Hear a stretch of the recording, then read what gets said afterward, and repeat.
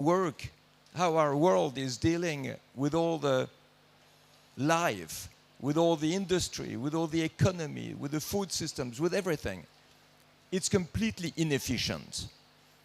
And this is really what relates my work today with the Solar Impulse Foundation to what we have done with a solar-powered airplane flying around the world. If we wanted to fly only on solar energy, we needed to be completely efficient. We needed to use every volt, every watt, every ampere from the sun in order to run the electric motors and fly day and night, having batteries charged during the day to spend the night in the air. And this has been mainly the message that I brought back from that flight. You can be as futuristic as you want with technology, but we still live in the world of the past that is wasting 3/4 of the energy that is produced. Half of the food, if you really look from the beginning of the production to the end of the consumption, it's half of the food. If we look at the natural resources, more than half of them. If you look at the waste, 95% of the waste are wasted, and they could be a resource. So I think when we speak most precisely on food systems, we have to see how we can get a more efficient way to deal with our industry and our economy. And this is from the early beginning, just the soil. You cannot have a good harvest if you plant over a dead soil that is spread with intrants. It's a really interesting picture to see. It's a video from India after a hurricane, where you have one crop, artificial crop, with fertilizers over a dead soil. Everything is down, and you have a farmer showing the result with natural farming. All the crops are up because they had roots in the soil. Now, how do you guarantee that you have enough nutrients, that you have enough water? We have identified in our list of 1,450 solutions a really nice way to use the seeds that are mixed with a special molecular system that keeps the water, reduces the need for irrigation, reduces the need for fertilizers. Just a basic thing. But this is what you can use today to link technology to natural agriculture. And we have found in this search for efficient solutions 1,450 of these technologies, not all for food, of course, but what is really interesting is that they are all economically viable. So it's not a question of making a sacrifice. It's not a question of paying more money to protect the environment or to feed the population. It's exactly the opposite. It's a way to be so much more efficient that you save money and it allows you to pay for the upfront investment in absolutely everything we do. This is the common denominator of this action. So if we continue, you have the seeds, you have the soil, you have the way of irrigation, you have the agrivoltaics. Interesting thing, because of course the farmers need an additional revenue. A lot of them cannot live just with farming. And you can put solar panels that are oriented, that open and close above the fields in order to create a microclimate with exactly the good moisture, exactly the good exposition to the sun, exactly the good products that can have the good atmosphere to grow. And then it's an additional revenue because they have also the way to sell energy. Once they have harvested, what do, the farmers? They have to sell everything immediately, or they cannot conserve it because of a lot of moisture, bad ways of bad weather to conserve their crops, and they lose usually a big part of it. You have solar dryers. Very cheap thing. The farmers can dry their harvest, keep them, sell them when they need to sell them, and spread the sale over a long period instead of selling them for a cheap price immediately. Then for transport, a big part is lost during the transport. Now you have special type of containers that have an insulation, that are lighter, which means that you can put more things inside. They are digitalized, you know exactly where they are, they go faster, and they reach their goal earlier. Then, when you consume, I told you about the expiry dates. I think this is more of a question of legislation than technology. But then all the food waste that is lost during and after the consumption. You also have really interesting things. You have clever bins. We think that a bin is just something where you throw your garbage. No, you have now smart bins that scan what you throw in them, weigh them, and then it gives you a report of what you have ordered, what was too much, what is not found or what is found in excess in the bin, and allows you like this to manage your food orders, especially for restaurants, for canteens and things like that. If you look just for an IKEA cafeteria over 1 year, it's 100,000 euros each time that is saved. This is for the money, but of course it's also for the food. So you see that what we need to obtain today is a generalization of all these technologies, of all these systems. And it's not high-tech. I'm not saying that we need to go into the future with incredible new inventions that don't exist yet and we have to invest a lot to get the solutions in the future. No, the solutions, we have them. And what I believe that we really have to understand is that nobody will use them if they are not well known, if there is not a regulation that is pulling them to the market. Is it normal that we are legally allowed to waste energy, to waste natural resources, to waste food, when all the systems exist to feed all the people of the planet in a clean way, without polluting, without using too many natural resources? And I believe this is the type of things that we have to hear much more in the COPs. Because in the COP, it's always about all the efforts we have to do to save the environment. It's the sacrifice. And we hear, how is it possible to help the developing countries to support fighting against climate change without sacrificing their economical development? Well, there's no sacrifice to do, because both are linked. If you are more efficient, you are more profitable.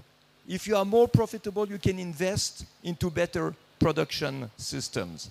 And for the food, it's exactly the same. But we need to be the ambassadors of this way of thinking.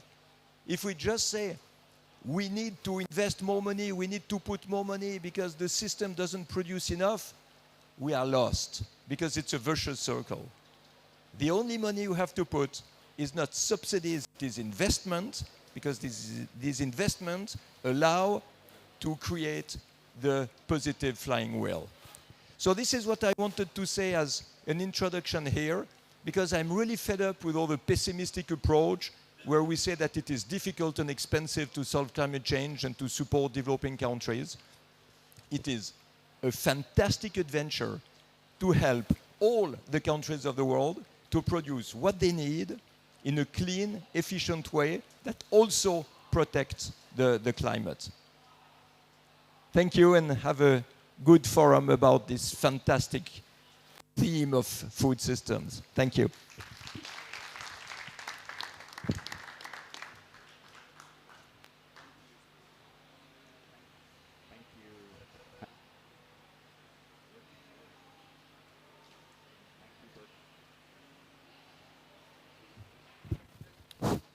Thank you, Bertrand.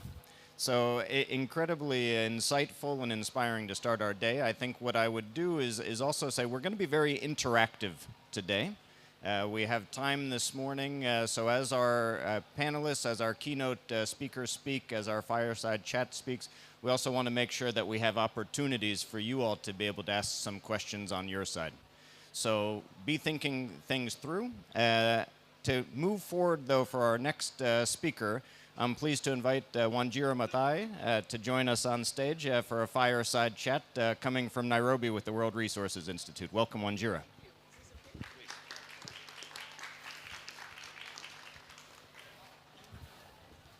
So Wanjira, we lived in the same city for many years, and yet I'm meeting you for the first time here.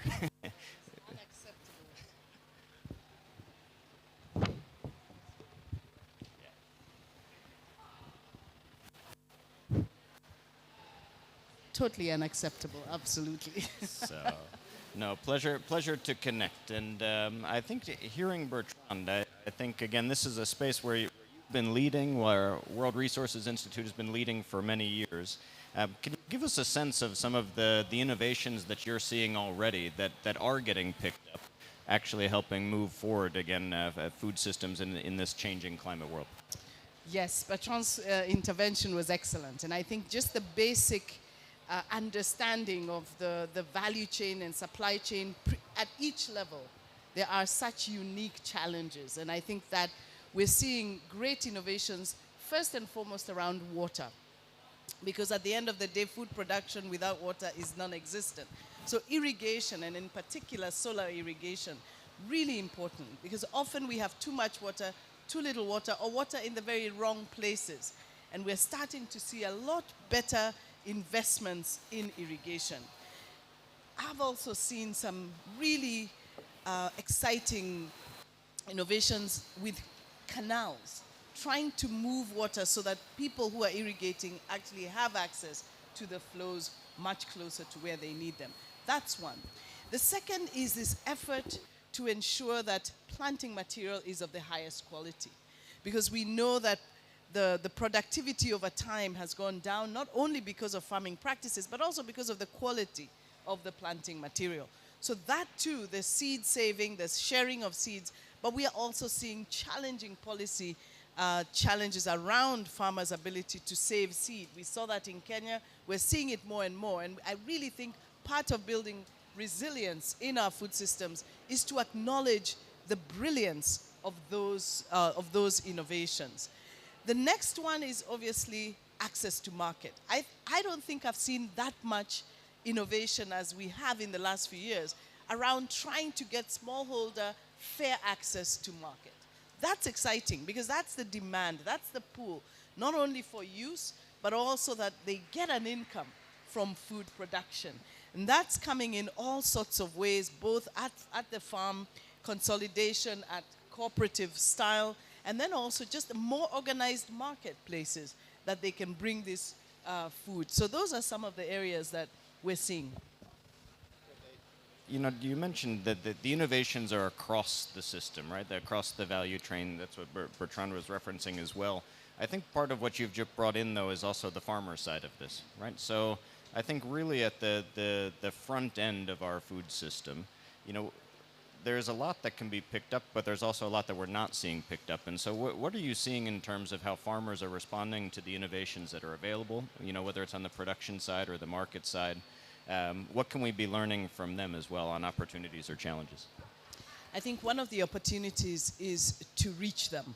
There's a whole new crop. I think one of the challenges in many rural farming communities is the demographic. Who is farming? And we're seeing it's still largely older people farming. And that's a challenge because one, it is a bit of drudgery, especially in these days. And to see young people escape farming is a huge challenge. So we have a lot of work to do in creating opportunities for young people to get into farming. And we talk about it, but I actually tested it myself. I have a small garden, I wouldn't even call it a farm, out in central Kenya. And I asked myself, it is the leading production of avocados, one of the leading producers of macadamia nuts. So I asked myself, if I woke up today and I wanted to start farming, where do I go? Like, where do I go and ask, what's the variety of macadamia tree? Where do I get the seedlings? Where do I get the agronomy support, the extension service to help me set up? I could not find it. Me, who knows what I'm supposed to do intellectually, could not find the help I needed. How much less a young person who is trying to set up, who's been told there's a lot of opportunity in avocado farming. Where do they start? So there's a cryptic black box about how to actually trigger, start, and engage. So it's still very much an intellectual discussion to say young people should get into farming. How? Where do they start? And that, I think, investing in extension service has got to be one of the most important. And not in the traditional extension service. Farming is hard. Farming is hard work. And if you try and do it just without the support you need, you cannot get it. Tea farming has been one of the most successful. And I think we have a lot to learn from the way tea farmers have organized themselves. Cooperatives provide the inputs, and farmers pay over time for those inputs. They get quality inputs, they get them on time every time. This is not the case with other farming, whether it's subsistence or commercial. And so you have a diversity of quality, diversity of value, and then nobody wants to buy. The market rejects that variability. So I think there's a little bit there to be done, but there's a huge opportunity with a youth bulge of people to go into farming and to make, as one amazing Malawian farmer said, make farming sexy again. Very interesting. And I think on the extension side, I've actually started to hear this throughout the week, again, that we need more capacity development, particularly in that space, as we understand the innovations that are out there, the ideas that are out there. There's still a need to then train up a whole new generation on those ideas and opportunities and get them out in mass. It's an enabler, and I want to come back on that actually in our discussion today. But what other enablers are you seeing, again, that will help drive more innovation in the system, or again with the hundreds of innovations we already have, in getting them actually picked up by the system as it exists today? So I mentioned one of them. It's just the organizing. The cooperative movement has a lot to teach us about how we organize farmers and how we incentivize engagement in the sector. The other is technology. We have so many innovations in technology today. I don't think 10 years ago we would have seen the sort of push of information through our phones, simple telephones, which everybody has, whether it's through radio, whether it's through apps and information around weather, pricing. We're seeing a lot of technology innovations for agriculture and getting those out, getting those in the hands. And of course, not assuming people, it's not a plug and play. How do I use these? And I use myself often. And if I can't figure it out, then you know it's a problem. And I'm really bad at technology, but how do we get people accessing these technologies? And then the third, I would say, is access to markets. Those markets coming closer to where farmers are, making those channels more transparent. It's extremely cryptic not to know what the price is and to think you're being, I've seen farmers essentially store their tomatoes rot in storage than sell them at what they feel is a predatory price or is some sort of predatory arrangement. So market transparency, crucial and enabler. So you're here for several days at COP, and you have a room full of people who are working in different parts of the system, different parts of the value chain. What are the partnership asks you're seeking when you're in a space like this in order to deliver better for the communities that you're working with? What would be your ask of different types of players in the system? Well, one of my favorite asks these days, because I lead global partnerships for WRI, is how do we work together? So seeing everybody as piece of a puzzle, as a critical piece of a bigger puzzle. So I meet the solar engineers who are trying to drive solar irrigation. And then I can see the farmers who need that exactly. Who are the landowners? Who are those who are trying to activate their land and bring them together? So my biggest opportunity here is to build partnerships. to engage with more and more people. And we're doing that. And almost fortuitously, you meet exactly the people you need to meet. Yesterday, I was in an event and I met a woman working on solar irrigation. And I said, that's exactly what we're trying to do. And one fantastic group in India, success with channeling water in large amounts, especially flood water, and making sure that it gets to other places. Partnerships are really the way for us. Great. Well, thank you. I think I want to make sure that we open up again to the audience. So we have time today. So both with Wanjira or also with Bertrand, I want to see, are there any one or two questions from the audience where people feel inspired already and want to pose a question back to them? So please, here in the front row. Will be very engaging.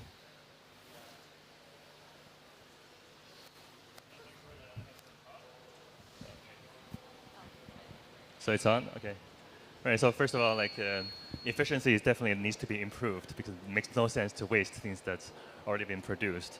Especially you mentioned things going to the garbage. So I come from an organization called MIR, Mirrors for Earth Energy Rebalancing, and we're actually developing mirrors to put into agricultural fields to reduce water consumption and reduce soil temperature. And we are using exactly the waste to make all of our reflectors. So basically, municipalities can finance these fabrication shops to transform the waste into mirrors that can be used. So, so you're exactly right that everybody is a piece of the puzzle. And so my question is, based on the best estimate of the degrowth needs, we need to go down to maybe 10% of current consumptions on every level. So beyond the 100% improvement in efficiency, which brings maybe a factor of 2 or 3 improvements in resource availability, what's the next vision, next step to make the other factor of 3 improvements? And how do we even start to recruit young people to help? How do we inspire them to a future where we may not have as much abundance? And farming is hard work already, so how do we communicate that? Great. Thank you so much. That's an interesting question, and I heard part of it because it wasn't very clear. But on the consumption question, were you saying we need to reduce consumption? Is that what you are proposing? I actually wonder whether that is across the board, because it is important that we acknowledge that in some parts of the world, consumption is people are undernourished, not overnourished. So, and I completely agree with you. When you look at almost the same as global emissions, global consumption, you really do have differentiated responsibility with respect. We have protein malnutrition, we have all sorts of others, and Didi is here, you'll all be hearing a lot about that. We have to make sure that we do not use a blanket across the board.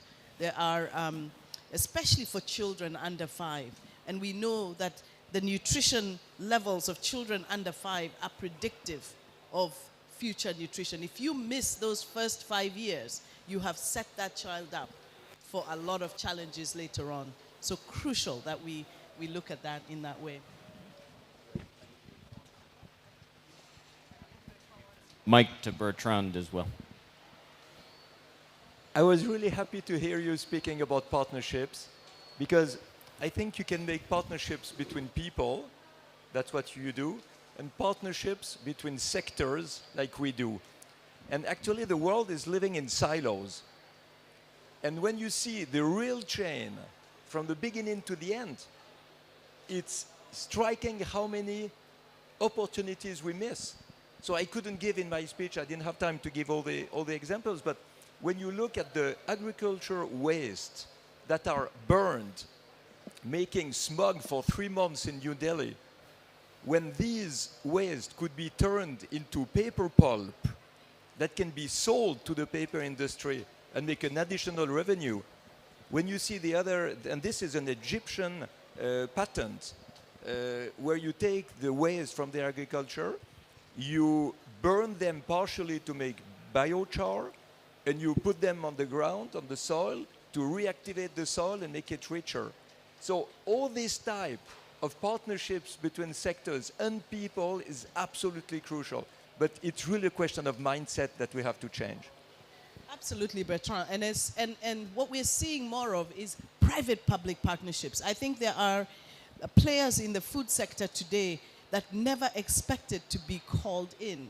The cold storage sector, for example, where we're meeting CEOs of companies that are innovating around cold storage for 1 kilo of bananas, not containers upon containers. How do we make these sorts of opportunities available to smallholders? Is creating these innovations where people can actually store. You can buy a small drawer in a cold storage for your produce, and the next farmer does the same. And before you know, the entire thing is complete. With 100 farmers' produce, you've reduced waste, you've created access. The inclusion component of this is crucial, and we have to be stubborn about making sure that we don't get pulled into the usual way of doing things. If equity and access and economic prosperity are our goals, then we have to think about what do we need to do to make this cold storage accessible for this farmer who has just one basket of perishables.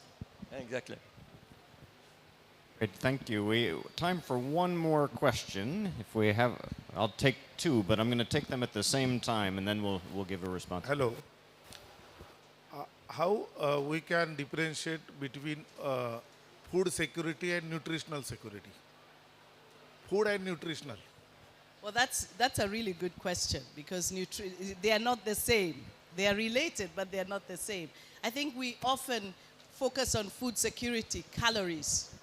So every person needs to consume a certain amount of calories. One of the tragedies of the drought at the moment, and also conflict, peace and security, so much a part of what we should be thinking about as climate champions, is the fact that in a humanitarian situation, calorific intake becomes the most important thing. Children have to receive a certain amount of calories per day, and it can come from peanut butter. That's a really good source of protein and calories. But it's not necessarily the most nutritious. It is nutritious. But if you are in a situation of abundance, you would add some vegetables, you would add a few things, you would add this and that. But when you're talking about food security, you're talking about calories. Nutritional security, of course, you're talking about the value across the quality of food that you're consuming. As we know so well, some of the people who consume the most highly nutritious food are those closest to the ground, our farmers, our communities. When I go to my grandmother's house, I eat the most health. Nothing is processed. Zero. I go back home and I can consume maybe 50% and almost without trying a lot of processed food. So. Great, thank you. One more question from the back. Yeah, sorry, thank you very much. My question is in relation to the technological, the context specificity of technology. And I heard that there are a lot of appropriate and suitable technologies probably in the Western world. Our specific challenge is how to find a technology that fits specific context of smallholder farmers and the pastoralists. So I'm just wondering, in that context, would technological innovation in specific situations would address this gap? Thank you very much. Thank you. I think one of the most exciting technological innovations is in financial technology. Just how much easier it is now for farmers to access credit. We have M-Pesa in Kenya has created so many different products that allow farmers to borrow, and it's fascinating to watch the behavior of tools like that. And an interesting example is a lot of farmers who deliver food from peri-urban areas to the urban markets are most active at 3 a.m.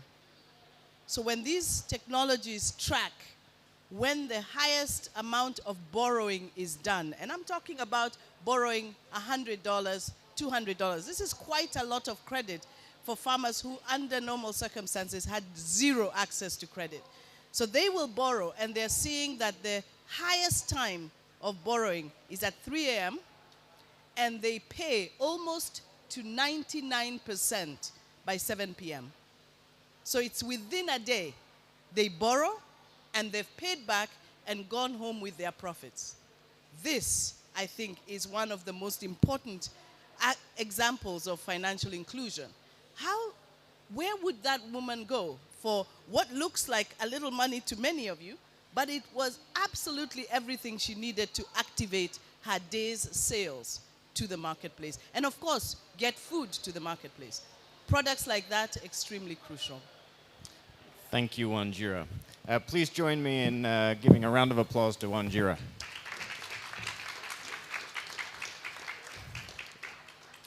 So, you know, we've heard a lot, and from Bertrand, from Wanjira, several takeaways from this. I think one quote from Bertrand stuck with me again, that we can be as futuristic as we want, but we still live in the world of the past, and we're really wasting and being inefficient, right? That we have so many solutions out there across the system already. How do we put them into place and scale them? Even as then part of this session is still about continuing to innovate. But that innovation may be also in the way in which we're delivering what already exists. I think, you know, from Wanjira as well, clearly we need to move beyond silos, and we recognize here not one size fits all in this, that we have very different environments, very different needs. This next segment of our session then, we have a panel that will help us look across our silos, look across different contexts. And so to welcome to stage our next round of speakers, I'll give names and institutions, and please take your seat on stage as I call you. First we have Ndidi Nwuneli from Sahel Consulting. Welcome. We have Marcel Boekaboom, permanent representative to the Nations in Rome from the Netherlands. Welcome, Marcel. We have Richard Zaltzman, interim COO of EIT Food. Welcome, Richard. We have Akim Huppertz, Vice President for Sustainability at DSM. Welcome. We have Suds Saranwala, Chief Impact Officer at Infarm. Welcome. And we have Jane Nelson from the Kennedy School of Government. Suds, why don't you come here, please, and Jane would put you at that side. Great. Now, again, I've said this morning, I'm excited because I will be learning as much as you, right? We have, again, people who are really at the forefront of this field from a range of different perspectives. And I'll go through and, again, try and get some ideas on the table, but just like that we did in our last section, leave some time to allow you to ask your questions as well. So as we kick off, really, I want each speaker to also give a sense of who you're with and what you're seeing in innovation, again, from your own institution. But we really also want to push this conversation further. And so let me start actually with Ndidi, someone who I've worked with a bit over the years. And again, as Wanjira was saying, has many views on what was just discussed. But Ndidi, you've been really innovating a lot with Sahel and your network here. What are the innovations you're excited about from your side? Good morning, everyone. It's a pleasure to be here. And thanks for this fantastic convening. So I wear a number of hats, and I'll just talk about innovations from the SME lens.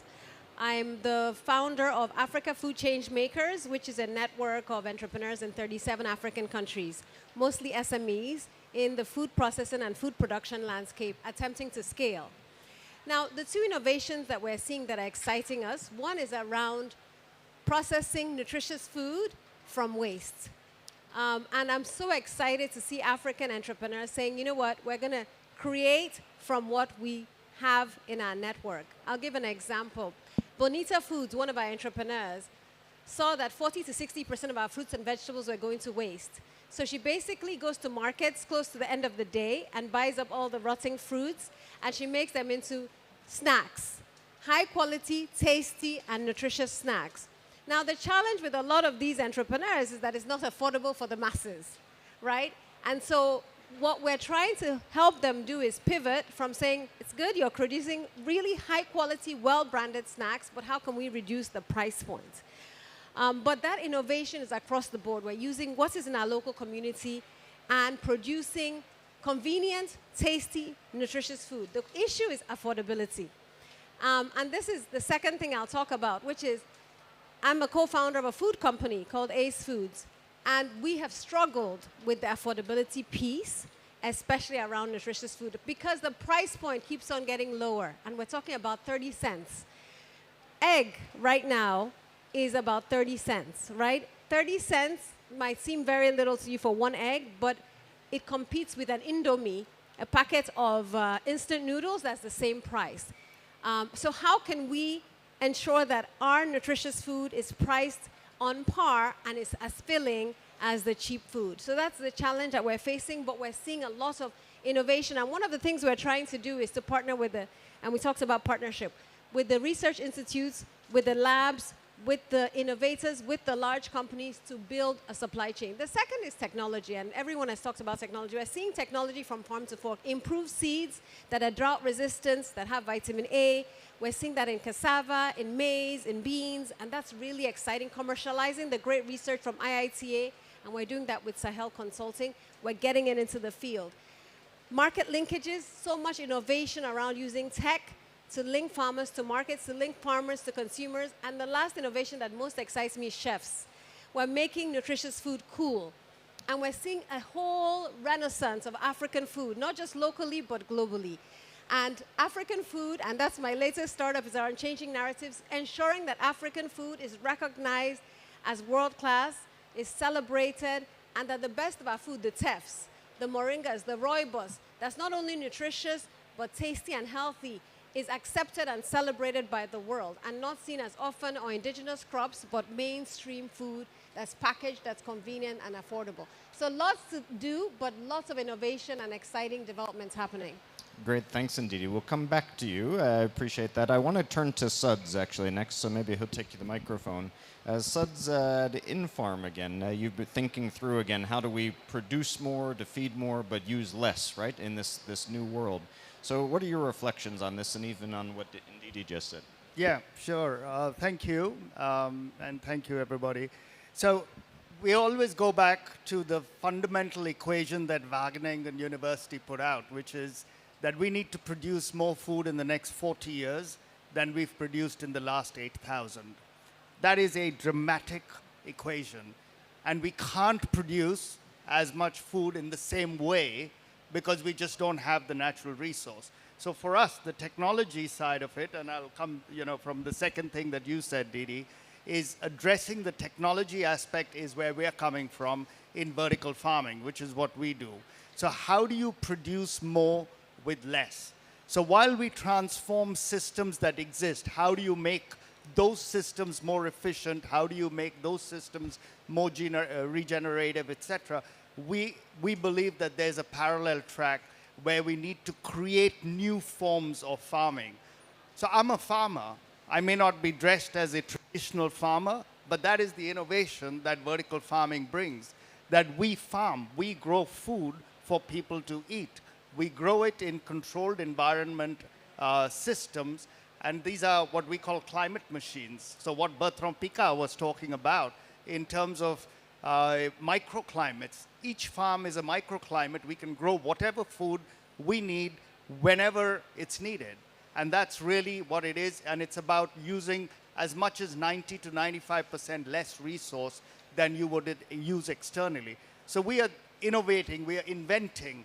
It comes with risks, it comes with investment, but this is where we need to look at if we're looking to create truly climate resilient systems for food production in a world which is somewhere on the continuum of 1.5 to 2.4, depending on where on the optimism barometer that person sits. So that's really what we want to make sure is, can we create food and nutritional security for the next decade or within the next decade in this changing world?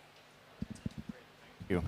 I want to turn to Akim next. I think two very different contexts, I think, what we've just been talking through, and yet in some ways, again, many of those ideas and lessons are able to be taken throughout. DSM works in all these types of contexts. I've seen work, again, in Rwanda, but then also certainly in a European context as well.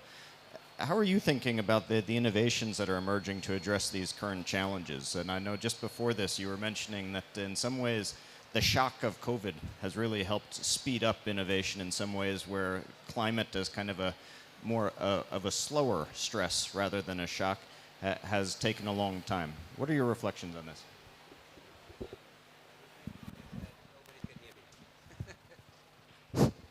Thank you. Thank you for having me on the panel, and I think it's a key question that you ask. Where does innovation take us, and do we have good examples? Well, let's step a little bit back, because you said we have a lot of time. Why did we end actually in the place where we are right now? I think we need to recognize that the food systems that we are facing right now are designed in this way. They were designed to bring calories to people, and they were designed on the principle of cheap energy and unconstrained logistics. And that doesn't work anymore. So when the conditions in the outside world have changed, we need obviously innovations to create a new food system. But the good news are we were capable to design the old food system. So we should have all the confidence that through innovation we can also make a significant change to how we produce food, how we consume food. Now, DSM is a company active in health, nutrition, and bioscience. We have actually more than 1,200 scientists around the globe working on the transformation of food systems. And there are a lot of exciting innovations already in the market or ready for market. Let's give an example on animal farming, production of animal proteins. Very often seen controversially. I'm sure you all know the factor of greenhouse gas emissions and this kind of production. The truth is that there is a lot of opportunity in improving this. There are now feed additives available in the market that allow to reduce the methane emission of cows and other cattle by roughly 30%, scientifically proven. We have one of these innovations, but there are of course others. But the problem is it took us almost 14 years from inventing the component into bringing it into the market. 14 years. Why did it take 14 years? Because it has to be tested actually more than even a pharmaceutical ingredient that you want to bring to the market. You mentioned regulatory constraints. It might be regulatory constraints, but the regulatory constraints serve something different. And Bertrand mentioned this, and I think I really love this example on cottage cheese. Why is the regulatory constraint there to put an expiry date on food like this? Because consumers need to be protected, want to be protected. This desire of protection drives the regulation. The desire of having everything tested out puts also a lot of pressure on companies, and the companies obey, of course, to this pressure. This is good. I don't criticize this, but we should be aware that it comes with a price of slow introduction of innovation in the market. With COVID, we learned actually that we can bring some groundbreaking innovations. Just think about that the kind of vaccines that is now in the market is completely different than in the past. This kind of innovation was brought in a severe crisis within half a year, 1 year to the market. Not by cutting corners, but by speeding up the innovation highway, basically. If we accept that food system crises are equally pressing, we have actually the opportunity, without cutting corners, also to accelerate these innovations. And while I mentioned the methane-reducing components, there are many more. There are solutions available to improve biodiversity of fish farming. Fish at the moment are fed with fish oil, that they have the sufficient levels of omega fat acids, which we need, the famous omega-3 and omega-6. At the moment, this fish oil is produced by catching little fish and squeezing the oil out of these fish, which impacts significantly the biodiversity and the ecosystem of oceans. There are actually solutions to produce this fish oil in a bioreactor right out of algae. As a consequence, the little fish can stay in the ocean, the fish farms still produce nutritious fish, and biosystems can actually rebalance. There's also innovation in go-to-market structures and how we collaborate with farmers. I really like the discussion we had on how do we get the farmers actually on board, how do we work with smallhold farmers. I think that's what the industry actually has to learn. We have to learn how to communicate and interact with stakeholders which are not our home grounds. And for farmers, it's all about culture, it's about history, it's about the connection with the land. And we come in with our scientific voices, and that very often doesn't work. But there are innovations for new business models. So Didi knows this very well, and you, Adam. We work, for example, in Africa on an activity which we call Africa Improve Food, where we buy from local farmers local stable food. We have a local factory in Rwanda in place where we add nutritious ingredients and fortify this food, and we bring it back to the market. We have often the discussion, is this philanthropic for DSM or if there is really business behind it? It is not a business which has the same profitability as others of our businesses, but it's not profitable, not philanthropic. It makes profit. More importantly, we learn actually how to work in these ecosystems. And this is also kind of innovation, because we do not only have to have the scientific innovation, we also need the social innovations, how we collaborate with other societies, other groups. These are a few of these examples. And I'm personally really an optimist. We have the capabilities, we have the knowledge, we only have to have the will to put it in place. Thank you so much. I want to pick up on something you said, and I'll go to Marcel next, actually. So if we pass the mic along to him, I think, you're talking a bit about, again, this regulatory framework, issues of consumer safety. There's different pieces, again, around the enabling environment, again, of how do we allow these innovations to come to market? How do we allow them to scale for food system transformation? I think really through the Dutch government, as I was talking about the movement earlier today, was really one of the champions early on of the Food System Summit process, worked closely with us on this vision overall. And I know, Marcel, you're still at the center of this discussion now in Rome with the UN food agencies. Can you tell us a little bit, again, around what you think is possible to keep building the enabling environment for food systems?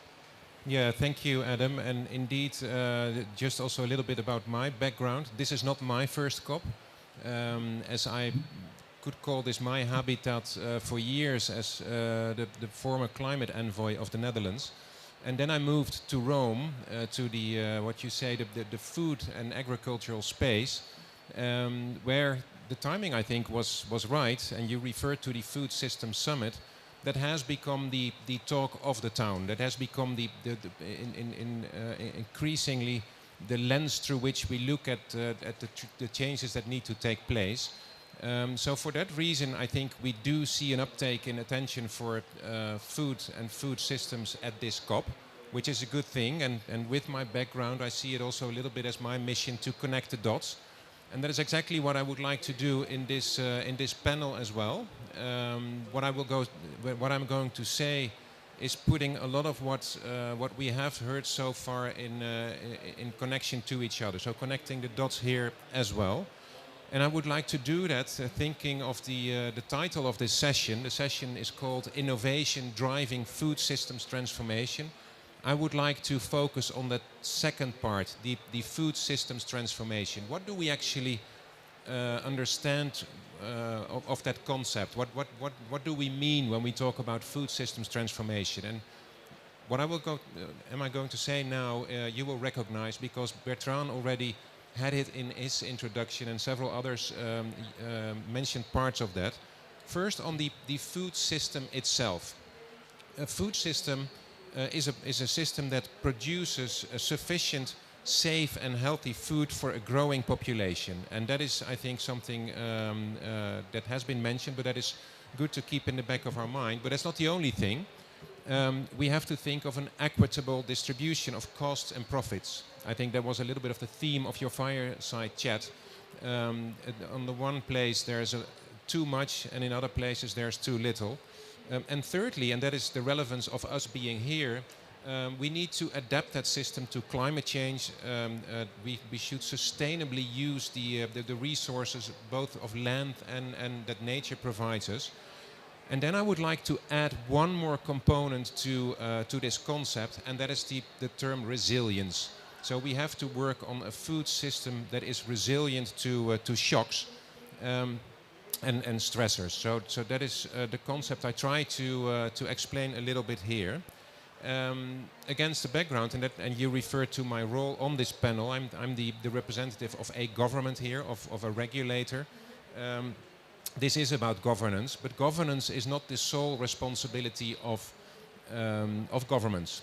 This is something that we have to do together. I will get back to that later, but this is something that the public sector, the private sector, and civil society has to do collectively. That transformation that we are talking about here today is urgent because of the shocks we are experiencing, but also of the shocks that we can predict will come. And this is not a surprise to you, and in fact, you're looking at us here. We are looking at a screen behind you where I'm constantly reminded of all the shocks that are taking place. Climate change is in my face here, literally. So climate change is one of those big shocks, and it comes in all kinds of forms, as you know. I don't have to explain that to you. What is actual at this moment, too, is, of course, conflict as a shock to our food system.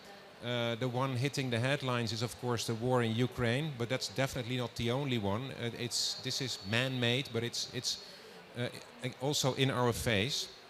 Thirdly, partly a result of that, economic crisis also comes in all kinds of forms, but when we focus on this sector, it might be in food price hikes, it might be in a higher cost of production of energy and things like that. And also another bucket of shocks we recognized recently as pandemics, but also plagues in food production. So there are so many that it's, yeah, you could become depressed of it, but if you approach it systematically, there might be answers to that. So the question here is, how do we build resilient food systems? And I'm borrowing heavily here from work that has been done by Wageningen University from the Netherlands, from my country, done in the context of the Food Systems Summit. And they came up with a concept called the ABCD of resilience building. And I will go by the A, the B, the C, and the D. And I will do that quickly. And I hope you will recognize many of the elements that have been mentioned by previous speakers. First of all, the A. That is the A of agency. Or in other words, the ability of people to choose their actions and execute them. What do we mean by that? We mean that and I think this also was mentioned in the fireside chat, we should not think of people as a kind of passive objects that just have shock coming over them and wait until they are over and then react. No, they are not passive victims. There is a lot of resilience already in local systems. And if you recognize that and utilize that, it allows for a lot of anticipation and prevention of the severe results that shocks could have. Think of all kinds of coping strategies in the informal economy, early warning systems that do exist in communities, communal seed systems. There are many examples of what we could put under this label of agency. Then the B, and again, it has been mentioned in examples. The B is of buffering. You have to build buffers in the system in order to make it more resilient. And that basically goes from all level. A buffer at farm level, whether it is seeds or stocks, at sector level, national level. It could be financial, it could be food, it could be seeds. Is definitely necessary to make a system more resilient. But it's also a choice, because if you do that, if you keep larger stocks, your profit will go down. And that is, of course, a choice that needs to be taken. And someone needs to be able to accept that lower profit, whether it is the private company, whether it is the tax revenue service or the government in general. But that is a price we have to pay for a longer term resilience. But we also recognize here that if you go down that route, that the ones that have to give in might object something like that. So that could potentially be a difficult discussion to have. Then I get to the C. That is the C of connectivity. If you build a more sophisticated fabric within your society, your sector, whether it is connectivity in the digital term, whether it is infrastructure, whether it is communications, it helps you to become more agile and resilient when a shock happens, because you can much quicker switch in markets, in resources, in storage capacity, in what have you. You can think of examples yourselves. If you're not alone there, of course, you become more resilient to those shocks. And that does something to the ones with which you form a network, of course, because if you quickly change from the one supplier to the other, there is a disadvantage to the one that you are leaving. But if it is a balanced system, it comes to the benefit of all. Then finally, Adam, the D of diversity. And diversity, again, it has a little bit to do with that C, but diversity comes in all forms as well. And research tells us, and this is, I think, already common knowledge, especially in an environment like this, the most important form of diversity is biodiversity. It has been proven that biodiverse food and agro systems are more resilient to shocks of all the kinds that I mentioned than others. But this implies something to the agro system that we have designed, and Achim referred to that as well. Those have been choices in the past that we, human beings, have made. The system as we know it is our system. If we want to change it, we need to fundamentally change it. We might perhaps go to smaller plots, to more diversity on farm, to different landscapes.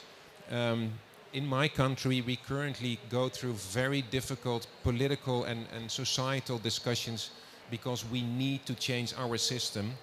We have gone over the planetary boundaries of our agro system big time. And it's not easy to change that, but that is the kind of debate that needs to take place in politics, in society, in the private sector, because the way we have organized ourselves now is not sustainable. Then a few points maybe for discussion coming out of all this. Of course, and it has been mentioned, multi-stakeholder partnerships are essential for that. Bertrand mentioned also cross-sectoral. Yes, necessary, because there will be trade-offs if you approach a food system like this.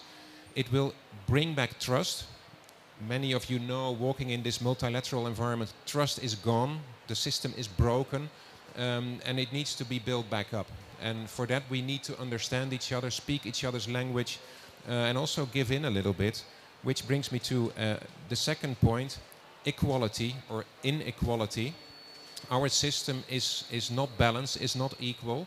And one of the biggest examples of that is that a lot of power in our global food system rests with a few multinational players, the traders, some of the monopolists in the system. Again, this is what research tells us. If we want to change that system, we need to address those inequalities as well and perhaps break some of those powers in the system.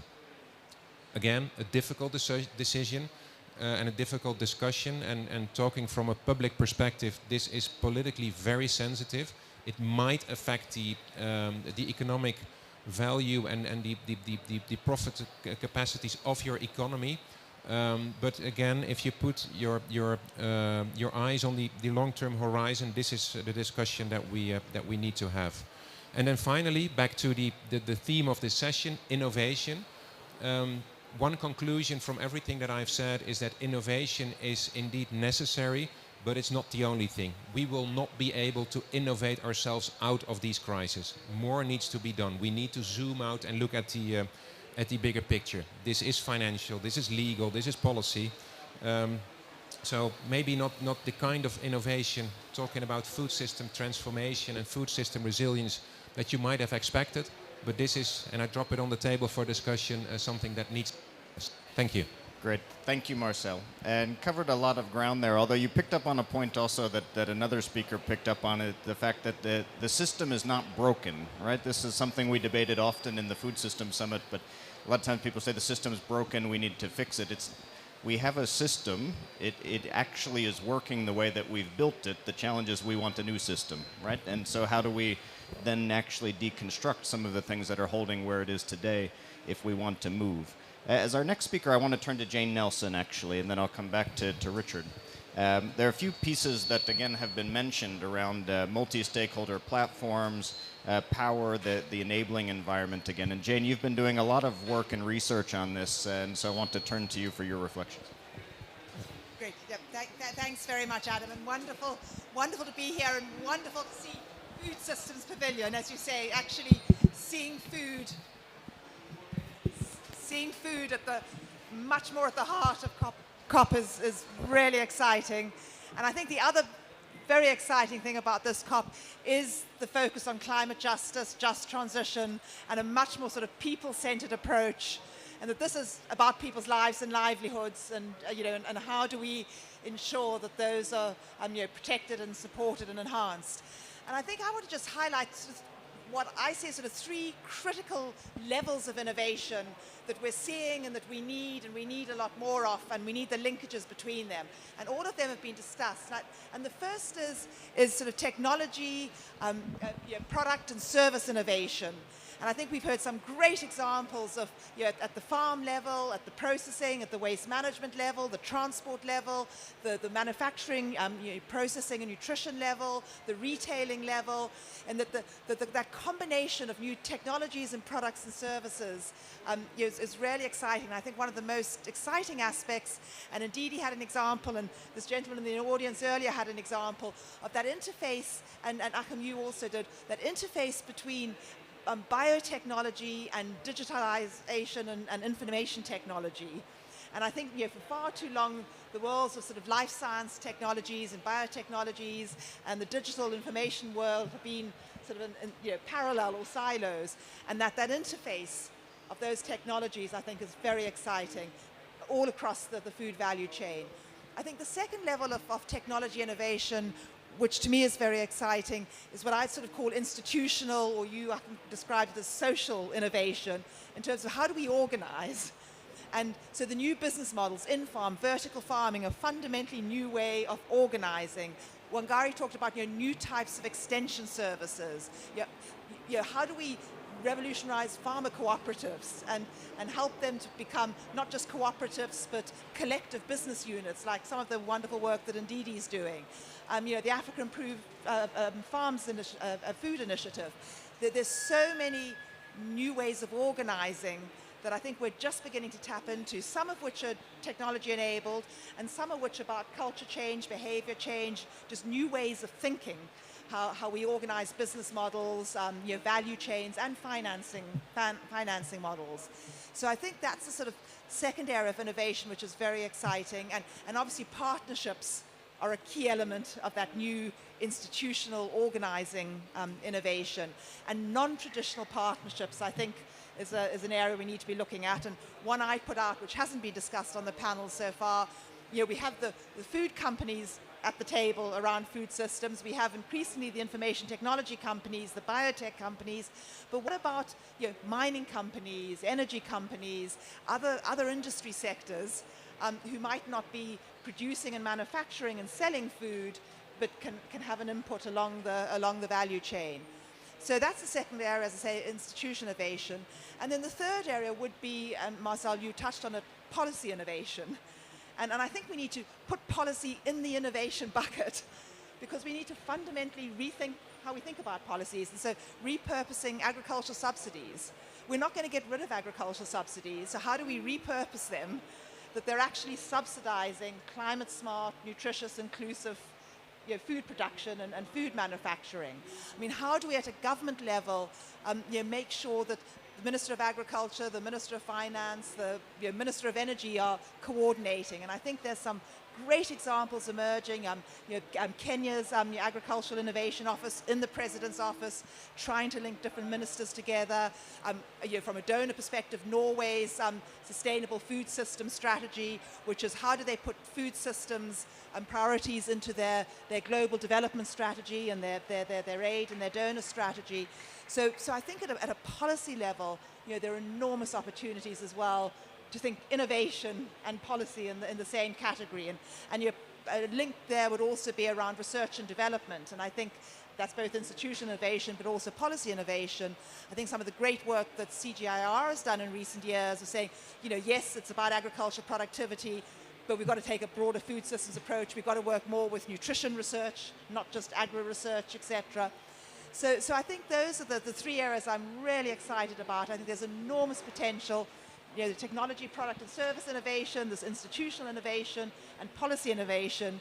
And then the final point I'd make are who are the champions, who are the ambassadors, both individuals as well as institutions who are helping to make those links between those different levels of innovation and make them more available. So I was really interested in Bertrand's example of the 1,000 innovations they've identified. How do we get those out there? How do we, as Wangari said, make farming sexy again? And I think the innovation agenda is one of the ways to do that. And I finally close with sort of saying that from the youth perspective, the enormous potential of a sort of digitally enabled young population around the world. How do we get them engaged, both as farmers, but again, right along the food value chain? And I think the idea of ambassadors, in Didi's example of chefs, other ambassadors to make this exciting and as well as good livelihoods and good opportunities for people is enormous. So very exciting. Great, thank you, Jane. I want to then move to Richard, and I think just picking up on that, the innovations across technology, institution, the policy spaces, how do we move these forward? And EIT, right, very much looking at these kinds of collaborative spaces, pre-competitive spaces to be innovating in all of these dimensions. What are the lessons you're seeing in terms of moving from innovation to impact? Yeah, sure. Thank you, Adam. And it's fascinating how all these things come together. Wanjira mentioned the benefit of partnerships. We are an innovation partnership with organizations like DSM. So that's core to our DNA to look at these challenges. But in all honesty, if we look back, we have been too focused on point solutions. So Bertrand said there are 1,400 solutions out there. There are many, many more than 1,400 solutions out there, but there's a human desire to look for the perfect solution. What's the answer? Not what is the next best thing we can do. And one of the things we'd love to do is open a bit more space for thinking about how do we get good enough going and get that momentum building to market. When we think about the big challenges, there are lots of solutions aching to break free. There are technology solutions from alternative proteins to regenerative agriculture practices to feedstock. And of course, today, a great sprinkling of AI, of blockchain, of deep tech kind of over that like fairy dust. But you've got to bring all of that together. And there are three things that we think will make a difference to bringing those things together at scale, but also bringing them together with a mindset of good enough, get going, build momentum. The first of those is, as you said, pre-competitive spaces. Look, we're all here in a very, very friendly environment. Everybody's here because we want to make a difference. But at the end of the day, there are commercial, competitive situations that are a reality in the world we live in. However, many of these challenges are we have a common baseline. And hopefully appropriately, since we're in Africa, there's an African proverb that I'm sure everyone knows: if you want to go fast, go alone. If you want to go far, go together. And in a way, we need to go fast and we need to go far. And that collaboration on the setting, the foundations to go far is really important. I'll give an example. One of our partners, Pepsi, they have their sustainability mandate, PEP Plus. Part of that is to reduce waste. What they can't do is source sustainable packaging, sustainable plastics for their bottles very effectively. Now, that same challenge is faced by everybody who puts anything in a plastic bottle. There's no real competitive advantage to the bottle. There's a competitive advantage to what is in the bottle.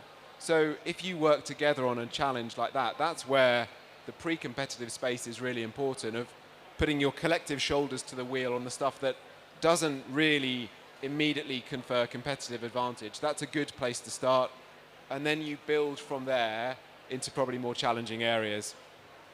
We're also seeing that in our Carbon Plus coalition, 14 different organizations coming together from different perspectives, different commercial spaces.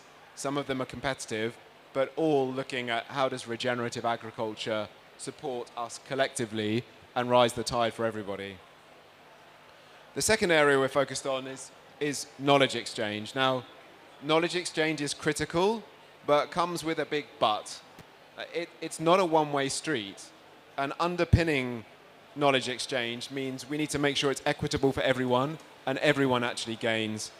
There can be quite a lot of you show me yours and I'll tell you a little bit about mine, especially in the world of finance. Like, you give us everything, and if we're happy with it, we'll give you a little bit of something back. That's not going to work. What we need, again, underpinned by that pre-competitive safe space, is a real bilateral, equitable knowledge sharing. However, food systems are global, climate change impact is global, but capacity to adapt to change is not global. And underpinning knowledge exchange has to be capacity building. So that's something we really want to look at as well with our partners more, is how do you avoid a situation of intellectual food aid where you create a dependency on that one-way flow of knowledge capital, which continues to divide, let's say, the global north from the global south. I think there are some great cross-sectoral examples of this. Wanjira mentioned M-Pesa. For me, M-Pesa is a brilliant example of where knowledge exchange and technology exchange was underpinned by capacity building. Without that local understanding of how to deploy mobile technology, how to use mobile solutions, M-Pesa would not have been successful, and that was a key foundation of the work that they did. So how do we take those successful components of knowledge exchange, and in particular capacity building, to create absorptive capacity and deploy them along with the innovation approach we want to have? And lastly, fairly motherhood and apple pie, but everyone needs to be involved. And I think that, again, is something, it's easy to bring the inventors in, it's easy to bring the banks in, it's relatively easy to bring the producers in. It's very difficult actually to truly bring in the voice of farmers, and at the other end, the voice of people, humans who eat food and understand the choices that they make. So for us, that third component of everyone really means everyone is really important. And I can't say we've got a magic bullet for that, but it has to be woven into the process. Thank you, Richard. I think, so what we're going to do now, we're going to open it up, again, to have a little bit of a forum. So again, we'll welcome questions and comments. And the first one is actually here from Suds, who raised his hand, wants to come back in around something that was said, but we'll turn to questions. Thank you, Adam. Just something that you said I just wanted to build on, which was related to the pre-competitive part of it. And I just wanted to bring out as one of the few practitioners over here, in terms of bringing the industry together from vertical farming is maybe 10 years old tops, right? And what we're trying to do is bring the practitioners together to define climate and nature standards early on. That's pre-competitive. Now, whether we use a different form of AI and they use a different form of water management, that may be competitive advantage. But for all of us to be reporting under SBTI, for example, is pre-competitive and credibility building. So this is something that we're driving together with the vertical farming industry, as well as the next stage of the agri-tech industry, whether it be cultivated meat, whether it be insect farming, for example. So there's different levels that we can play with on the pre-competitive space. So I just wanted to underline how important that is in the overall scheme of things. Thank you. So I'm just going to keep an eye out. I have plenty of questions myself. So if I don't see hands, I'll go to my next one. But right here in the front, please. Thank you very much. I am Samia from Sudan. I am asking, in Sudan we have a problem in post-harvest technology because most of the farmer is a small farmer and buyer as open market. So in case of groundnut, we have damage by aflatoxin. So we need dryer by solar energy or another. Another thing about the cold chain, we have lack of cold chain infrastructure. So most of the market is open market. So need solution or game changing for this post-harvest storage. Thanks for you. Thank you. Let me turn to Ndidi on that one, if I can. Thank you so much. So you're spot on. And when anybody asks me where is the place that needs the most investment in Africa on the value chain, I would say it's agro-processing. And we've underinvested in that, along with supporting SMEs that are in agro-processing to scale. So that's why I started Africa Food Change Makers. It's a one-stop shop hub that has data, information, access to funding, access to experts, and technology. So please, number one, join African Food Change Makers. It's free and it's online, okay? Number two, each of us needs to understand that, and this is where the policy comes in, and I want to pick up on what Jane talked about and what you talked about. We believe that we have incubation centers in many parts of our continent, but they are too weak, especially when it comes to local fabrication of equipment. Ace Foods, like you said, I have a food processing company that I started 13 years ago along with my husband, and aflatoxin was an issue that we saw in our soya bean and in our maize, and we had to bring in equipment from China. We had to bring in steam sterilizers to get rid of the mold growth and the microbial load. Every time the machine breaks down, we have to fly in somebody from China to fix it. Meanwhile, in Nigeria, at least 4 centers that are focused on local fabrication, local processing, training of fabricators, but they are still operating in the 1970s. We need to invest in strengthening the technical capacity of our people to create world-class equipment, and this is where the knowledge sharing comes in. I looked at your institute because I was excited about what we can do globally to build local capacity for equipment fabrication and maintenance, because maintenance is even more important. Leveraging, and this is where I love what Jane said, bringing in the technology partners, bringing in the energy partners to think about sustainable approaches to drying at the farm gate and lowering the cost of those interventions at the farm gate so that we leave more money with the farmer, and across the value chain, the consumer ultimately benefits. So we're thinking a lot about this, and I'm happy to collaborate with you. Thank you very much. Thank you, Ndidi. I have another question here, just in the front. Thank you very much. Greg Garrett, Executive Director of Access to Nutrition Initiative. I wanted to ask about the pre-competitive platforms, because we're benchmarking the world's largest manufacturers, food and beverage manufacturers, so from Nestle to Unilever and Friesland Campina and others. And we've started to raise the idea of, could we work with them also on a pre-competitive platform on a number of different issues, bioavailability of micronutrients and alternative proteins, for example. So it's a comment, it's an invitation, but also a question maybe to the colleague at EIT, how could we work with the food and beverage manufacturers to on pre-competitive measures that are about sustainable nutrition? Thank you. Yeah, so there is no kind of single formula for this, much like many recipes really. There's lots of ways you can cook this up. I'd say the first thing that we've worked through is have a really clear objective for that pre-competitive space. If it's a general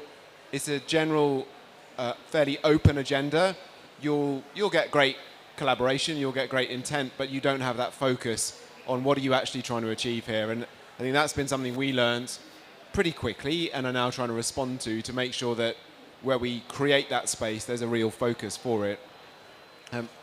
The second thing is understanding and being very, very open about where the competitive lines are. So we're, and I hope they don't mind me saying this, but we're hoping to bring Coke and Pepsi together in the same room.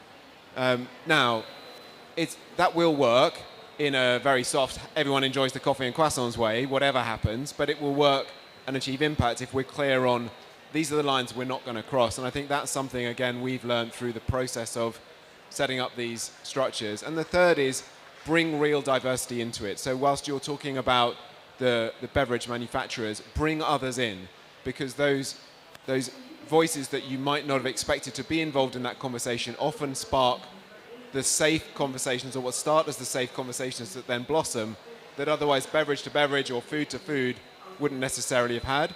So that might be students themselves from universities, it might be farmers, it might be consumer groups, or it might be deep tech. Get an AI startup in the room just for the hell of it, and I guarantee they will do really amazing things as a catalyst within that forum.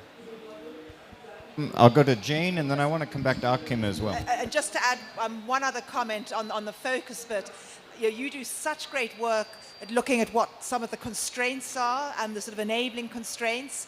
And I think identifying one or two of the enabling constraints is where the pre-competitive space really works. And so I think that's where it'd be great to focus and be fantastic if the index did start working on pre-competitive initiatives. So thank you.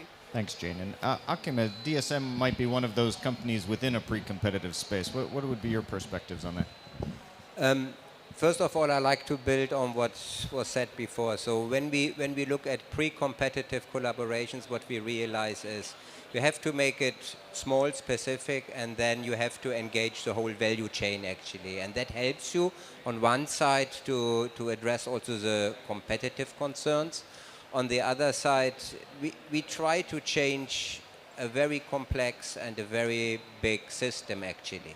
And if you look at food system, then everybody will understand something different. So when you break it down and you say, hey, we want to put an eye on soy production in Brazil, or we look at dairy production in the Netherlands, to give two examples where we have a bit more our feet in, and bring then all the value chain players together, then you make it very specific. And then you can also come with concrete conclusions, concrete KPIs, how to measure progress. And you can use this then actually as an toolbox, as a training concept that you can afterwards spread into other regions on other challenges. But that's a bit the approach. So start small, start along the whole value chain, and then learn from this and optimize your process. Thank you. I want to go to a question here from the audience. Yes, thank you. Tilahun is my name. I work for Agra in Africa. My question is, the food system in African continent is driven by non-food system drivers. One is really, lack of rural energy. If you see what's happening in the system, farmers open up new land, 3-4 years they produce enough food, yield declines, and move on to the next plot, move on to the wetlands, to the mountains, to the forests, and whatever they produce also on farm in terms of biomass is going to fire. That is what people are using for cooking, for light. So we keep, mining our resource base, and we keep also expanding, exposure to climate change, drought, and other extreme events. So, whatever we preach, unless we really manage the land-based resources better, the land and water resources, I don't think we can achieve, food security and food systems. So my question to you is, how do we do that? Can we bring in the energy, the small-scale energy opportunity to Africa first, before to achieve, even like 80-60% of what we preach about, rather than push only the agriculture side of it? Thank you. Tilahun. Any panelists who would like to come in on that first? Didi, please. So what excites me about what is happening is we're seeing technology come up around new approaches to growing. So we've talked about aeroponics, we've talked about vertical farming. The challenge that remains is how to reduce the price points for those interventions. So yam is one of our value chains, and we're partnering with the CGIAR and with funding from Gates Foundation to introduce aeroponics for growing yam. Yam is a very high value, high cultural crop that is very well embraced in our country. Now what we found is they're using aeroponics, they're using greenhouse technology, and they're using solar. But the price point for farmers to adopt it is about $4,000. You need to bring it down to closer to $200 to $400 and ensure that it's sustainable. And this is where you need the partnerships. If we don't have the energy companies working alongside the fabrication companies and the local expertise, will not scale. But the technologies are there in every single way. It's just too expensive for the smallholder farmer. My challenge, and he stole my quote. I often use the same quote he used. And I said, we need to go fast and far together. And to do that, we need to work with humility, excellence, and agility. And we need to leave our egos and logos behind. And one of the reasons we haven't moved fast enough in scaling is the egos and logos. And that's why I love what, of course, I'm biased, but Rockefeller Foundation is doing with GAP, because it's Bezos, IKEA, and Rockefeller coming together to say, Global Energy Alliance for People and Planet, how can we address the energy issues at the country level in high generating income opportunities like ag, right? And so they're starting. But it's a combination of effort. Nobody can do it alone. And we need more of those type of partnerships and more of those type of collaborations to really scale the interventions that already exist. Indeed. So as we come to the end, actually, that gives me a good framing for what I want to do to close. I actually want to come back through the entire panel. I'll start with Jane, actually. And I want to just hear, again, here at COP27, we have partners both in this space, but also atypical partners around that we'd want to engage with. And what is your ask of, one or two key partners if we're going to be driving more of these innovations for food system transformation here in the coming 1 to 2 years? Well, I always love what Ndidi says, and I think that leave your egos and logos behind. And I think, my ask is, how do we think more about this pre-competitive space, both within the food industry, but bringing in energy companies, transport companies, advertising companies, in terms of getting it out there on social media, etc. How do we think from the business perspective of pre-competitive space within food and agribusiness companies, but also other sectors, and bringing them in? So, I am active, and I was active at a very abstract level. Let's say multilateral negotiations are far away from what's happening in the field. Yet at the same time, international agreements are necessary to combat climate change, to reduce the loss of biodiversity, etc., etc. But what I said in the beginning, connecting the dots between those different layers is essential, but also between the different silos. We tend to discuss those issues in isolation. So my plea to all of you is here, whether you are in one sector or two, but please go out here in this huge space to connect dots, for example, to the pavilion on the other side that deals with water, but also after the COP to keep the eyes on what we are talking about here and for the transformation of that system. And maybe, sorry to take one more sentence, in the reaction to the partnership thing, one thing that is often going wrong is that people do not really have the same idea of each other's role in a partnership. Governments or private sector representatives are often seen as financiers, but they can be so much more, including knowledge partners, leaving short-term interests behind, and that is not always acknowledged. And that would be another plea to sit together when you form a partnership, to be transparent about your roles and what you bring to the table. Thank you. Akim. Well, also my theme would be collaboration.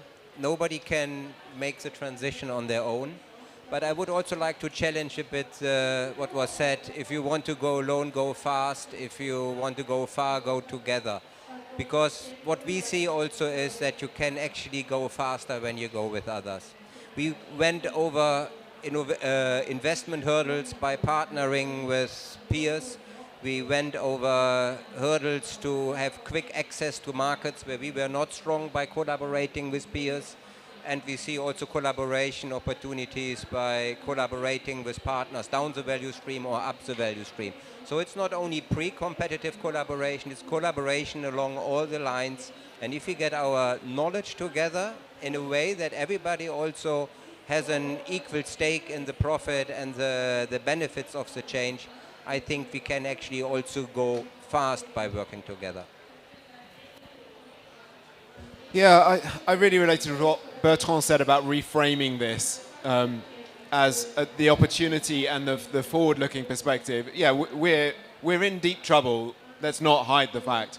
But I think when the world was faced with moving from the horse to the train, no one said the train's too expensive. No one said it's too expensive to move away from candles when electricity was on the table. The solutions are there, the opportunities are there, and for us looking at that as a system, it's so much bigger than any one of those technology solutions. This is bigger than horse to rail, it's bigger than candle to light. It's a total system transformation that, as that gentleman's last question highlighted, covers energy all the way through to the mouthful of food you put on the table, and that system has got so much potential to grow economies locally, to transform people's lives. That's what I find really exciting, and I'd love that pre-competitive space to focus on the upside, not the challenge narrative. Thank you. Didi. I agree with everybody, and I'll take a different stance. I think local organizations and SMEs matter. And I want to give a practical challenge to Adam and the team. We have missed an opportunity here at COP. What are we serving as food? Croissant, imported wheat, when we know that Egypt imports 90% of the wheat, right? Instead of giving opportunities for local chefs and entrepreneurs in Egypt to man each of the booths and give us sustainable, nutritious food that's sourced locally.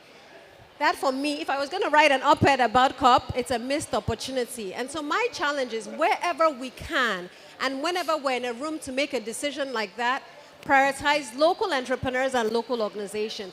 Give them visibility, celebrate them, and let them shine.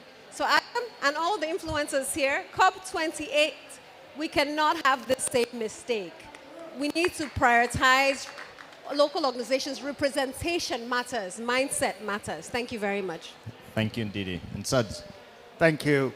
So just taking up from what you said about the horse to the train, and I was going to use the horse-drawn carriage to the car, so thank you for stealing mine as well, not just Didi's quote.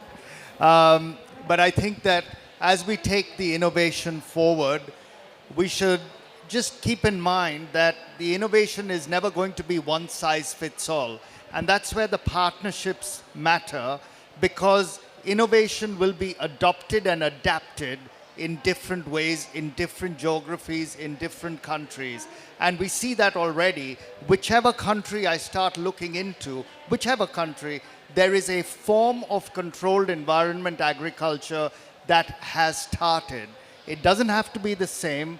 It's unique to that place because it's important and relevant to that place. So the partnerships allow technologies to travel, allow them to get adopted and adapted. So collaborate, create the right technology, because we will need to create climate resilient systems, whether we like it or not. And we don't want to be sitting 10 years from today saying we should have done that.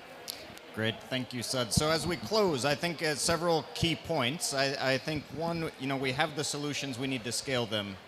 Two, shocks can actually help us move faster. Again, I took that away early on. And so right now with this food crisis, let's use it and make sure we move faster just like we did during COVID. This clearly requires collective action and partnerships all around, breaking down the silos, building pre-competitive spaces, innovation ecosystem. So let's continue to drive on how we do that. But I think also the piece that came through started to, and we didn't pick up on it too much, but we need champions in order to move this forward. I think, I was reflecting on the fact I lived in Kenya for 7 years and I never adapted M-Pesa, have never used it once. So as widespread as that is, someone like me didn't use it partly because I didn't need to, but sometimes you need champions to push things through even when they're scaling. It's essential. And I think, my reflection on the food piece, just so you don't think that I had anything to do with the food here, was that last night I actually had the best lentil soup I have ever eaten in my life at a local restaurant. And I was thinking, I just want a vat of that lentil soup here every day so we can be eating it. But I think my reflection is that we need champions like Ndidi, like all of our speakers here today, to be the ones bringing these messages through all of you in the room. It's your championing that's going to actually help us drive things for the next COP, for these systems changes at all levels. So I want to say thank you to our speakers, thank you to our pavilion hosts here in the Food System Pavilion, and please a round of applause for everyone. Great. And I'll just close with an advertisement. In 15 minutes, we're coming back here for our next session, which is called Unlocking the Power of Innovation for Regenerative and Climate Smart Food Systems. So please don't go far. Come back here in 15 minutes. Thank you.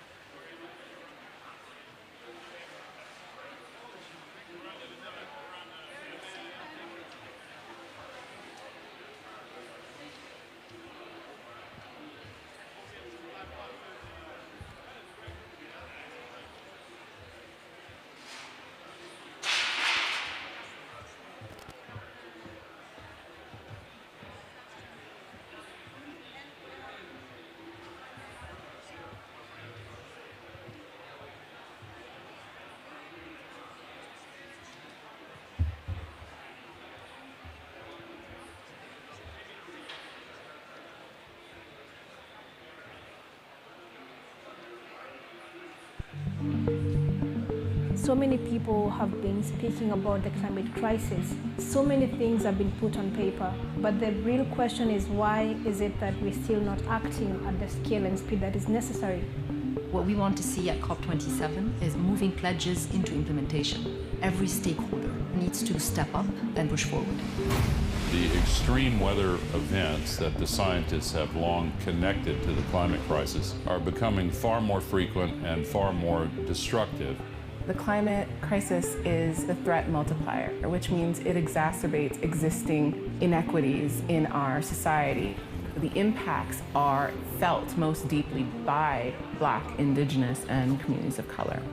We're living through an explosion of inequality. We need to remember we're on the same planet, and this is the planet that we need to make sustainable for the whole of humanity. Climate change is impacting food security as well as political stability in many nations around the world. 5 years ago, there were 80 million people marching towards starvation. That number had jumped to 135 million. What caused the jump? It was man-made conflict, like in Ukraine, compounded with climate shocks. No one is as vulnerable to climate change as farmers are. If you talk transformation, the first thing they want to know is, what must I do on my farm?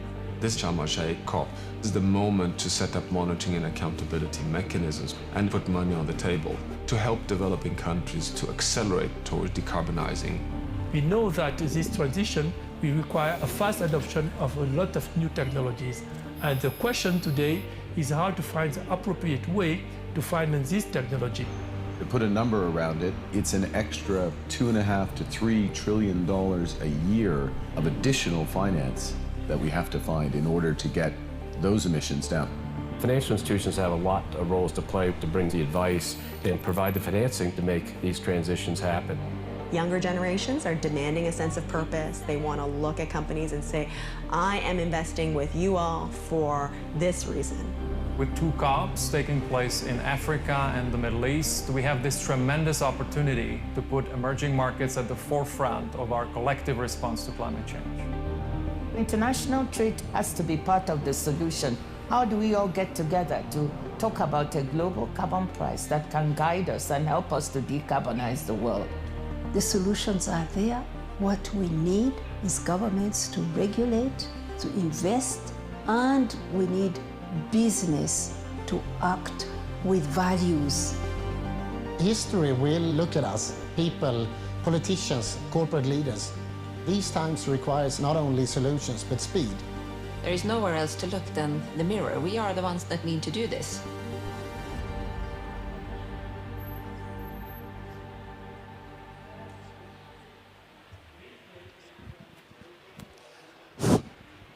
Right, well, good morning. Great to see a packed room and that you're here for this session today. My name's Sean DeClean. I don't know if the sound... Is that better? Too much? As you might have guessed, I'm from Australia, New Zealand, from the accent. Sometimes it can be very loud, I get worried. Good. Okay, so anyway, welcome. I mean, the session today is unleashing the power of innovation through regenerative and climate-smart food systems. I think it's just exciting being here. I'm sure many people have said this, but I've been going to COP. On the last panel, I think the moderator said it was his first COP.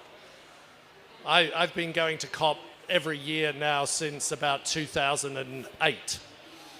Or nearly every year. I think I miss 1 or 2, but basically every year, trying to see if food and food systems would actually be part of this conversation. So last year there was the vision that we needed a food day at COP. So we now, on the 12th this week, that will be the first time. This is the first time. So now not only do we have 1 pavilion on food systems, I think there are 3 food pavilions, confusingly. So that just in itself is powerful. I'll be more excited if we actually put the word food systems into the outcome document from COP, and a number of us behind the scenes are lobbying very hard to actually see that come in. And why do I say that? because, as was said on the video, I mean, we're facing multiple crises. It's interesting being in this space. The first time I went to COP was actually at the time the world was going through the last major food crisis in 2008. So we're going through and the numbers that David Beasley just talked about of going from 80 million to 135 million that are facing sort of chronic hunger, potentially starvation, seeing those numbers maybe even go up more. But dealing with that crisis in the face of an existential crisis like climate change makes this even more difficult. At the same time, Anano is here as the president of the World Farmers Organization, talking to farmer representatives over the last couple of days and saying, what's your feeling about being here? And they were saying, a few of them were saying to me, Sean, we're going to all these sessions and food and agriculture are seen to be a huge problem, the problem. And so one of the challenges is how do we also turn that into being a solution? In a way, food systems can actually buy us time. It's one of the agendas where we could actually move to a net zero but net positive agenda. If you take carbon sequestration and you link that to deforestation and stopping deforestation that's associated with agriculture, if you look at food loss and waste, where we waste 30% of the world's food, that in itself could have, and if you just start to add up the gigatons, Barry and I were talking about this morning, and you just add up what can be done just by changing the current system, you already get to a positive outcome. You're talking more than 15 gigatons on an annual level that you can get to just by changing the food system. And that's not without even going to scale on carbon sequestration, where actually if you took the world's agriculture systems and really looked at how you got organic matter back in to the soil, this would just change the whole thing. And then suddenly it would not be a conversation around trees being the only solution. It would be a conversation around the whole food systems. However, as wonderful as that vision is, that is only going to happen with a massive shift in the way that we are thinking about food and food systems. It's going to require a rethink around innovation. We're going to need to take a much wider view of innovation if we're going to unlock the systems, and we'll hear about that today from some of the panels. We're going to have to unlock the power of research and development into agriculture. We're going to have to unlock investment into innovation in agriculture. I'll give you one figure. When the World Economic Forum, so I come from the World Economic Forum, I'm on the executive committee there, and apart from doing a lot of work around public-private partnerships, we also develop a lot of sort of leadership around some of the thinking on this. And when we did the work around innovation 4 or 5 years ago, the figure that struck me very powerfully was at the moment, compared to the health sector, same size sector, the health sector gets $18 billion worth of new, $180 billion worth of new investment every year. Food and agriculture, 1/10 of that. Same size as the sector gets about 18 billion in terms of the investment that goes into that. That's changed a little bit in the last 2 years, but not much. And so basically, the opportunity to grow investment into innovation in food, agriculture, land use is huge. But we haven't tapped into that. So how do we unlock that? How do we create that? And so on today's panel, we're going to hear from farmers' organizations. We're going to hear from the US government. We're going to hear from one of the key banks in this sector, and we're going to hear from a large multinational food-focused company. Just in terms of, okay, what is it going to do? How do we unlock the power around climate-smart regenerative agriculture? How do we take this to scale? How do we create a tipping point? What would it mean to get, so as the forum we're working on, how do we actually get 100 million farmers involved in climate-smart, net zero, resilient agriculture systems?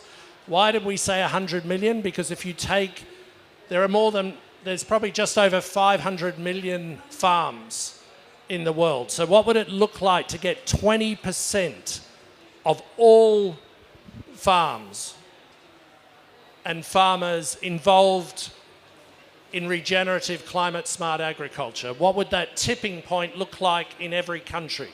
That will be very different in Europe to what it will be in the US, to what it will be in Vietnam, to what it will be in Kenya, to what it will be in Colombia. And so how do we create that tipping point? And as the video was saying, history is not on our side.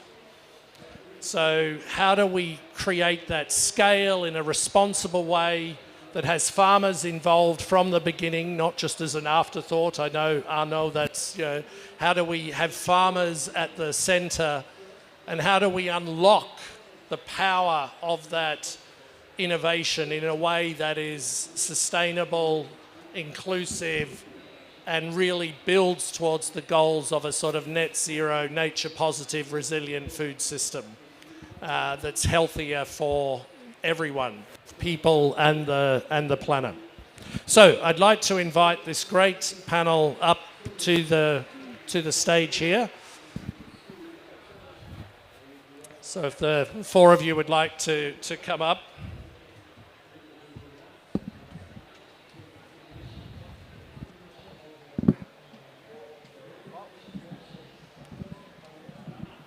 Just to introduce everyone sort of at the beginning so we know who's here. So we have Jim Andrew, who's the Chief Sustainability Officer of PepsiCo. At the end, we have Barry Martin, who's a member of the Managing Board of Rubber Inc. And we have Jamie Adams, who is a Senior Policy Advisor for USDA, the US Department of Agriculture. And we have Arnaud Puech-Delissac, who is the President of the World Farmers Organization.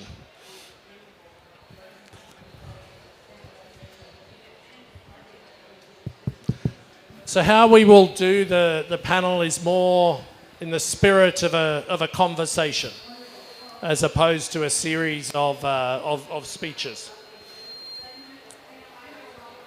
So, Arnaud,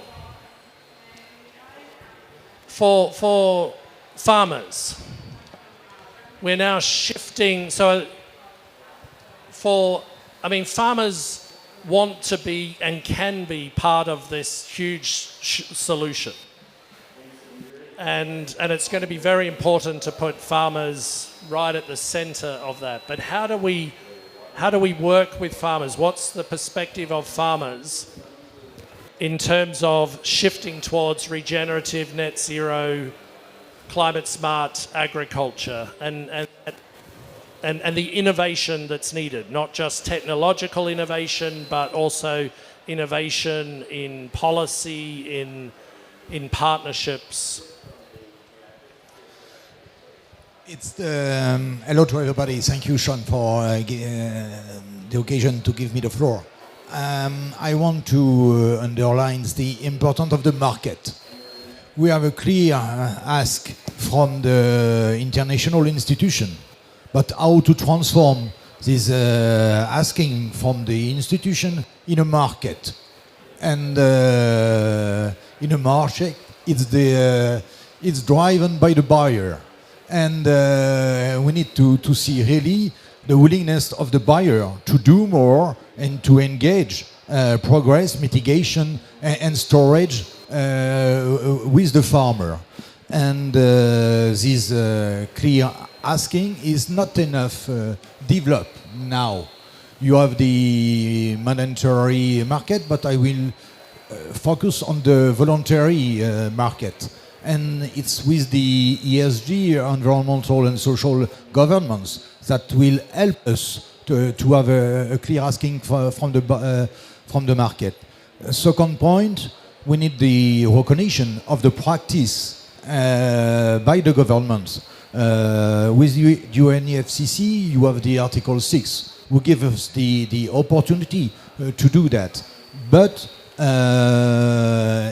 nationally, it's not enough developed, and we need the help of the government or the public authorities. It can be locally sometime, because no one country is like the other, who can help us. And the third point, first the buyer, secondly the rules and the policy. Third point, the farmers, ready to engage the farmer. And in this case, to push more farmers to be involved in this transition, we need to show the success of the regenerative agriculture, for example, but it's not the only solution. And also the importance of the mitigation. And we know we have a fight on this issue, because we need also to help the farmer who start by the mitigation of their activity with the first step for the neutrality. And with these three elements, we have all the tools to create a huge development, a huge growth. And I would just, I have not exactly the figures of the money invest in this carbon market now, but I know that, for example, for hydrogen research, the risk fund invest this last 2 years $17.7 trillion of dollars. What, for example, it's mean 8 times the GDP of France. It shows that into green hydrogen. Yeah. Exactly. It shows simply that when you have a chance to make business, to create, grow, you find the money, and it's more important that all the public money. It's really the private sector who will drive this market. Okay, excellent. So three key things there. I'm going to take them in the reverse order, but there is it's working with the farmers to show that demonstration effect at scale. I think we did a report which, together with the support of the young farmers in Europe, on shifting to climate smart agriculture a couple of months ago. And I was interested that actually if an individual farm in Europe shifts to fully climate smart practices, it will take 10 years to return the return on that investment if they just do it as an individual farm, to take a full suite of climate smart services with drip irrigation and data, regenerative agriculture. What was interesting, what you said, Arnaud, is then if there is government incentives to drive that, and if there is private sector market-driven incentives, that 10 to 13 years comes down to 2 to 3 years for the farmer, where they can actually be sort of, which at the end of the day for the farmer, this has to have an income coming back to the farm gate. If they're looking at a 10-year return on investment, with all the goodwill in the world, they can't make that kind of long-term investment. But as a government, market, farmer transition together, you can shift that paradigm. Maybe Jamie, if I go to you, just looking from the government side, if I take that government piece, and what we're seeing is a critical need to take that. There's a lot of the innovation is there, a lot of the research, but we need to actually massively now invest into that, translate that into action. You yourself, it'd be interesting to hear about some of the sprints that you've been thinking of around the agricultural innovation missions for climate, where there's a real momentum around some of that innovation agenda. Maybe over to you just for some opening thoughts. Yeah, thanks so much, Sean, and really appreciate the World Economic Forum hosting this event and having me here. And so on your point on investment, that's such a critical piece of the puzzle. You know, and I was just astounded by the stats that you mentioned earlier and looking at the investment that we see in clean energy and asking for that level of investment from both the public and the private sectors for food and agriculture. It's such a critical component. And that's what the Agriculture Innovation Mission for Climate, or AIM for Climate, is all about. Creating that energy and excitement, bringing all voices to the table. And I think, you know, we'd obviously welcome you all to our events over the next couple of days where you'll hear more announcements from both Her Excellency Mary Malmaheri from the United Emirates and Secretary Vilsack. And we just see such a huge opportunity to bring all voices to the table. AIM for Climate has over 275 partners from all over the world. And as you mentioned, you know, there are over 800 million people in the world today that go hungry. And so that's just proof positive that we don't have all of the solutions right now. And we need that surge of investment in climate smart agriculture and food systems innovation to really create a surge of solutions. And just a final point in my opening remarks, I just can't emphasize enough that sustainably increasing agricultural productivity is such a critical component of climate smart agriculture. If the farmer, the rancher, the fisher, any producers, if they can't embrace the innovation and have an economic return, it's just a huge challenge for them to do so. Thank you, Sean. No, it's exciting, and I mean, I think, you know, I mean, the US has really got behind this. I love this word surge around, you know, innovation, just creating this massive momentum around innovation sprints, but then building in the sustainability, working with the UAE, with a number of countries here have now also been then saying, okay, how do we complement that with food innovation hubs at the country level? How do we unlock those innovation ecosystems? I mean, Jim, you know, just to sort of take that farmer shift government, you know, to business side of it and the importance of that. And I mean, what's exciting about what PepsiCo is doing is you're taking quite a broad view of innovation as well, not just a sort of technological one solution is going to change everything type of approach. So, you know, maybe just your view around that whole need to drive innovation around climate smart regenerative agriculture. Great, thanks, Sean. And let me just set just very quick a little bit of context, because you mentioned it. You know, PepsiCo as a food-focused company. We're actually 55% food. We're a very large food company with a very large beverage company attached, and so we touch about 7 million acres a year, and we've committed by 2030 as part of our overall transformation to bring regenerative practices to that entire agricultural footprint. So this is core to what we do every day. And I want to go back to something Arno said. It has to start with the farmer. You know, at the end of the day, farmers are business people.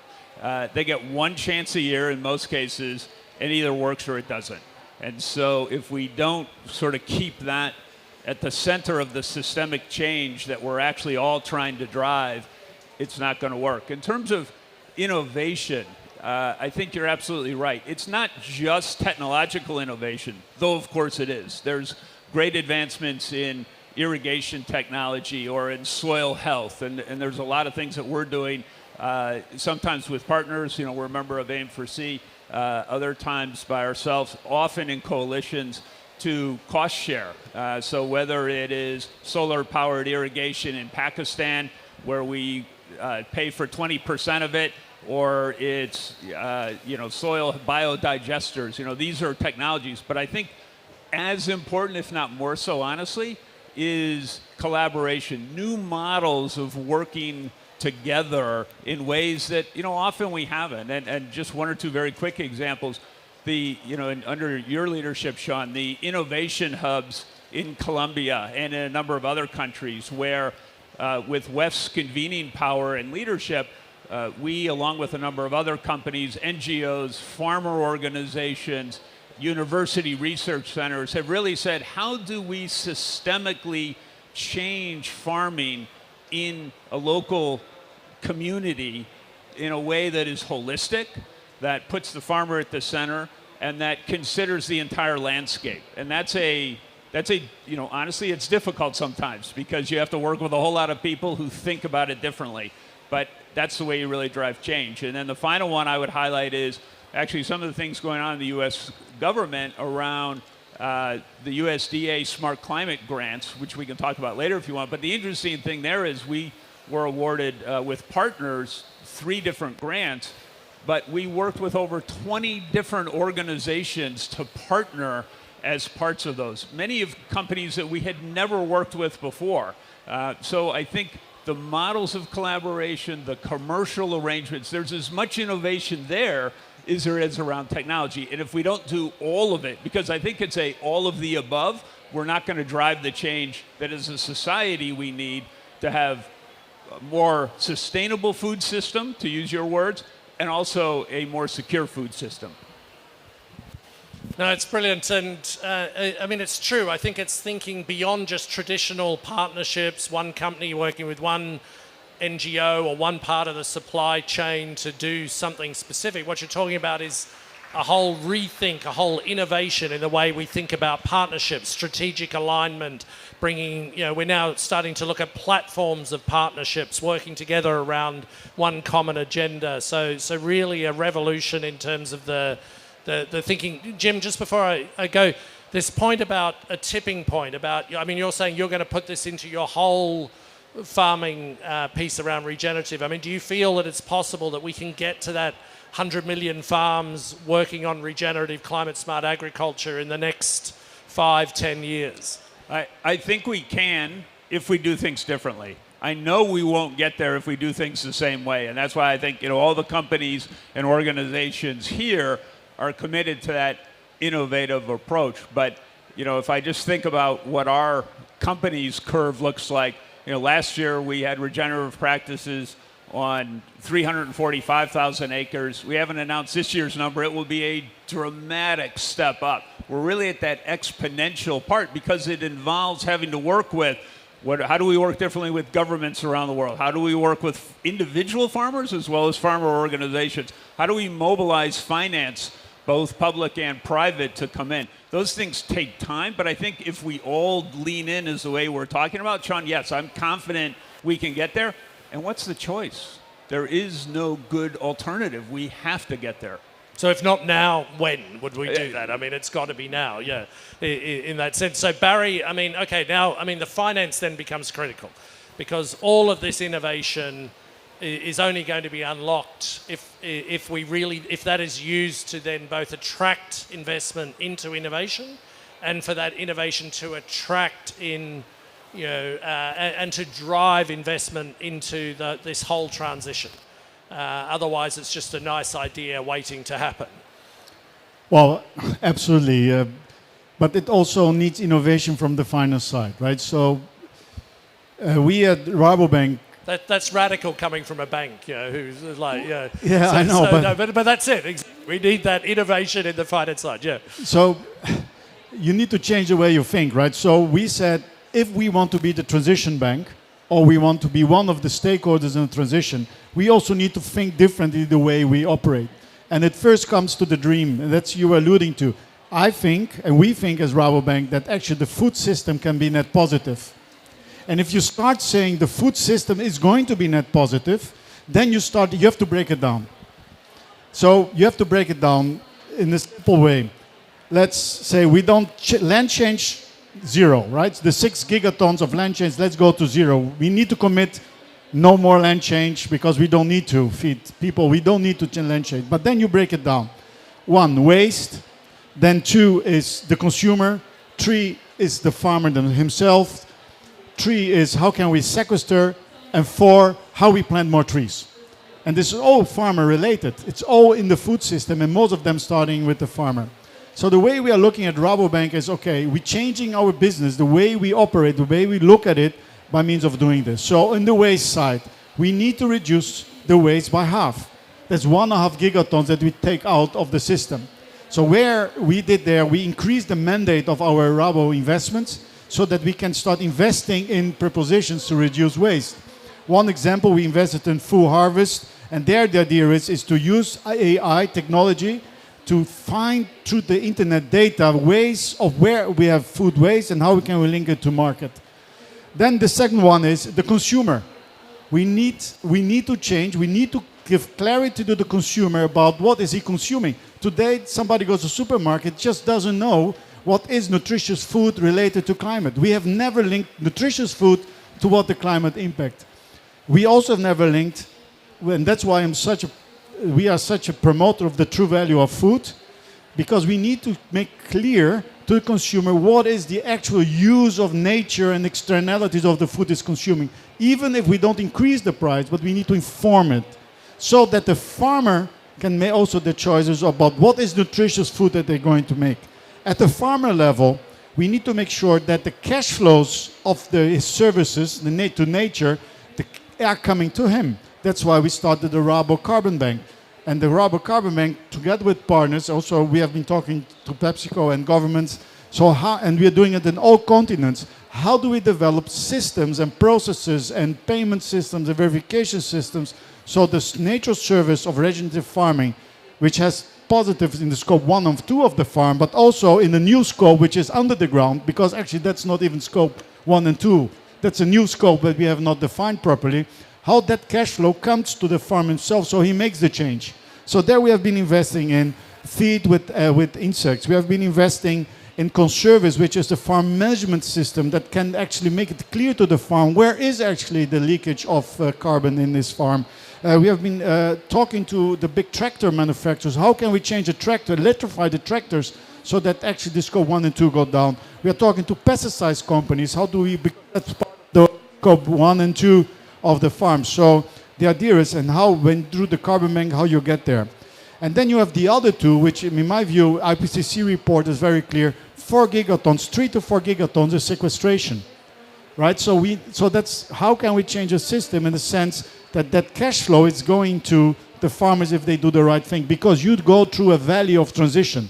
Some people call it the valley of death. I don't want to call that the valley of death because it takes 5 to 7 years transition from, let's say, conventional agriculture to regenerative agriculture. So you need the value chain to invest in it, and we need to support it. And we need governments to help us to go through that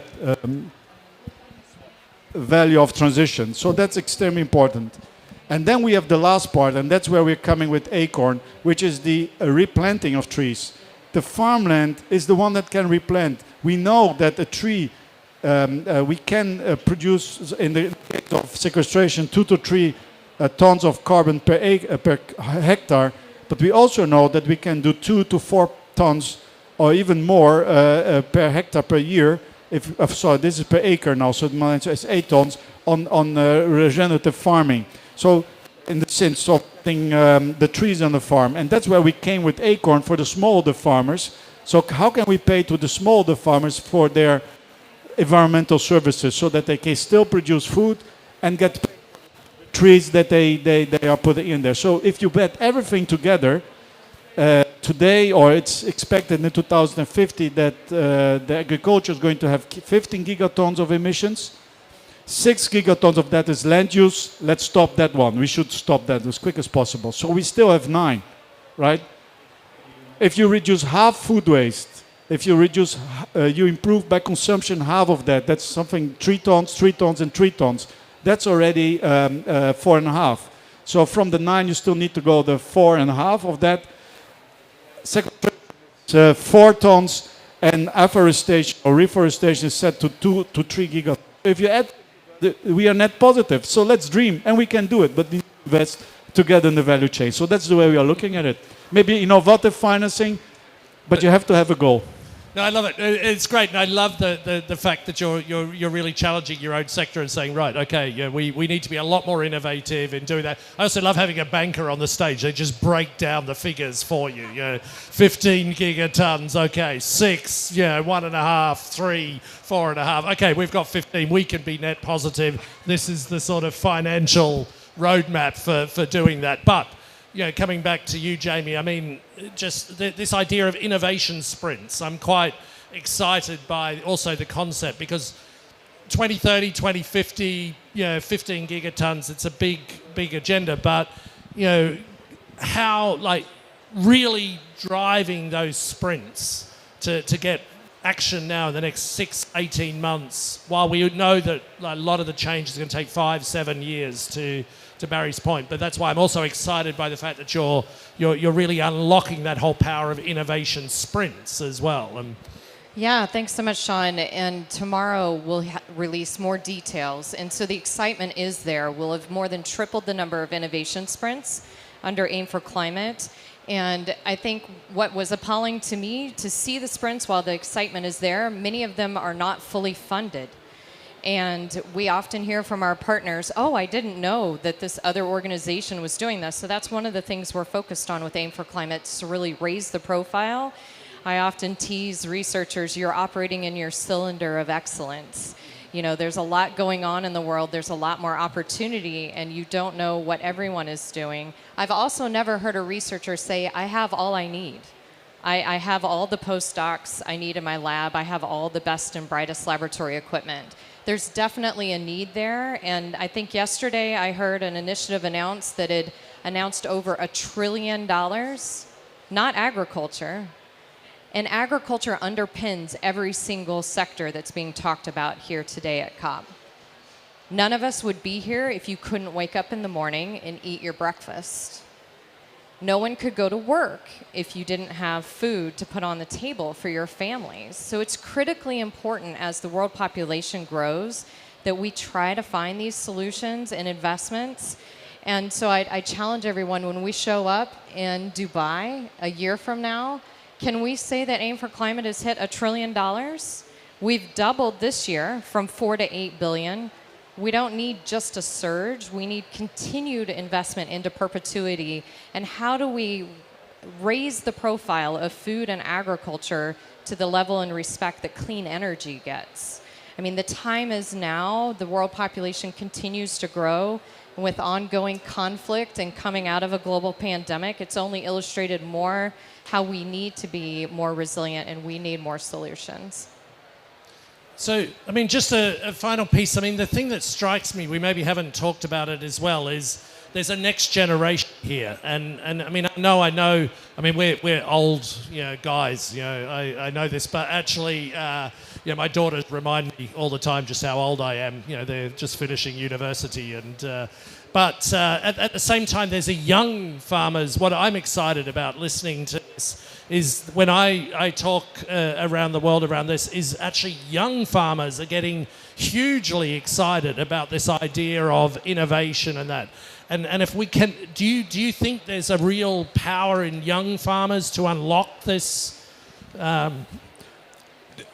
We are super young. You and me, okay, or senior young, we can you call very, that like you want. In my case, I'm very senior young, yes, but that's okay. That's why we can speak about the young farmer.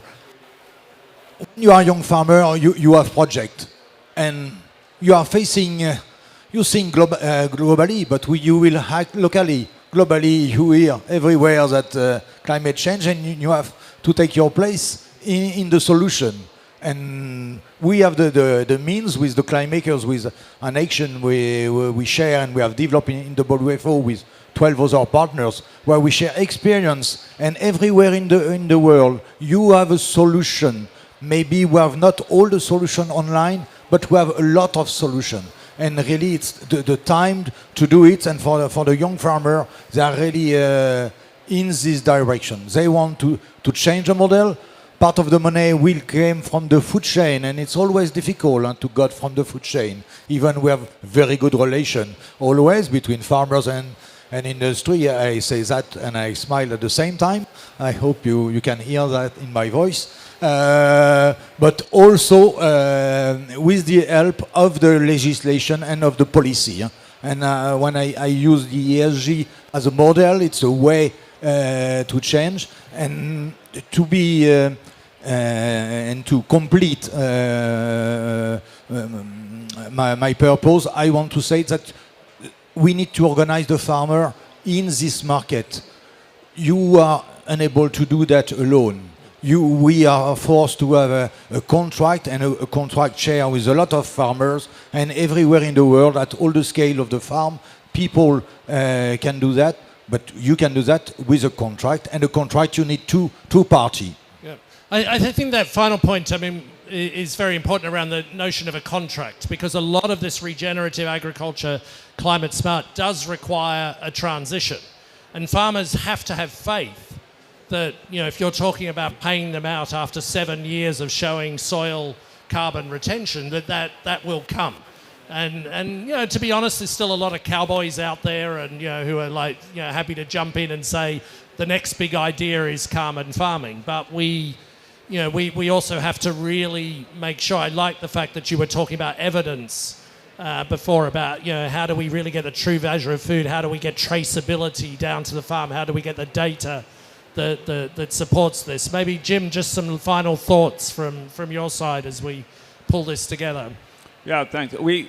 We have to make sure there are still farmers and they still grow food. And we can't ever lose sight of that fact. And they have to make money. Many of the farmers that we work with more than 40,000 farmers around the world. Many of them are multi-generational farmers that we have dealt with for 10, 20, 30, 40, 50 years. And you have to build that trust. But if we're going to make this transition, there's really three pieces. We've talked a lot about the financial, really important. We cost share. We work with a whole set of parties on ways to manage that transition. De-risk the transition. De-risk the transition. Because if I'm a farmer and you're telling me wait for 7 years, that's a non-starter, right? So we'll pay per acre tomorrow if certain practices are put in place. Just as one very small example, but there's two other important pieces. The second is the technical assistance, right? For many farmers, this type of farming is both very old, but also very new, right? And they don't know how. They need that technical support, that agronomic support. Often it may mean using different equipment or using it differently, different ways of applying nutrients and so on. So there's a technical piece. And then the third, which arguably is the most important or certainly necessary, is the social cultural. I spent a lot of time with farmers around the world, and I was with one not too long ago who said, one of the hardest things is I go to church on Sunday morning and I hear other farmers asking, whispering, why isn't he a good farmer? His field is dirty. And what they mean is, I went to no-till a couple of years ago, and I know that is demonstrably better. But the cultural practices, it's a beautiful plowed field. There's nothing in it. So how do we change that cultural, right? Through farmer influence networks, through demonstration farms, as was mentioned. But you have to address all three of those: the economic, the technical, as well as the social and cultural. That's how I think we get this kind of systemic change that we're talking about, because really that's what it's about. How do we drive change over a long period of time so that farmers, the next generation, can take advantage of all the exciting things around saving the world, farming, moving into new business models, using technology and data that their fathers, in most cases his fathers, their fathers never dreamed of. But we got to help them to get there to survive tomorrow and the next year and the next year. So, final word, Barry. I'll give the final word to a banker. No, I think it's clear. This is an ecosystem. We need to look at this change as an ecosystem. Farmers, industry, banks, governments, blended finance, added together. But for me, the most important is we can do it. Actually, the image of food today is so negative, but it should be positive, because we deal with nature, we deal with generations, we deal with culture, and we will deal with something that if we don't do it for 60 days, we will not be here anymore. So let's come together. That commitment of transition, making agriculture, food production net positive, that should be the goal for the next COP, saying this we can do. Yes, we can be nature positive, but this needs to be happen. That is really what we should do. As the industry also, because then we as an industry actually are going to have a completely different image than we have today. Great. And I really want to do it. And I love that. I love that sort of can-do spirit. Just, okay, so that's what we need. I mean, that's what I suppose I hope you take away from this, that food actually can buy the world time. Food and agriculture can buy the world time. This is the solution. All the innovations are going to draw things out of the atmosphere and all of that. This is where the fact that it actually can go net positive in a few years is huge. I mean, we have to understand just the meaning of that. The fact that food and agriculture is not even part of the COP framework yet is mind-blowing. That we're talking about, 30% of emissions, and if you take that net positive thing, 50% probably of the entire solution is food and agriculture. And so the huge but to do that, it's going to require a radical rethink in the way that we work together, innovation in policy, innovation in partnerships, innovation in the way that we work with farmers and put them, at the center of this big-scale transition, a sort of innovation in the way we look at innovation itself, the whole way in which we bring this forward, like this surge in the idea of sprints that lead to long-term change. And so I hope that we brought some energy to it. I'm as excited by the panel, and I hope this conversation just sort of enthused you about the fact if we really use innovation around regenerative agriculture, climate smart, resilient farming, the opportunity to actually turn this crisis that we're in, which is so overwhelming in many ways when you listen to the upfront figures from people like David Beasley and that, into something hugely positive. And I think it's very powerful being here in Egypt, where actually last time we had a food crisis, this led to a series of, sort of revolutions in the Middle East in many ways. And actually at a world level, we're in the same situation again, where how do we turn that around from a crisis into a major positive shift? Thank you.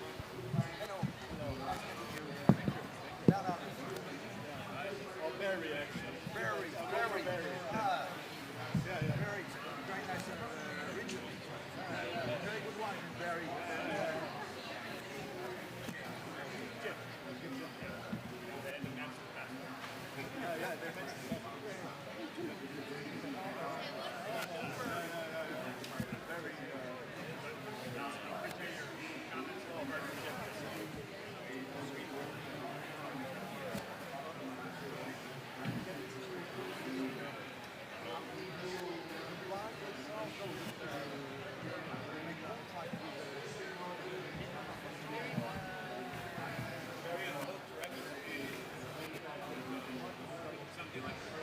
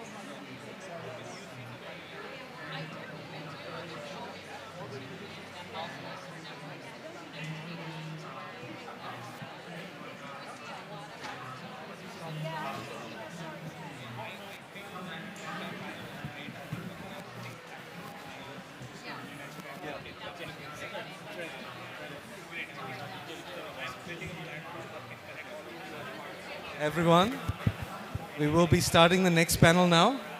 So if I can ask people to come and take their seats who would like to be in this panel on future food.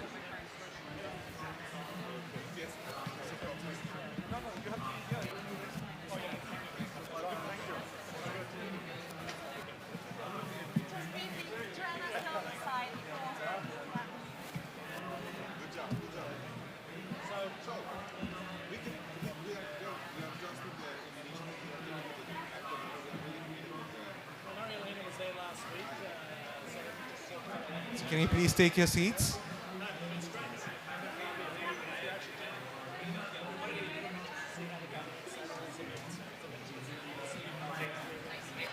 Please take your seats. We will start now.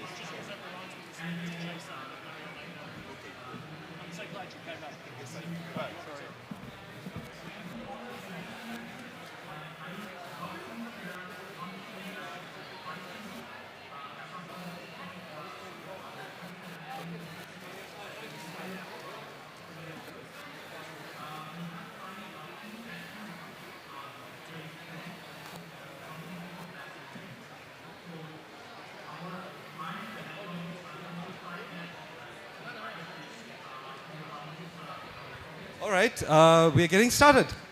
For those from the previous panel who want to continue networking, may I ask you to do that in the coffee area? And close the door so that we can start this discussion. Apologies for being rude, but we are on a tight schedule and we have 43 minutes left. So my name is Danish Dinesh. I'm here. You can see me on the screen. I'm the founder of Climate, one of the co-hosts of this event, which is actually organized by one of our other co-hosts in Farm.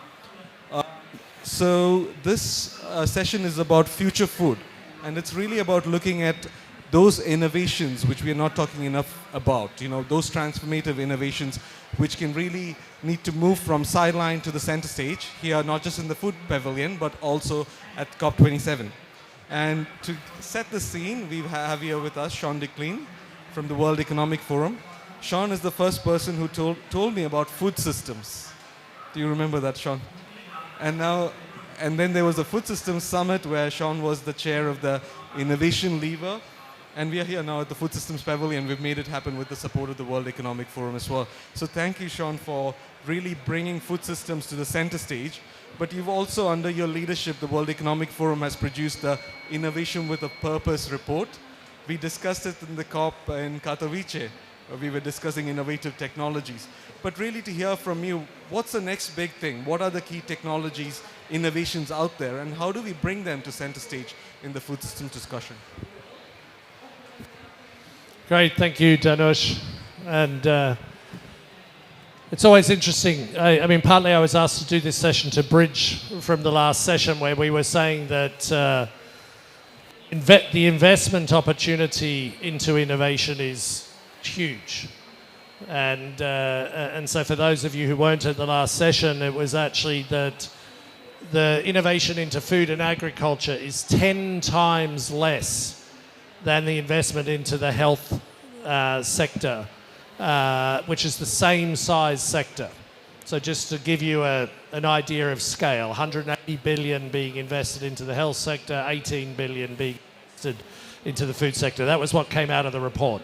I think what we're also seeing is there is an ability, this report came out around 12 transformative technologies, and it was showing that there are some huge leaps that can be made, whether it's in plant-based proteins, and or whether it's in blockchain to be able to take money all the way back, trace small amounts of money all the way back to the farmer, whether it's around technologies in data on preserving shelf life. At the moment, if you go into the supermarket and you have 2 cartons of milk, this carton of milk expires in 1 day, this carton of milk expires in 1 week. They're the same price. So you're incentivized to take the one that is going to last for 1 week, even though you're going to drink it in 1 day.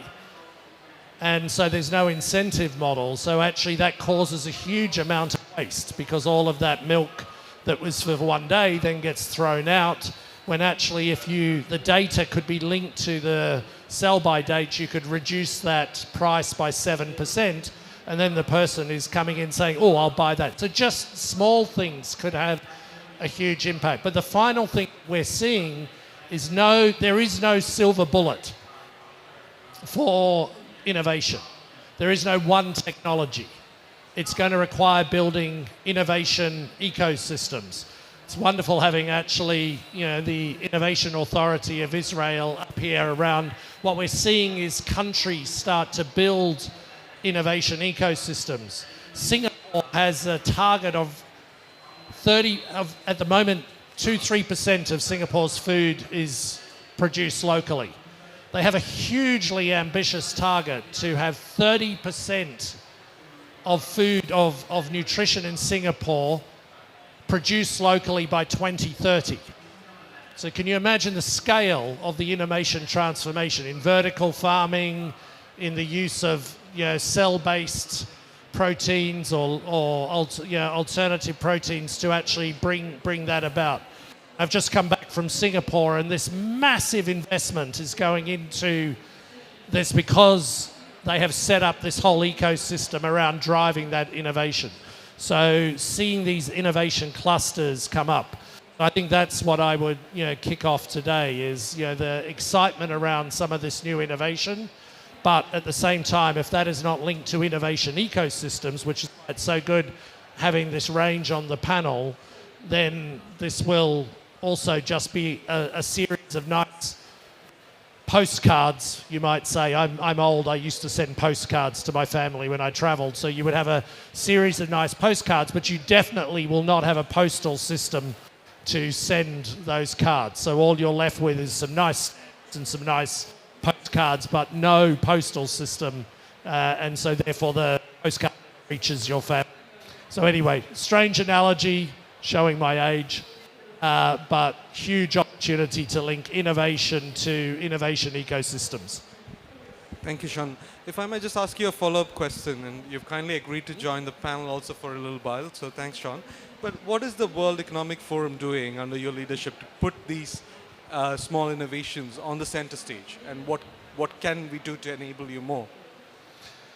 So from our side, from the World Economic Forum side, what we've done is, three things I can just highlight. One is we realized that you actually need to create a dynamic portal which brings these ideas together. So we've created something called Uplink.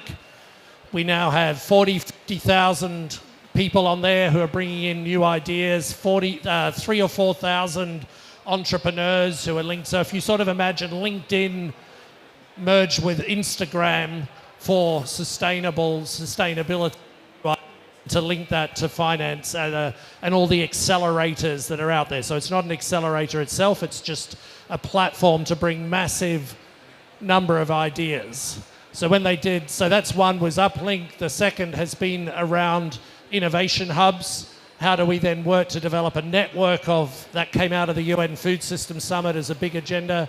How do you create innovation, a network of innovation hubs globally, everywhere from Kenya to Cambodia to Vietnam to Colombia to Europe to North America. So how do you create this dynamic set of innovation hubs? I think the third area we're doing is looking at how do you unlock some of these big cross-cutting agendas.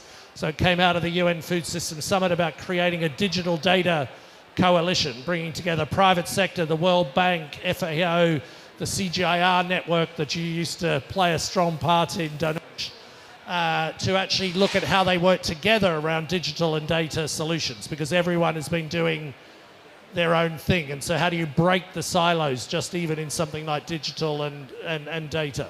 So that's the sort of role that we play. Yeah. Perfect. Thank you, Sean. And can people in the room and other innovators here at the COP, they can be part of the Uplink community, or? Yes, absolutely. Just go on, look at the World Economic Forum, look at Uplink. They're running challenges all the on different areas. They've just done a big one on blue oceans. Okay. They're about, I think in Saudi Arabia is actually just doing one on climate smart agriculture. A lot constant series of quite big pushes. Yeah. Great.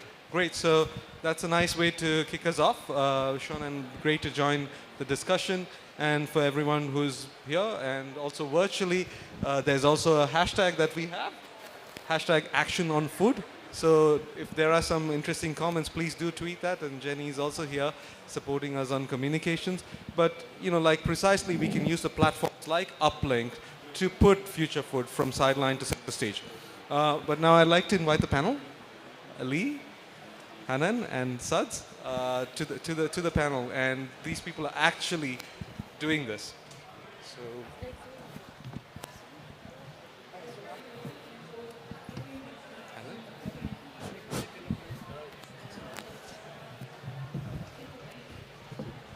Okay, so I'm not going to introduce you. I'm going to ask you to introduce yourself, but also giving a 1-minute pitch on what you're doing and what are the innovations that you're bringing, and make it a pitch to Sean, because he's given us this amazing platform, which is LinkedIn plus Instagram for innovators. So what is your pitch to Sean that we can use to put on Uplink? So Suds. Okay, so Sean's heard this before, but I'll pitch you anyway. All right. So Infarm is a vertical farming company, and it's pretty much present food now, other than future food. A few years ago it was future food, today it's present food. The pitch to you would be, what can we do to scale this faster, bigger, and to help the technology of vertical farming, which is now well documented and well established, to adopt and adapt into the global south. That's really what we're looking to do. And our range of products is moving very quickly from where we started out with leafy greens and herbs and microgreens to tomatoes. And today our lead geneticist here announced our first successful experiment on wheat grown indoors by any company for the first time. So how can we take this in the battle for food security and nutritional security further together? Thank you, Saz. Lee? Hi, so I'm Lee Recht, Vice President of Sustainability at Aleph Farms, a cultivated meat company. We grow cultivated beef steaks. So essentially we use the same building block of conventional beef production, the cell, but this time we do it outside of the animal, and we do it in a much more, I would say, a much more controlled environment that allows us to significantly reduce our environmental impact and also take care of climate action, public health, resiliency in food systems, of course, food security. I know Sean very well as well. We're part of the Innovator Globals of WEF, and we believe that the World Economic Forum is doing wonderful things for startups like us. Great, thank you, Lee. And Hanan, you're not bringing a particular innovation, but you're an enabler. But tell us more. I thought I should pitch 1 minute a nation, right? Yeah, that was go part for it. of it. So I'll pitch.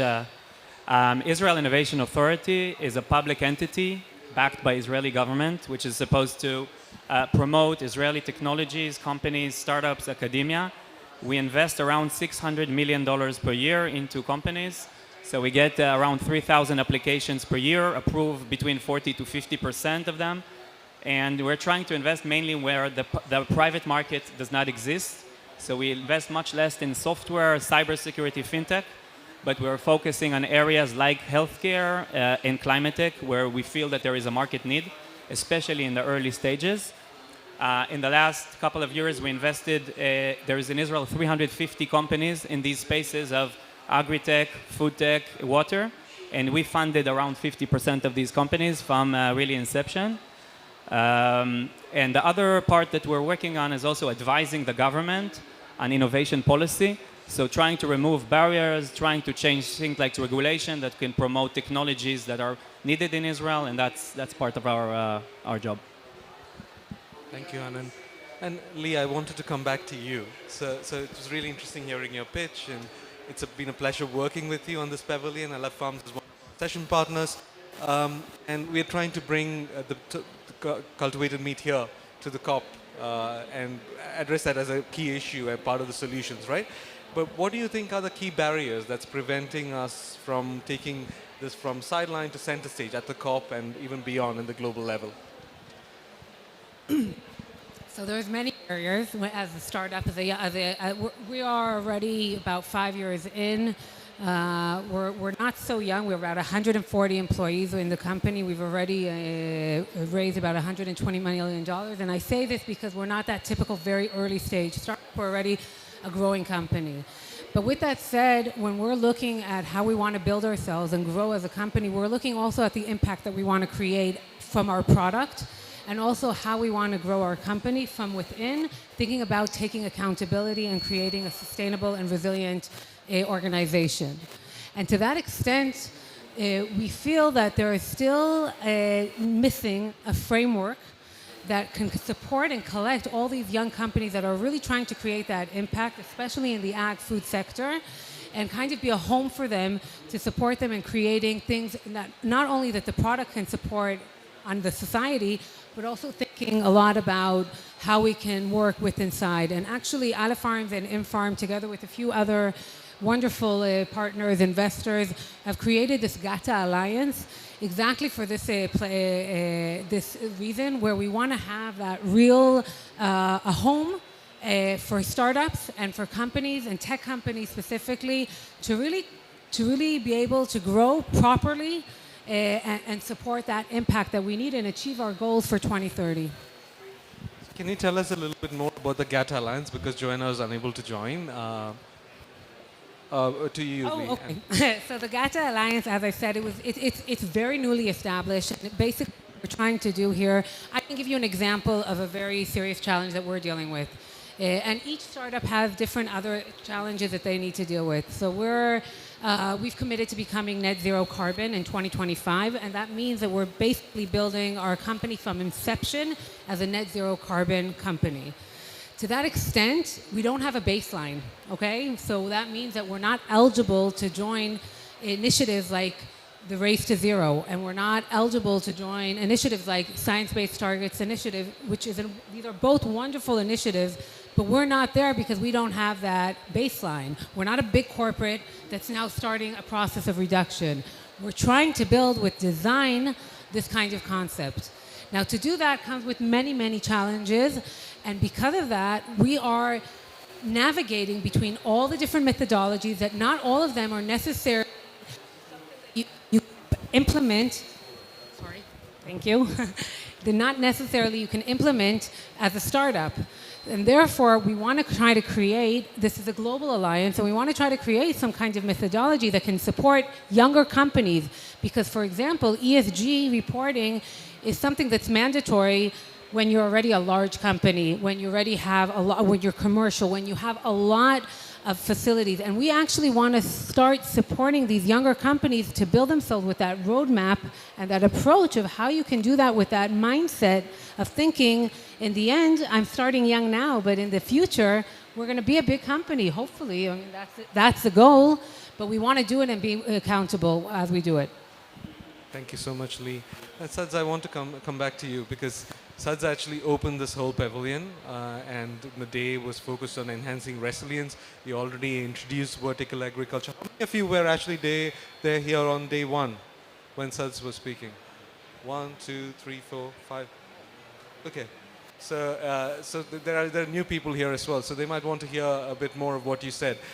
What really struck me was you outlined also now that vertical farming is not new anymore.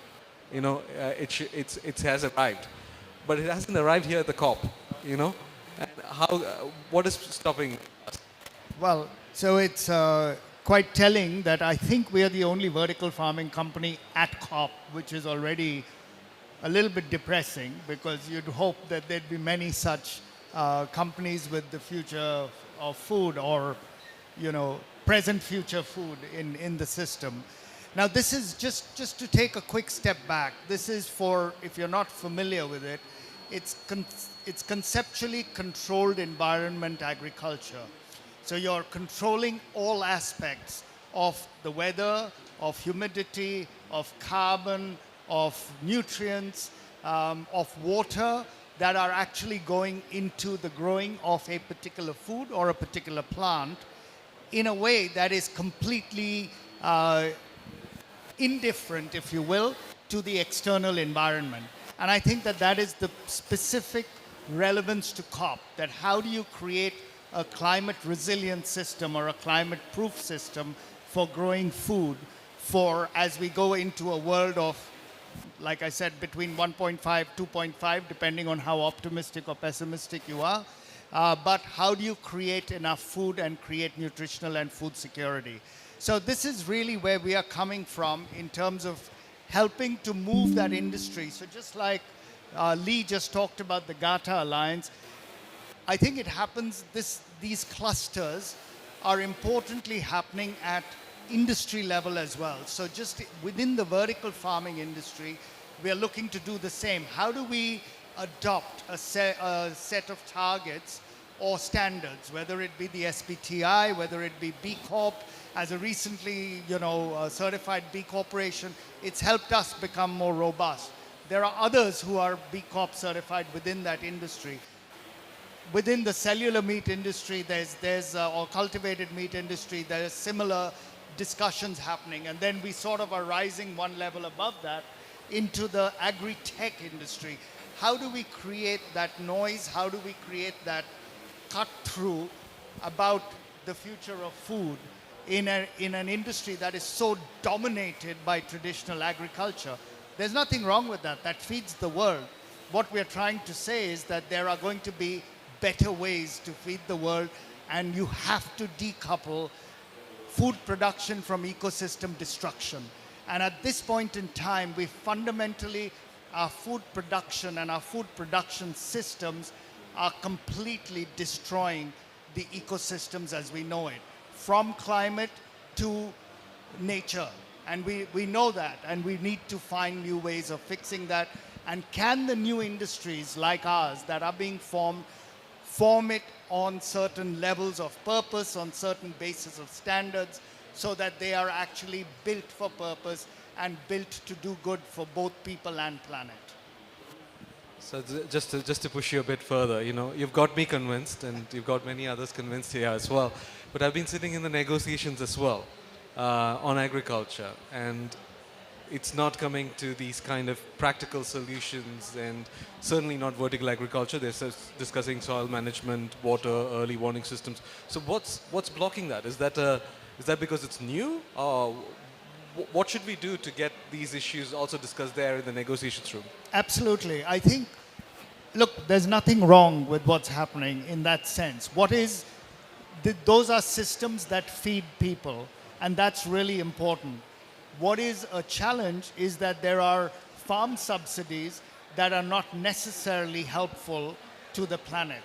And some of those need to be re-looked at and redirected in some ways. There also needs to be a track for future planning done now, because we should not be sitting here 10 years from today in COP, 37, and saying, oh my God, we should have started taking future food more seriously 10 years ago. And that's the whole point, that these are systems and these are methods that will take time to hit the scale we need. Yeah, thanks, Jenny. I think that's like a really good quote.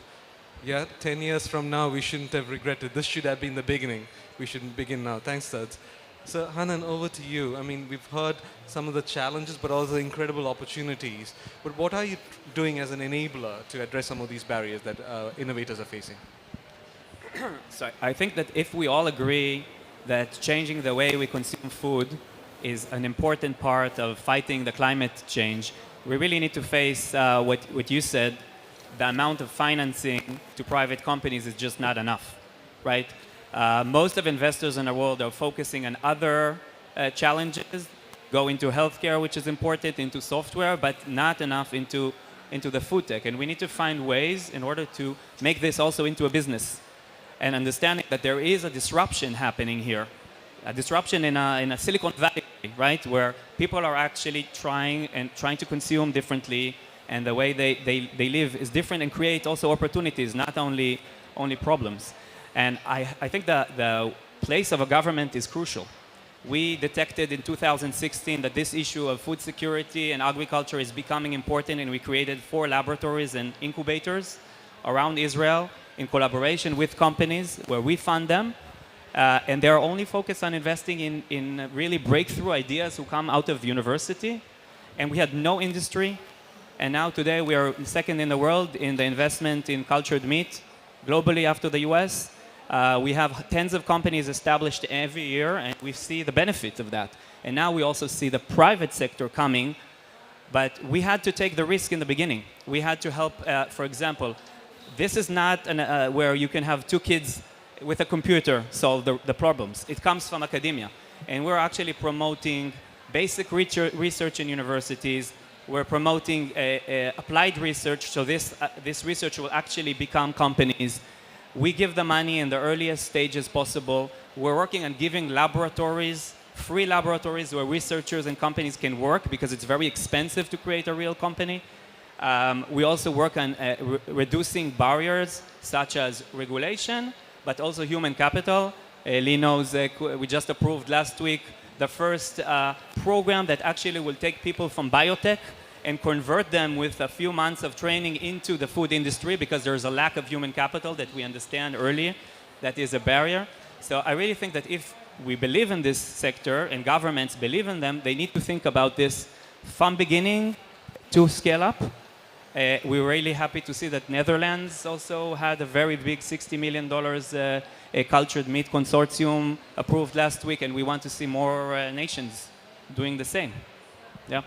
Thank you, Hanan. Sats, you want to Yeah, just a quick one there. I just wanted to knit together something that Sean said right in the scene setting and what Hanan has just raised, and to your question, Dhanush. And this is, Sean spoke about Singapore's 30 by 30 policy, right, in terms of producing food, and it's now written into their national policy. We can see a live example here in terms of how the body, your agency in Israel, is doing it at a national level. The Netherlands is doing it. What is the best way for these countries who have actually adopted this as policy to impact the negotiations, which are effectively national level negotiations, multilateral negotiations? So we should actually understand from these countries as to what's the best way to do that. Maybe can I just ask Hanan to respond first and then come to you, Lee? Yeah. So that's a question that Sats is asking. How can those national level innovations, how is Israel bringing that to the table here? I think we have today around 700 representatives who came from Israel. Some of them came from Bas. It's quite close to come from Israel to Sharm el-Sheikh, which has maybe helped bringing a lot of people here. But it's very clearly that as a small nation, even if we all stop breathing now for 3 years, it won't really change the climate world, right? But the only thing that we have to bring to the table, to the world, is innovation, is ideas. And for many years, Israel was leading as a startup nation from our ability to find opportunities in cybersecurity and in fintech and cars, such as Mobileye. But now we think that our global goal in this net zero is promoting innovation and promoting ideas and startups. And this is where we're contributing to this event. I think there's not enough. I understand that last year in COP there was almost no discussions about technologies. Today there's more about it. But in the green zone, I'm not sure how much they're talking about these issues of actually new ideas that are needed to face the climate change. And maybe next year in the Emirates it will be more clear. Yeah. Thanks, Hanan. Lee? So I'm an innovative company, and as an innovative company, I recognize in the meat sector, I have to recognize that 1.2 billion people rely on their livelihood on the meat sector. In the agri-food sector, 2.5 billion people rely on their livelihood on the agri-food sector. And if I want to implement innovative technologies to support transition our food systems to becoming more resilient, I need the support of a framework where I can think about the social justice as we implement our innovation. And I think that is probably the key of why today we're still not talking enough about the food systems when we get to COP. And that was, for us, this was one of the main drivers for us to be part of creating this Food Systems Pavilion, because we wanted to make sure that we have the food systems in the discussions, but we also need to do it correctly. We need to think also about the environment, but also about the social, and of course also about the economics of it. And I think that's something where I think governments can start supporting us more of how we not only embrace innovation, which obviously I think is definitely a key to support this transition, but obviously it's not the only aspect. It's one of the main tools, but it's not the only tool. And we need to incorporate that, another additional aspect of thinking how we can support. Singapore and Israel are very small countries. We have very small agriculture. We have almost, I think, over 80% of our beef is imported as is anyways. So obviously as we are developing the Israeli market, which is a very small market, it's not so much, I would say, scaring off the livestock farmers. But we need to think about it, and this is something that's very critical for us. At Aleph Farms, we are really working hard to create a just transition. We are putting lots of resources and efforts in it, but we're kind of alone in this. I mean, we started 2 years, we're slowly now getting a little bit more help and more support of people talking about the just transition, but we need this not only as discussions coming from bottom up, we need this from top down. We need frameworks to support collaborations with the traditional, conventional industries together with also the innovators. Yep. Thanks, Lee. So Sean, I want to come back to you, and I have 2 questions which I've picked up from here. And firstly, with 2 different hats. So I also discovered in New York that you've started several companies, startups. And so first question, what Lee raised, when you're starting an organization already, how can we take into account the social justice dimension, the environmental dimensions, all of these together as a startup, and from your experience with startups? And the second point was what Hanan talked about, the plan towards the Emirates in COP28, and you've already been thinking about it. And bringing back to what Sad said, we shouldn't look back 10 years later that we missed an opportunity. How do you make sure that future food is at center stage at Emirates. So 2 questions for you, Sean. No pressure. No pressure. I mean, a lot of it's happening already. I mean, what you talked about, you both talked about it on the panel around a startup, because it's easy when you're in startup mode. I've been there as an entrepreneur many times. You're just focused on making things work. But actually what's exciting by what's doing, and this is encouraged through that ecosystem thinking, is, okay, as a startup, you're too small to create systems change. So then actually, how do you already start to think of platforms of startups? The fact that you're already putting an alignment of startups involved in this space together into a global alliance that can talk collectively on how all of those startups add up to something very powerful, because individually it's very hard. And you can't build a huge corporate affairs team as the first thing that you do as a startup. So I think that thinking, I think that's quite a difficult challenge for a lot of startups, to actually think, we're a startup, we're doing all of this, but we have to think as a platform right from the beginning. And so what do platforms of startups look like, particularly in countries where those ecosystems don't exist? If you're in Holland or something like that, even with Israel, with the innovation labs that work, with the innovation authority that works well, with the Food Valley in Holland. But if you're in a country, where that doesn't exist, then you really have to build that ecosystem approach. I think the other piece is then around, for me, it's very much around tipping points. And how do we go from just capturing those early movers, so early adopters, which is often what a startup is very good at doing, those 1 or 2% of people that go, oh yeah, I'm going to, sort of like lab-based meats, that sounds really interesting, I'm going to adopt that. So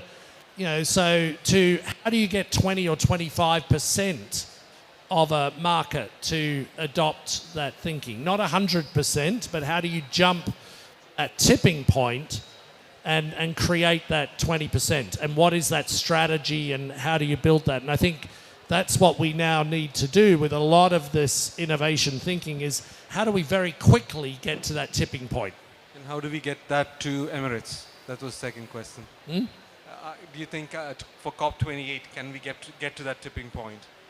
I think, so it's interesting because UAE has already said that they would want to make food and food systems as big at COP as energy. I mean, the fact that they're prepared to already drive that's a huge opportunity. They've also said that food systems innovation is going to be critical in that, and they're backing that with their support for AIM for C, Agricultural Innovation Missions for Climate, they're supporting the food innovation hubs. They're putting this very central. So we have an opportunity. So to support that agenda, how far as a collective community, I mean, the reason I love working with the innovation community is they do think in terms of sprints. They're often like, how can we really create an innovation sprint? So we have a sprint here now. What is it that we can actually do feasibly to demonstrate a real shift in 12 months? And what is the power of that unlock? And I've seen those sprints change entire country thinking. And actually Israel, Singapore, these smaller countries, Rwanda in Africa is another one that has this sort of like, let's really just crowd in and create a surge in sort of innovation sprints. So there's an opportunity there. But then how do we do that in a way that we're aligning towards a common point? So it's not 100 different initiatives in a scatter approach, but 100 different initiatives in a very focused, targeted way. That would be powerful. Yeah. Can I add? I think Saj is waiting. So then Saj, quick answer to Sean. Quick one. So just building on that for one quick point, which is that creating those systems and for systems change is really to get competitors to work together. Because when you're in an innovation space, the important thing is that like Sean said, no one company is going to change that world. You are going to change it collectively. And that is really quite key for people to recognize. And therefore, if you bring your competitors together, you will move in that one direction rather than in 10 different or 20 different, and you will never create that critical mass and that momentum that you need for that, whatever that tipping point is, 5%, 10%, whatever it might be, but get the competitors together. And that was actually not an easy task, even for us internally, to say we want to work with our competitors. And that was the thinking that we were bringing as an impact team to Infarm, to say we want to work with all the competitors. And then it took a little bit of convincing that this, what we are looking to do, is pre-competitive. It's not giving away the store. It's not giving away your trade secrets. It is about how can you create a market together and then worry about market share later. First, worry about market creation. That's a great quote as well there, Jenny. Worry about market share later, but we worry about market creation first. So, Hanan. So, yeah, we're doing well. I'll try to contradict you, although I completely agree. But it's part of a panel. You have to have contradiction. I'm coming from the venture capital side. I worked for 16 years in a few venture capital, and now I moved to the government, and I'm still trying to acknowledge that I'm in the public market. But the VC thought is, and I think it's relevant for us, says, try 100 things, 90 of them will fail. Ooh, what happened? 90 of the companies will fail, 10 will be okay, 9 will be a good return, and 1 will change the world, right? And I think when we are trying now to solve maybe the biggest challenge of our humanity, okay? It's good to have 1,000 ideas. It's good to have more and promote and say, you know what, we don't know which of these ideas will actually be the successful one. We have no idea. I'm investing in 60 companies every month. I have no idea which of them will be the one to change. I do agree, and that's for what you've said, that the entrepreneurs need to know better what are the challenges. Because we're very good, entrepreneurs are very good in finding solutions, but they need to know the challenges that are actually needed in order to solve them. And I see today a gap where maybe here we know what are the challenges the world have, maybe the companies know that, maybe governments, but entrepreneurs are still have no idea. And if we will be able to say, look, these are the 100 challenges in water, energy, nutrition, climate, carbon capture, maybe we can find more entrepreneurs who will actually start companies and actually solve the problem. So just one, I have a quick question, and I'll come to you, Satan, then to you, Lee. Yeah, quick question, Hanan. You mentioned your investment strategy for the startups, but what Lee told me earlier on the panel, it was really compelling. You said you're not small, you're 160 people, so you're not a startup. You want to reach scale. So how do you enable those companies? We gave them the money when they had an idea and a presentation. But now, where no one would invest in them, and that's the important part. But now to get them to the next level. For them to scale up, I think there's challenges to scale up. One of them is human capital.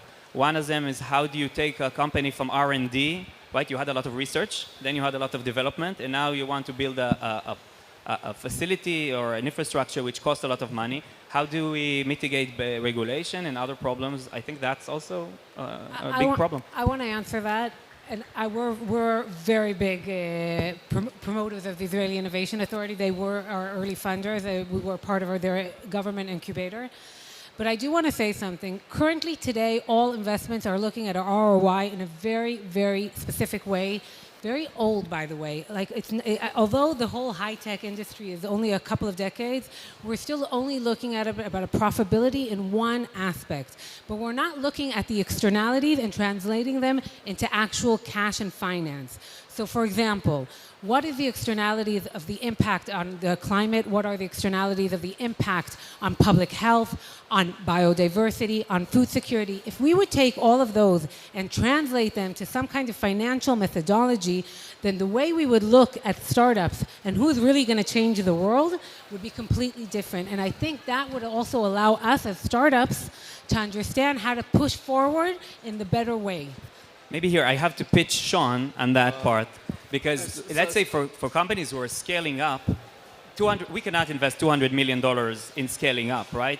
So then we need the private market. The problem is the banks, the insurers, the big players are reluctant to come into these spaces because it's long, because it's maybe less sexy.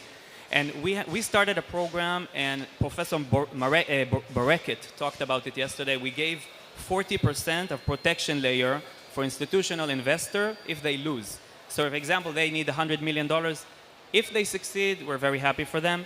If they lose, then up to 40% of their losses will be covered by the government, especially in the climate areas and food tech. So maybe that's something that needs to be checked out on a global level. Sorry, we are running out of time. We have 4 minutes. So, Saj, quick point just by you. quick one, related to what Hanan said earlier, and I want to just build a little bit in that connection to what Lee said.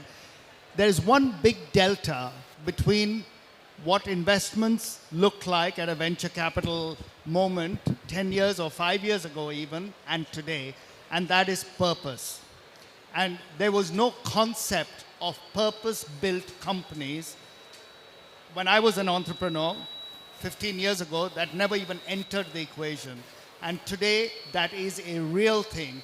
An Aleph or an Infarm or several others, or even the 5,000 B corporations that exist, all have a fundamental purpose which goes beyond that single bottom line to the triple bottom line. And I think that that is a major delta that we need to factor in as we look at future of food and innovation.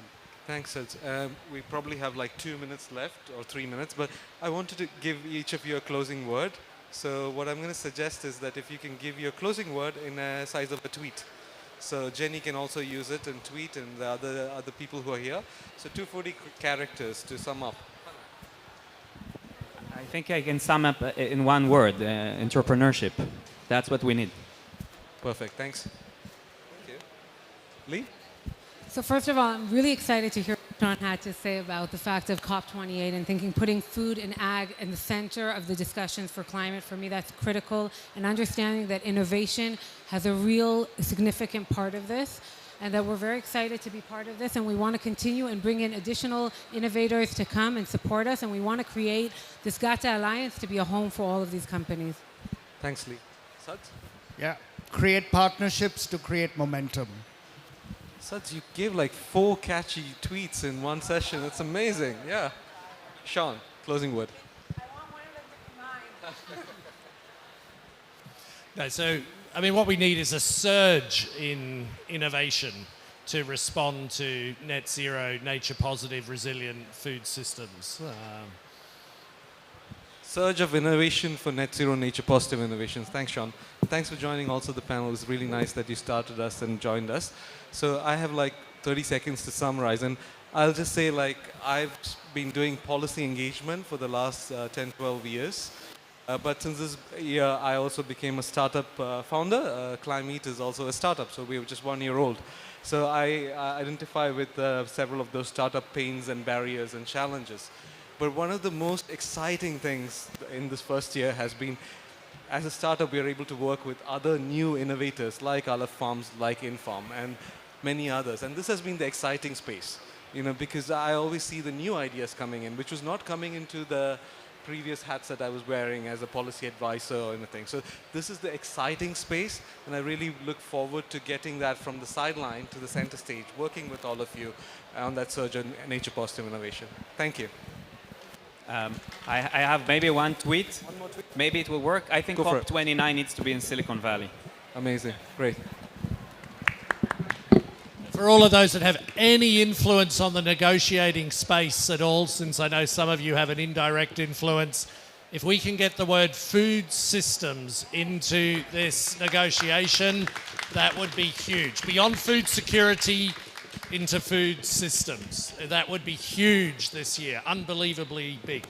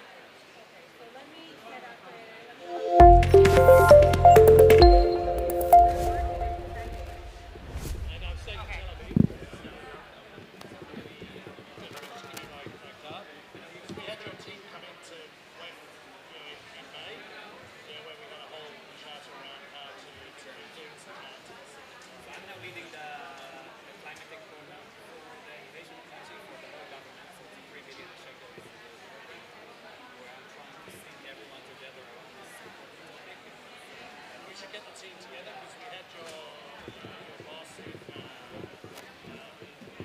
just before Davos. We had a delegation from the innovation club. They're great. So we had a lot of ideas up there that we there's a couple of ways I can work through with you as a team to say you can enjoy reach out.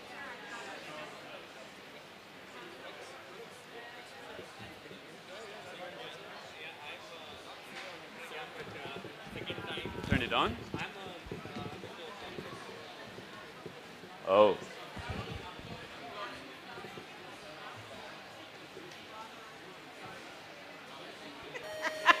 I'm not saying anything as such.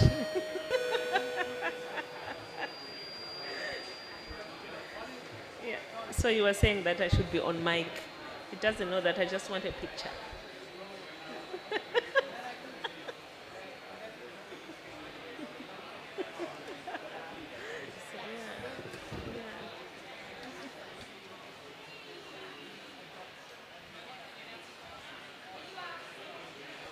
Yes, I want to speak something that has never been spoken about before.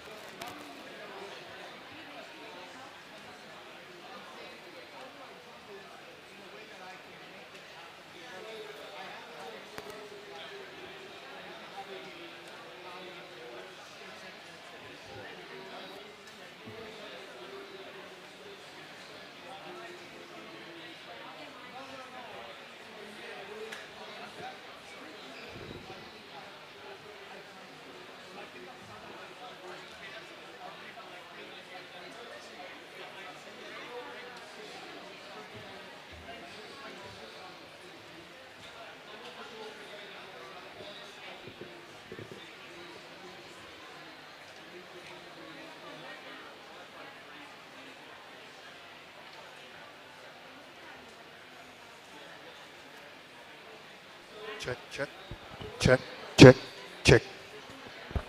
Check mic. Check mic sound. Check mic. Check, check, check. Check sound. Check sound.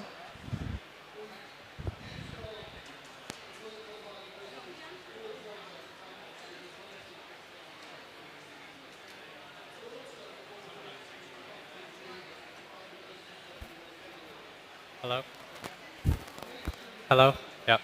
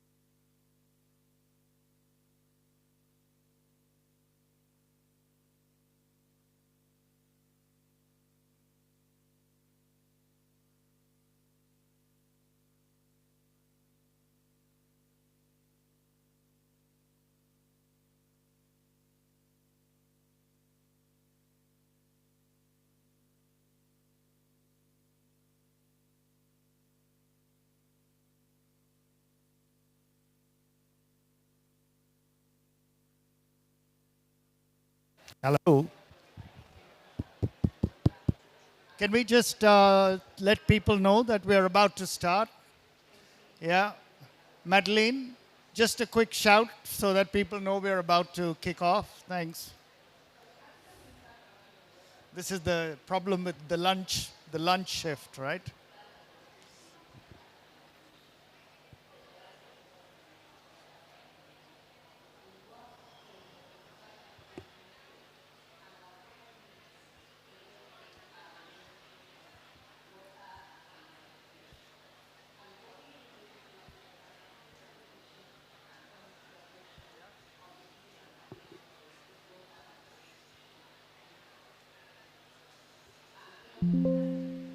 Okay, we're going to kick off. Is that good, Parik? People will come in as we go, as they see it going live.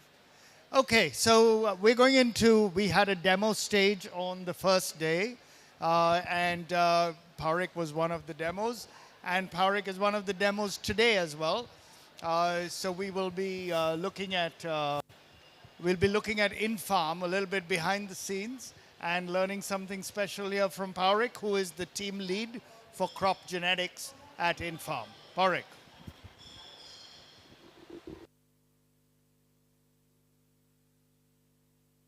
Thanks a lot, Suds. Yeah, so as Sud says, I'm team lead of crop genetics. And my job is to try and create the crops for the farms of the future. And today we're talking about innovation, and perhaps the most important innovation of the past 15,000 years, the innovation which is the foundation of civilization, and without it, nothing of what we have here around us today would exist, is agriculture. And despite its importance, and despite its age, in key aspects, it hasn't changed since the beginning. We still, to this day, have no control over the environment that we grow our crops in, or very limited control. We do have irrigation and some other technologies like that. And I think this, for us to be able to go forward, especially in our destabilized climate, we need to look at this and think of ways where we can innovate so that we now have that control, which can bring us to the next steps. And in order to be able to do that, we need a strong R&D program. We need a lot of innovators, as we heard in the session before. We need entrepreneurs. And we thought it would be nice to give you a little tour of some of these people working in this area. So we're going to play you a video showing a little bit of a behind the scenes of what goes on, at least in InFarm's R&D hub. And after that, we'll follow with another video. But first we do this one, and then we take it from there. If we can. Hello, welcome to InFarm's Research and Development Lab. My name is Parik Flood. I lead the crop genetics research here at InFarm. And today I'm going to take you on a tour of our research facilities. But before I do that, I want to show you some of our production towers. This is where we're producing the food of the future. And to ensure that that food is as nutritious as possible, that we can provide the widest range of products, and that we can do it in the most resource use efficient and sustainable way possible, we have a very advanced research agenda. And the people that lead that, I'm going to be introducing them to you. The first person that we're going to talk to is Almeen. She leads the crop biochemistry research team here, the nutritional biochemistry research team here at InFarm. And her goal is to ensure that the food is as healthy as possible. Almeen, can you tell us a little bit about the research that you're doing here today? Sure. So in nutritional biochemistry, we are measuring those metabolites that are of interest for our health, so beneficial and nutritious. And in the nutritional biochemistry team, we're basically focusing on extracting those metabolites from the plant material and quantifying them. And we have been working on our pipeline to optimize this, to also be as sustainable as possible, to reuse, to reduce, reuse, and recycle. We have one workhorse that's doing, where we do most of our analysis on, the so-called high-pressure liquid chromatographer or high-performance liquid chromatographer. And here I show a chromatogram to you for ascorbic acid, also known as vitamin C, which we quantified in our strawberry fruits. Having an absorption maxima here of 243 approximately to identify this. Yeah. Thanks so much. And to ensure, thanks so much, Almeen. And to ensure that that vitamin C is still in those strawberries when it gets to your plate, Lucia leads the post-harvest research team. And this is all about making sure that the product is as high quality as possible when it gets to the consumer. Lucia, can you tell us a little bit about the research that you do? Okay, thank you. So in post-harvest research, we actually focus more on optimizing the crop performance of different commodities with the aim to maintain the visual quality, aroma, nutritional value, and also the marketability of the products, with the aim to deliver the best quality product to the consumers. In order to do this, we actually do various types of methods to determine the quality. So one of the methods is to measure the gas exchange in the package. This is important because it actually helps us to optimize the package. And if we have the optimized package under optimized supply chain conditions, we're able to deliver the best quality product. And this will ensure that we contribute to the reduction of food waste. Thank you. Thank you so much, Lucia. Yeah, reducing food waste is really key to improving the sustainability of our food supply chains. We've looked so far at what we can do to optimize what's inside the plants, what we can do to optimize the quality of the end product, and now we're going to talk a little bit about what we do to make sure our plants are as happy as possible when they're growing in our facility. And to ensure that, Vivi here is going to introduce you to this, and she leads our crop quality team. Vivi, can you tell us a little bit about the research that you do here? Thanks, Corey. Yes, of course. So the key for us is real-time monitoring. So what we do is that we monitor environment information and plant-derived parameters that we can gather with this type of devices, as we can see here. And combining these two data sets, we can create a system in which we adjust the environment according to what the plant needs. So basically, the plants are telling us on a daily basis, every several times a day, what they need, and we just provide to them exactly what they require. In that sense, then we can optimize the energy efficiency of a growing system for food production in a way that we take the precise architecture to the highest level. Basically, that's how it is. That's great. Thank you so much. So thanks to Vivi's research, we're able to optimize resource use efficiency, but also very importantly, we're able to talk to our plants, or they can talk to us. And this allows us to diversify our range of crops, which is key to be able to move to the next generation of crops. And leading that research over here is Cesar, who's going to talk to you a little bit about what we're doing in that direction. Yes, so fruiting crops in general are a very complicated crop to grow in indoor farming, but we're doing our best in order to produce them in a way that it will be more sustainable and more resilient for the future. Strawberries in general are a very susceptible plant to pests and diseases. Reason why in conventional farming, there is a lot of people that uses chemical pesticides. In our system, a closed system, a very clean system, we manage to grow strawberries year-round with the best taste, without using any kind of chemical pesticides at all, which allow us to give us resilience to the client and year-round production with the tastiest strawberries at all time.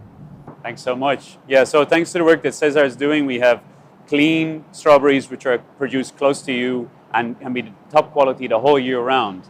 And this aspect of resilience is really key to what we do in terms of indoor farming. And one of the crops and one of the research projects that I'm very excited about, which is bringing us to the next level in terms of resilience, no matter what the climate, is wheat. And Shanda's going to introduce a little bit about what we're doing with wheat. Absolutely. So as Parek was mentioning, so we are currently running an experiment on wheat. And based on our previous trial, we already established a system that allows us to grow wheat in our vertical farming system. And we already achieved a quite high yield compared to the data from the field, from the greenhouses. And our next step will be further optimize our system and try to achieve an even higher yield. And what we're doing right now is to test the different planting densities. And we want to understand under what planting density we can maximize the yield. And our ultimate goal is to not only grow wheat in the vertical farming system, we also want to grow the highest yielding wheat in the world. And we believe that is the key to provide long-term food security and climate resilience. So I just finished sawing this tray, so I'm going to bring this one to the simulation chamber where we will have this wheat growing. So let's go and check it out. So the growing system we'll be using is a system that we have full control over the majority of the environmental conditions. For example, the temperature, the light intensity, CO2 level, relative humidity, and etc., etc. So we believe that by doing so, we can make sure that the plants are growing in a very optimal environment throughout their lives. So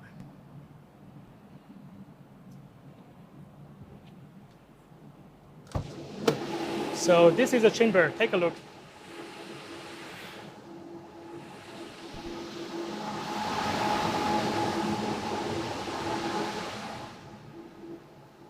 Thanks so much, Shanda. So I hope you've seen today the kind of work we're trying to do to ensure not only is the future secure in terms of food security, but it will also be secure in terms of flavor. And thanks so much for joining us. Bye-bye. What a cheesy ending, huh?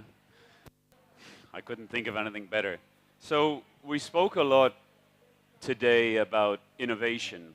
And the next project is, I think, especially considering what we have coming to us in our future, innovation on its own isn't enough. You also need the vision and the ambition and the guts to go out there and do something which other people might think are crazy, which other people might think isn't going to work, and they're very cynical about it because the only metric they judge value by might be money or something like that.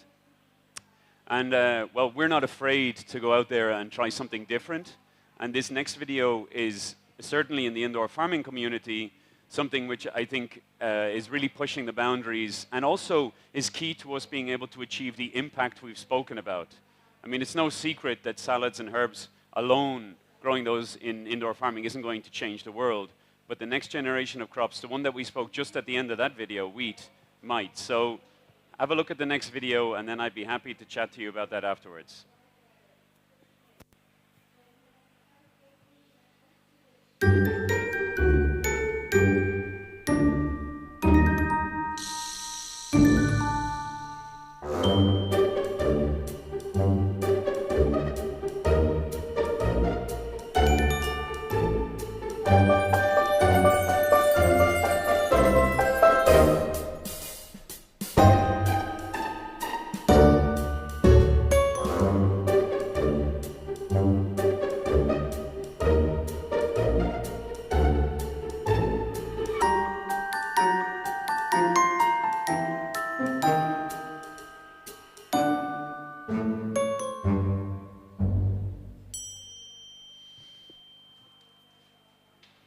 So this was an experiment that we just finished last month, the video that you saw there, and I actually have some of the wheat that we grow. So if you want to have a look and a smell or whatever, I'll just let it be passed around. As the video mentioned, we can grow now 26 times the average yield of an average hectare. This is only the beginning. I'm pretty confident that we can increase that by at least 50%, maybe even more. And if you look at the area grown by, let's say, the 5 biggest crops, which is maize, wheat, barley, soybean, and rice, that's about the size of Australia in 1 year, so in 2020. If you were to have at least the yield increases we've shown 26 times, that would reduce to something the size of Ecuador, and that's without even considering that you could layer it. So if you make 2-layer system, it's by half, and if you increase the yields further, well, you can see where this can go. I think this is really key, both to food resilience, as I mentioned at the beginning. The thing about farming that hasn't changed is that lack of control, that fact that we are susceptible to the external environment. Even though we've been doing it for 15,000 years, we've never really solved that problem, which means many civilizations in the past have collapsed because they didn't have control over that, because the weather changed and they lost their food supply. Indoor farming allows us resilience going forward, something that is really key for us. But not only that, because it's so much more space efficient, it allows space for other living organisms, for life, for biodiversity, and for that biosphere integrity that we need for planetary resilience, not just food supply resilience. I know of no other way that we can effectively decouple food production from ecosystem destruction as well as this. And I mean, I'd be happy if any of you have suggestions in that regard. So yeah, I hope that you're as excited about this as we are, and that yeah, we can talk about it more. So if you have any questions, I'd be happy to take them. Yes, please. We need a mic, maybe?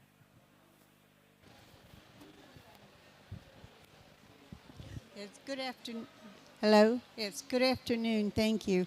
My question is, to some degree, are you reducing nature's ability to innovate, i.e., sometimes you come up with different strains of... Sorry, I can't hear you. Oh, is this better? Maybe No. you shout. Is this better? No? Hello, hello. Hello? Yeah. Oh, okay. Are you somewhat reducing nature's ability to innovate itself? For example, with crops growing, you know, uncontrolled or whatever, new pollination, new fruits, new strains could be developed naturally, but indoor farming would seem to limit that.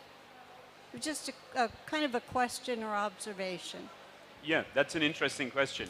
Haven't been asked that one before, actually. So I would say no, for a few reasons. First of all, if you think about nature's ability to innovate, that is independent. That's like all those wild ecosystems. By giving them back more space, they have more capacity to innovate, because innovation in evolution, it's a numbers game. In terms of food systems themselves, most of that innovation, I assume you're talking about improvement or breeding or adaptation, local adaptation, that already occurs under a very controlled setting, except, let's say, for land races. And in the controlled environment setting, the way we want to design our systems is they will continuously evolve. So we've designed them in such a way that they will literally never stop improving, like quite literally, until the heat death of the universe. There is no limit to which the genetics of this setup will stop improving. So if anything, we're enhancing nature's ability. And importantly, because we have a stable target, we have a stable environment, the improvements from one year add up to the next year. When you have a fluctuating environment, which is changing all the time, and you're a plant breeder, and disease is evolving or the environment is changing, the work that you do today may not be relevant in 10 years' time, and you've got to start from scratch. That doesn't happen in our system.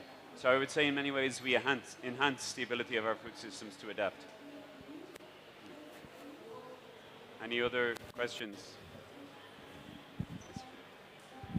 Hi. From a cost perspective, how do you foresee like implementing M-Farm projects in areas that might not have, you know, the facilities or capacity to actually build out this infrastructure for controlled environment agriculture? Yeah, so, I mean, in-farm, I suppose, can build it anywhere, I suppose, that we're allowed to build it. Other industries, other governments, or other companies, how they do it, I don't really know, to be honest. I suppose the cost aspect needs to be put in perspective. Yes, it is expensive. There's no getting away from it. And right now, it wouldn't compete with conventional farm products. But that's because the true cost of that food is not properly priced in. The environmental degradation, the subsidies that are put in there, it's subsidized by the governments of today, but it's also subsidized by future generations. When you price that in and when you play the long game and look further ahead, it starts to make sense. How that actually happens is a bigger question, I think, that doesn't just apply to indoor farming, but applies to our food systems in general. And it's something that was spoken about a lot in the previous panels, is how do we provide the finance and the investment in general for these new innovations globally and for them to actually get to scale. And that is something which, as a plant geneticist, I don't think I'm really qualified to answer. But I think it's a very important aspect of it.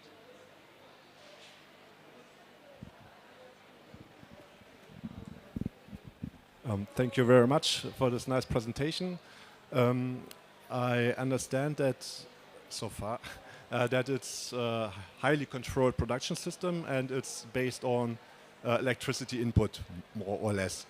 And if we see a lot of land use conflicts in the world from agriculture, nature conservation, so that's due to space constraints. To consider this production system sustainable, it should be produced under renewable energy production.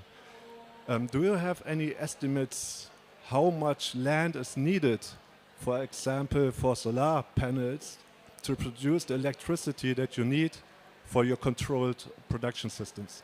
So Sure. is this Yeah, maybe what's the real footprint? Not just the footprint of the farm, but the footprint of all the other things needed. Maybe not just the energy supply, but maybe the mining and the materials and everything. So if you take a full holistic view of it, I don't actually have a number for you because it depends on a lot of things, and I think we're still trying to figure that out.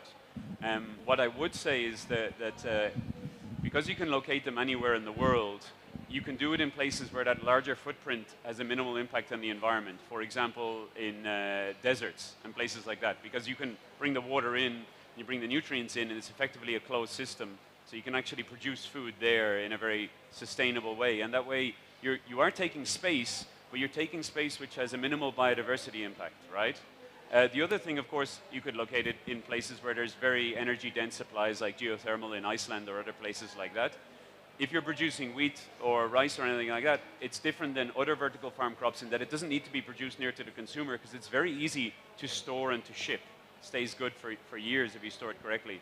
And then finally, one technology that I think we shouldn't forget about, which has a much smaller physical footprint and is carbon neutral, and I think could have a role to play in this, is also nuclear. And I think we should look at all options. And exactly the footprint of each of those, I don't really know. I think that's something we need to work out. And it's definitely something that we need to think about. But we need to also bear in mind that the context and where we can locate these would mean that that footprint would have a much smaller impact than the footprint of conventional agriculture of the same size. Because that has to occur in places that are more productive and where there's more life in the first place. So its biodiversity impact and its impact on biogeochemical flows and all those other things is much more severe. Thank you. Thanks for your questions. Thank you, Parik. Thanks. We're ready to move on to the second demo stage. So I'm going to introduce here Elliot Formel, who's the CEO of Agoro Carbon Alliance, if I get that right. The company is a Yara-backed company and is in the business of regenerative agriculture through carbon credits. So I'm going to hand over to you, Elliot. Thank you very much, Sats.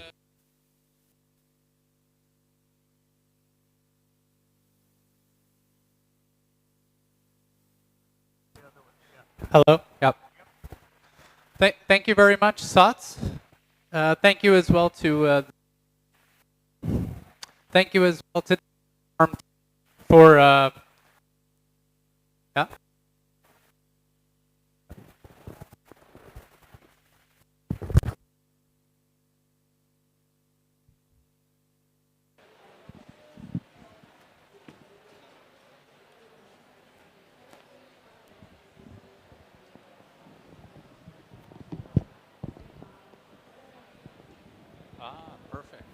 Perfect. Thank you.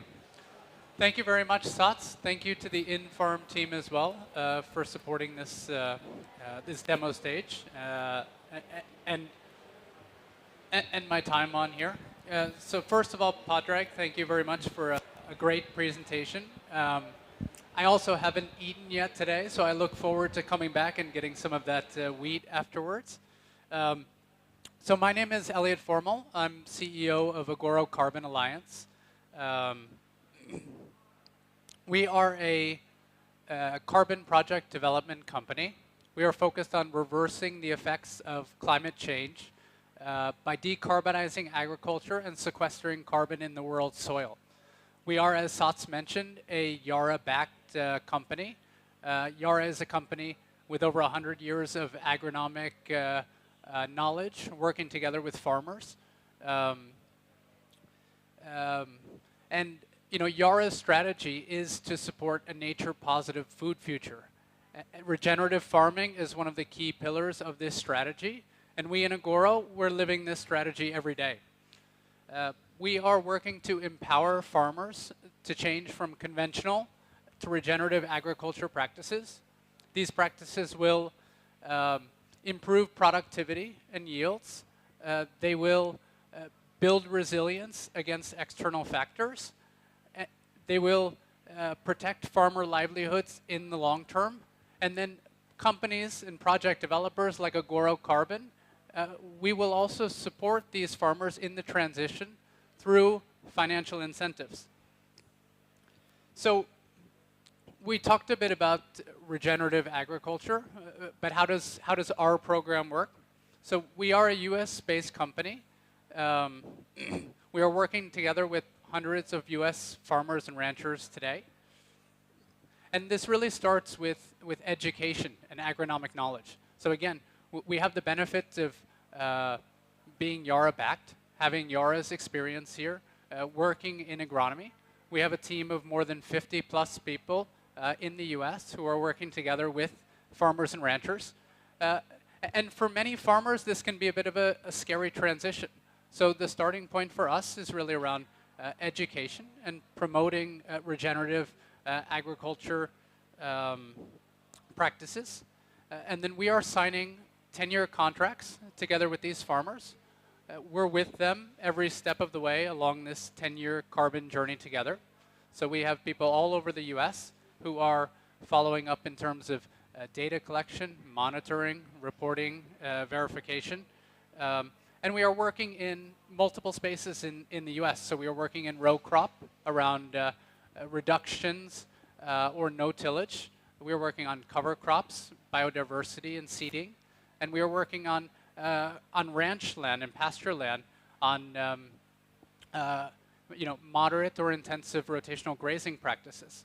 And again, as I mentioned, all of these practices will not only work to boost food security on a local and global scale and provide resilience to farms, but they will also sequester carbon in the soil, which provides an additional income stream to these farmers. We are using a third-party verifier and auditor. We are making sure that the carbon that we are sequestering in the soil is transparent, that it's not being double counted. And our program, we are focused on sequestering carbon. We're not focused on selling additional inputs, technology, services to these farmers. And as the earlier panel, the one at 11 a.m. indicated, none of this really works for the farmers unless the financial incentives make sense. So we're working on multiple streams here. On one hand, of course, it's about improving productivity and yield at the farm. And farmers will see tangible benefits in terms of their soil health and their yields over time when engaging in regenerative practices. But we are also providing this additional income stream in the form of carbon credits. Our program is focused on reducing as much risk to the farmer up front as possible. So we are providing substantial financial incentives to farmers to implement these practices because, while in the long run, of course, these practices will improve the productivity of their farms, they're also not free for a farmer to implement. So we are working as much as possible to reduce the risk of farmers at a starting point to implement these practices. We have already paid out, Agoro Carbon has already paid out more than $12 million to US farmers and ranchers. And I think, again, as indicated in the earlier panel today, these programs, they need to show money in the pockets of the farmer. And our program, of course, is having the ability to do that. In addition, of course, as I mentioned, farmers will also receive a majority of the money that is coming from the generation and the selling of carbon credits, and most of this money will go back to the farmers. So I think, at the end of the day, the farmer success is our success at Agoro Carbon. So just a little bit more about our program before we get into the video. As I mentioned, we are a US-based company. We are working together with hundreds of US farmers and ranchers all across the United States today. We are seeking to be a global company. We have the benefit of Yara's global infrastructure. We are looking to position ourselves more into Brazil and South America next. We also want to be a global company supporting this transition from conventional to regenerative agriculture globally. We're focused on high-quality carbon credits, nature-based ag credits. As you probably already heard from my speech, we're focused on sequestering carbon in the soil, both removals and reductions. though primarily removals.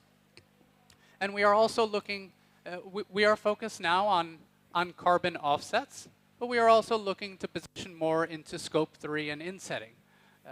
It's very important that it's not only about offsetting emissions, it's about trying to decarbonize the food chain. And with the experience and capabilities that we have and learnings from our program, of course, we're able to bring this to the food chain as well. So thank you very much. Then I'll let the video progress and come back for any questions afterwards.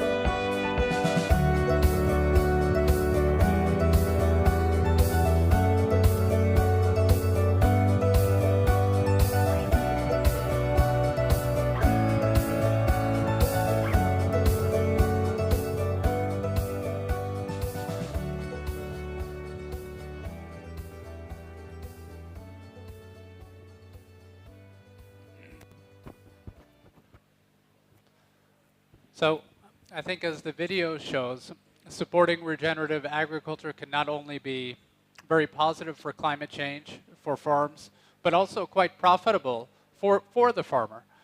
Being able to have a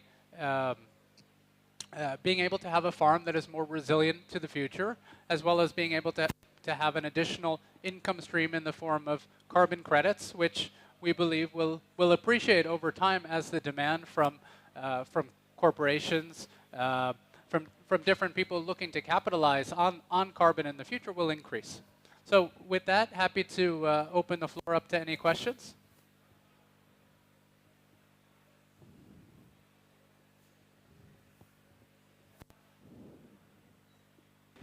Hi, I'm from Yara, so I should probably know this. I don't, I'm sorry, but you said you're looking to be a global company. Now you're focusing on the US. What needs to happen for you to reach your ambition of becoming global? So, thank you, Mila. That's a very good question. So as I mentioned, we are focused on the US now. This is where a lot of the different carbon project development programs are, and that is for many reasons. That is the farmer willingness in a market to engage in regenerative agriculture practices, and that is also the function of the voluntary carbon market as well, how this is developing in different places. And I think this is, of course, one of the key topics here at COP, as well as how do voluntary carbon markets go together with compliance markets, with different regulations and subsidies that are happening in other places around the world. So this is one factor that we need to consider when we look to explore in different markets. And you know, what is also great about voluntary carbon markets and private companies in general is that when the public market is not as strong in certain places, then it tends to be, you know, private companies in the private market that fills in the gaps.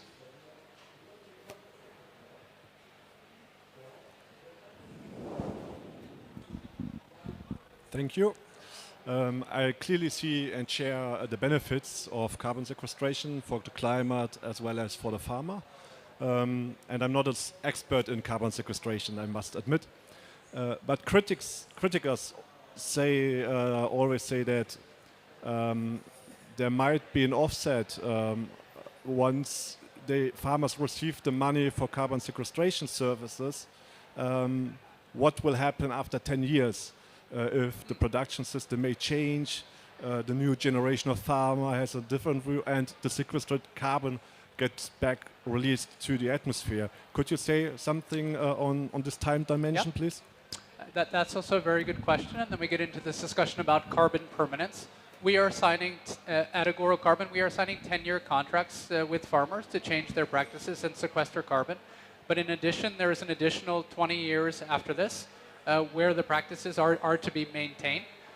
You know, the thinking on it in general, of course, is that after a couple of years of engaging in practices of regenerative agriculture, farmers will see benefits on their productivity, on their yield, on their soil health. So there is less of a willingness to want to return to those practices. And this is also, of course, you know, carbon farming may be a bit new, but regenerative agriculture is not.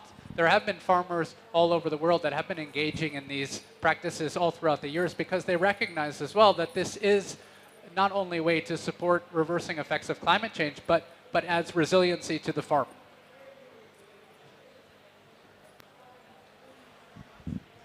Hello. 3 for 3 on this one. So are carbon credits valued differently depending on the practices that are implemented? And then what has been the most commonly, or I guess if so, what has been the most commonly implemented practice as, you know, a technique for reducing carbon, specifically in, you know, sort of this monoculture agriculture? Yeah, thank you for the good questions. Yes, there are different prices when it comes to carbon credits. Our program at Agoro Carbon is focused on delivering high-quality, nature-based ag credits, focused on removals of carbon from the soil, which tend to be among the most expensive type of credits out there. There are, of course, credits around forestry, all different types of carbon capture, and a lot of the price on the credits. Of course, it comes down to the willingness of buyers to pay, but it also comes down to the difficulty when it comes to implementing the practices. So for example, we're asking for a big commitment for farmers, signing up for 10 years with us, spending money to implement and make the changes in the new practices, and then of course the price on the credits serves to compensate for that. And the second question?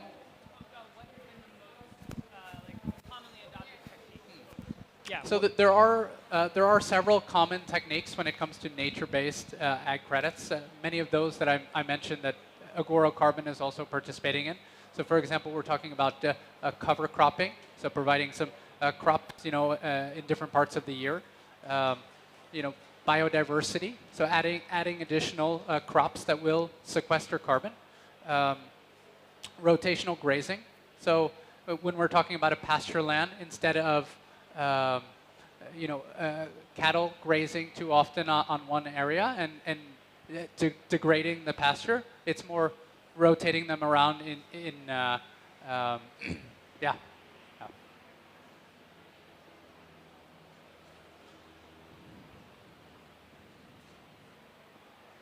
Okay. So, please.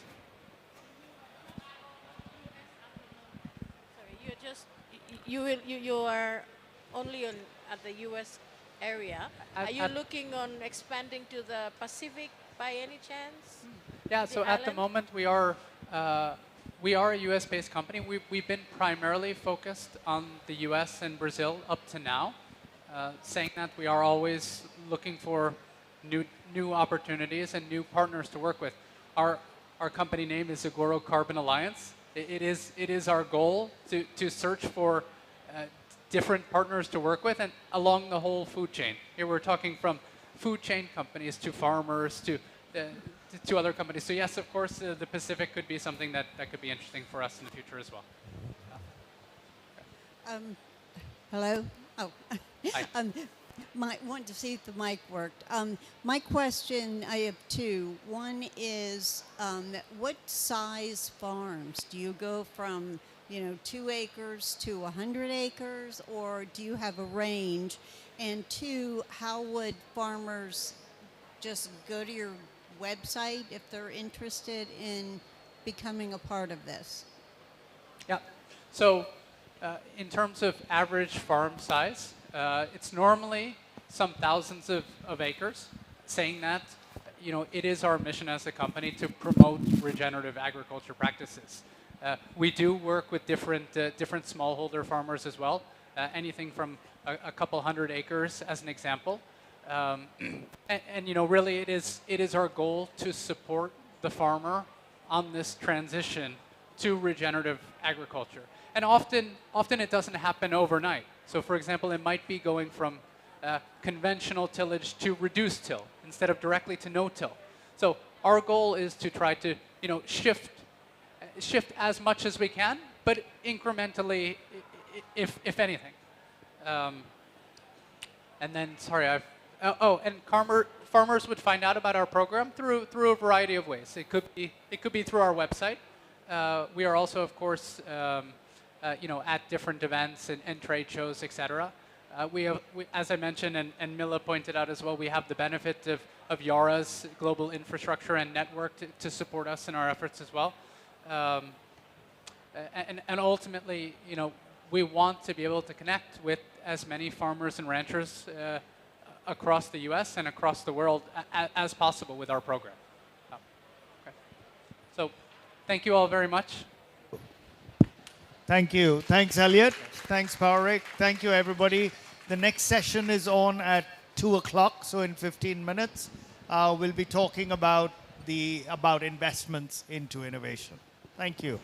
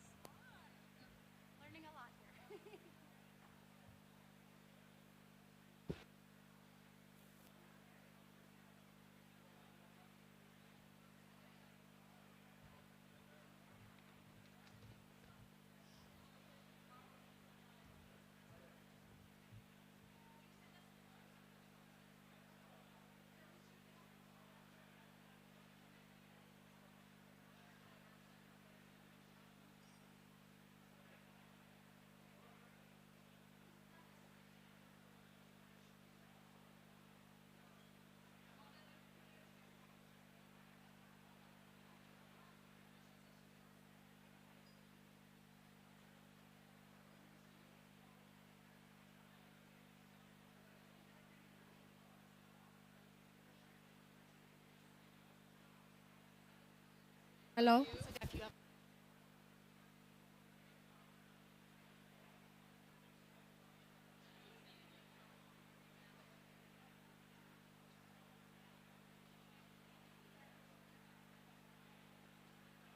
Oh, they're not on yet. Oh no, I think it's on. Honestly.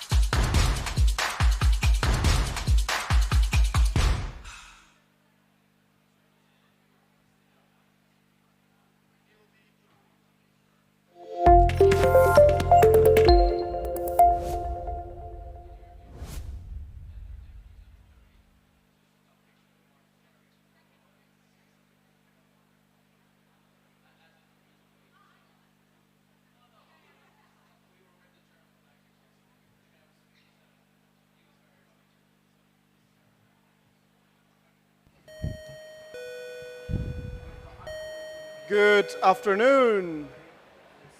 I hope you had a good lunch break. We're about to start our panel. So today is a day of innovation at the Food Systems Pavilion, and if you have been with us since this morning, we have really been going through this red thread of enablers of innovation. So we started off with partnerships, collaboration.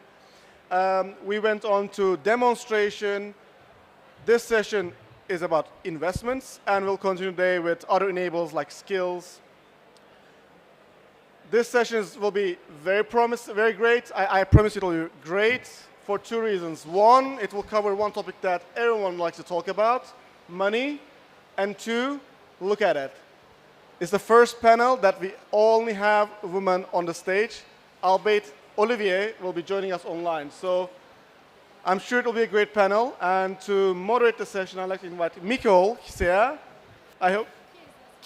Mikol Chiesa, to start off and moderate the session. Thank you for joining us. Thank you so much, Barbaros. And thank you to all of you for being here today. I thank you, my amazing panel. I know they are incredible people in the food system, so I'm very, very proud of being here with them today. I just wanted to introduce a little the subject. The majority of our are VC investors. That means we invest in the early stages of startup journeys. Why is it important?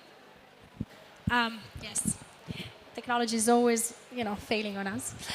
Why is it important? It's important because food is one of the biggest, the food supply chain is one of the biggest polluter. And so it's really important for all of us to think about that when we make investment. The second, reason is that, for the first time, actually, we talk about food at COP. And this is, correct me if I'm wrong, the first time there is a pavilion dedicated to that. And also, a session dedicated on money and food, which is always very relevant.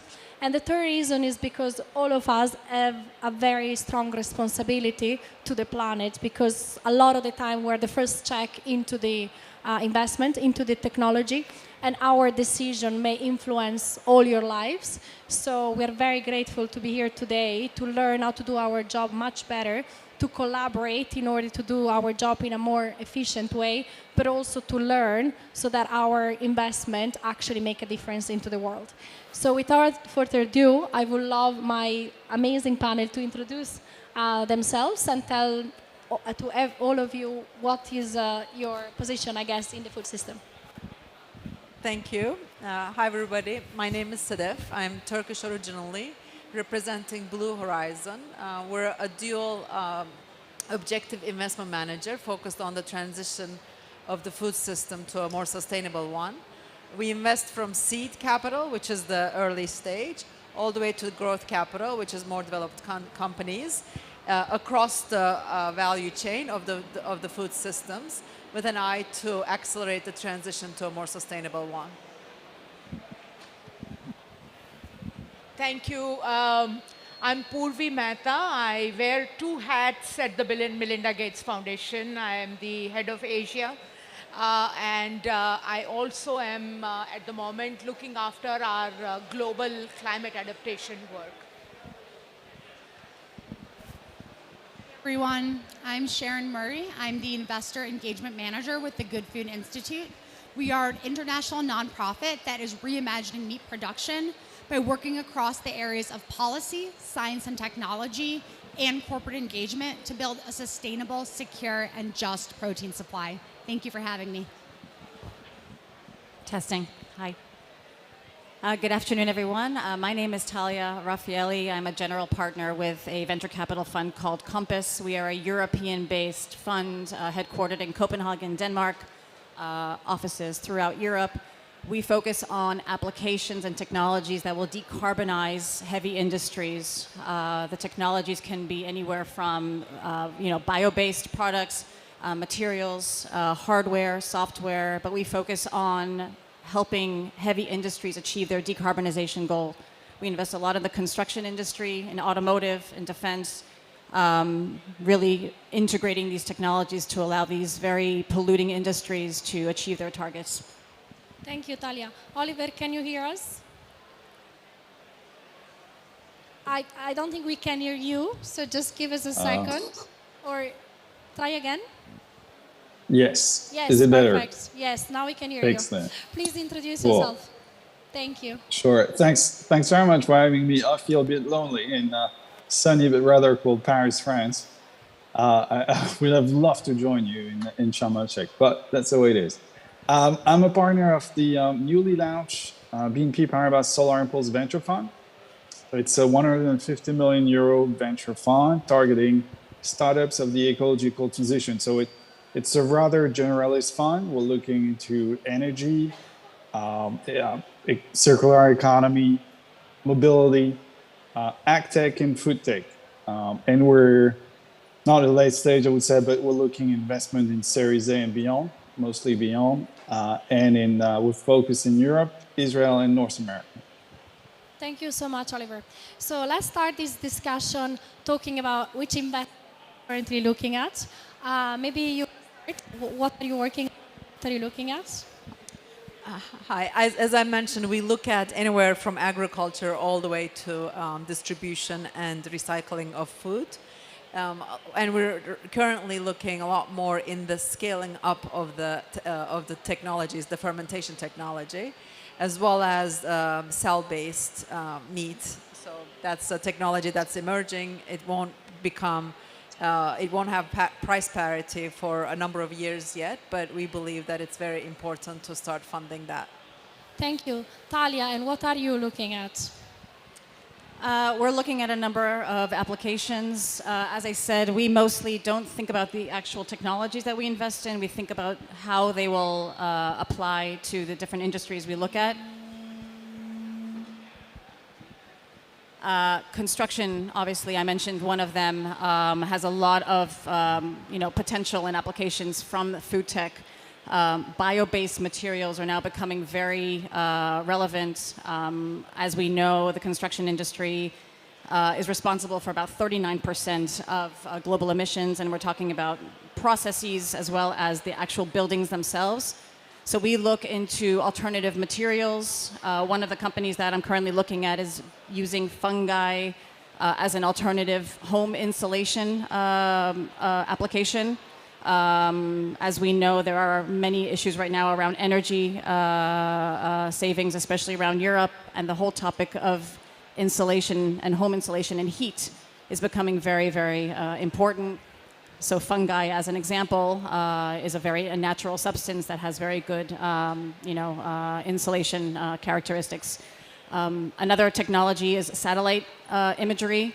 That we look not only has applications for crops and deforestation, but we also look at it as how do we measure thermal heat coming from buildings and coming from our cities as well. So the technologies that we look at need to have multiple applications. So they're great for agriculture, wonderful for food, and also for the construction industry and anything in urban planning. Thank you so much. So yes, a lot of agriculture, particularly with satellites imaging, a lot of waste along the supply chain that can be solved, I guess, with new buildings and new materials. A lot of packaging, I'm sure. Oliver, what are you actually looking at? Where are you investing at the moment? For a while, we had this climate change focus, and so we've invested, for example, in an insect-based protein producer, well-known Dutch player. Alternative protein, and I would put the insect-based protein as alternative, is or will be a game changer. I mean, it's a great lever in the circular economy, as the insects are very, very powerful in turning waste into new protein. So we do believe in that. More recently, we've invested in the French company Phoenix, which is dealing is an anti-food waste company. And waste is just a massive nonsense, obviously, from both a social point of view and an environmental point of view.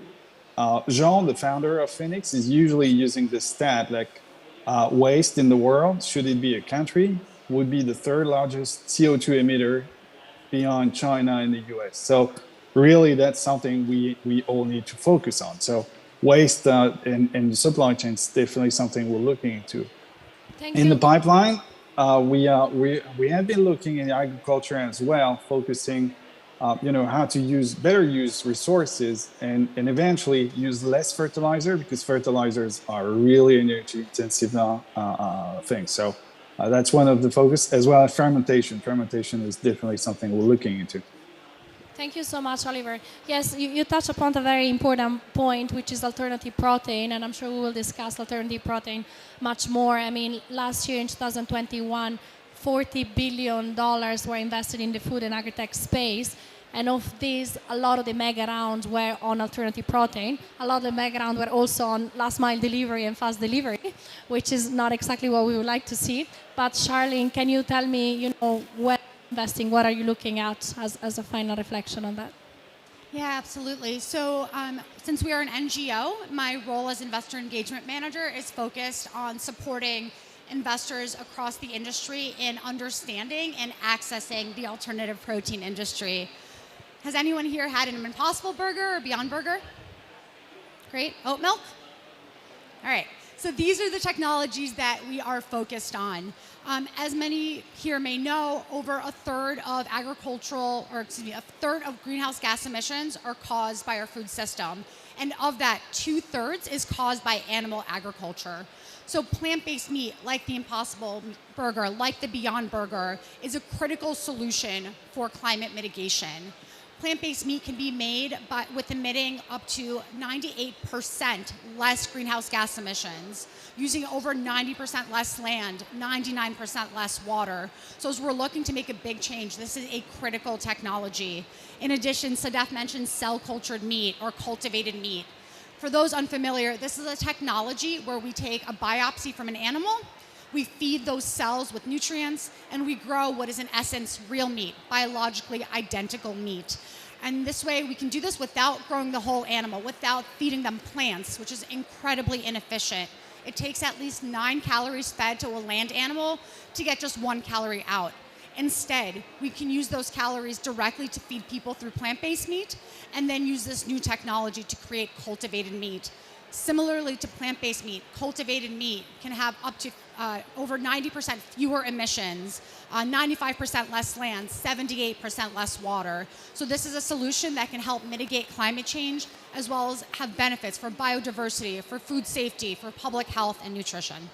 Thank you so much. So we mentioned that last year, 40 billion were invested in the food and agri-tech, but the year before, in 2020, that number was a half, so 20 billion. Can you just let us know how you saw the kind of east of food tech investing changing over time, and why do you think VC investing is that important? No, thank you. So before actually working at Blue Horizon, I worked for a company called Generation Investment Management, and there we had a climate solutions strategy. And food and ag was always one of the 5 sectors that we focused on, but could never find attractive investment opportunities that were ripe for both investment returns and also impact. So, but just looking at those examples over the last 8 years alone, the industry has matured incredibly. There's a lot more entrepreneurs and companies that are focused on the transition to a more sustainable food system. And companies like Impossible, Beyond Burger became financially capable to both generate returns, but also produce products that are attractive. So as an investor, but also as a consumer, the number of factors we look at, taste, texture, availability, and cost from a consumer perspective, and as an investor, having enough of an investment universe to be able to make these investments and diversify our portfolios, both of those have evolved significantly.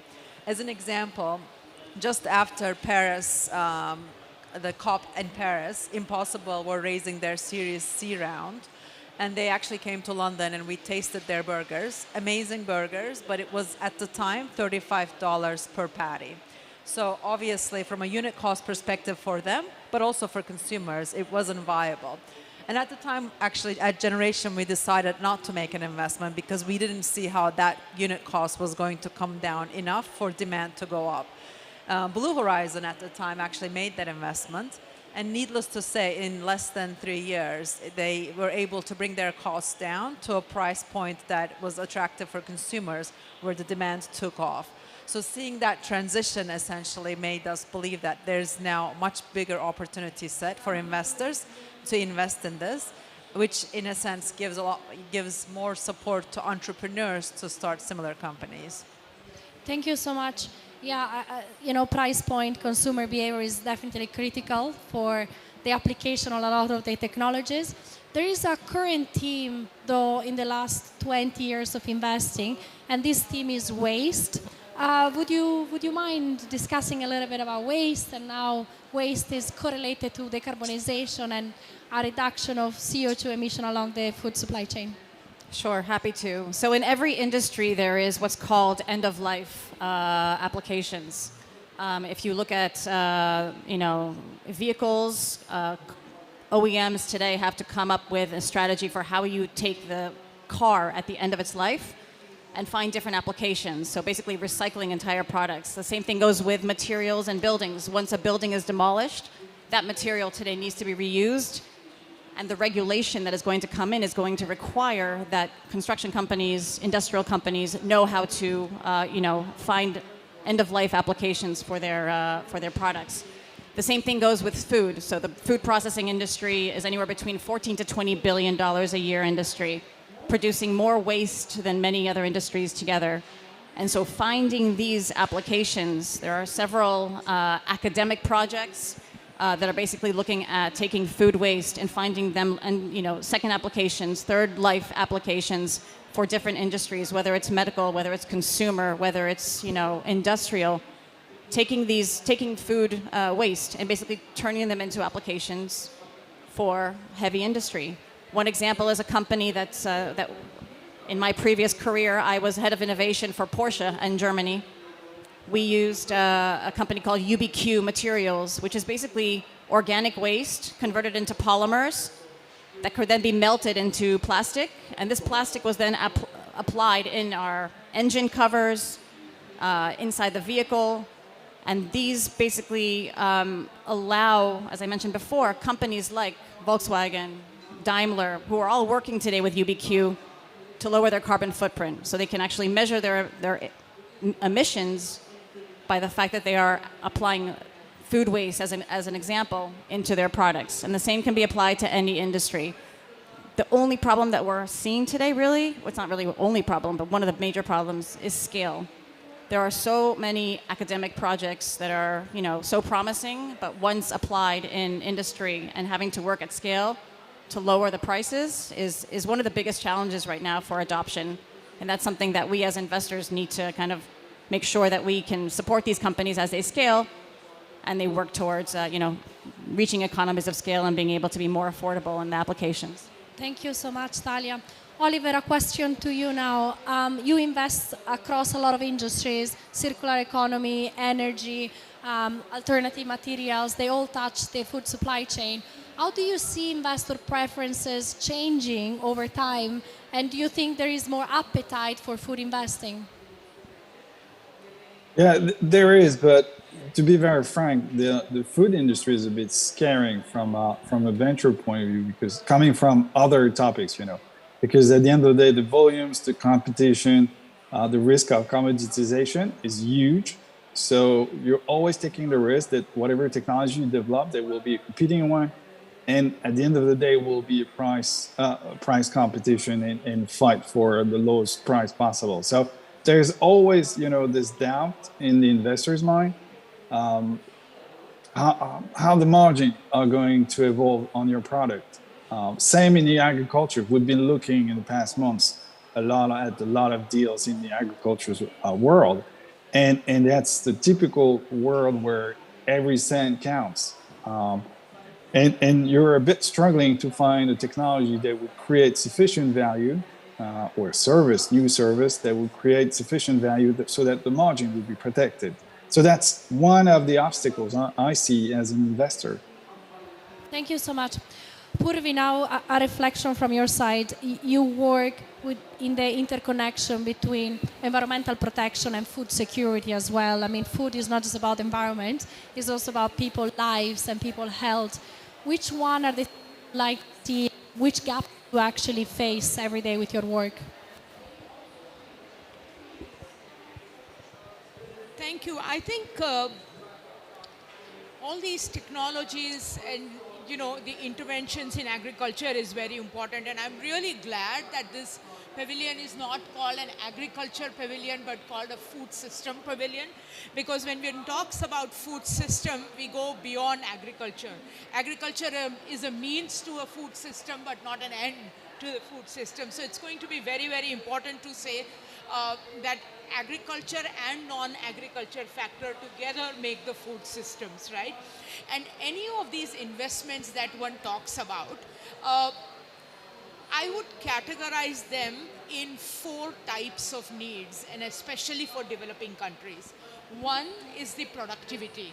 I think we've come a long way in terms of the productivity gain. For example, between 1961 to 2015, the productivity in the world actually has doubled.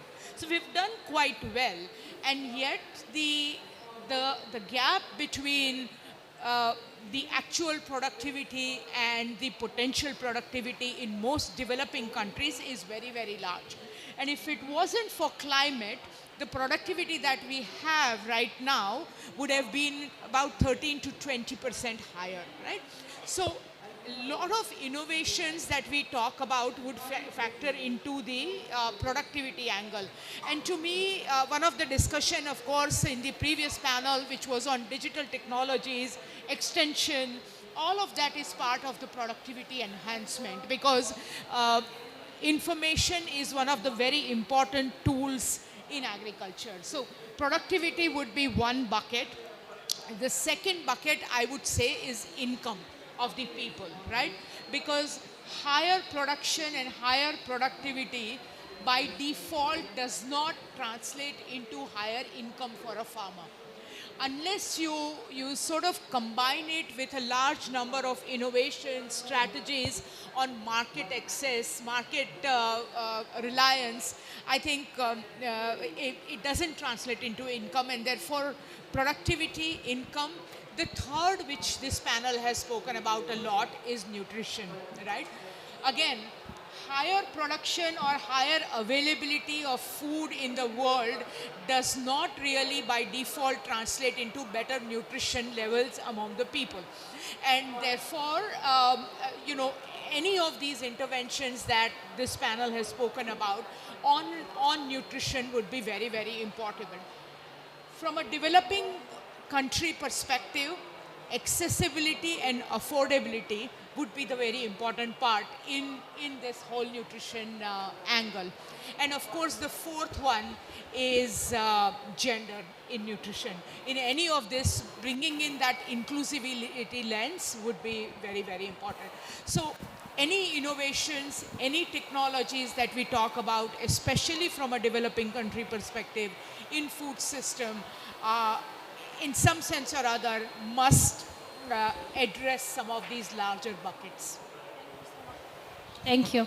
Yes, I think a very important point that you touch upon is the importance of communities, and actually talk to communities and understand what they really need before investing in innovation.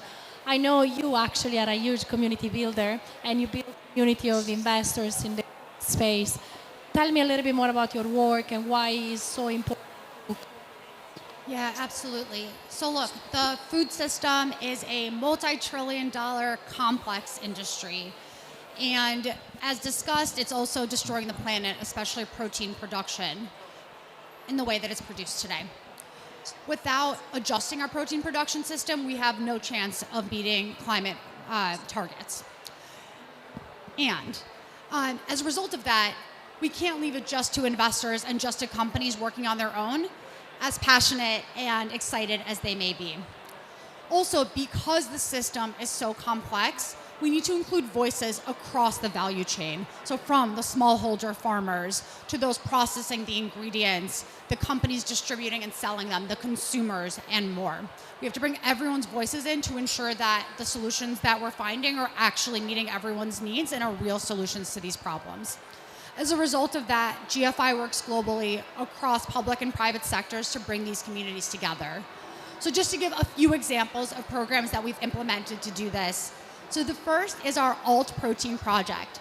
This is our university program that is really empowering students globally to be leaders in this field, to make their universities engines of education, research, and innovation. This is all about connections. We're bringing together tissue engineers and food scientists, the leading researchers of today with who will be the leading researchers of tomorrow. We have 36 universities involved in this program across 17 countries, from Singapore to Nigeria to India. The second program I'd like to highlight is focused on the private sector, on corporate engagement. So many of you may know JBS, based in Brazil, is the largest meat company in the world. Last year, JBS announced a $100 million investment into cultivated meat by acquiring Spanish cultivated meat company Biotech Foods, investing in manufacturing capacity, which, as Sadef noted, is critical to reaching price parity, and establishing the first R&D center focused on cultivated protein in Brazil. GFI, my colleagues in Brazil and globally, were behind the scenes providing technical, strategic, and regulatory support and making introductions to scientists and startups. And then the third program I'd like to highlight brings all of these stakeholders together.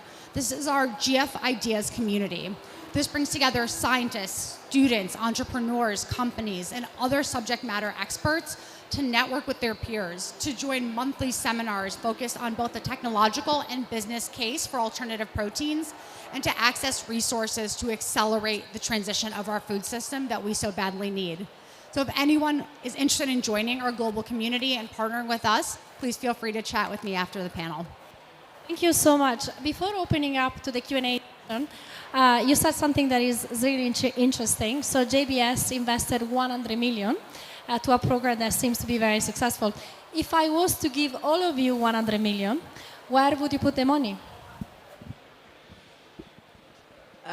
As you noted, I think capacity is extremely important. Right now, the technology for alternative proteins is here in terms of plant-based and fermentation-based. But to get it out to especially the developing world, but just broadly speaking, we need to really increase capacity. So I would invest in infrastructure for alternative protein, and then to also accelerate the cell-based alternative protein production. So those two areas. I think these fantastic technologies that that they've spoken about, I would perhaps put my money so that the farmers from developing countries from that value chain can supply to these companies, and also the food that these companies make and produce become accessible and affordable for developing countries as well. I'm going to raise this. So the 100 million is from the private sector. I'd like to talk about government investment, and we're going to make it a $10 billion number. So publicly funded research has driven a solar revolution, right? In the last 10 years, the cost of solar energy has gone down by 85%. Governments now need to invest to create a protein revolution so that sustainable, nutritious protein is accessible for all. This will benefit not only the planet, but also the people on it. So if governments invest $10 billion a year in alternative protein research and development and commercialization and scaling, then they can create up to $1.1 trillion of economic value annually by 2050, as well as create 10 million safe and sustainable jobs. And I'm biased, so I look at the downstream. So basically, the applications of food waste, and which today in everything that's bio-based is in academic programs.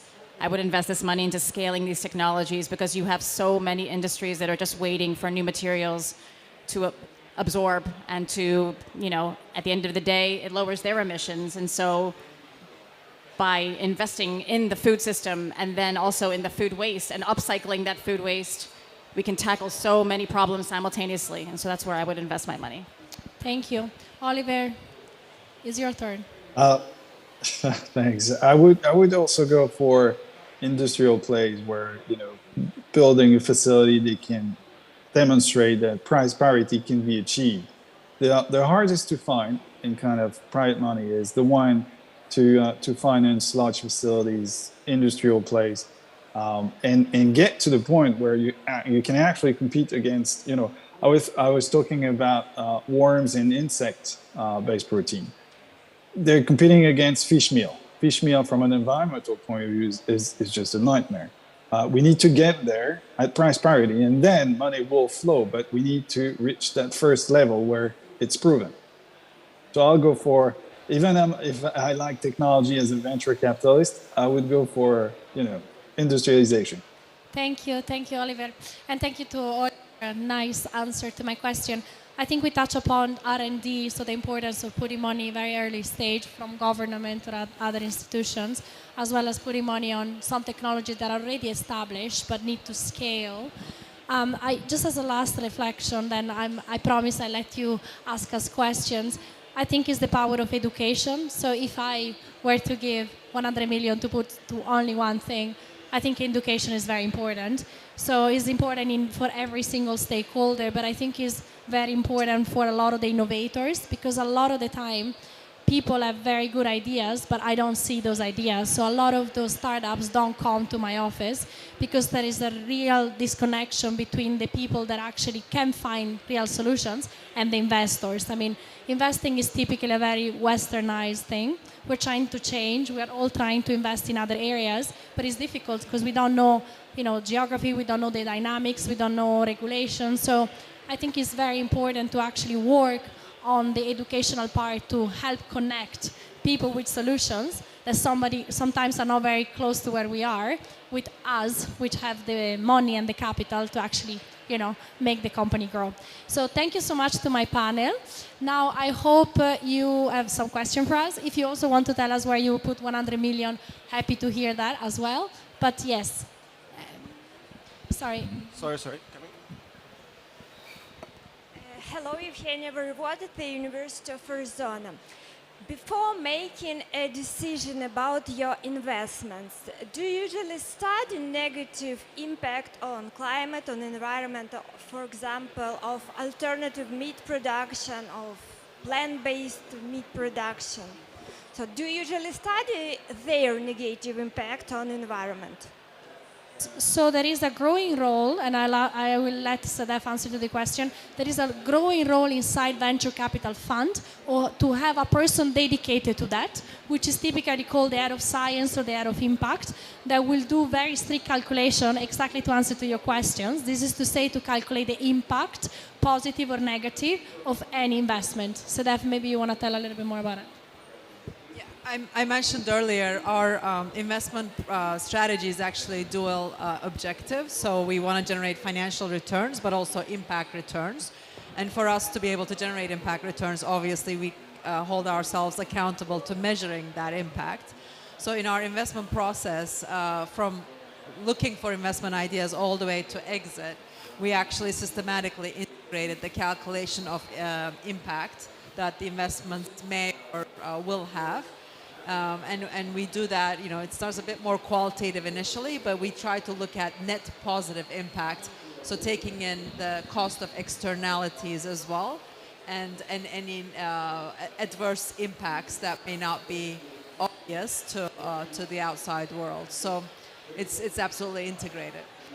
And if I can just add to that, so to be able to do the kind of work that Sadaf mentioned, and Sadaf and I actually worked on this a little together. So GFI partnered with the FAIR Initiative to publish an ESG reporting framework that is specific to alternative protein. So it's exactly getting at this. This is open access. Anyone can download it from our websites. And this will allow investors to quantify the potential environmental, social, and governance impacts of investing in alternative proteins. The numbers I gave earlier, the huge savings in GHG emissions, land use, water use, come from life cycle assessments, or LCAs. So this is a way to actually quantify some of these benefits alongside some of the qualitative assessments that Sadaf mentioned. Happy to talk some more after.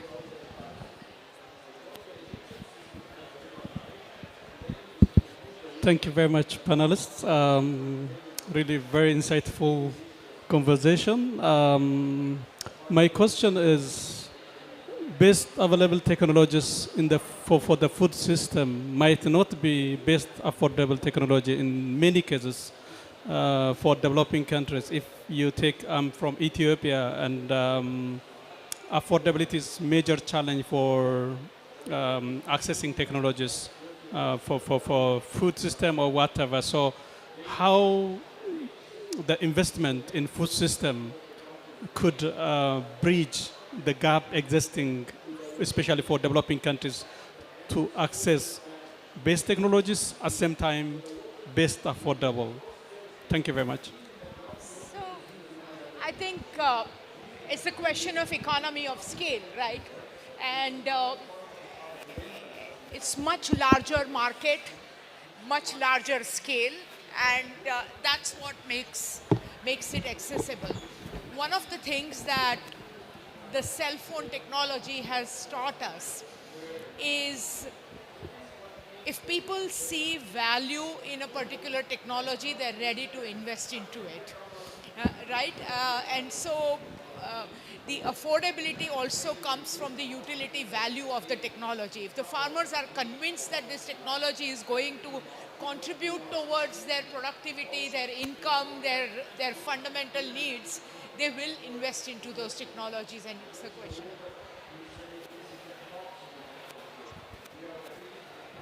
Yes, I can also maybe just add on what you just said.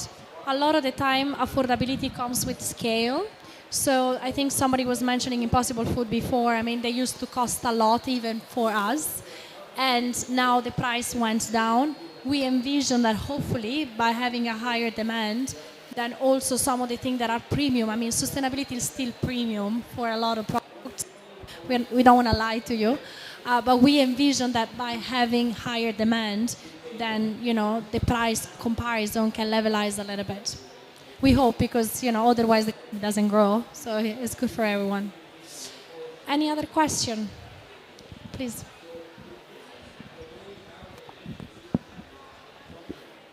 Sorry, my English is very little. Can you speak in French, please? Ok. Bonjour.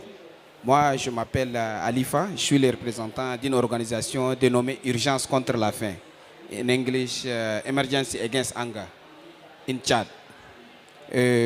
J'aimerais savoir comment vous pouvez nous attribuer de la nourriture pour distribuer. Vu que voilà, dans mon pays, il y a beaucoup de gens que la famine les a déjà touchés. Et dans mon pays aussi, que déjà, le gouvernement a déjà lancé une alerte d'insécurité alimentaire, que j'ai vu beaucoup des ONG, ils font leur contribution déjà, mais on aimerait savoir en tant qu'organisation de la société civile, comment on peut avoir cette attribution et aller distribuer à la personne touchée par la faim. Merci beaucoup. Thank you. I think, Oliver, you're a French speaker, are you?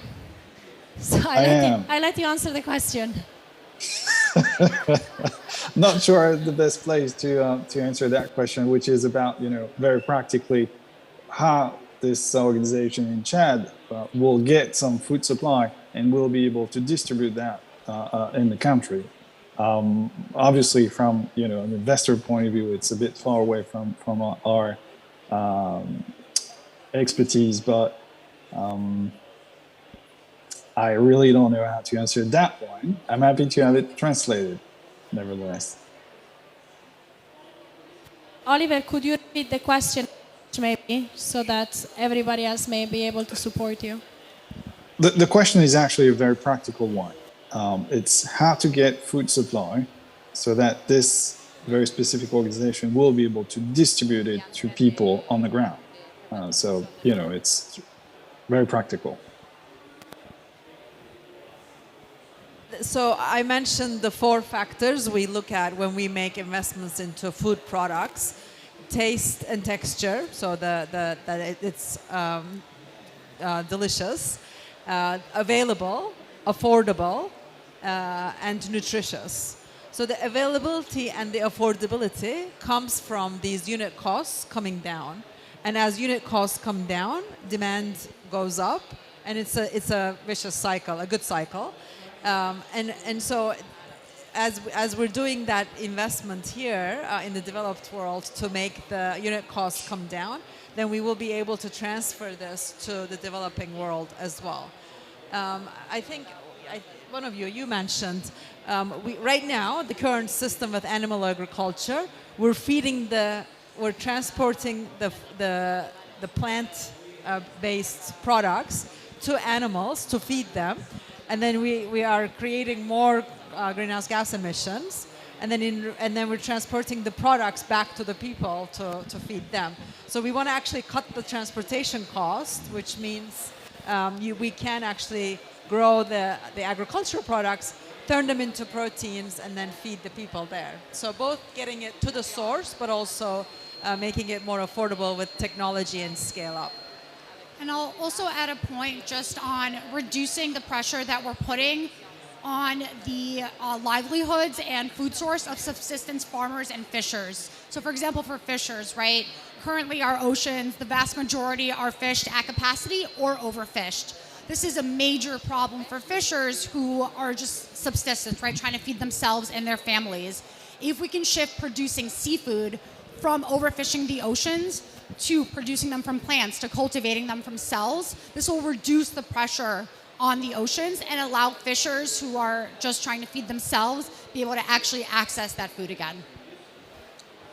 I think one of the things that these questions and the perspectives here remind us is of the fact that anything you say about agriculture system, the opposite also stands true, right?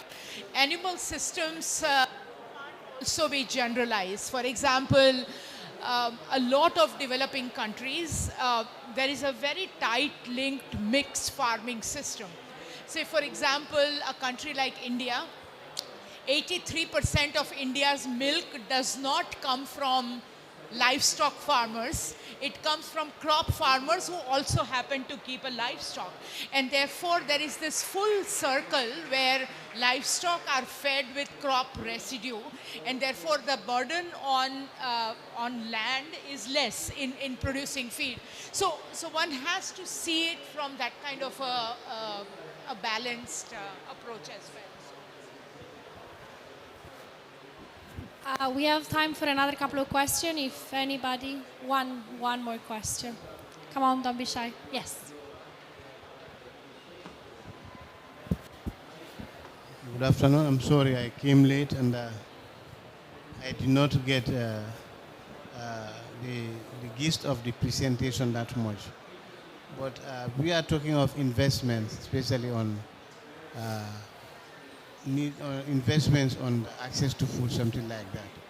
My worry is it is considered that resources, many of the resources that are meant to address problems on the ground at grassroots level would not come on time and sometimes would not come in adequate times. I know you are talking about capacity. How quickly and how timely do you transfer capacity? And how effective is the transport system to make sure that all these resources, especially the food resources, get to the communities that need them most? Like in this year, food is available somehow, but it is expensive.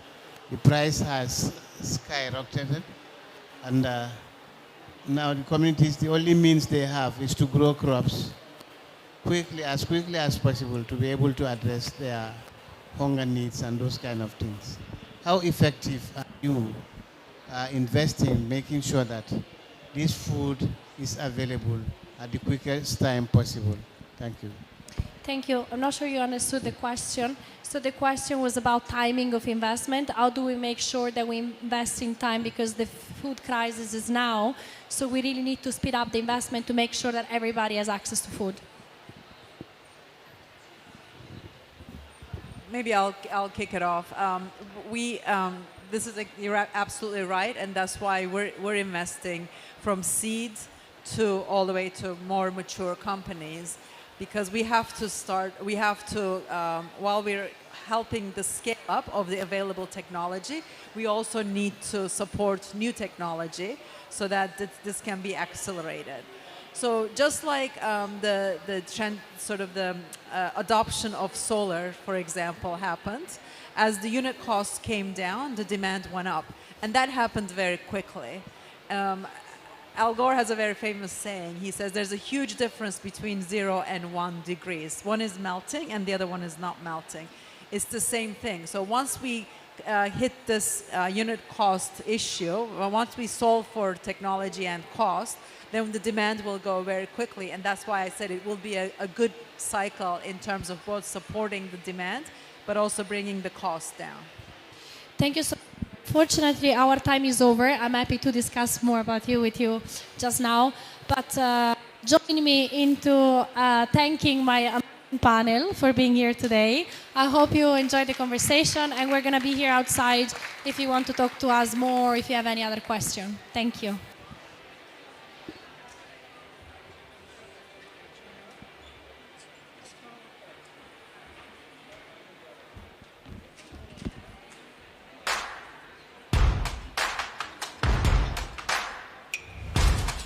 Olivier, I'm sorry.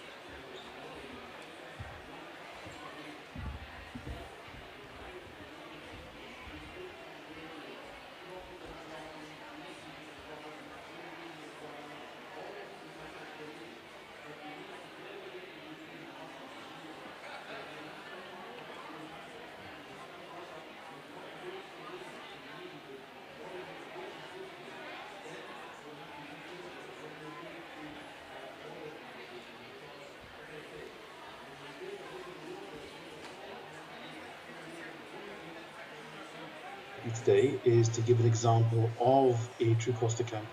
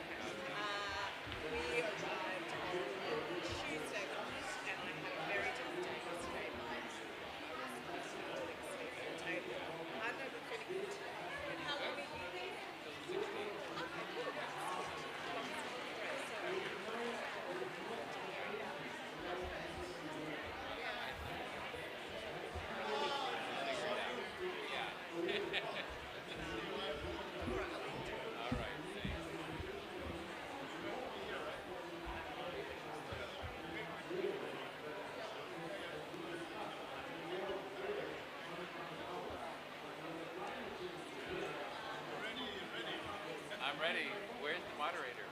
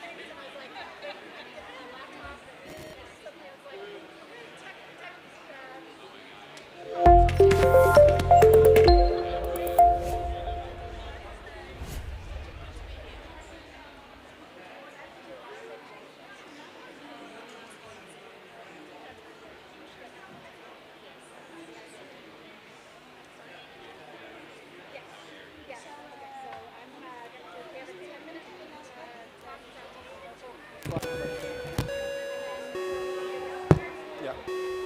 Ça va. Good afternoon, everyone, and welcome to the sixth session of Innovation Day brought to you by InFarm and EIT Food. In the previous session, we have looked at investments and we discussed how accessibility and affordability very much influences investment decisions. And at this session, we are going to look at the true value of food. And to do the moderation introductions, I would like to invite Jen Yates to stage.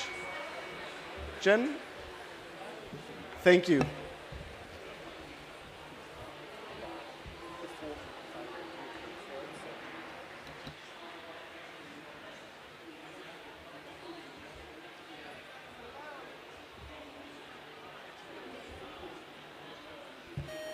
Hi, good afternoon. Welcome to today's event, True Value of Food, a call to action to solve climate change and other global challenges. My name is Jen Yates. I'm the director of the True Cost Accounting Accelerator. We're a global network advocating for the transition to a just, sustainable, and healthy world through widespread adoption of true cost accounting, otherwise known as TCA. The True Cost Accounting Accelerator is just one member of the organization hosting this event today, the True Value of Food Initiative, which is a coalition that emerged out of the UN Food Systems Summit last year. We're here today because of the urgent need to transform the way we produce, process, and consume food around the world. For some time, we have known that these activities, otherwise known as our food systems, have hidden costs that are not paid for at the source or reflected at the point of purchase by consumers. Prevailing global food systems account for 1/3 of greenhouse gas emissions. They are responsible for the explosion of diet-related diseases across the globe. They're responsible for biodiversity loss, pollution to air and water, and they fail to pay farmers and food system workers a living wage. The Food and Land Use Coalition estimates that the hidden costs associated with our food system and the damage from these hidden costs amounts to about $12 trillion per year. But despite our having known about these hidden or externalized costs for some time, the implications of this have become much more stark in recent months and years due to the triple threat of climate change, the COVID pandemic, and crises and conflicts around the world, which have led to massive supply chain disruptions, spikes in food prices, and increased energy and fertilizer input costs. These converging global crises have made clear the need for urgent action. The curtain has been pulled back, revealing that the price of these hidden costs is too high for society to keep paying. But there is good news. Farmers and food business innovators from around the globe are already embracing a different way of producing food that not only avoids externalized costs, they actually create positive benefits for people and nature. And global leaders have devised methods to assess food system activities to understand their full costs and benefits, giving government and corporate leaders a powerful tool to make decisions to reinforce and incentivize net positive approaches. Today, you are going to hear from global leaders in government, business, civil society, philanthropy, and finance who are leading this change. They will share why it is imperative for leaders seeking to address climate change and other global crises to use a true cost accounting approach to fully understand the impacts of policies and practices across concerns like human health, natural resources, economic development, equity, and climate change to avoid the unintended consequences that have been brought about by past food system approaches that took that more narrow view. You will hear some of the exciting results from initiatives around the globe that turn a holistic understanding of the food system's potential to create value into policies and practices that are being put to use today. These approaches are not a far-off goal. They are ready to deploy today. This is why today the True Value of Food Initiative is launching a call to action for governments and business leaders to join us in demanding a full accounting of the true costs and unrealized benefits of food systems and to invest in practices that maximize food systems' potential to solve climate change and other long-standing global challenges. With that, it is my pleasure to introduce our first speaker today. We have a speaker from a local Egyptian organization. Her name is Soraya Saida, and she is the director. Sorry, one moment. the director of the Carbon Footprint Center at Heliopolis University for Sustainable Development, and she will be speaking about true cost accounting approaches that are being used here in Egypt today. Soraya?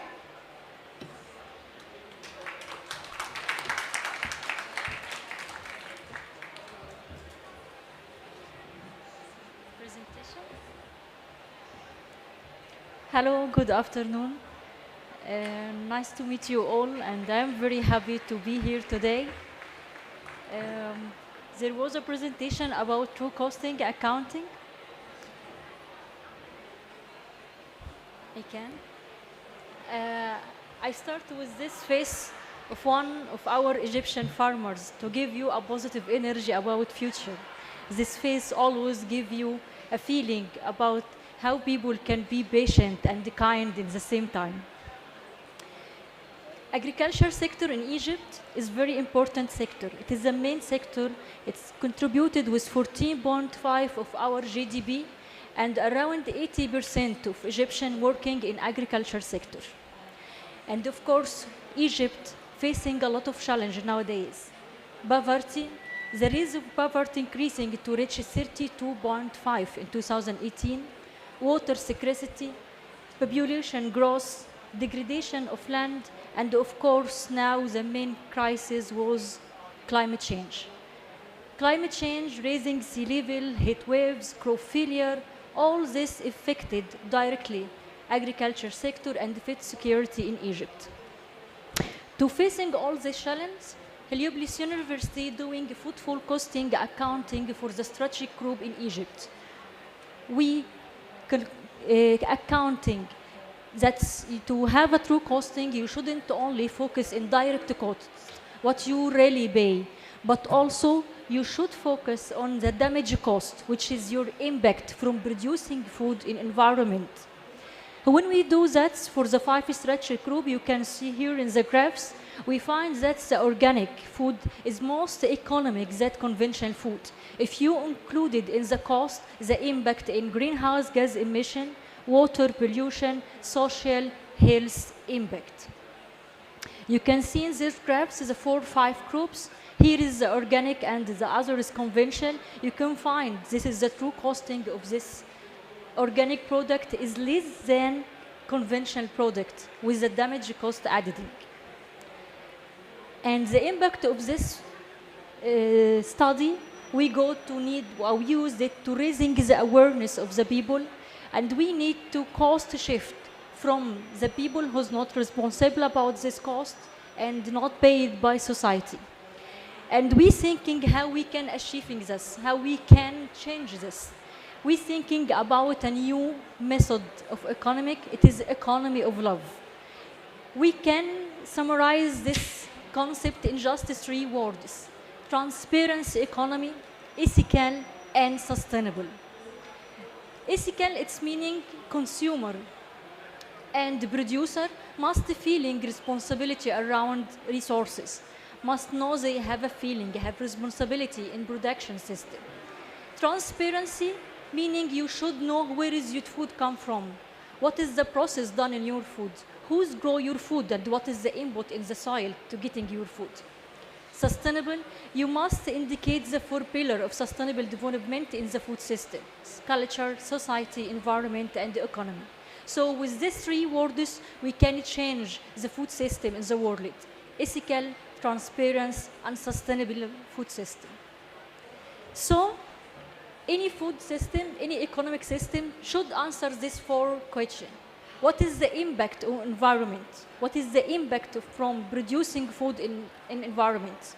What is the impact do I have for potential or unfolding potential of people? What is the impact on society? And what is the true costing accounting from your product? And now if we believe this is a good way, this is a sustainable way to change, we must incentive farmers to change. Yes, they can feeling this impact, but we need to incentive them.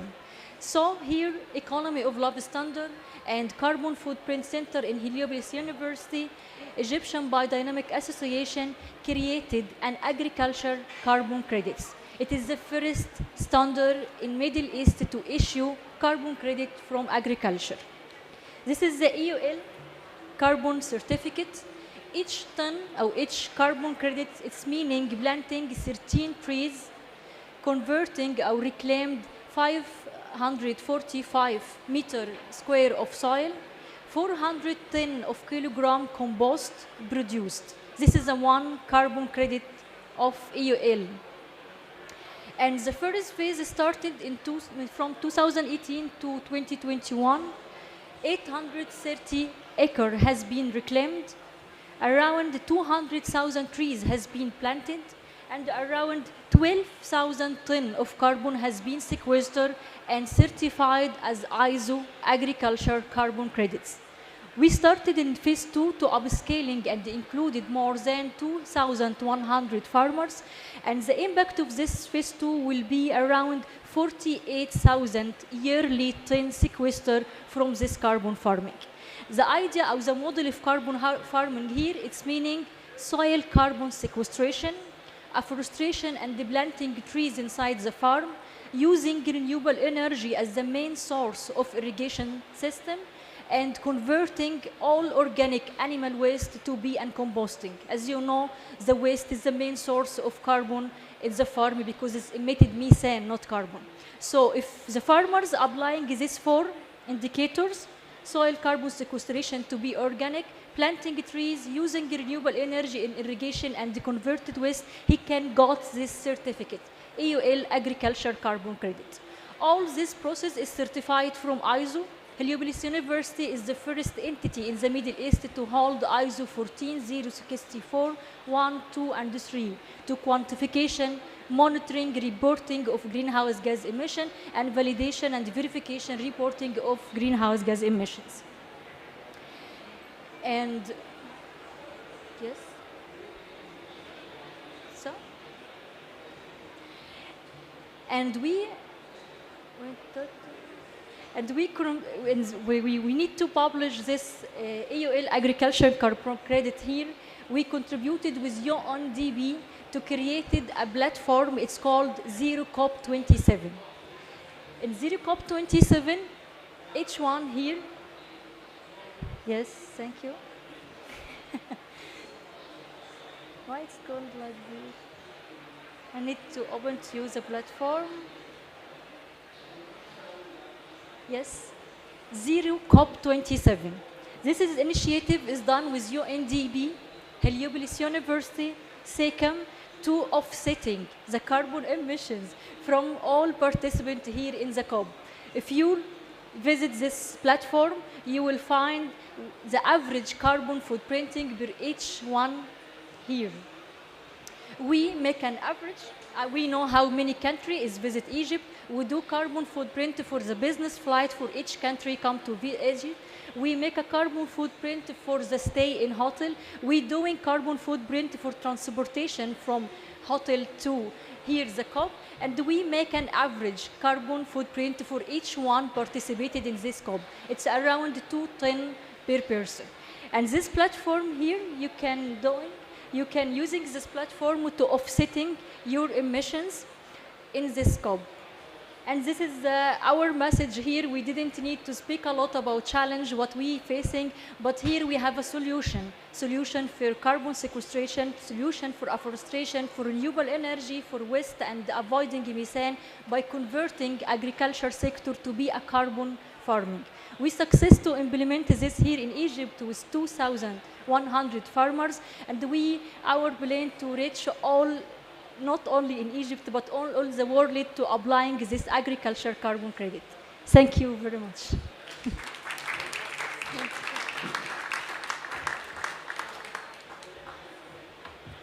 Thank you so much, Soraya.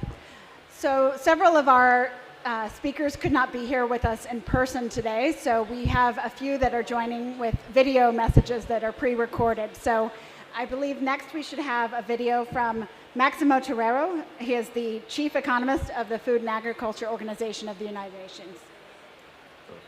Dear colleagues, it's a pleasure for me to come today and to talk about an approach to achieve a more efficient, effective, and sustainable agri-food system.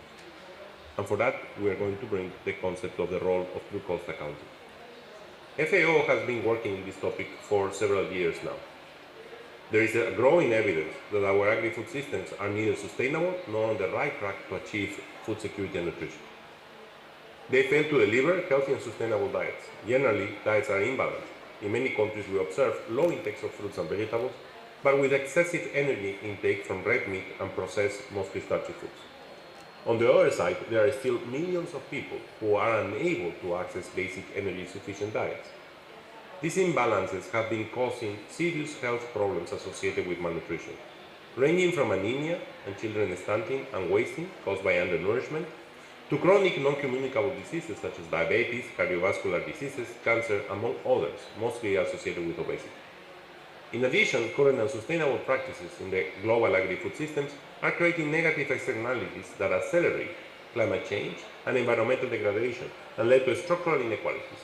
For instance, overuse of pesticides affects negatively soil quality and human health, and structural underpayment of food production has serious consequences on society well-being, including growing inequality, reduced access to education, and poor access to nutritional food, to name a few.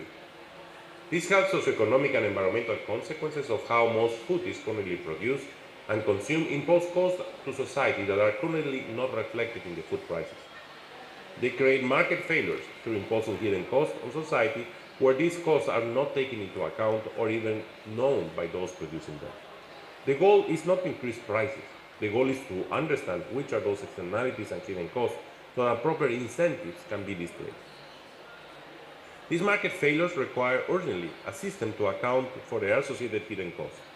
The aim is to reduce the cost of foods and the incentive for producing and consuming them so that we reach healthier diets, cleaner environment, and more equitable society. The first step to address these hidden costs is to redefine the value of food through the true cost accounting, to address externalities and other market failures. The true cost accounting reveals the true value of food by uncovering the benefits of affordable and healthy food and cost of damage to the environment and human health. The second correction step is the design of a roadmap to address externalities and transforms both the production systems and consumption patterns towards diets that are healthy and that will be more economically, socially, and environmentally sustainable. This means in a sustainable agri-food system. This is what the FAO, in collaboration with the global partners, has been doing over the last 3 years through the 2020 and 2021 editions of the State of Food Security and Nutrition in the World. In these two editions, we calculate the costs, revealed and hidden, on the health and climate change cost of 5 different dietary patterns representing current food consumption patterns, plus 4 alternative healthy diet patterns that include sustainable considerations.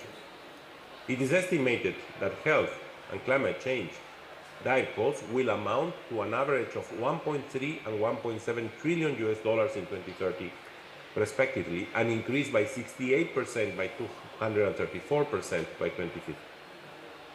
Compared to market costs, the health and climate-related costs had a value of 50% of the average of wholesale cost of diets in 2030, reaching 97% in 2050.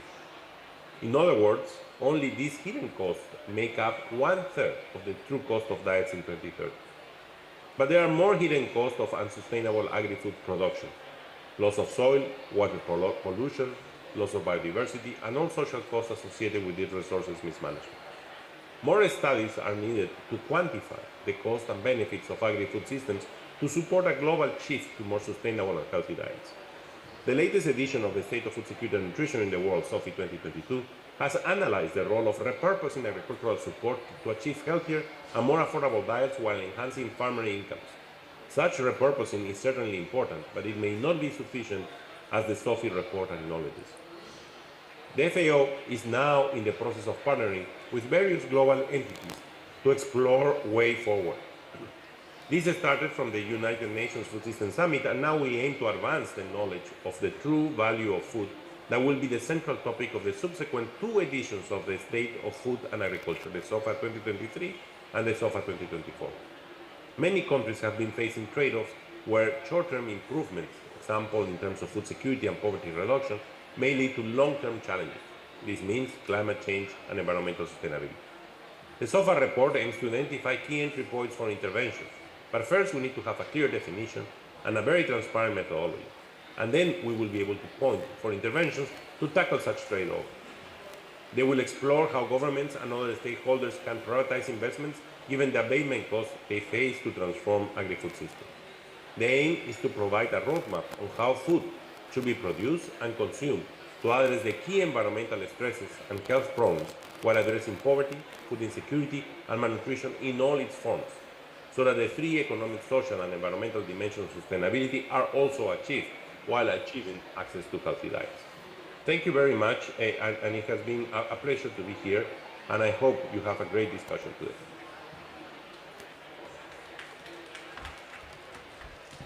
Thank you to Maximo, and he will not hear your applause at the moment unless he's watching the live stream, but I will convey it along. So coming up next, I mentioned that we have some global leaders in this space here with us today, and I really should have said we have global rock stars. I'm just extremely excited about this panel discussion that we're going to have. And so let me bring up to the stage Barry Martin, the member of the Managing Board of Rabobank Group, Roy Steiner, Senior Vice President for the Food Initiative with the Rockefeller Foundation, and Jessica Colston, the Environment Technical Lead for the Global Alliance for Improved Nutrition.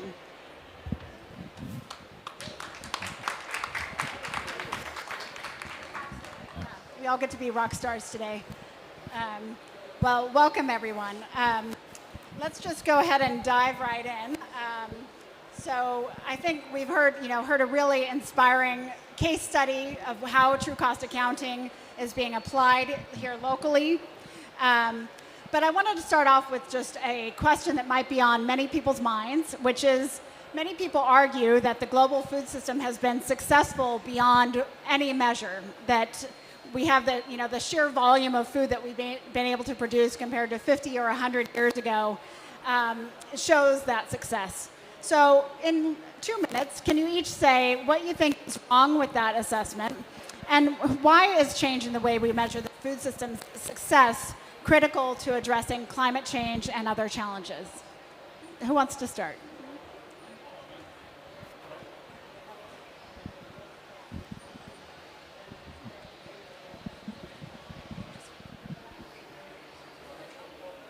I'll lift it up. Sorry, thank you. Well, I think that the way we look at it is very simple. Is if you go to the supermarket today, you will see that unhealthy and unsustainable food is cheap. And if you go and want to buy nutritious and healthy food, it's more expensive. So I think if you just look at that, you already start thinking about, oh, what's wrong? And then the same thing which is wrong, it's extremely difficult to understand if you are a consumer, what are you actually consuming of nature or whatever in the product you are buying, because just no information. So honestly, as from my organization, starting with that conclusion, we start looking at, hey, what's going on here, right? And that's, and when then you conclude what's going on here, is that we have not priced externalities. So there is no incentive in the system actually to make the investments of change because there's no price. So you can use nature for nothing. Think about it, right? So not paid for it. The health issues that you are creating are for free because they are for the next, for the future. And we actually not discuss the social impact of the very cheap food that you are paying. So we start as an organization, look at it, we are looking at something that we really need to change the system here, because if you don't price something, you cannot invest for change. So that's really where we are starting with. Now I'm talking as a banker. You need a price to be able to invest, and you need to for looking for change. Thank you. Thank you, Barry. Jessica, would you like to go? Hi, everyone. Is this working? Fantastic. So I think I can only echo really what Maximo and Barry have already touched on, which is that the health effects are simply just not priced in. And that's why we can't say our food system is successful in terms of the amount of food that it's produced unless it's reaching those that need it most. So we know that 1 in 3 people in the world is malnourished. We know that 3 billion people cannot afford a healthy diet. And ultimately, I think the question is what our food system is for. If we don't have a food system that is feeding people, providing them with nutrition and the ability to lead a healthy life and pursue everything else that they want to do, then it's simply not fit for purpose. And I think you touched on the price as a banker, Berry, but I like the phrase, you can't manage what you can't measure. First thing we need to know is what those trade-offs are, how we can measure that and compare so that we can go out and make those changes that we need to see. Thanks, Jen. You know, I think if someone comes to me and says, oh, the food system's really working well, you just show them some of this true cost accounting and you go, oh my God, we've created a value destroying system. And no one wants to be part of a value destroying system. We all want to be part of a value creating system.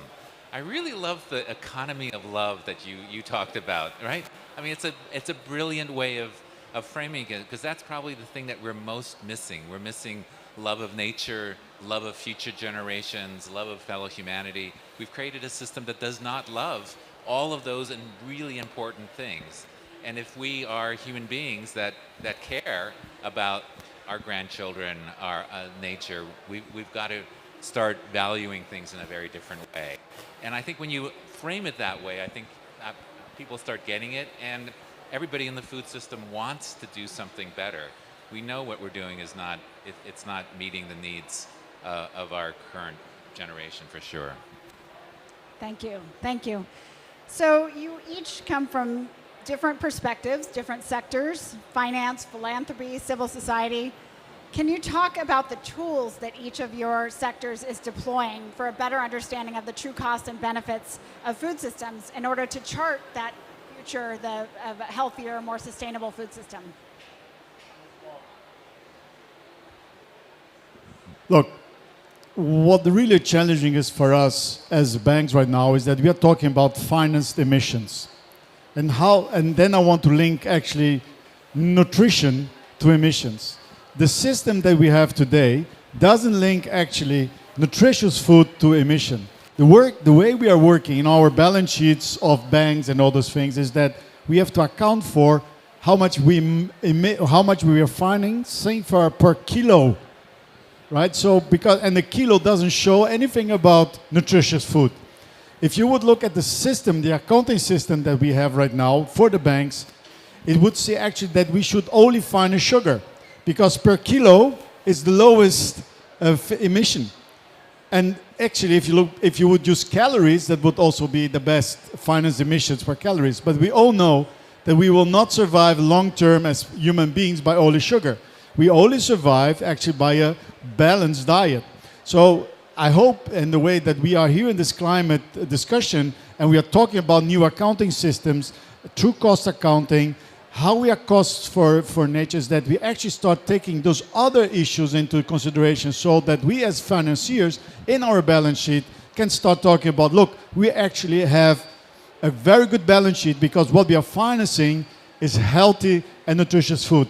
The way it's going right now is that Rabobank, we have 20% of our financing into food and agri, but 80% of our emissions, the way we are calculating right now, and they called us as a dirty bank because we have so many emissions, but we're actually trying to finance healthy food at the other side. So we really need to change the system. That's why we are here. And to be able to change the system, you need to put the price on something, the carbon price, nutrition price, otherwise you will be not looking at an investable future. And it doesn't mean that you need to increase the price of things. You need to make it clear and very open and transparent is what is it. If it's love, I don't know. I'm a banker, but it needs to be, we need to be all be nurtured. Thank you. Thank you. Jessica, what about at GAIN? What kind of tools or analysis, other resources do you have to get at the true costs and benefits and to use that to chart a future that's towards more sustainability? Yeah, of course. I think in comparison perhaps to the banks, our view starts from the low-income consumer in the countries that GAIN works in Africa and Asia. And thinking about, what's the food environment they walk into? Where do they buy their food? How do they make those decisions? How much does it cost? And when you have very little money, how do you decide to allocate that? And so I think the way we really think about it is in terms of that affordability and thinking about how can you make sure that those low-income consumers really value healthy foods. What can you do in terms of public procurement or work that you're doing with SMEs so that you can incentivize the purchase of the healthier foods. You can make those relatively cheaper by improving distribution, and you can think about that whole holistic chain that kind of addresses exactly what you're saying. How do you make the healthy, diversified diet the one that is cheaper? As that's not the case today, where people are often eating very monotonous diets that aren't good for their health. So I think a different perspective that comes to the same conclusion. It's really about changing, flipping the system, so it's the healthy, diversified diet that is the one that people can and want to purchase. Thanks. Roy? Yeah, we're trying to use true cost accounting to help policymakers make better decisions. It's interesting, about 3 years ago, we partnered with McKinsey and Company and did an analysis of the US food system, which showed, as Jen said, it creates $1 trillion worth of value. It destroys $2 trillion worth of value. And so this value destroying system, and we published it. It was interesting. We had 3 different government departments contact us to get us a debrief. But what they said is, we don't like what you've just done, but how do we make a difference in our particular department or our... And we've decided to really go after very particular areas where there's food purchasing, for example, with schools. And it shows that when you do a true cost accounting, and by the way, governments, this is just enhanced cost-benefit analysis. This should not be scary to governments. They just have to understand that this is expanded, this is much better, this is actually in their long-term interests. But we're finding that, if you can change procurement rules, you can actually have a pretty significant shift.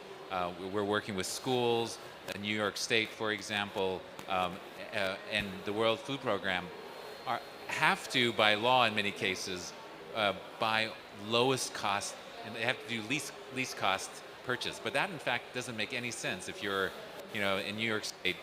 If Washington State apples are 1 cent cheaper than New York State apples, you have to buy Washington State apples, and you can't account for all the transport, all the local economy. It doesn't make sense. So we're changing the rules, and so that's one message. We got to change procurement rules so they look at the overall.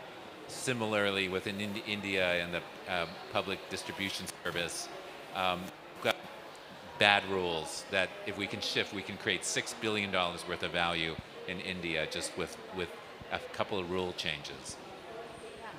That's really smart. Well, so we are here at the climate conference, and everyone's talking about how do we meet the 1.5 or stay below 1.5. How do we focus on greenhouse gas emissions? So, Jessica, what would you say to leaders gathered here in Egypt or listening around the world when they're thinking about climate change? Why should they be thinking about human health and nutrition alongside considerations of greenhouse gas emissions? Yes, so I think earlier this week, some of you might have been in a session we organized on climate and nutrition, why they need each other. And they're two sides of the same coin. We've talked a little bit about the impact our food system has on GHG emissions. That's part of the equation. But I think what's even more important to consider now is the devastating impacts climate change is going to have on food security and nutrition. And it's in so many different directions. We've seen floods, we've seen droughts, we've seen heat waves this year. Those kind of shocks will increase, they'll get more severe, and it will become harder for countries to adapt to them as they'll cascade together. But even when we don't see floods and droughts, we know that production areas become unsuitable for growing crops. We know that yields go down, and we know that the micronutrient values, the actual quality of the food, becomes worse. So we add it all together, food prices will go up, and the access to food for those who are already very vulnerable will become even worse. So it's quite a depressing story, unfortunately, Jen. But I think it's essential to bring it together. If we don't take climate action, there is no way we can solve the nutrition problems we already have, let alone the new ones that will come. So that's my message to policymakers, and I really hope that we can take decisive action so that we can address both issues together. Thank you. Thank you. If anyone else wants to address any question that I offer to any one person, feel free to jump in. So obviously the other, we talked a little bit before about some of the obvious kind of pushback you might get around we have a highly successful food system, just look at how much, grain we grow or whatever. One of the other real sticking points you may hear when we talk about this issue is, that there is a real concern about food prices, obviously. We're living through a time of economic instability and inflation. Many people around the world are concerned about the cost of living. I would argue most people around the world are concerned about the cost of living, and especially when it comes to food prices. So what would you say to critics that argue that a better understanding of true costs and that kind of assessment will make food more expensive? And how do we use this method to inform, I think you've already started to get at this a little bit, but how do we start to inform that intervention that really makes that shift you suggested? Other ideas that you may not have touched on already. Roy? Go ahead, Arian. I'll jump Well, thank you. Look, let's be very honest. The fact that we have not included the true cost is got us where we got now, right? So let's be very honest. All right. So if we have done it 20 years ago, most probably we are not where we are right now. So the first thing is, if you look at the standards that we are setting right now, we should make sure that all the policies and the standards, like SBTI, also the policies, they really take into consideration the externalities of and those standards are not coming out like that right now. They're only taking part of the equation. So that will be my first thing, that we really need to do that, because we need to measure. And as you said, if we don't measure, we don't know. It doesn't mean that because if we measure and we know, it doesn't mean that therefore we need to increase the prices. The thing is that if we measure and we know, most probably we will change behaviors. If I go to the supermarket today, I just don't know. So I don't change my behavior because I don't know. The only thing that changes today my behavior is the cost of two products. I know that one costs one, the other costs two. I most probably go to the one. So that's the first thing. The second thing is that we do need, I think, support in the change. Because if you are a farmer today, and you are there, and you have to make the changes to really put the real cost of all the externalities you have put there, and Taewan, I'm looking at you, and your neighbor doesn't do that, why would you do it? Because if you do it, and you actually go through a transition cost, you lose your cash flow.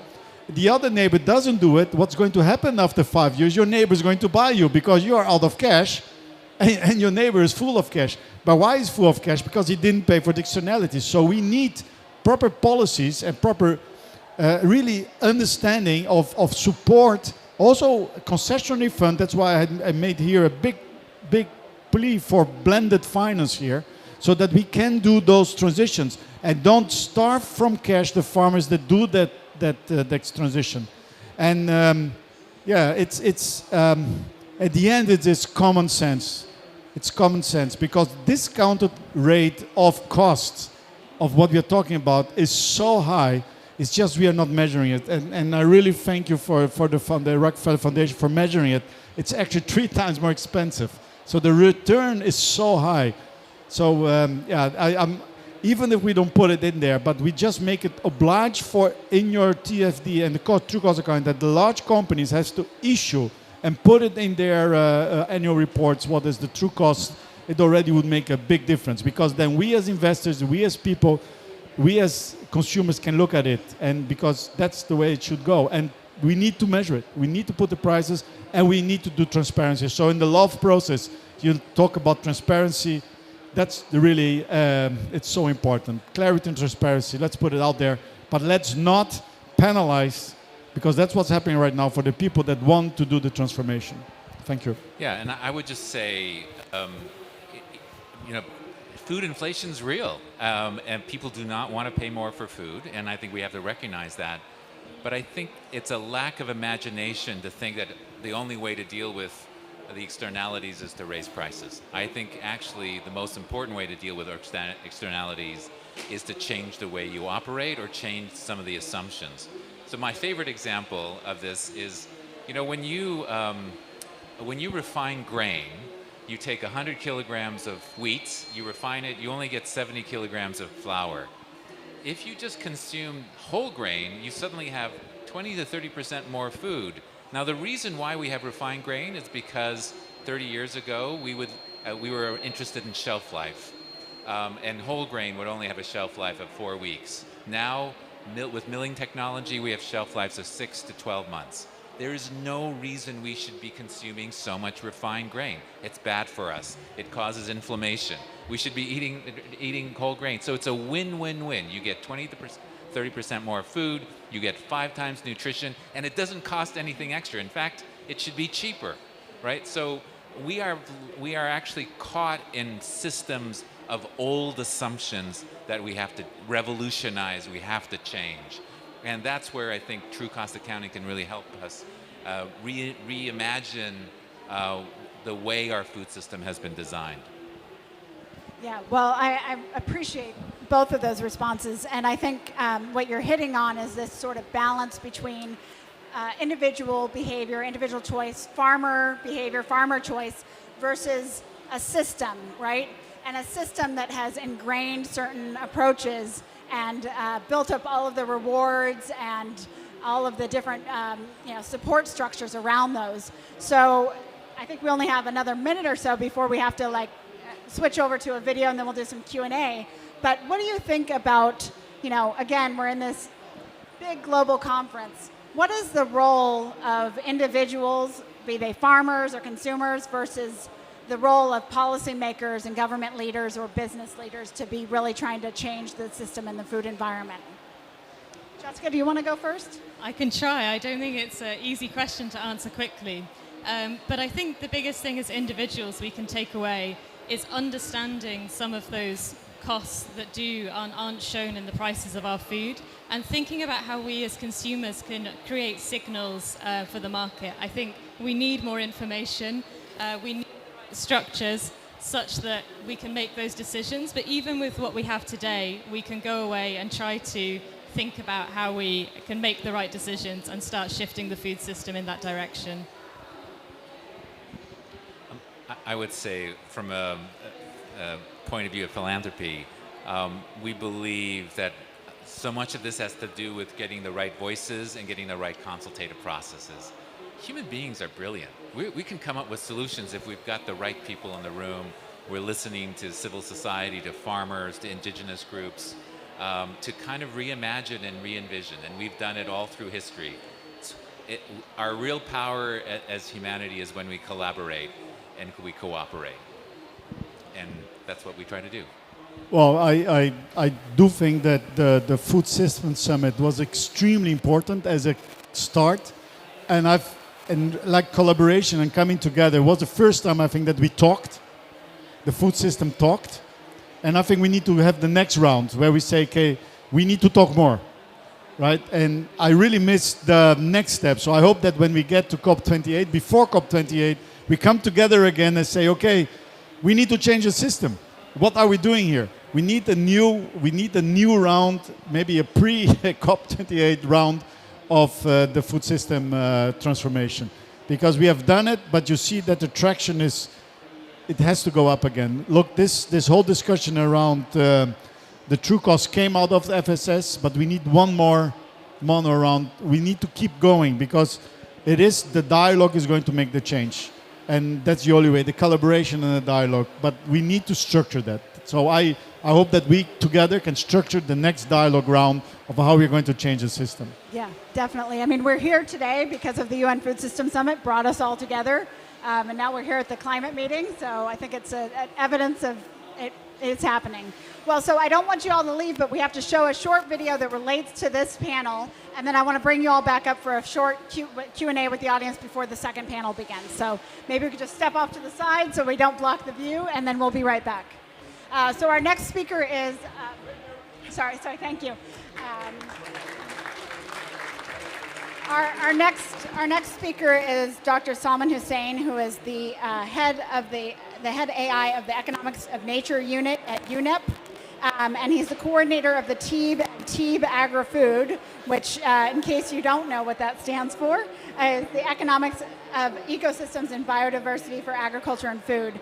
And so I'm going to let him speak on video. And this is a really fantastic example of how that true cost accounting assessment can really provide some interesting insights that drive decisions for policymakers.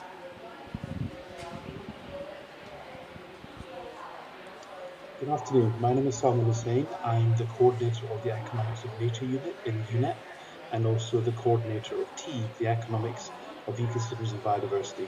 What I want to do very briefly today is to give an example of a true cost accounting application in applying the tea bagging food approach in Thailand, which was led by Cancun University, and I'm presenting today.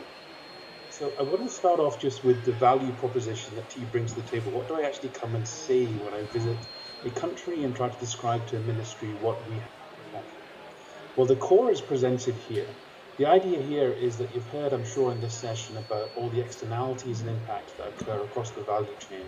What we're trying to say is this, is that if we look at the purely financial, we'll end up picking, say, for instance, monocropping. Whereas if we actually look at all the externalities and impacts, we are likely to want to pick an alternative route, a pro-nature, a pro-climate, a pro-pollution reduction route. That's the hypothesis. I basically wanted to give you an example from Thailand as to how, at least with the statistics and data and methods we've applied, we can validate that. So I'm going to give an example of Thailand. So the question is, do you have evidence to support policy change for organic rice in Thailand? And to start with, in terms of TEEB and UNEP, we asked, what are the policies that are feasible for us to look at? So we explored and found that Thailand already, in terms of the government, is looking at policies to encourage organic rice production. We start off with what's called the 1 million rye approach, which is deemed to be business as usual. And then try to look at if we were to expand the ambition to 1 million rye every 5 years, or indeed 1 million rye every year, and further in scenario 4, that what Thai parliamentarians have said, a transformational change, well, where would that occur geographically? Because in our analysis, we have to also understand where it would actually take place. So that was the initial thing that KKU carried out. We then need to gather the evidence for policy change. So we do so in various steps using various different approaches. I'm going to do a very quick run through in the next 2 or 3 minutes, just looking at some of the outcomes. Of course, there's a rich amount of data, evidence, etc. in the report, but let me do a quick run through. So on biodiversity, what we found is if we compare the business as usual versus the more transformational change going from BAU to S2, S3 to S4, you see here just in the bar charts here how much better the normalized biodiversity index becomes projected from 2019 to 2035 if we have the organic rice production. On climate, obviously I'm presenting this at the UNFCCC COP, so this is very important. So in terms of climate, we do acknowledge in terms of the work done by Cancun University that organic production when it comes to greenhouse gas emissions for the cultivation process is worse than conventional. However, when we look at the soil organic carbon stock using the DNDC model, we find a significant benefit to organic production overall. And then finally, if we have the working assumption that under organic production we won't have the burning of rice residues, you see here again a huge impact in terms of climate arising from the organic production versus the counterfactual, which is the business as usual with conventional use. I'll summarize these in 1 second. Let me turn to human health, though, and the evidence we found on human health. Well, this is enormous because when we actually looked at the burning and the effect it has on air pollution and on human health into the PM 2.5 emissions, we get a massive impact. The conventional is measured at about 17.3 tons per hectare compared to the counterfactual organic, which is 0 simply because we're not carrying out that burning. On pesticide poisoning, we also have huge figures. And these, I think, fully justified through a discrete choice experiment that's been carried out just for the purposes of this study on organic rice production. We're often asked, organic is fantastic, perhaps, but what about yields? Well, how will you actually manage this transition? What about the fact that we are in a world today, particularly, where there is massive food insecurity? How do we deal with that? Our analysis suggests that actually, yes, organic has lower yield levels, but the differences are very, very small relative to what we typically find in the literature. So you see here the differences being presented, and actually we found they fall within the margin of error of the modeling outcomes. Let me try to bring it all together. This is a summary diagram. We see, yes, there is an impact on revenues and cost of production. that's below the axis, a huge health externality benefit associated with rice production.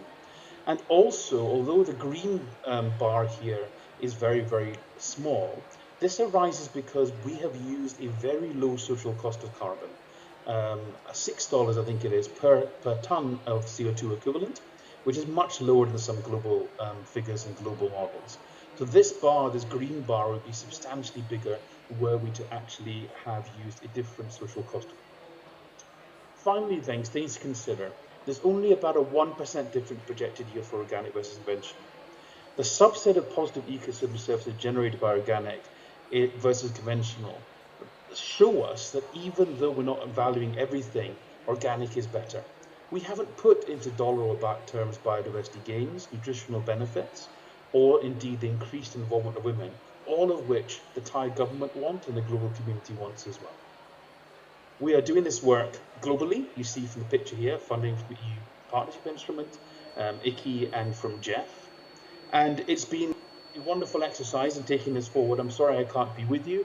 A whirlwind tour, but please try to contact me. Please feel free to contact me if you would like any further details. Thank you for your time.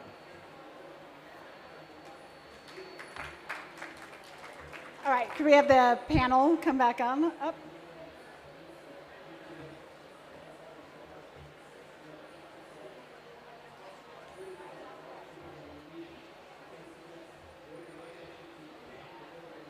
Okay, well, unfortunately we lost Roy, but I would like to open it up for Q&A. Is any questions?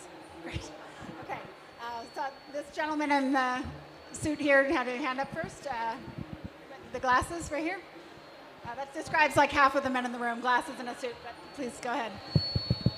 Hi, thank you. Sorry, Alistair, sorry, I didn't recognize Alistair you. McLeod from the MacDoc Foundation in Australia. I'm interested that we have this big conversation about systems change in the food system, and there's been, as far as I could tell, there was one mention of farmers from you, Barry, and it seems you can't hear?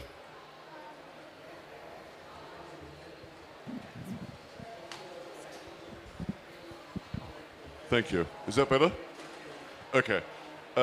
Yeah, I'm just saying, we have this conversation about changing the food system, but there was only one mention of farmers in the presentation, which came from you, Barry, about talking about this, financing this transition. And it seems to me that we're only going to get a change in the food system if we put the right incentives in place for farmers. We're beginning to see in Europe that the governments are trying to change the way that we farm with regulation. And that's not ending well. So how do we put the right incentives in place to ensure that farmers are going to be making the changes that you want to see to ensure that these externalities are eliminated? I'll just repeat the question in case anyone didn't catch that. So the question was about farmers and how do we create incentives and put incentives in place that enable farmers to make these sorts of changes to adopt new practices and meet the demand for fewer externalized costs. Either of you feel free, and actually if there's anyone in the audience who would like to answer as well, maybe you could grab time. Yeah, of course. I think it's not a full answer, but I want to bring back what Roy said about creativity. And I think what's really necessary is thinking about the integrated approach to policy making when we have the right measure of these different externalities. Then thinking about the policies and the decisions that farmers are making. And I want to give one example. In Nigeria, they have a procurement program for their school meals program, which is called the Homegrown School Meals Program. So each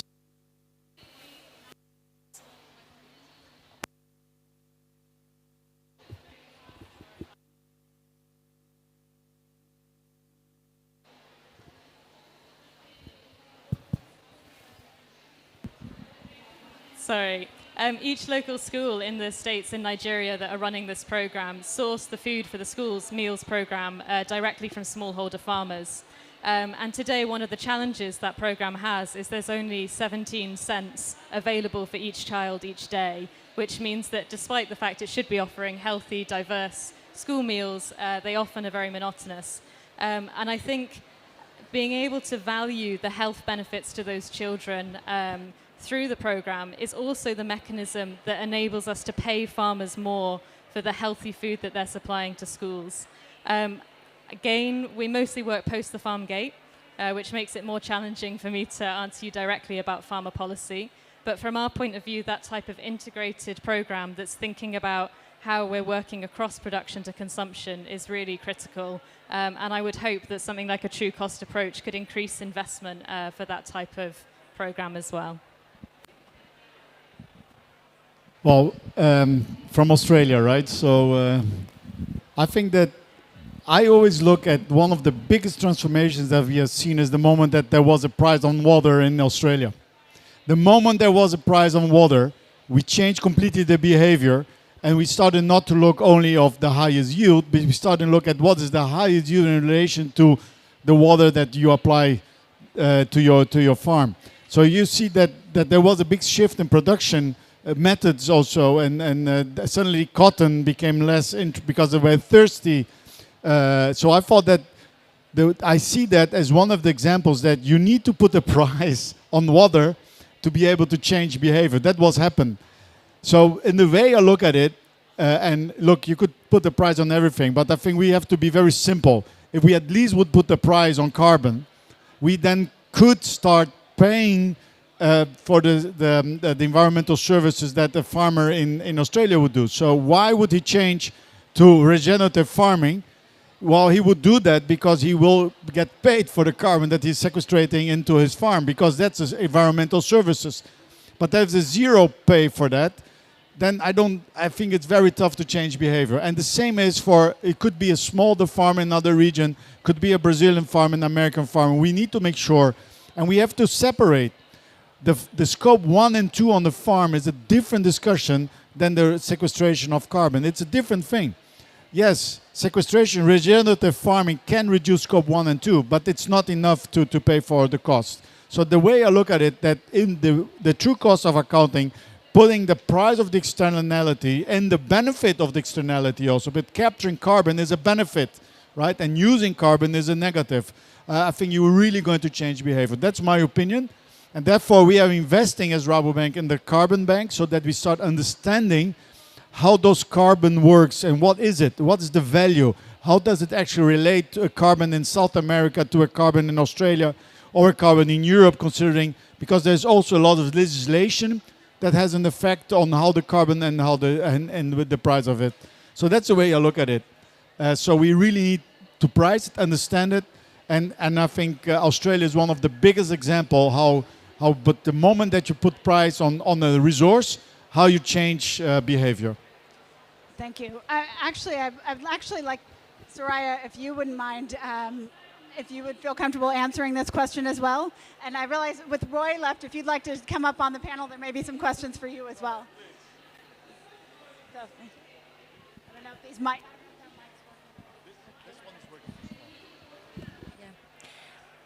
Actually, when we're thinking how we can change, of course, as I always say is, if you go to the market and you find the prices of the organic or healthy food, and comparing it with conventional, you find the big prices here.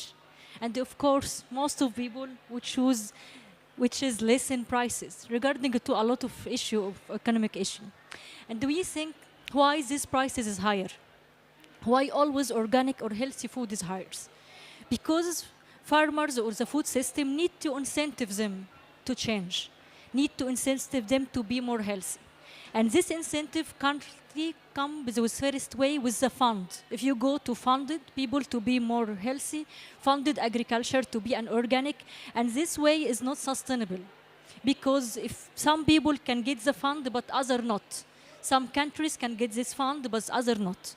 And the other way was to higher the prices of the healthy food, to encourage farmers to change. And the both ways was unsustainable. So we're thinking about if the agriculture sector have a great potential for carbon saving. Of course, yes. The land have a great potential to sequester carbon. And the farmer or mainly the carbon farming, have a lot of potential to saving carbon. As I mentioned, in the soil, in the trees, in saving carbon with renewable energy, and to avoiding methane with waste. We try to do that. We're facing a lot of challenges regarding to standard, to policy, to have a carbon market. And we, for 3 years, work in this issue. We created the economy of love to be a first Egyptian standard for agriculture carbon credits. We're getting the ISO to be certified, to monitoring, to reporting, to validation and verification. And we make a platform, voluntary carbon platform, to try to sell this carbon credit. Because the impact of the credit, I can give you a number, 1 acre, 1 faddan, can sequester, at least we can say, is 3 tons of CO2 yearly. And if we sell this credit with 25 euro, so the net impact of this credit may be more higher than what he's getting from this product. So if he's getting additionality income of carbon credit, he didn't need to increase the prices of her healthy food. We will provide the product in the market with the same price. The consumer will find the organic healthy food is the same with conventional, regarding to the additionality income from this carbon credit. What is this aim we would like to go? And we, using all IPCC, CDM methodology, to not create a new methodology. We use the same methodology that all other standard use, but we added to them some more impact, like transparency, because you must impact trace your product to more accurate, to avoid double accounting, to have an ethical issue on this issue. So this is the economy of love, we say, is transparency, ethical, and sustainable. This is the issue. Thank you. Okay, let's take another question. Sir, yeah. Oh, sorry, right, yeah. Oh. Thanks, Diane.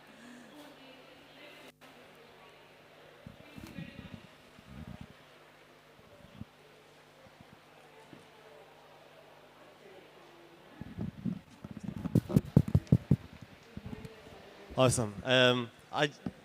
I just had a quick question, because you said one of the ways to fix the problem isn't to increase the price of food, because food inflation is an actual problem.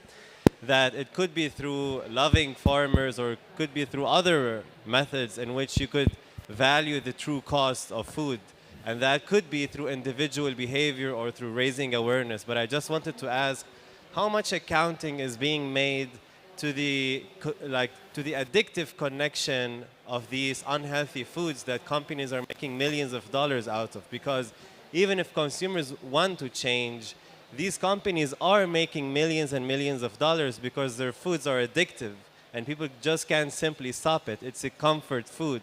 So I just wanted to ask that, yes, if we don't increase the price on unhealthy food, how can consumers who are by the millions change their behavior knowing that they are addicted to these foods?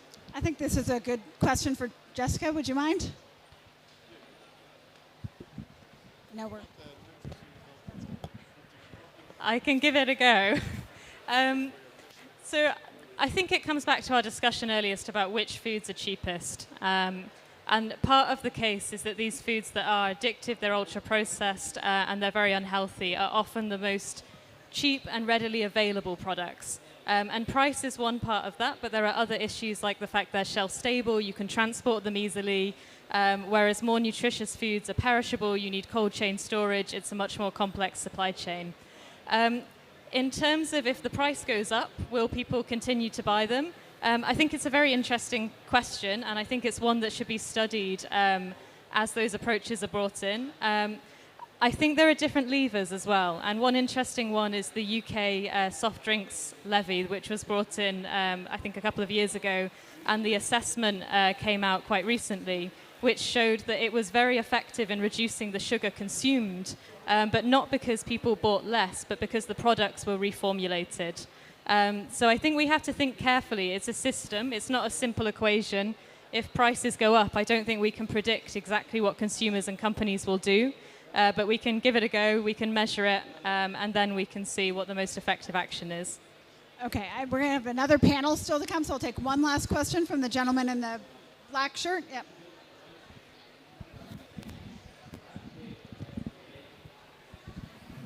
Thank you so much. I quite like the concept of cost accounting, but I just wondered whether the accounting framework is taking into account the poverty that that value chains create on the producer side. Has that been factored in?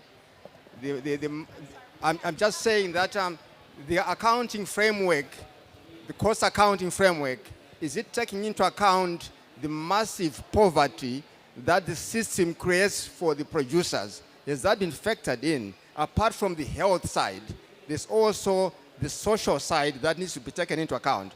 The second point really is also that quite often when the product leaves the farm, it is still very fresh. It is towards the end of the value chain, maybe it's value stripping, that actually becomes sort of useless. And perhaps that is the area that also needs to be taken into account, because it could leave the farm fresh, but as it gets to the table, something in between has happened, and we are calling it value stripping. It's no longer value addition in that sense. Okay, so I couldn't hear all of it, but I think your first question was, does true cost accounting take into account the social impact, social welfare of the farmer? And then the second question, or maybe comment, was about, that when food leaves the farm fresh, what is the sort of impacts that are more attributable to things that happen after it leaves the farm? Is that correct? Okay. I don't know if any of you would like to answer the first question about. Well, I think we have seen the numbers, right? So in the case of the true value of food, we said that actually the current value that we are of food is only a third of the total cost, right? And the other ones are environmental, health, and social. We have let's say in the papers that we have been issuing, we have also included the social. So are you paying the fair price for the product? Because that's really are you really paying the fair price for the labor that the farmer has put into so we have included that in the project, because you have to take that also into consideration. So answering the first question. Okay, the second, I think it's very difficult for a banker. I'm not a processor. Thanks very much. And just to add to your answer to the first question, I talked earlier about low-income consumers, but it's a bit misleading. Obviously, in many countries, those consumers are in fact farmers themselves, particularly smallholder farmers who also have poor nutrition, who struggle to afford a diversified diet even though they're producing the food. So I think that sometimes we can address those groups by looking at that effect together. On your second question about supply chains, I think it's really critical to think about who comes after the farm gate, who the processors, distributors, and companies are. And something that we've been talking about a lot here at COP is that in Africa, SMEs provide 75% of the food that people consume. And I think there's a lot of potential for those small and medium businesses that are close to producers, they're working in local communities, but they're keeping the value, both the nutritional value of the food, but also the economic value close to the farmers, close to the communities, and really enriching there. So again, just one answer, I think, to a big problem, but I think that's part of the equation. Thank you. Thank you. Okay, well, I think we have to wrap up this panel. Unfortunately, I think we have many interesting insights we could delve deeper into. But let's go ahead and have a round of applause for this panel. Thank you.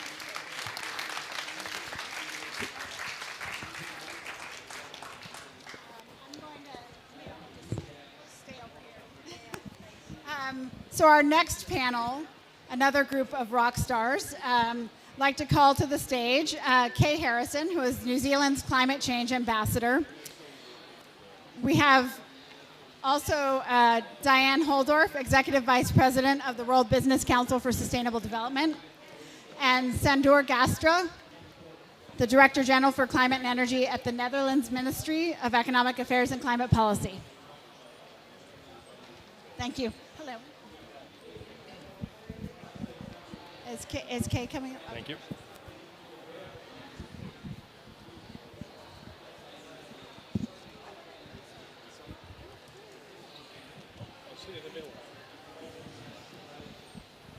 welcome to you all.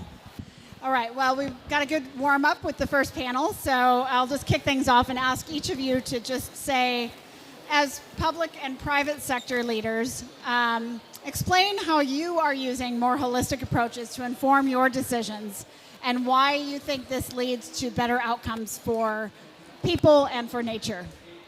Who wants to start? Diane. Great, thank you, Jen. Hi, everybody. I'm Diane Holdorf at the World Business Council for Sustainable Development. There's quite a lot of public-private partnership that is working in this space. I think the point of this COP is to really help make sure that we're accelerating a great extent of that work. I think it's worth noting that this is one of the first times the Climate COP has had an agricultural day, and that's coming up later this week. We're going to be talking about this all day on Saturday. What's interesting to note is that it's still not the same as a food day. These nutrition and health issues are actually taking place on Health Day, not Agricultural Day. So we have work to do to actually integrate the systems for the conversations that we need to have here.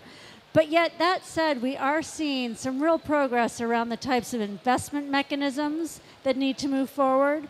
We're seeing some real acceleration around the level of company engagement and leadership on creating targets, actions, and implementing solutions from social justice through to environmental performance indicators.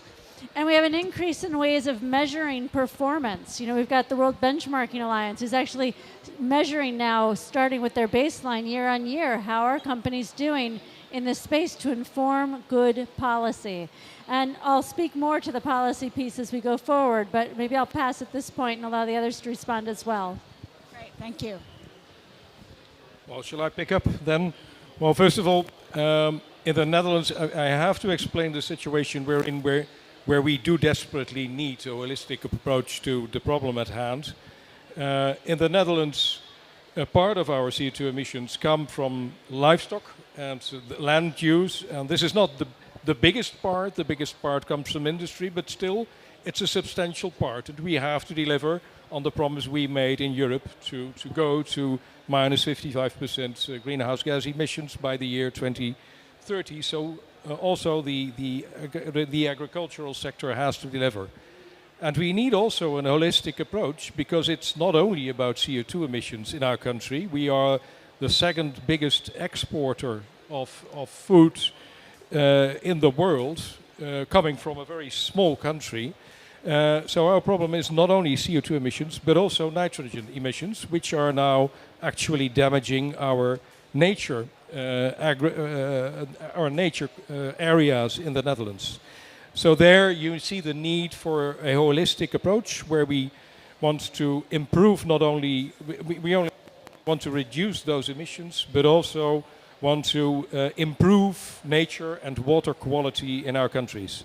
And the way we go about this is that we use our regional authorities, our provinces, to draw up specific plans for each and every area in which we target all those different aspects on livestock, on nature, and also on water quality. So that is one example of what we are doing, and where we really need a holistic approach, because it's not a single-sided problem anymore, it's a multi-layered problem. Thank you. Thank you very much. I'm Kay Harrison from New Zealand, as you mentioned. I want to talk to you about my country's rather courageous approach to this issue. New Zealand's emissions are a stark reality when it comes to this issue. 50% of our emissions come from the agriculture sector. 50, that's 50. And so it's something that we have turned our attention to a great deal. And 50% of those emissions, methane, nitrous oxide, we are food producers. But we are food producers who don't use subsidies. In fact, we got rid of our subsidies in agriculture many years ago, and we are more efficient than we were when we had subsidies. But not only did we get rid of our subsidies, we are going to price our emissions. And the method of pricing is being determined through partnership both with the sector, with our indigenous communities, and with government. We have an emissions trading system that was designed to be all sectors and all gases. Right now, that's probably not the place that the pricing will sit, but nevertheless, that pricing of externalities that we heard about before is something that we are acutely aware of and will address. We also are turning our attention, and have done for decades, to investment in the tools and technology and research that is going to make the difference. And we do that with international cooperation, certainly with the Netherlands, but I would draw your attention to the Global Research Alliance on agricultural greenhouse gases. It's that alliance and that cooperation that is going to give us the tools and technology to solve the problem. You know, often around these halls you will hear about the gross amounts of money that are spent on fossil fuel subsidies. Do you know the number? $500 billion per annum subsidising fossil fuels, the very thing that is the cause of all our woes. Well, what do you think the subsidies for agriculture are around the world? Not 500 billion, 817 billion per annum.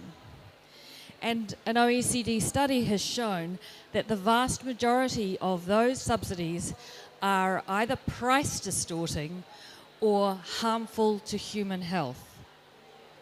So we need to take a look at that, and we need to think about redirecting those subsidies to a healthier system. So from New Zealand, price the emissions and repurpose the subsidies. That's our message. Well, let's dive in a little bit more. Diane, you're our private sector representative. Tell us a little bit about WBCSD and its membership. And then if you could tell us maybe what is motivating World Business Council members right now to address externalized costs. And yeah, I'll stop there and let you answer that, and I might have one follow-up. Great, thank you so much.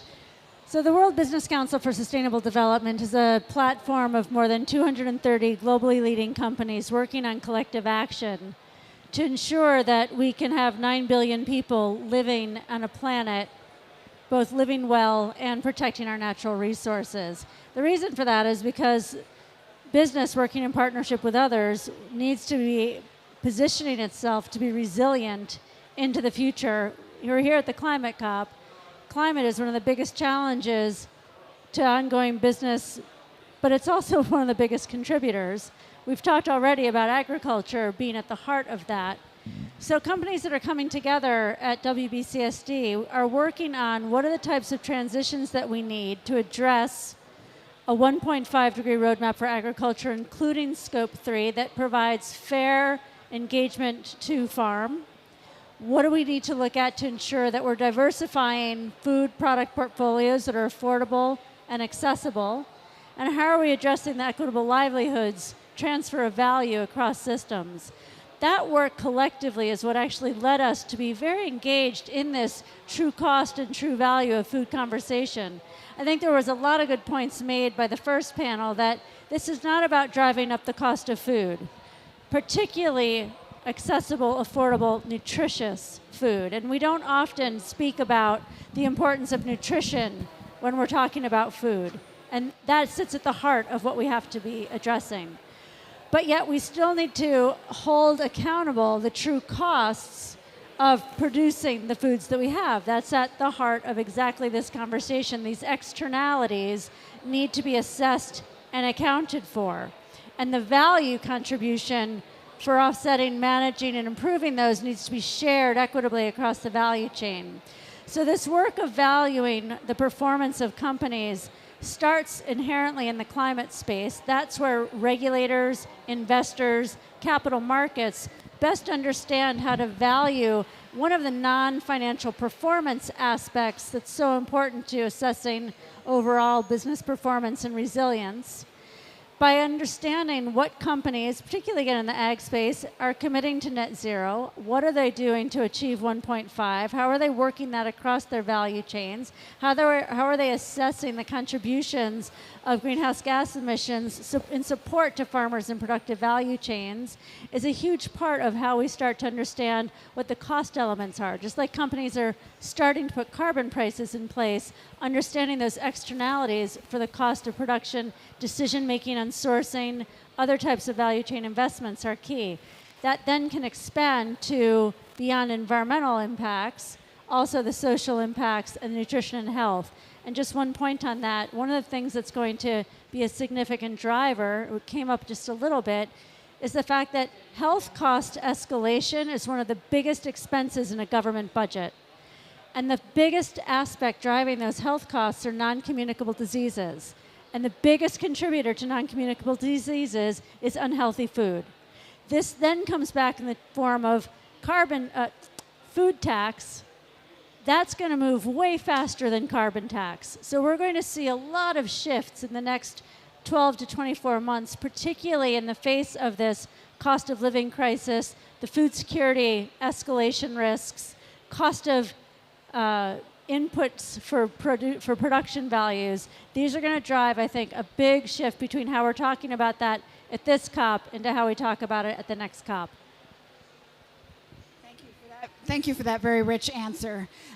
So my second part of the question I was planning to ask you, but I think I'm going to direct it to our government leaders here, is, I was going to ask, what are business leaders looking for from policymakers right now to create the enabling environment necessary to make some of these shifts? So maybe each of you can talk, Mr.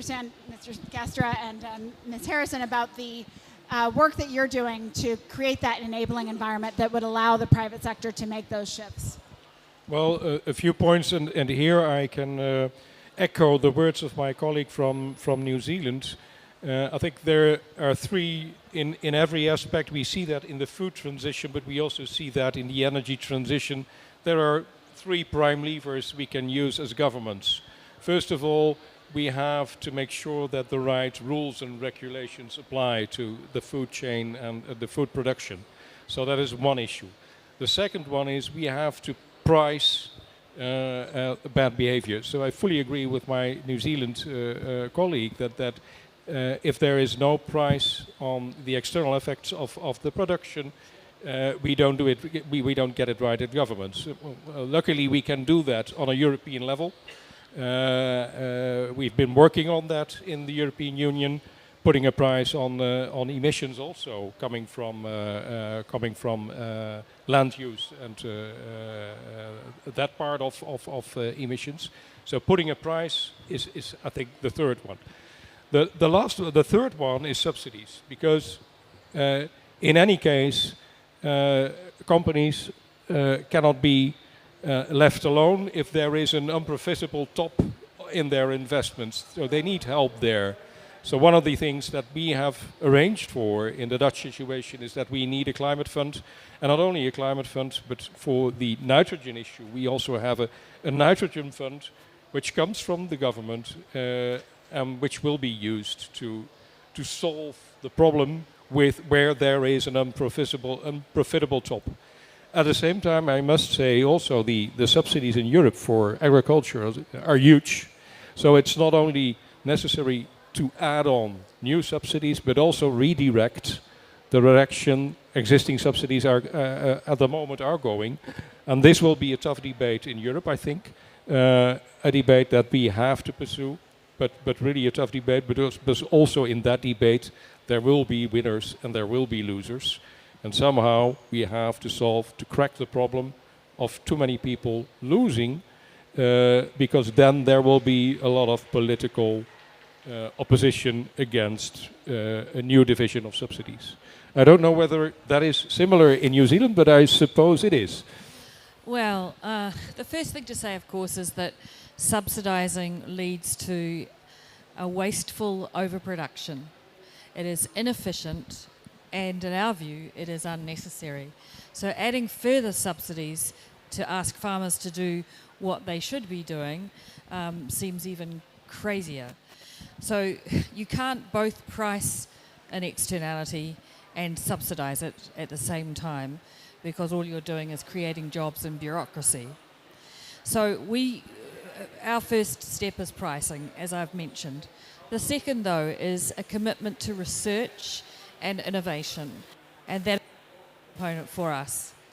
And as well as that, advice. Farmers need assistance sometimes to be able to make the transitions that they want to. Certainly our farmers are up for it.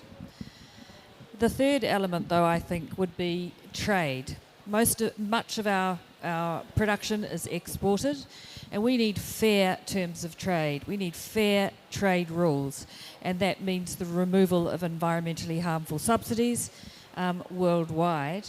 It also means strong environmental provisions in free trade agreements, and that's something that we seek from all of our trade arrangements. But lastly, I think the thing that we can do as a government to support our farmers is to help articulate the narrative of our sustainability and of our performance, which is, in our view, something to be proud of, something that is to be emulated in other parts of the world. Thank you. Thank you so much. I think you raised a really interesting point I haven't heard yet in this discussion, which is around narrative and storytelling, and how do we, communicate to a variety of stakeholders about the true value of food, what we're missing by not investing in a more sustainable, healthy, and equitable approach versus what we are losing by continuing to support and invest in the current approach, which, to be fair, I think was led to where we are today through people who made decisions that many times they thought they were making good decisions to help people eat, to get food where it needed, to support farmers, to do a variety of things. It led to the economic signals in the place we are today. So I guess I'm sort of digressing a bit, but I would be curious your thoughts, if you could expand on that a little bit more, about the need for a narrative and a better way of communicating about these issues to reach the stakeholders we need to get support on these issues. Well, maybe to start off, this is a really sensitive debate in the Netherlands we have experienced. We had a campaign on both healthier food and the impact on climate. And it was very difficult to get the message of eating less meat in the campaign we did on a national level, because a lot of people felt this was too sensitive a subject to touch upon. At the same time, I think I was very inspired by the previous speakers in the previous panel, because in all fields, in all sectors, and this is also true for the food sector, the cost of not acting will be far higher than the cost of acting. Making that transparent, counting that not only on the level of companies but also on the level of societies, I think is very important, because we also as governments are missing out on that point, that we do not know what the costs of non-action are, not only for the environment, but also for the health of people. So we need more action on counting that, so we can really make a business case as a society, but also a business case as a company. Yeah, food is intensely personal, and it's intensely cultural. And so when we're thinking about the types of dietary shifts that would be driven in a policy environment, or that would be driven by not just demand, but by production as well, this narrative becomes really important, because it is a very personal decision quite often, what we like, what we choose to serve, but equally what we can afford.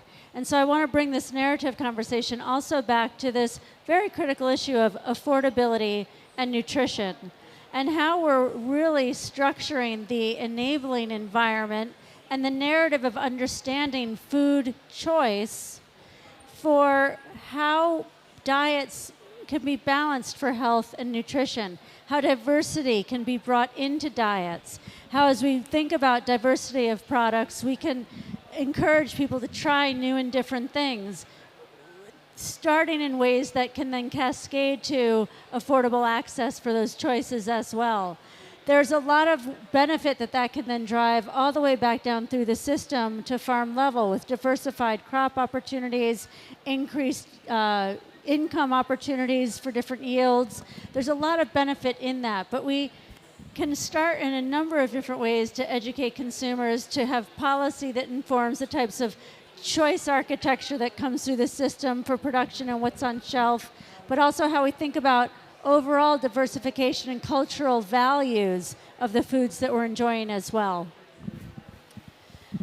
That's a really good question, the one about narratives, because there is no kind of empty space. There is always going to be a narrative that occupies the space. For us, one of the problems has been the misinformation narratives that are out there. And I'm going to give you a couple of examples. Perhaps 10 years ago, we were fighting a narrative about air miles. And that was the narrative where people were told you shouldn't eat these products from the other side of the planet because they come with an enormous carbon footprint. But studies showed, for example, that beans grown in Kenya and shipped or taken by aircraft to the UK had a lower carbon footprint and a lower impact on the environment than beans grown locally. So we sorted the air miles narrative, and then what began was the eat local narrative, which is equally misleading in many cases. In New Zealand, for example, we grow apples, a lot of apples, and we send them all around the world. I've seen them in Germany. The average yield around the world of apples is around 17 tons per hectare. In New Zealand, with fewer chemicals than most use in producing their apples, we produce 80 tons a hectare. That's 80 tons a hectare, as opposed to 17. You've got to think about it. So I guess my message is evidence. What is the evidence that you have before you? It is not necessarily what somebody will tell you is the obvious.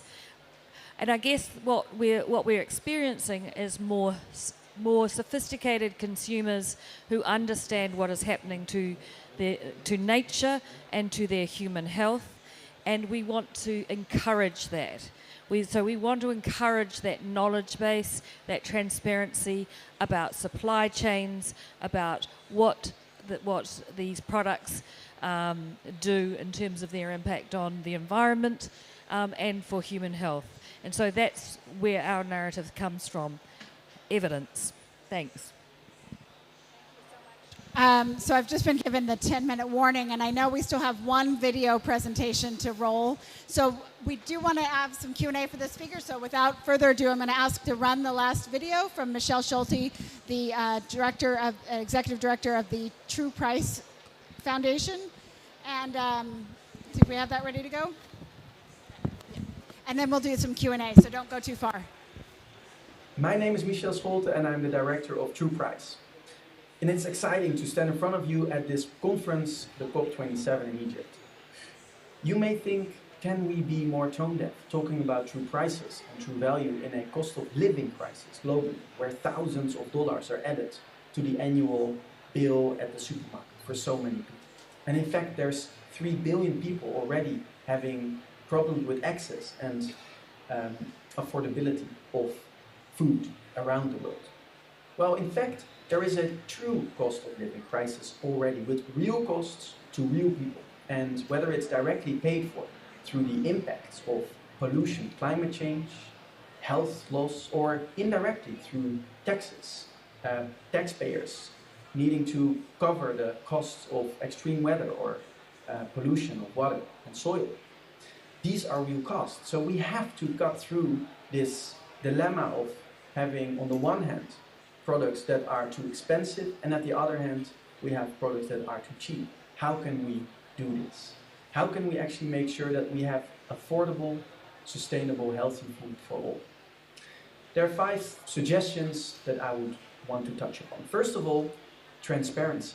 Just by showing the true price without charging it, just showing it, you can already incentivize and move traffic towards more sustainable products. Take a bean burger and a beef burger. Beans have less social and environmental cost than beef, and therefore with the same price for those 2 alternatives, people would choose the bean burger, and that gives a massive change in the market. And also companies with their procurement choices making the same types of budget neutral choices for more sustainable products could mean a massive shift towards more healthy and sustainable foods. Secondly, budget neutral fiscal or VAT arrangements. For example, having 0 VAT on fruits and vegetables and having an increase of VAT on hyper-processed fat, salty and sugar products. That could also massively transform markets, and research has shown that a decrease of 10% in prices for healthy food could increase demand of 13%. So it's really something that can work, that can help people. Thirdly, a repurposing of subsidies. There's $600 billion every year spent on subsidies through income support, mostly to farmers. Only $50 billion of that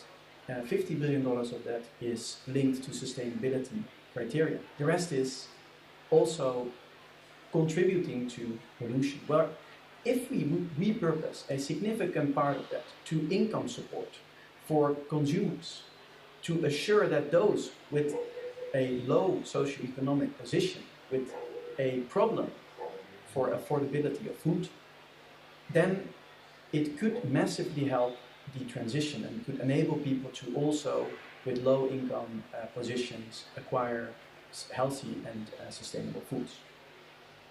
Fourthly, what could also help is a wider policy package that includes the decrease of rent, of cost of housing, and decrease of cost for healthcare, for education, but also an increase of the wages, minimum wages, living income for smallholder farmers. If policies assure that and enhance that, then there is no false dilemma between sustainability and affordability. People will have the budgets to actually pay for the true prices, and that is what ultimately is needed. And finally, what is very promising as well is that people who have the means take responsibility. We have millions of people who have sufficient income in many countries around the world. Let them take responsibility. Assure that there's voluntary payment systems for true prices, that these budgets that are gained through the true price gaps are used to assure living income, living wages for millions of smallholders around the world, clean soil, air and water, but also make sure that there's no carbon added to the atmosphere and that the climatological crisis linked to food systems is prevented. And so this is the final thing that you can do. True pricing is not a theoretical thing. It's already happening. On the one hand, we see a massive movement of consumers, brands, supermarkets, farmers who are already working with true prices. In the Netherlands, we have hundreds of thousands of transactions. We have more than 20 purchase points with true prices, where voluntary payment is the default for many people. And in the supermarket where we introduced this, there was a 5% sales growth after a year of paying true prices. So that is something that consumers want. And we see that also from empirical research. People are thinking this is important, this is fair, and this is something that can work. If they have the means, people like it. Also, we see that there's a huge policy response. We see, for example, that the European Parliament, in a vast majority, voted to include true pricing in the farm to fork strategy, the multi-year food system transition or greening the food system plan of Europe. And also what we've seen in an assessment of the true cost of US food has landed on the desk of the White House, which eventually led to a conference that will take place in Washington on sustainability of food, which also leaves marks. That's all things that are happening. This is not something of theory, this is something of practice. And we see so many consumers, businesses, farmers, policymakers stepping up the game on true pricing. Good luck with your conference. Let's fight for affordable, accessible, sustainable and healthy food for all. Thank you so much.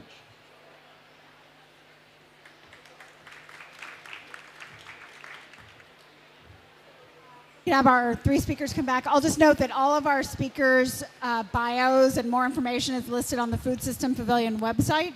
And also you can learn more about how to be in touch through truevaluefood.org or email contact@truevaluefood.org if you'd like to follow up with anything. So we have just a few minutes left, so I guess I would just ask if there are any audience members. We have a raised hand here with any last questions. Thank you. I'm a farmer from South Africa. I've spent a lifetime representing African farmers. We have a crisis with stunting due to a lack of animal-based proteins in Africa, especially with pregnant mothers and young children. So on the one side, I want to ask you from New Zealand, want to add a tax on cattle. If you calculate it only on the emissions, or whether you also calculate the sequestration by the cattle on the grazing fields. So do you work on the net effect of carbon or only on the emission side? And then I'm very curious about the situation in the Netherlands, where you are blessed with the most efficient dairy farmers in the world. Your farmers are the kings of dairy. The average yield of your cattle is way more than 32 liters of milk per day per cow, which you now want to halve in the next few years, in the next 8 years or so. Whilst in Parliament, we heard the reasoning, the understanding that in certain areas, like in our neck of the woods, we might even need more cattle to produce all the proteins. And Ethiopia was quoted in that debate. But the average yield of Ethiopian cattle is less than 1 liter per milk per cow per day. So if you need to feed a village with 100 liters of milk, you can service that with 3 Dutch cattle or with 110 Ethiopian cattle. And yet it's for the climate who covers us all. How does this maths work for you? We have to have as speedy answers as possible. So who wants to jump in first?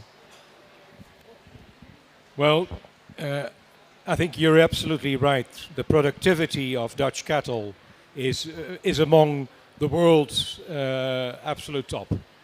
The problem only is that we are doing this production on one of the smallest countries in the world, on a spot that is really too small to carry the burden on nature in our own country.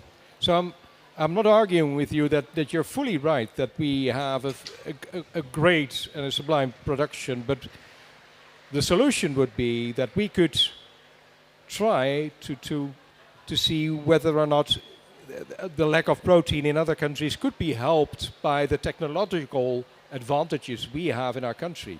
It's not about using all that knowledge and using all that skills and innovation, but it's about, can we do it on such a small spot in the world, or can we maybe export it and cooperate with Ethiopia or South Africa or any other country, because you're absolutely right as well that we need the proteins to feed the world. So it's not about doing cattle better. It's doing cattle at the right spot in the world where it can be done in a sustainable manner. So that is my answer.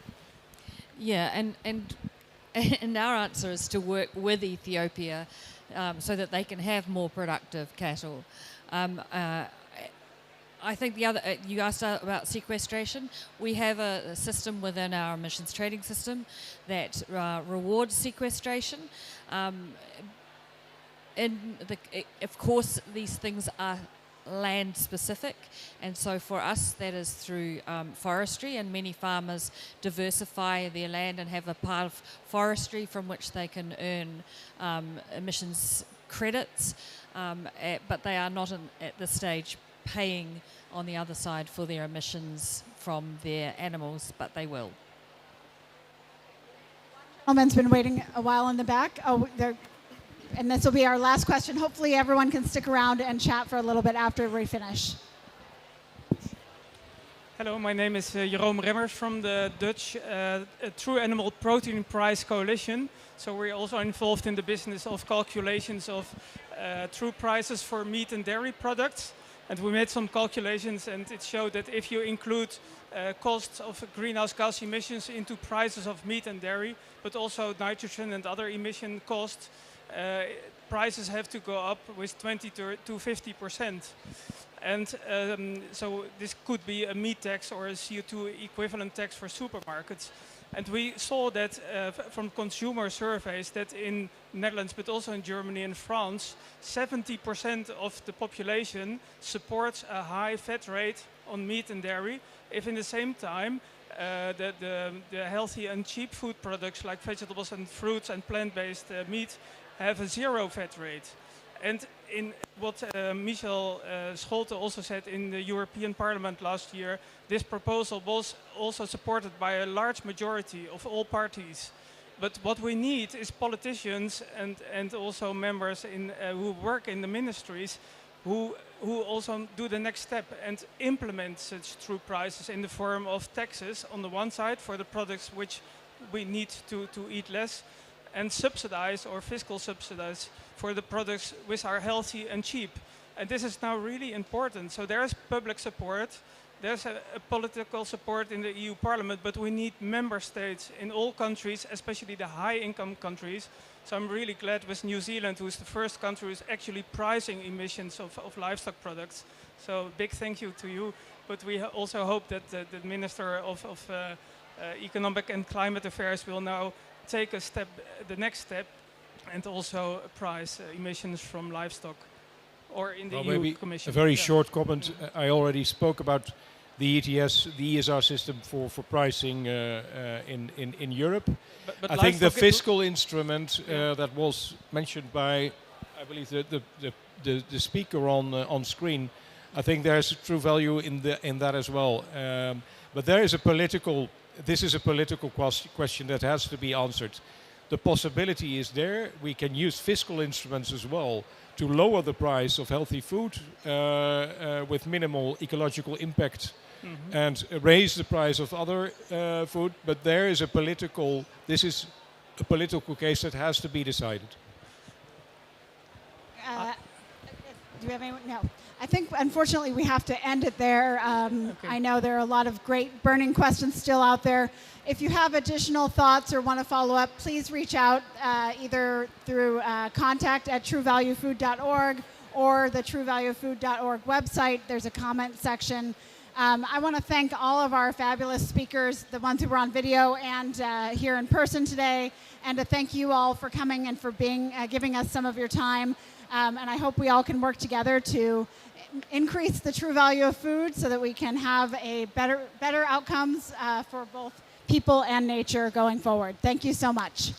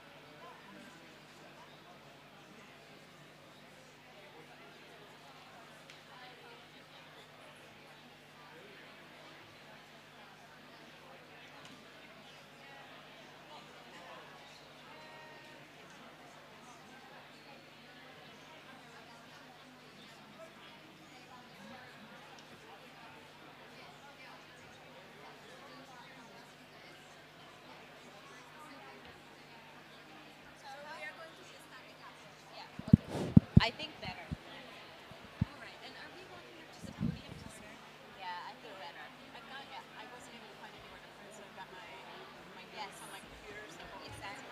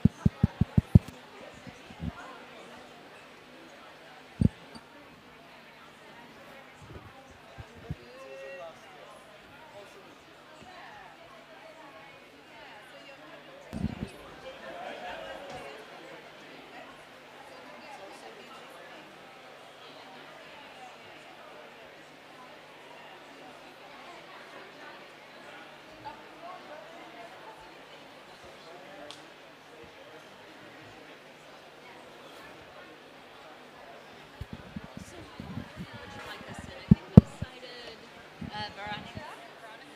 Yes. Yes. So this will be Danish. And then Veronica first. Yeah. And then Ana Maria. And then Rebecca.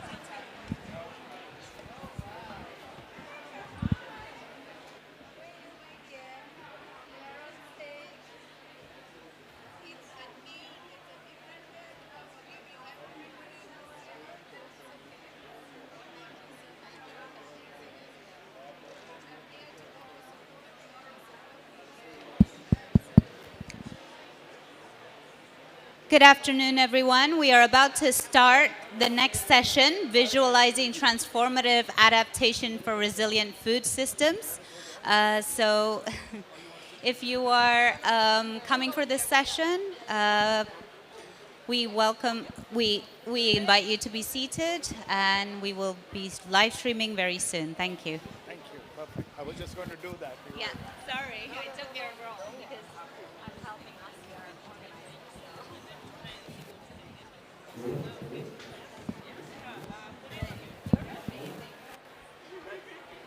Just like yesterday. Really? Sorry. Trending. Action. Yeah, like it's a trending topic. Action. Hey, how are you? How are you? Good to see you. I got the email. We all have our away messages. Yeah. We're on the next panel, right? Yeah.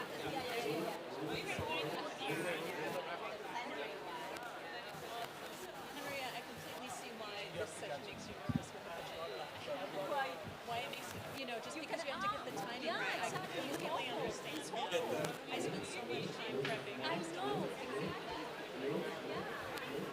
Because you can always go around. Exactly. I think for me the secret's going to be don't look at the slides, right? Just wound through. Exactly. Yeah. I'm Veronica. Hi, Veronica. I'm Sud from Info. Oh, yes, lovely. Nice to meet you. Nice to meet you. Maria. Ana Maria. Yeah. From CGI. Yeah. And I'm Rebecca from WRI. Oh, hi, Rebecca. Sud from Info. Nice to meet you. I have the easy bit. Test. Test.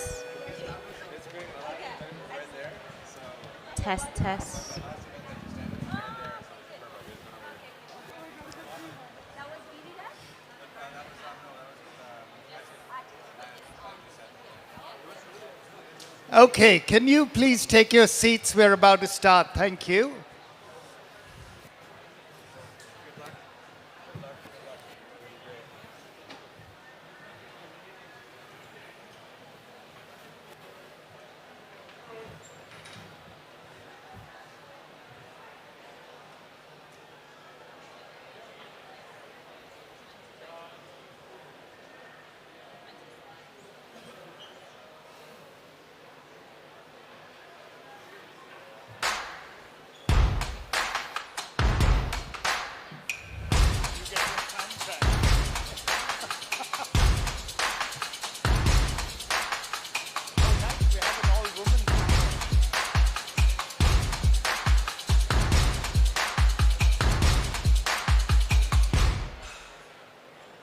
All right. Thank you, everybody. Just to introduce the next session, today we've had on the innovation trail, we started off with innovation, went into demos, talked about investments for innovation, and looked at the true cost in the last session. All means to accelerate the innovation aspect that we are talking about. So I'm going to hand over now to Danesh to take us through transformative adaptation. Thank you, Suds. Hi, everyone. Can I just ask people waiting outside if you want to come in for the session? Please come in. Lucas. No, they can't hear me there, so at least it's soundproofed. Please do join us. We still have some time for you to join. So as Suds was talking about, today's theme is on innovation. But innovation for us is not just about technologies and practices. It's also how we innovate in society, institutional innovations, policy innovation. And this session is really about innovating in terms of the adaptation response. So some of you may have heard about incremental adaptation, radical adaptation. This is about transformative adaptation. How many of you know what transformative adaptation is? 1, 2, 3. So 4. Okay. Some of you do know this, but if you don't know it, by the end of this session, you will know it, right? Yeah? So we have an amazing set of speakers today, and we have an interesting format. It's called Pecha Kucha. Do you know the format? Does anybody know the format? Okay. Only the organizers know it, so it's good. So these speakers have a challenge. So they each have 20 slides, and they have, for each slide, they have 20 seconds. And the slides will be played on the screen, and they will change automatically. So they cannot go over time. It will be 6 minutes and 40 seconds, and they will have to finish it. They are already practiced, and I'm sure they can do it. So our idea is how we can get a good amount of information in a short amount of time, so that then we can move into the discussion part. So what we want you to do is to really visualize what transformative adaptation is. So it's not just about learning about the concept, about what it actually feels like to be transformed. And to actually help us set the scene and give us some visuals, which I've already seen and are great, I'd like to welcome Veronica Doer from the Australian Council for International Agriculture Research, where she leads their work on climate change. Veronica, when you're ready, tell me, and then the presentation will play. Are you ready? Okay, can we please play Veronica's presentation? Great. So implementation of transformative adaptation. It can be really hard to envision what this really means when we don't have concrete examples at scale where we've achieved it yet. So that's why I'm going to put all of us in a virtual time machine, and we're going to fast forward to the year 2050. I'm now 80 years old, and I'm telling my family the story of how we achieved transformative adaptation in the Polder region of Bangladesh, and how it all started with a research project that I funded beginning in 2023. I bore them with a bit of history first. See, in the 1960s and 1970s, circular dikes were built all along this vast river delta to enclose polders and try to keep out the tidal floods and salt waters to support agriculture. But over time, climate change and aging infrastructure began to make it harder to keep out the water. But every researcher seemed to have a different solution. Some said that keeping the salt water out was essential to support diversified crops for resilience. Others said better livelihoods could be had from cutting through the embankments to create ponds for aquaculture. And others said the whole landscape should be managed flexibly.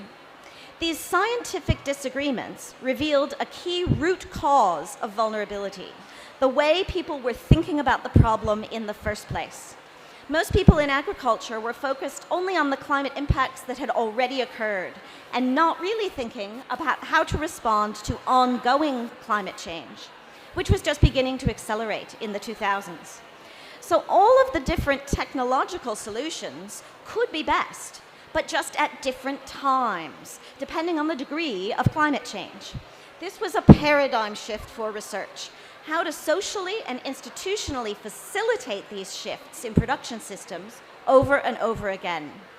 For ACR, local farmers were key, often women like Chana. They were the people who could monitor local climate impacts and respond to them fast enough. For our first project in 2023, we teamed up with CIMIT and ECAD, Bangladesh's champions of locally led adaptation.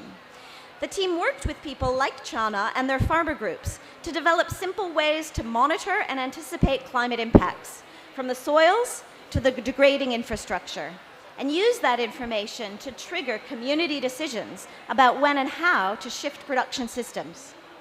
In many ways, this was the easy part. The communities had a spirit of empowerment and determination. In fact, they had already been self-organizing to cut through or build up the aging embankments, depending on what they thought might be best.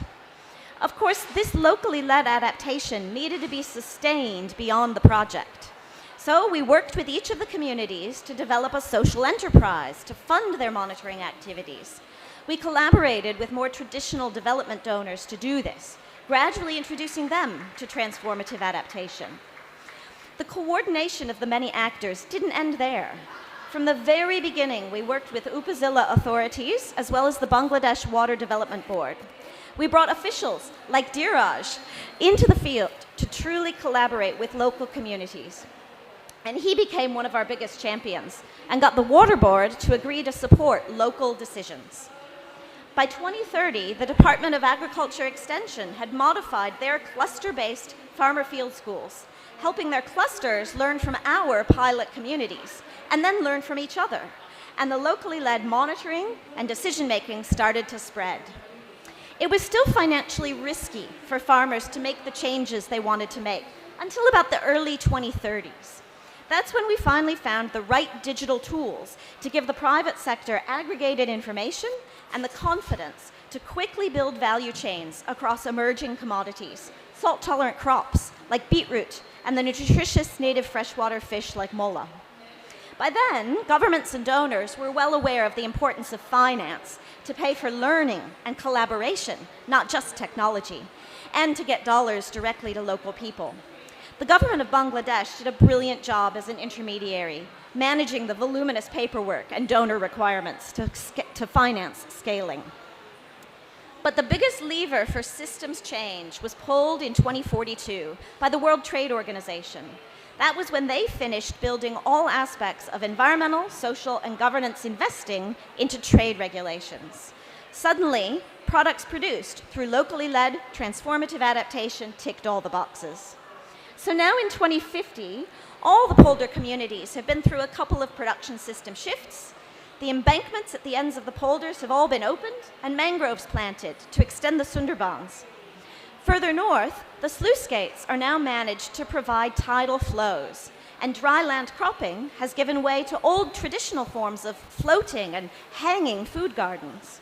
Most importantly, farmer clusters still monitor ongoing climate changes, anticipate, and keep making adaptive shifts. And of course, the journey was full of ups and downs, and there are still challenges. One of the hardest things has been supporting the constant skills development that comes with regularly shifting to new production systems. It seems like everyone is forever in training. But this was part of how it all got started. Why every government and NGO and agricultural investor now knows what transformative adaptation is, strengthening the processes that enable production systems to track climate changes, and doing so by addressing root causes of vulnerability, coordinating many actors, and finding policy and market systems levers to enable rapid scaling. In 2050, I would like to tell this story to my family. For now, as we head back to 2022 in our time machine, I'm encouraged because I see the beginnings of this kind of story in many places. The project I'm funding in Bangladesh is in development, and my colleagues will give you some more great examples. To grow this, we just need the courage and humility to work together, to create a future in which collective learning and shifting over time, this transformative adaptation, becomes the normal way of working. Thanks. Veronica, wait. I have a question for you. So to make that dream a reality, so you can say this in 2050, what do you need from people in this room? I need everyone in this room to think deeply about transformative adaptation.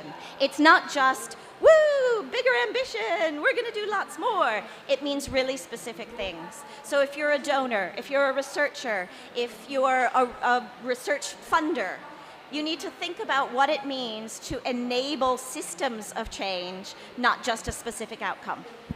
Thanks, Veronica, and great job with the Pecha Kucha style. It was brilliant. Thank you. It's stressful. Once more for Veronica. Okay, so now from Veronica, we've heard about the concept of transformative adaptation, what a future can look like. She took us back to the future. And the next presenter is talking to us about how it can be done. So the next presenter is Ana Maria Lobo Guerrero. Cannot keep it, Ana Maria? How do you do it?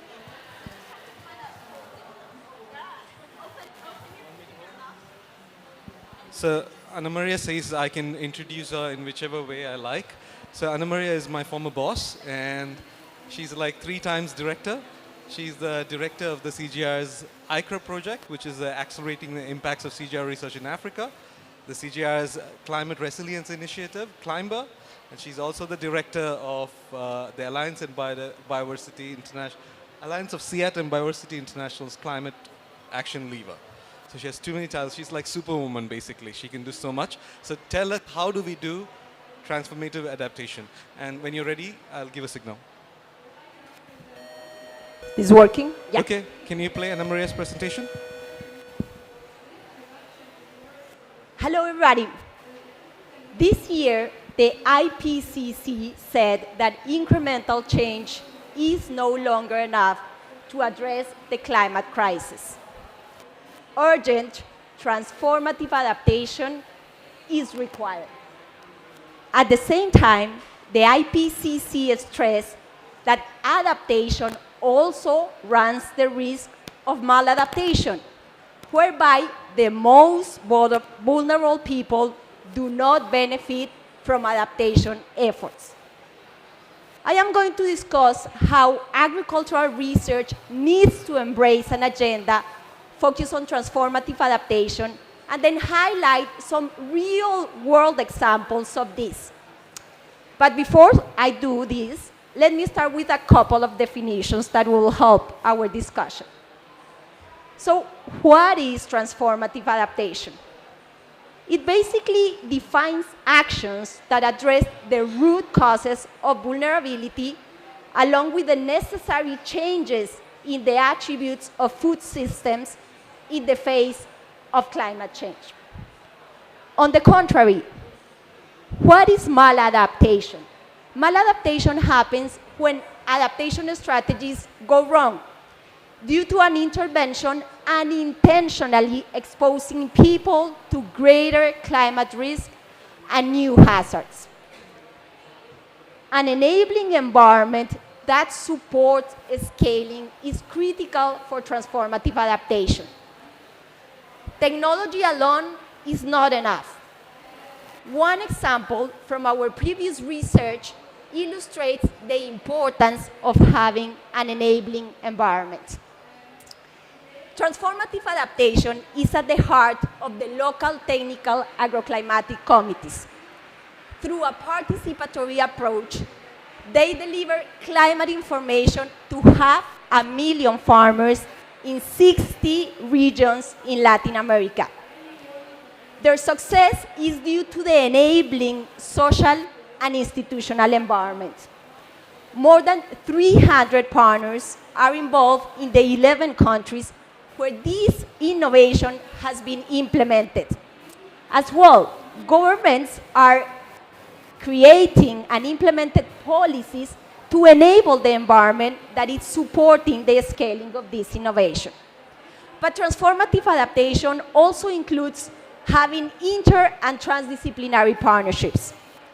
This means breaking down scientific silos and involving non-research partners in the development of innovative and inclusive tools and policies.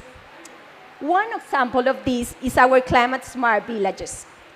In climate smart villages, communities and scientists work together to understand how to manage climate risks. When we started working in one of these communities, in Colombia back in 2014, young people grew up longing to go to the city. Without the right opportunities, this could be classified as maladaptation, this migration. But we began water harvesting to grow vegetables at homes and at the daycare center. People no longer had to go to the city for their produce. And the children who previously didn't eat vegetables started doing so and improving their diets. Because of this process, one of the girls of our community, Daniela, the one that you see in there, she decided to begin a career in agronomy rather than going to the city of Popayan and driving a taxi. Over the years of engagement in this community, we started to see this transformation in the community's attitudes towards farming and nutrition. The participatory approach of this work helped us to two main things. First, we understood the challenges, but also we were able to integrate solutions that were realistic and that were really responding to the need of the partners. But our work recognizes that transformative adaptation is not happening quickly enough. And we believe that this is due to one major factor.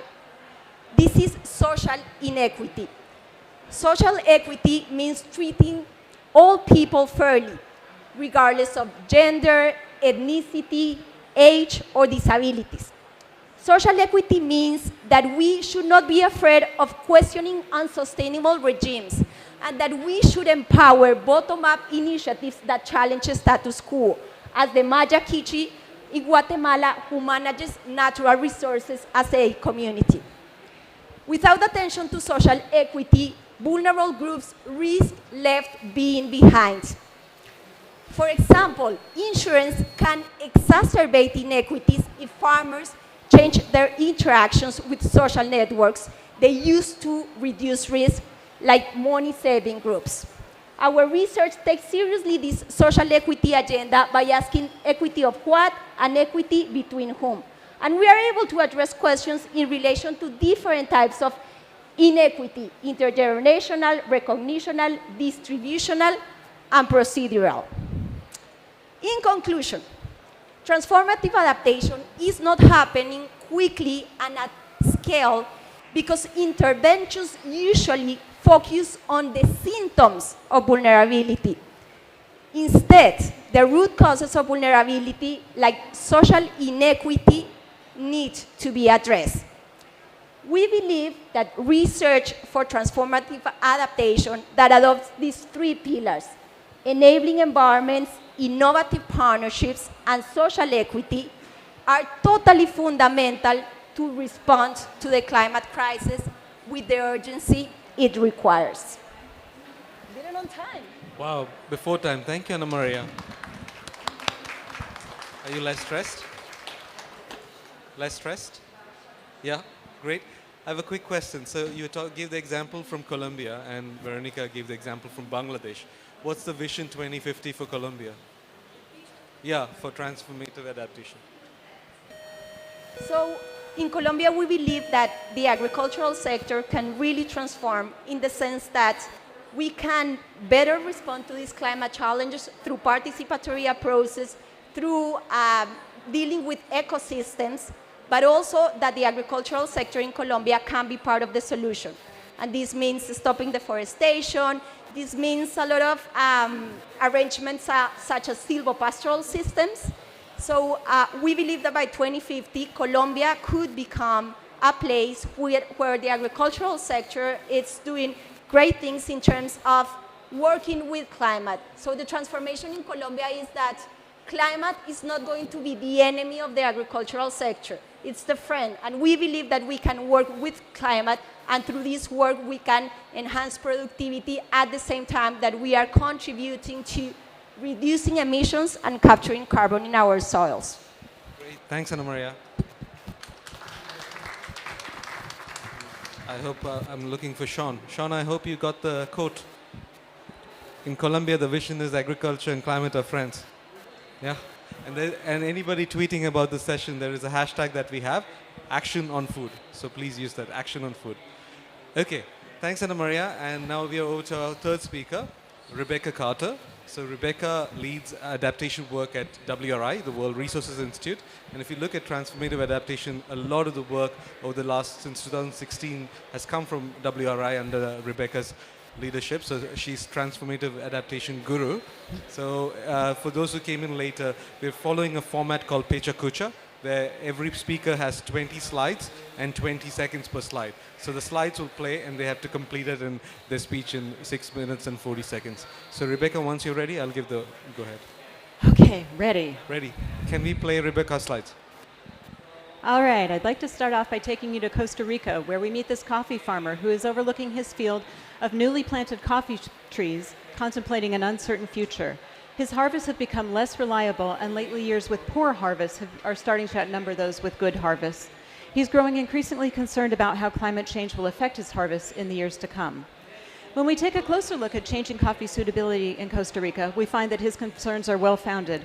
These are projections for 2050 under a high-emissions scenario without adaptation, and you can see that many areas that are currently suitable for coffee production are becoming less so if warming continues unabated. And indeed, when we look around the world, we see more places where coffee is currently suitable, but becoming less so, although there will also be places where it will become suitable where it's not now. The same is true for many other crops as well, despite advances in breeding more resilient varieties and other more incremental adaptation measures.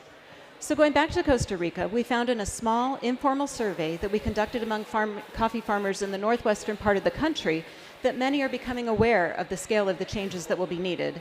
When asked, how concerned are you about the limits of current adaptation approaches, none of them responded that they are convinced that climate-smart incremental approaches would be enough. 20% said they're slightly concerned, and 80% said that they are quite concerned and are considering more transformative shifts. One transformative shift that some coffee farmers in Guanacaste are considering is growing citrus, which is perceived as being more resilient to climate risks like drought and offers more stable prices. But we found that it's only the wealthier farmers who have the resources to make these changes, like information and credit. We're going to need a lot more of these kinds of transformative shifts around the world as climate change impacts intensify. And that brings us to our own work on transformative adaptation, which centers on the IPCC's definition of the term. So transformative adaptation seeks to change the fundamental attributes of systems in response to actual or expected climate change and its effects. Where'd the slides go? Okay. We also studied who needs to do what to make these kinds of shifts possible. Researchers need to improve knowledge and understanding of transformative adaptation. Governments need to improve planning and implementation for these types of significant shifts. And adaptation funding entities need to shift models to provide financial support for transformative adaptation. Another critical need that we've identified is better data, tailor-made to inform the decisions of those taking action on transformative adaptation. And this is something that WRI has a history of doing, turning data into action. We also have a great deal of research on various aspects of adaptation. And that brings me to AgriAdapt, WRI's new climate risk tool for equitable value chains, thanks to Walmart Foundation for its support on phase 1 of this project. AgriAdapt is a free online tool to help the missing middle of agricultural value chains better identify and adapt to the climate risks that they face. The beta version, which is currently available online, includes 3 pilot value chains. It will help users understand how climate hazards affect the rice, cotton, and coffee global value chains, but it was developed and tested with our intended users and local actors in India and Colombia, which I'll say more about in a minute. Oh no. But first, by missing middle, I mean those who depend on these value chains for their livelihoods, but for whom few tailor-made tools exist. So these are processors, distributors, and supply chain managers, national governments, extension agents, cooperatives, and farmers' unions, and also local financial institutions will find AgriAdapt useful as well. So our analytical approach was to take crop physiological parameters and pair them with indicators and thresholds based on climatic factors like temperature and precipitation.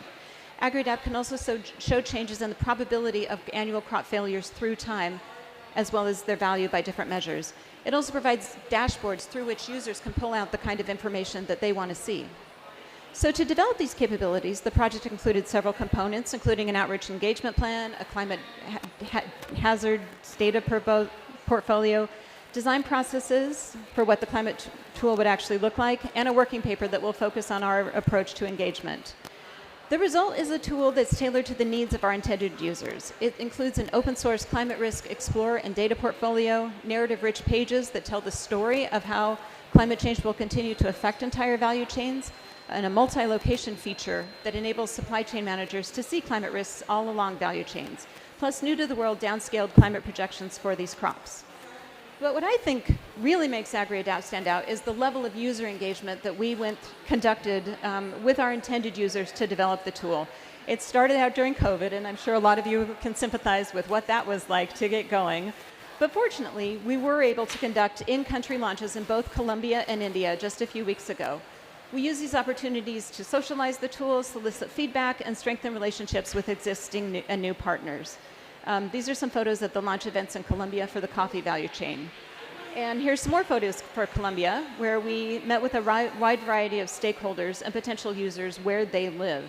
The slides show meetings with the Caldas Committee of Coffee Growers, academia, and members of the media. We also met with municipal governments and national ministries. And here are some photos of the launch of the rice value chain in Tamil Nadu, India, where we met with government officials, agricultural services company, producers and processors, research centers and technology developers, and academia. And the participants in the launch had the opportunity to ask questions and share their feedback on this beta version. These are photos from the launch of the cotton value chain in Andhra Pradesh, India, where we spoke with agricultural experts, staff from cotton mills, and association members. We convened a workshop where we asked them to think about what climate change and adaptation would mean to their operations, and they shared their most pressing concerns, as well as their reactions to the beta tool. And all of this brings me, oh, I'm ahead of time, no way. All of this will very soon bring me to my final slide on possible future directions for the next version of AgriAdapt. They include providing more specific detailed data on the existing value chains, adding new locations or additional value chains, or my personal favorite, which is linking the climate risk information that AgriAdapt currently provides to sets of adaptation interventions and guiding users through the process of prioritizing and selecting them. And I think the next phase of AgriAdapt will also involve a lot more partnerships, like with the organizations that my colleagues Anna Maria and Veronica are from. And with that, I believe time's up. Thank you.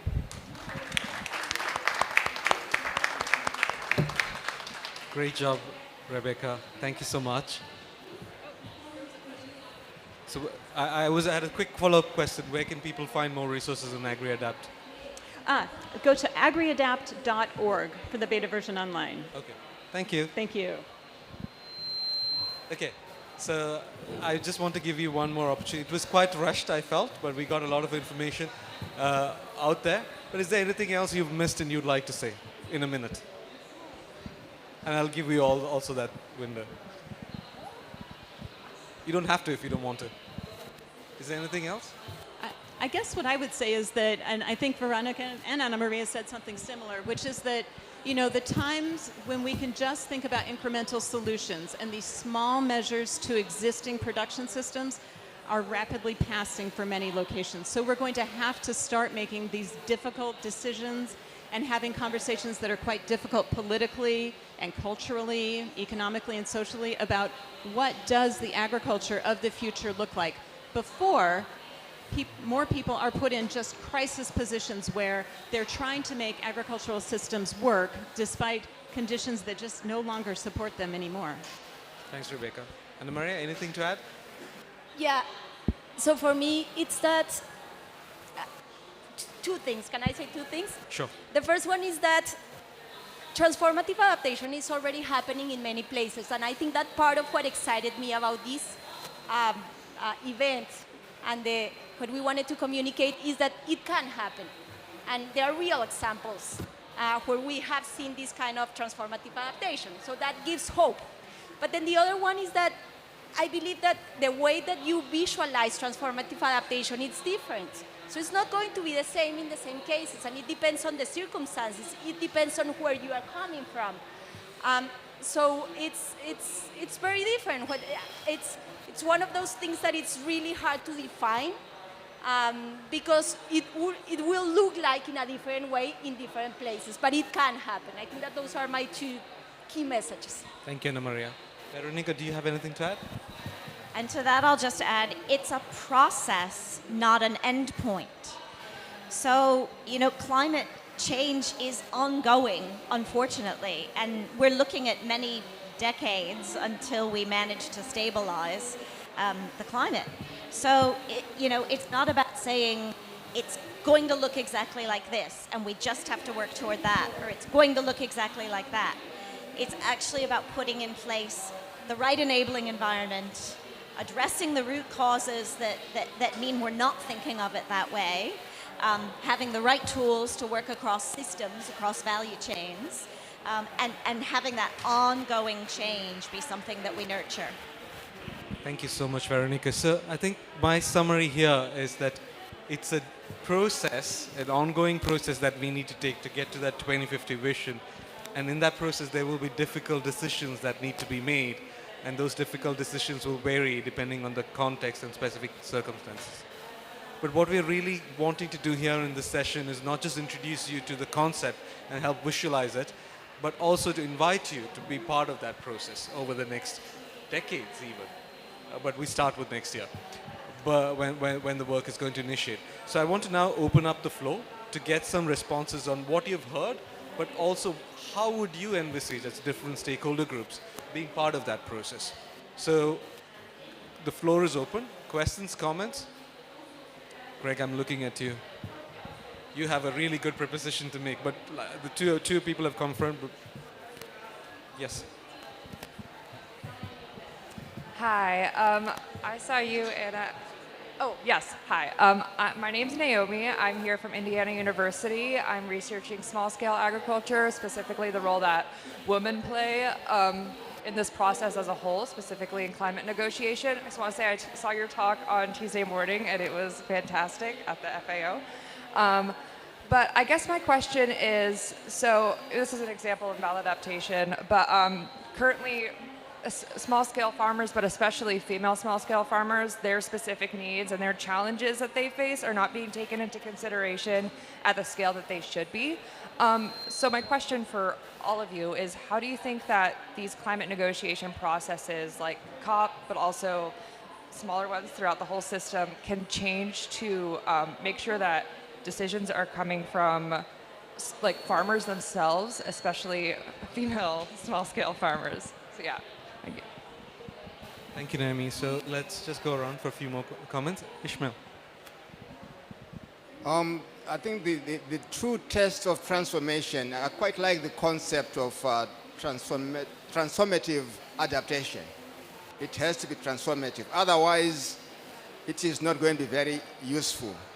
The question is, I've seen pictures of how the landscape has been transformed, but have the lives of people, which is the ultimate measure, been transformed as well?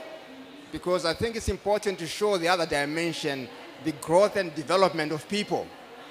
That should accompany the changes but that piece I think is missing, in my view. Thanks, Ishmael. Susan? This question is for the three of you.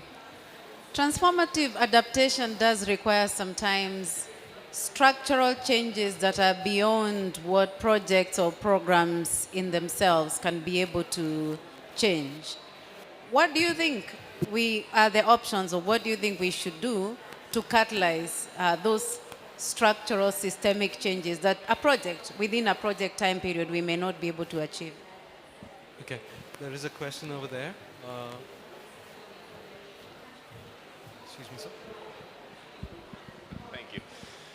Thanks very much for your presentations. I was curious. Can you introduce yourself? Daniel Morchain. My question is, or my reflection is, do you think that we can achieve a proper long-term sustainable transformation within even the crops and commodities that we're thinking about? You know? Regenerative agriculture, for example, what are the limits of it? Or are there no limits in terms of transforming and sustainability? And I just want to throw in the idea of, for example, insect protein? Is there something that wouldn't that be part of a transformative future? Thank you. Final comment. Hi, Greg Six from MIT and the MIT-led FACT Alliance. Kind of big picture question here for all of you. Where do you see the research community fitting into this transformative adaptation? Okay. Yeah. So Rebecca, maybe I'll come to you first. Maybe the question on the role in negotiations, how these concepts are being addressed. I know you follow that, and plus the role of insect-based protein or other approaches, or whatever you'd like to pick. Okay, thanks. Just a couple of quick thoughts. The value of the negotiations, I mean, it's absolutely critical that a spotlight be shined on these issues, right? You know, this is what the media covers more than in these 2 weeks more than at any other time of the year. I am encouraged by seeing more and more farmers, people from farmers associations have the chance to take the stage to put things in their own words. The question about sort of scaling up more quickly, I mean, I do think that national action is key. Just trying to do this from a local perspective, I don't think you get the amount of support that you need for these kinds of structural changes. I think local actors should have as much choice as possible, and they need to be part of it, but I don't think they can do it alone. I think also, Ishmael, to your point, you know, I think this does require training and retraining people, right? And making more options available for young people than, you know, they might have traditionally found in their villages. And then as far as the limits of agriculture, I mean, that is exactly the kind of situation and the questions that some places are going to have to face. Like, I'm from Arizona, which depends on the Colorado River. And that agriculture system is, you know, very old, but it's going to have to change pretty quickly. So, yeah. Thanks, Rebecca. You've answered all the comments. Maybe, Anna Maria, you want to pick the comment from Greg on the role of the research community, and also thinking about the time frames, a question from Susan, you know, how do we get transformative adaptation catalyzed in a small research project timeline of 3 years perhaps, which is Climber's timeline or ICRA timeline, right? So how do we do that? So in terms of the research agenda, as a researcher, thinking about transformative adaptation for me opens a new whole stream of research, because for me this is really understanding how poverty issues, for instance, infrastructure, being close to markets, governance, are really, how do we understand those and how do we link those to what I was calling the enabling environment, which is everything. So I hate to say the enabling environment because everything fits in there. But it's really from a research perspective, trying to understand how all those really nice technologies can interact with those other dimensions. And I think that we as researchers, we don't have a clear answer or analysis in relation to that. We don't really understand those interactions. We have some attempts to understand, but I think that models that are really able to relate at the level that we need to address those questions, I don't really think that they are there.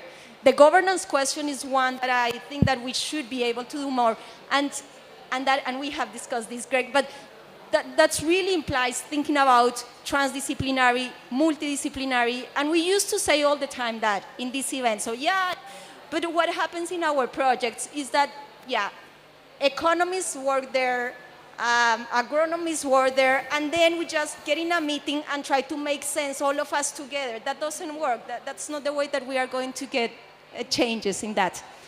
In relation to the projects and life cycle of projects, for me, the key thing here is partnerships. Because if you are able to build these partnerships, which takes time, because it's not any type of partnership, it's the partnership where you believe that you can change the world and that you can really engage in this transformative adaptation. Once that you have the partners in place or the partnerships in place, obviously we have to deal with these cycles, but it's easier to continue doing the things because you share the same vision, you want to accomplish things, but I think that a key part of that is that. But I would like also to address Ishmael's thing in relation to the lives of people, and I totally agree with you. And I think that I have had the privilege of seeing that, and was one of the slides, and it was too fast and perhaps too much information to digest. But for me, I was working with that community in Colombia, and seeing that when I started working with that young lady, Daniela, I had a conversation with her, and she said, I definitely want to go to Popayan and drive taxi. That's what I want to do. And she was totally fine about that. And seeing how through these processes, she was the one coming back to me and saying, Ana Maria, I don't want that anymore. I think that I want to do something different. I want to be able to study something. I want to go to Popayan to study, but not to drive a taxi to study, and then come back here and implement that. So those kind of changing lives, I think that can happen. And I think that the key of that, it's really providing a reason and a vision, and being the community was the one that was leading this. And Daniela was the one deciding on this. So. Maria, just one quick follow-up question. So, but in terms of transformative adaptation, can it also not be leaving agriculture production or rural livelihoods, exiting to the cities? Is that an option also? Yeah, no, I believe that it's so under some circumstances, it's the best option. There are some places in the world that there shouldn't be farmers doing farming because the characteristics of soils are not there. And what we should try to do through our research perspective is try to understand how to make those processes happen in the way that it should happen. So having opportunities in the cities for these people. So it's not stopping, and I think that goes back about thinking the root causes. Because you can say, yeah, we don't want people to leave their fields, because at least in the rural sector they own something. But it's not just, it's understanding why do they want to leave, and it's understanding if really that's the best option or not. And really like the point about inequities. Veronica, if you want to take some of the questions, but also you're the one who has the project. So how would you incorporate some of these comments, like for example the project life cycle, while thinking about designing and funding such a project? So, not too much on my shoulders right now, Danush. So first of all, what I'd like to say is I'd like to build on this and say, a lot of the work that we've done in Australia with the processes to do this sort of stuff, it begins with working with communities to understand collectively what their core values are. What do they really want to sustain and grow for themselves?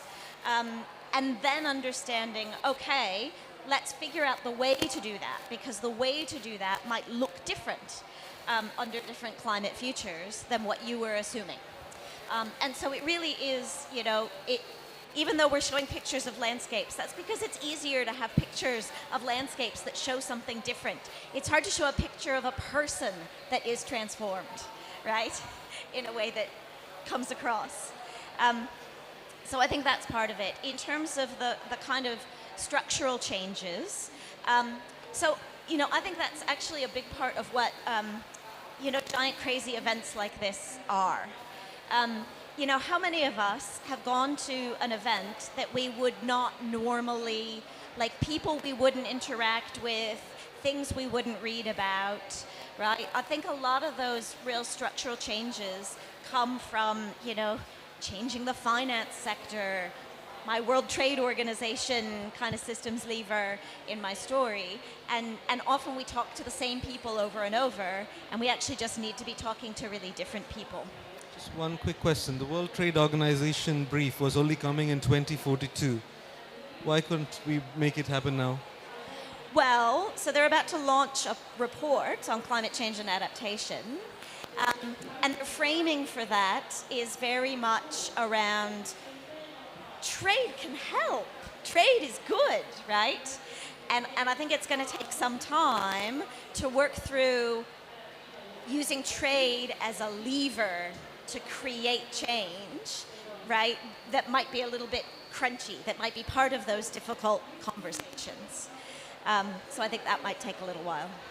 But the Yeah. So in terms of the project in Bangladesh, so I think some of the ways in which we can do this differently, there's someone in the audience who once said, at the moment, when it comes to agriculture, 70% of our researchers are biophysical researchers, and 30% are social. And we need that ratio to be the complete opposite. So we're trying to have projects that are led by social systems scientists. So the technical options come second, right? It's sure, insects might be part of it, but let's figure out, it depends on the values of the communities, it depends on how the social system can work, and then maybe, yeah, insects are part of it.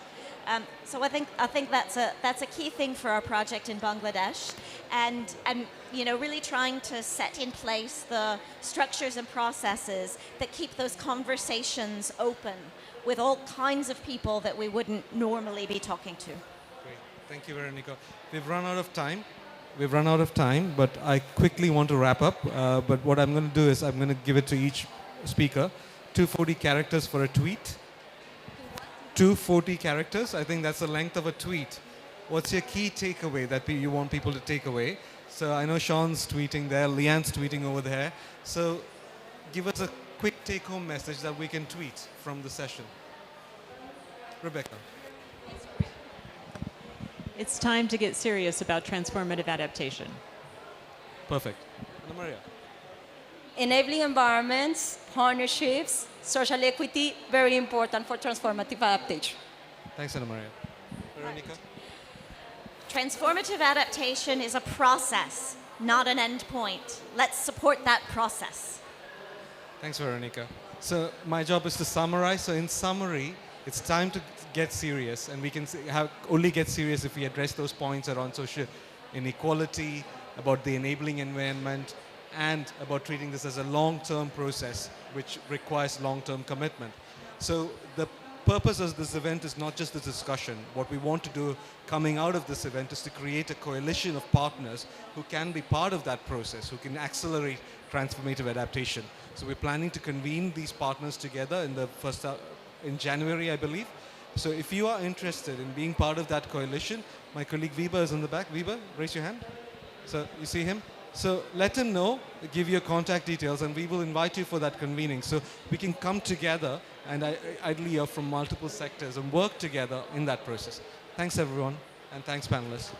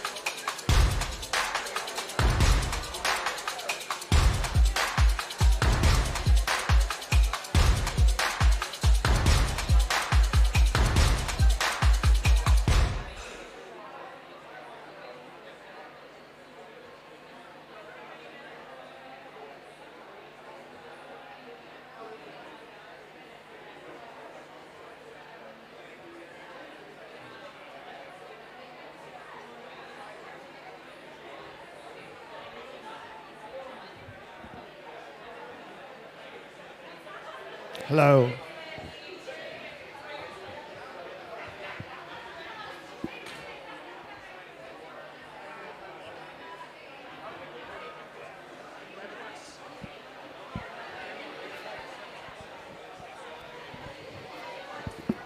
Check. Check. Okay. Can we get them on the Zoom?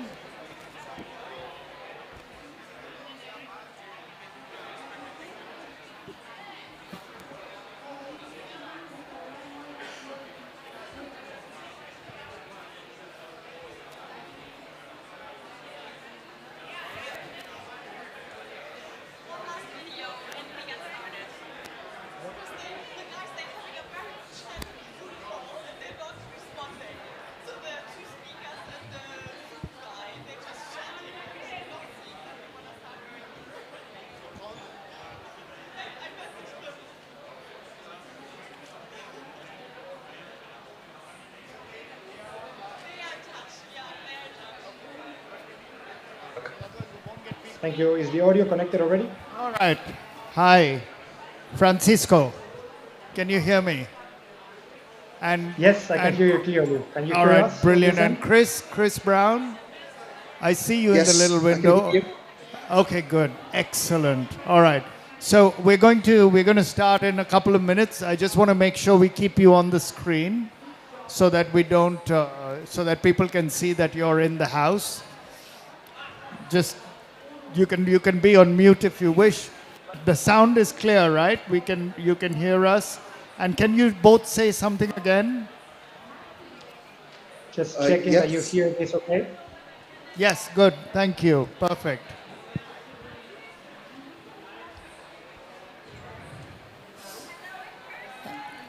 Okay, we're going to start in 5 minutes, or less than that actually. 2 minutes.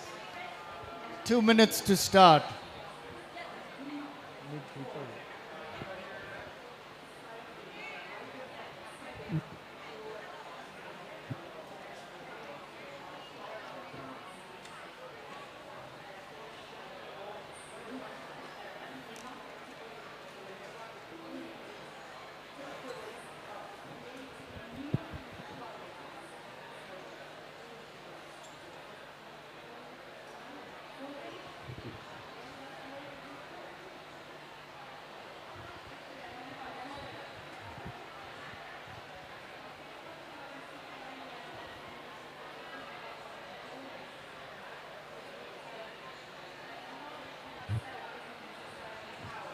Could you please let people know that we are going to start? Thank you.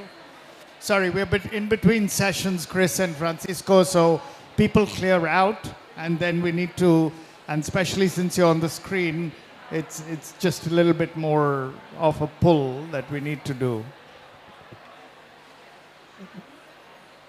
No worries. Thank you for letting us know.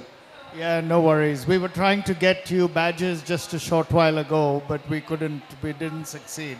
I don't know where you are right now, though. Just down the road in the hotel. All right, okay.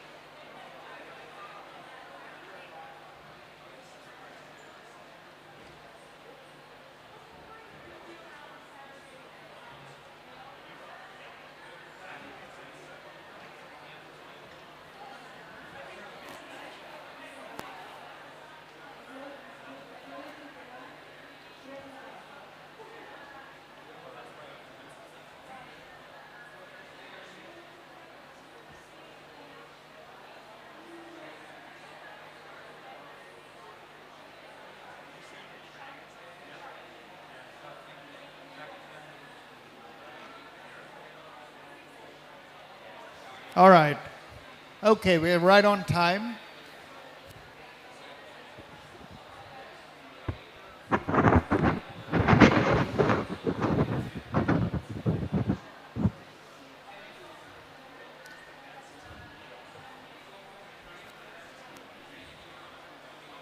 Okay, so we're just about to kick off the next session, which is the road to 1.5, one burp at a time. All right? And I'm obviously not going to steal their thunder, but I'm going to introduce you to the two gentlemen from ZELP. We've got Chris Brown and we've got Francisco Norris. I'm going to hand over to, who do I hand over to? Is it you, Chris? Or to Francisco? Okay, Francisco, the floor is yours. Go ahead. Great, thank you so much. Can you hear me okay over there?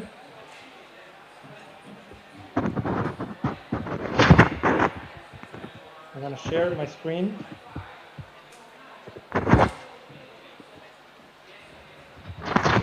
Hopefully you can see the screen shared on that end. So good afternoon. Thank you for joining the presentation and to the organizers of the Food System Pavilion for the opportunity to present our company and our solution.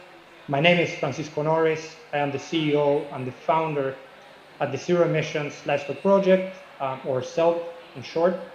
Today, I will be presenting alongside Dr. Christopher Brown the technology that we have been developing in the UK to greatly reduce agricultural methane emissions, which is, as many of you know, the largest source of anthropogenic methane emissions globally. To touch briefly on the agenda for today's presentation, we will cover in the presentation the big challenge or the problem that is livestock methane emissions. We will look into our solutions, so the technology that we develop to help alleviate emissions in this sector. We will look at the results that we obtained and the key next steps that we have ahead of us. And then we will have some time towards the end of the presentation for some Q&A. In the first section, I will be contextualizing our development by recapping on the enormous challenge that are livestock methane emissions.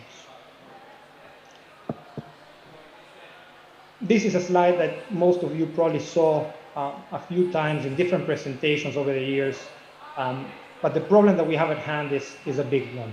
There's roughly 1.6 billion cows in the world, and each of these animals emits vast quantities of methane gas. They would emit roughly about 400 liters of methane every single day per animal.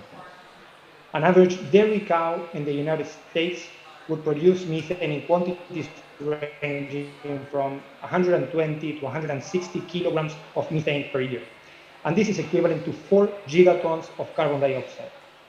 If we use a global warming potential of 20 years, this raises to about 12 tons of carbon dioxide equivalent per animal per year that is attributed to methane emissions.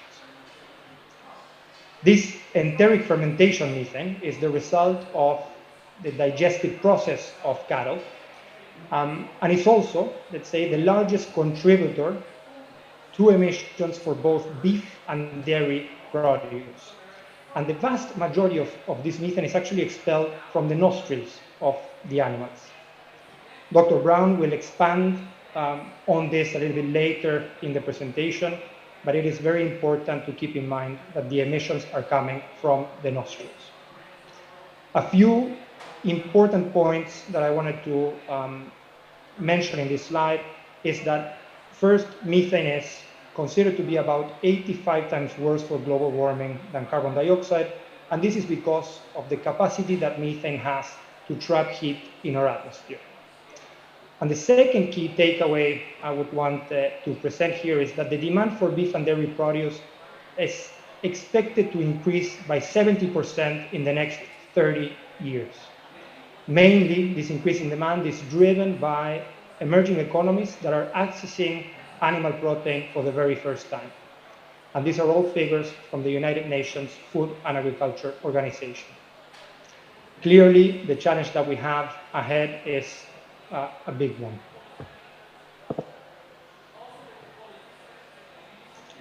The signing of the methane pledge in COP26, that was a big step in the right direction.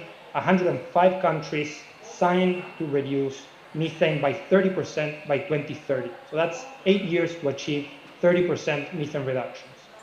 This is a very ambitious target that requires scalable implementation to target agricultural methane emissions, which again are the main source of methane emissions globally. Following the methane pledge, we have seen a rapid unfolding of government action in only some of the signatory countries. And this action targets reductions of agricultural methane. The sector, however, is not an easy sector to decarbonize, and often big reductions in this sector are paired with a reduction of cattle numbers. So basically reducing the number of animals that farmers out there are farming with. This reduction in cattle inventories impacts economies and impacts as well the livelihoods of the 1.3 billion, and this figure is from the Food and Agriculture Organization, accelerate emission reductions in the agricultural sector if we are to meet 2030 and 2050 goals. The second section of this presentation will look into our solution. So we will be looking at the technology that we designed, diving into details of the mitigation and the data gathering qualities of the technology, seeing what's out there as current mitigation strategies that can be deployed, looking at the business model that enables the rollout of this technology at scale, and finally looking at the impact that this technology could have if applied globally. Our solution comes in the form of a wearable device for cattle. This wearable device neutralizes methane emissions as they are exhaled by the animals in real time. Remember again that over 90% of the methane that the animals expel is actually being released from the nostrils of cattle. The device is made out of flexible rubber and it's fitted on the animals to collect and neutralize methane gas before this methane is dispersed into the air. The technology has the potential to reduce over 55% of the methane. Technology can actually be deployed in house conditions, but also in grazing systems. So it can be deployed in pens, in feedlots, in barns, but also in animals that are outside at pasture, eating grass, and where other solutions are Francisco, we're losing your audio. Francisco. As we will see shortly. Francisco, we're just having a little bit of an we're having a little audio problem. That is important to bring to the table. Its capacity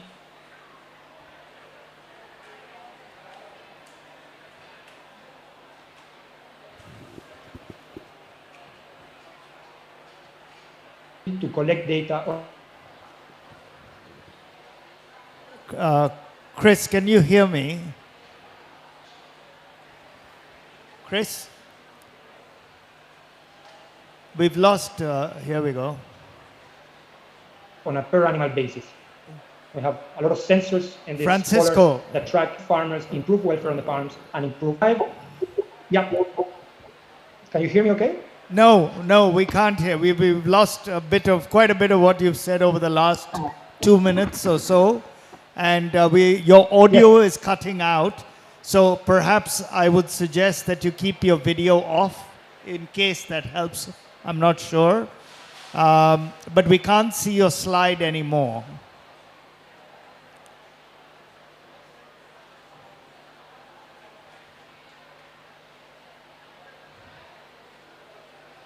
Can you do an audio check, Francisco?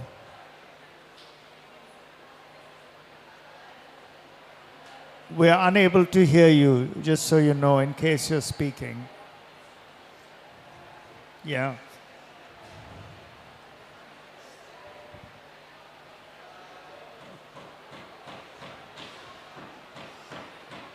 Okay, we can see the slide, but we can't hear you.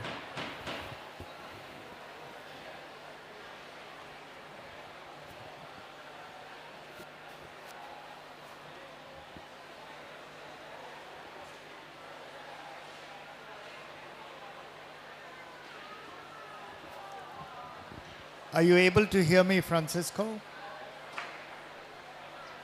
Is that any better? Yes, that's much better. We can hear you now. Perfect. Go ahead, Okay, we let can me share see my your screen. slide.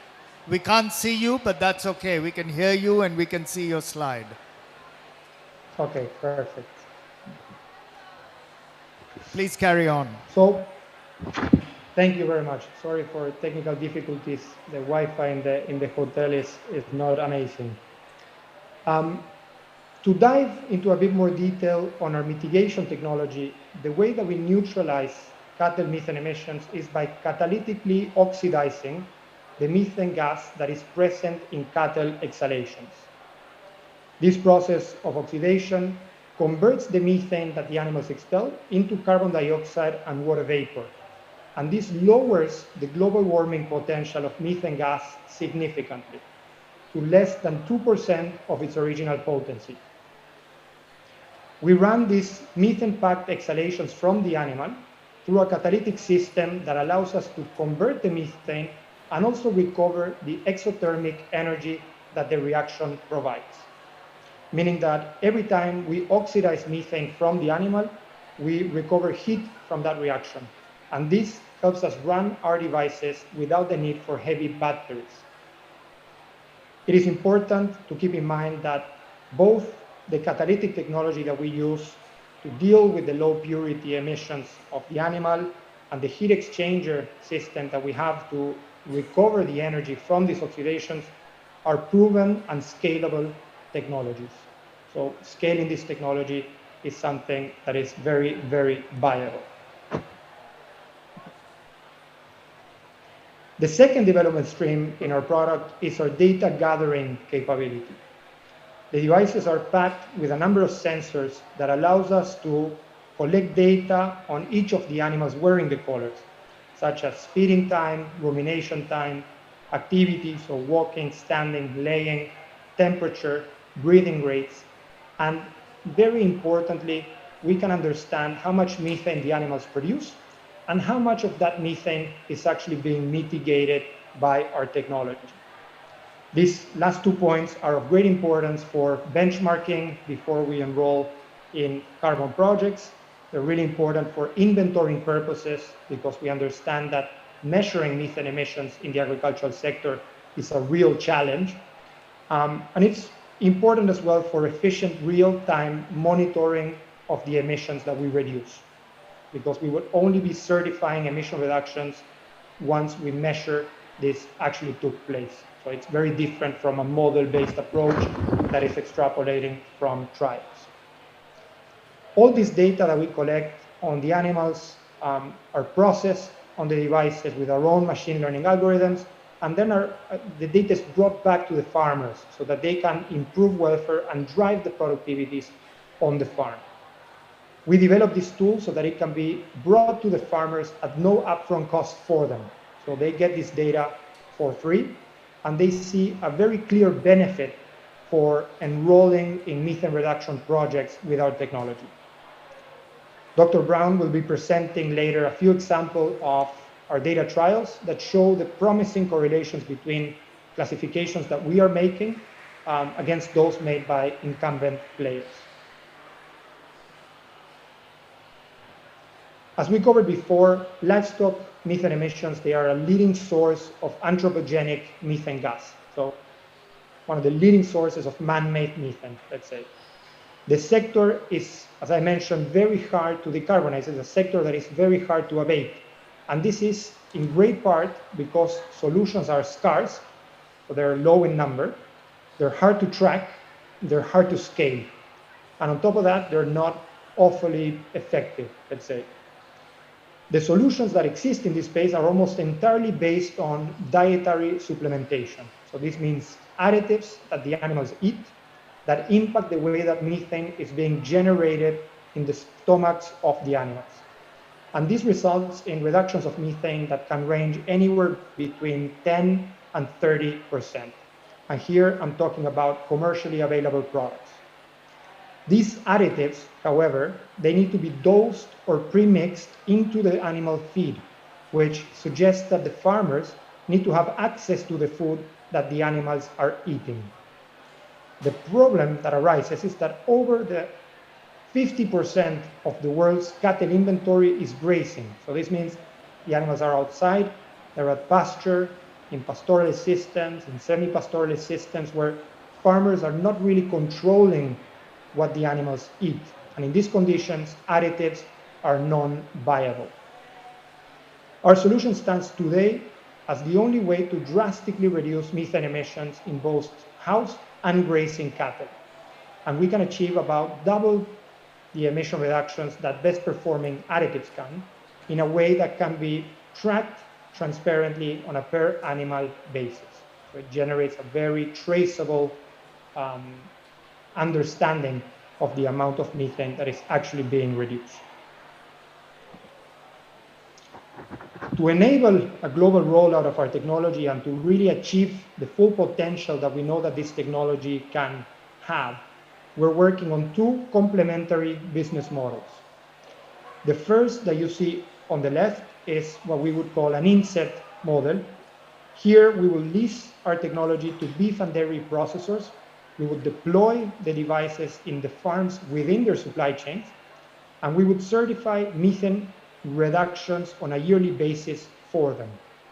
These beef and dairy companies will keep these certified emission reductions, and they will account for Scope 3 reductions at a competitive cost.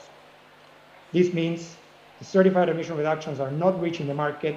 These companies are keeping them in their supply chains. Farmers here don't pay, and they benefit from our free data platform, as well as from potential premiums that can be put in place between the processors and the farmer.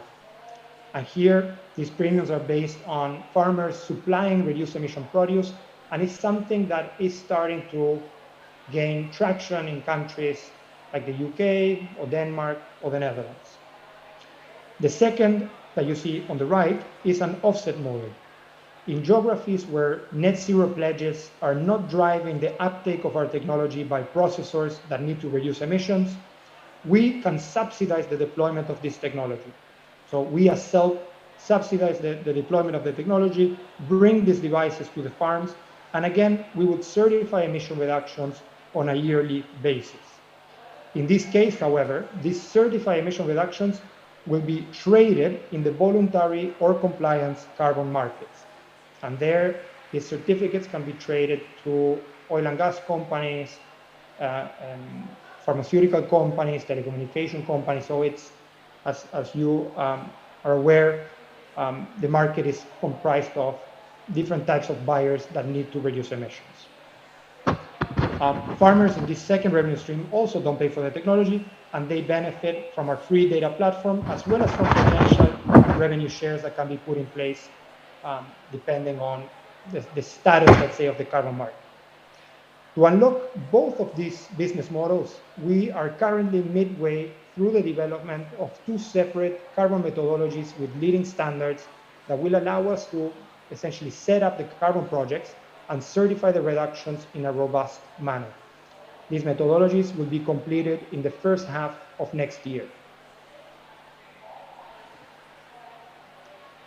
Our device could reduce an average 2.2 tons of carbon dioxide equivalent per animal per year. And this number increases to about 6.5 tons if a global warming potential of 20 years is used. Scaling this solution across 100,000 animals can produce carbon equivalent reductions of about 220,000 tons. At a scale of 10 million animals, and that's 0.67% of the global cattle stock, the emission reductions would be equivalent to 22 million tons of carbon dioxide equivalent on a yearly basis. And that's comparable to the emissions of a country like Namibia. Finally, at a scale of 100 million animals, the number grows to 220 million tons of carbon dioxide equivalent every year. And this unlocks reductions of 1 gigaton of carbon dioxide every 4.5 years. So the potential is very, very big. I will now hand over to Dr. Christopher Brown. He's the head of animal welfare and head of animal science at CELP. He's been leading the majority of our studies and trials in the company, and he will be presenting results and key next steps for us. So thank you in advance, and I look forward to addressing any questions you may have at the Q&A. Chris, I will hand over to you. Thank you, Francisco. And can you hear me okay, everyone there? Perfect, thank you. So, good afternoon, and thank you very much for coming to listen to us today. So, as Francisco mentioned, I will provide some of our key findings of the work that we have carried out to date, covering emissions, mitigation, animal welfare, and data of this innovative technology. Next slide, please, Francisco. As most of you know, and as Francisco's alluded to already in the presentation, 95% of the methane is released from the mouth and the nose of the cow. Our initial studies examined how much methane is being released from the nose. And this was an important component of our work, as we needed to show exactly where the methane was being released from the cows. So the images in front of you are taken using a methane thermal imaging camera. And through this process, we were able to visualize the methane present in exhalations, but we are not able to quantify the amount of methane. So as you can see, in these timestamp images, methane is visualized as a black gas expelled from the nostrils of the animal. But you'll also notice that there's nothing coming from the mouth. Despite this important validation, we still needed to go further to quantify the exact amount of methane being released from the nose versus the mouth and nose combined. Chris, to do this, sorry to interrupt. I just wanted to let you know that the specific boxes are not showing.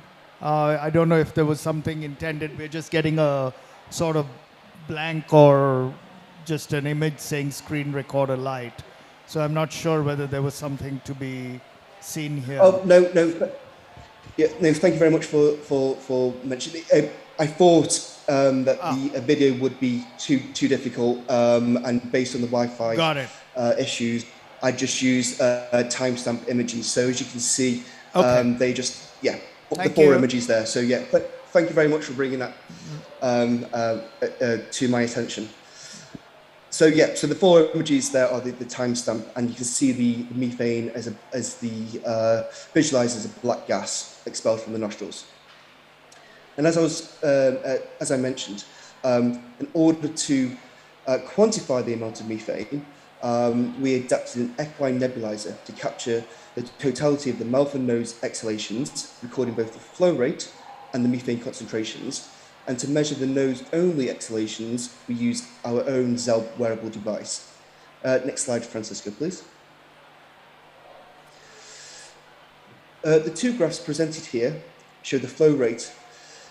The top graph is the flow rate using ZELP, which is the nose only, and the bottom graph is the mouth and nose combined. So the average flow rate from ZELP was 221 litres per minute, and 270 litres per minute from the mouth and nose combined.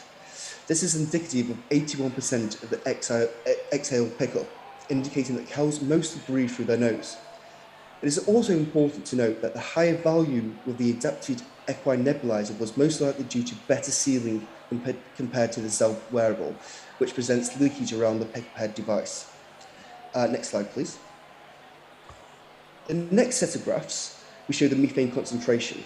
And again, the top graph is the ZELP wearable, and the bottom graph is the mouth and nose combined.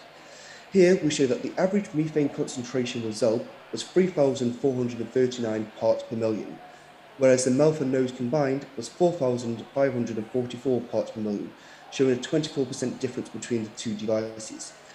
We're constantly making improvements to our device to further increase the flow rate and the methane capture from the nose. So based on this information, we were satisfied that the cow was exhaling vast majority of methane from the nostrils and continued to the next stage of the development. Next slide, please. So once we were able to prove that the methane was being exhaled from the nose of the cow, the second part of this innovative journey aimed to capture and oxidize methane. For this study, we used respiration chambers. In total, 8 beef steers with an average body weight of 462 kilograms and consuming on average 10 kilograms of dry matter intake with a diet based on corn silage and concentrate was used. To determine the methane oxidation, a crossover experimental design with 2-day observations was performed. This was repeated with 4 steers several weeks later. Within the chamber, the methane concentrations from the exhaust air were measured with a multi-exact infrared gas analyzer, which is considered the gold standard. In the image, you can see a cow wearing the early version of the ZELP prototype, transporting the exhaled breast for oxidation. The graph in the centre shows for the very first time that we were able to oxidize methane directly from the nose of the cow, and indicating the methane mitigation potential of the ZELP wearable. Without ZELP, the average methane per kilogram of dry matter intake was 27.1, and with the ZELP was 16.8. Therefore, the methane mitigation observed in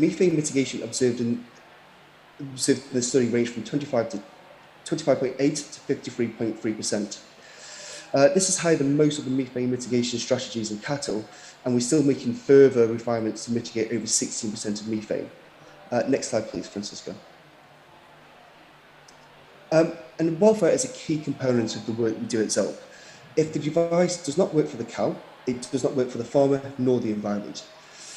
We have conducted a large independent welfare study, which has been sent for peer review publication. So instead, I'm presenting a smaller welfare study.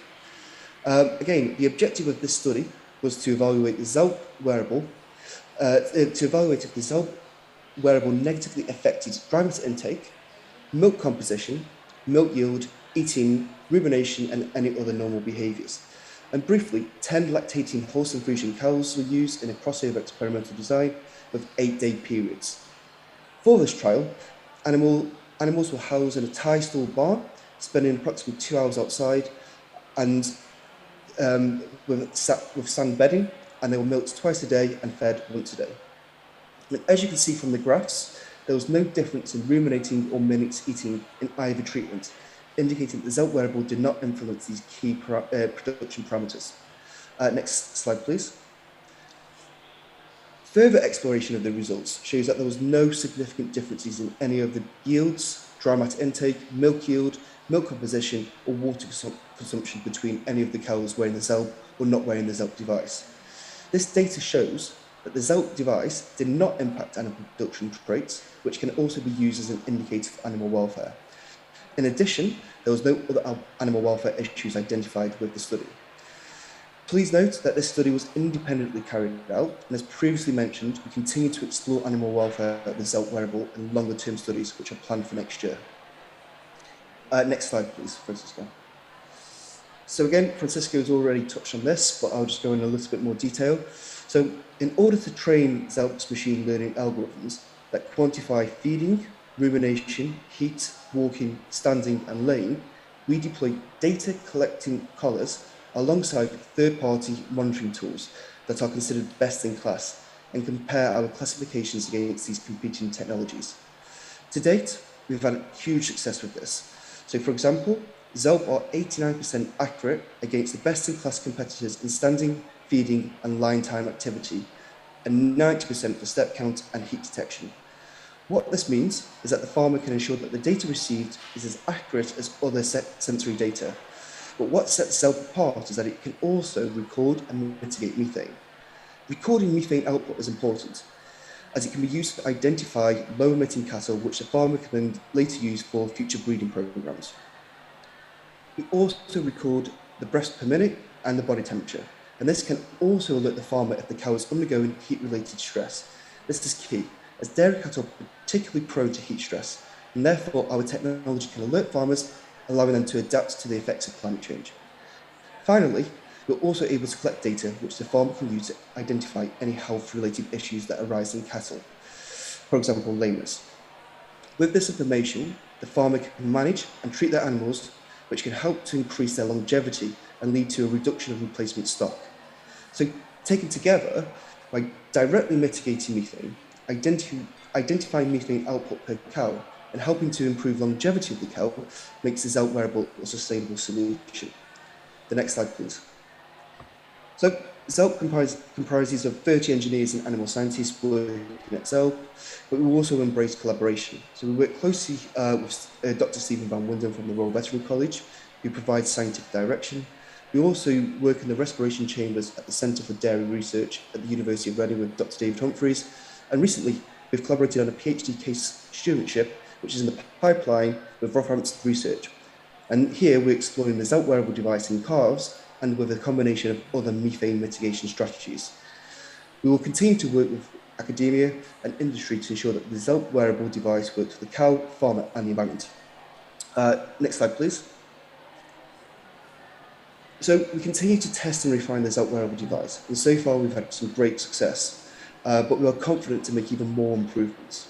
We have a number of validation studies coming up. So for example, later this month and early next year, we will test our optimized wearable device in respiration chambers to improve even further the capture potential and flow rate of potential flow rate and methane emissions. As previously mentioned, it's essential that we continue to evaluate the welfare of the animals, and therefore we have a longer term welfare study coming up using the full wearable device. And once we have shown that the welfare and the productivity of the animals is not impacted, we will perform pilot studies on commercial farms.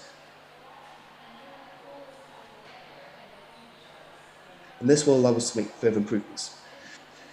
So the focus of this COP27 is all about action and implementation, and hopefully we have shown through our innovative technology we can also contribute to lowering methane emissions from cattle and help meet that 1.5 degree Paris Agreement target. Thank you very much for your time, and thank you to the Food Systems Pavilion for allowing us to showcase our innovative technology. We welcome any questions, and apologies that we cannot be there in person. Thank you, Chris. Thank you, Francisco. Just opening up the floor here for any questions or comments or anything coming in online. Madeline, are you being able to track online? Yes, go ahead. So we know for a lot of reasons that we need to reduce livestock consumption for non-methane reasons, so for land use, water use, water pollution recently. How do you avoid this solution becoming a sort of something that the livestock industry can use to claim that we don't need that reduction? How is that sort of how do you make it a holistic solution? Did you get that? Yes. Okay. Can you hear us okay on this end? Yes. Yes, please go ahead. That is a great question. We know that this is not a solution that is targeting the totality of the emissions that are linked to the sector. And we think the approaches to reduce emissions across the board in the agricultural sector, they need to be varied and they need to be complementary. And there's joint efforts that need to come from a number of different places. In the demographics, perhaps, that can support a change of diets, that will certainly be, let's say, an important step towards reducing emissions. But we understand that from a practical perspective, there will be an increase in demand for animal protein, and this will bring with it an increase in methane emissions. So we are framing this technology as one of the tools, let's say, to help reduce methane emissions in the agricultural sector, but by no means is a solution to serve agricultural emissions in its totality. Let's say it will be a joint effort that is required to bring changes in diets, additives, better husbandry practices, rotational grazing, and a number of solutions that are yet to come within. Okay, Lucy. Hi, Francisco. Hi, Christopher. Thank you for a really interesting presentation there. I just wanted to come back with a couple of questions. My first question was, have you done any research as to the consumer perception of cows wearing a device such as this? And my second question was about the next stage of the trial. I mean, you mentioned that you looked at animal welfare with a sample of 10 cows, and that's a fairly small sample, so I wondered whether or not you were looking at extending that slightly at the next stage. Thank you. Great, thank you very much. I'm going to try my luck with the video. Let's see if that works. I can maybe address the first half of the question, and then I will hand over to Dr. Brown for the second half. In terms of consumer trials, we have done a number of consumer trials, and they have actually shaped the design of the wearable along the years. We started working on this in late 2017. We're partnering with a large number of beef and dairy companies that need to drastically reduce Scope 3 emissions. In many cases, we pledge net zeros by 2030, carbon positives by 2025. So some are really, really aggressive targets. They, as companies, also conduct their own independent research to understand how consumers would respond, let's say, to this as a solution for methane emissions. The key takeaway that we received from the majority of these consumer scopings, let's say, is that data needs to be published and needs to be available to prove to the end consumer that the animal welfare is not compromised in any shape, way, or form. And we are taking it one step further to prove that the data that we collect on the animals can actually serve to improve welfare on the farms, because we can detect anomalies or changes in the patterns of these animals way before they develop into health concerns for the farmer. So, say for example, we can track very, very precisely the number of steps an animal takes a day, right? If we track across a week the number of steps the animal takes, and we note a reduction of, say, 12% of steps taken on a day, that can be flagged so that the farmer can take a preemptive measure before lameness becomes a welfare concern that will impact the animal and will impact yields. So bottom line is, we're doing a lot of work to publish welfare trials, but to also validate that the technology can take it one step further to improve welfare on the farms. But it's very important that these publications are put in place before the commercial launch of the technology. Chris, perhaps over to you on the larger welfare study. Yeah, so thank you. A great question, and you're absolutely right. Samples presentation, we have done another independent study which used 44 animals, which was much larger. But as I mentioned, that is going through peer review publication, so we're not able to present those findings. But as Francisco mentioned, and as I alluded to in the presentation, that was one welfare study, but we plan to do several more because it's absolutely imperative that the welfare of the animals is not compromised, and production parameters aren't affected by the wearable. So we do have more welfare study plans with larger sample size. But as I mentioned, we did previously do another study back in March, but again, we can't use that data as yet.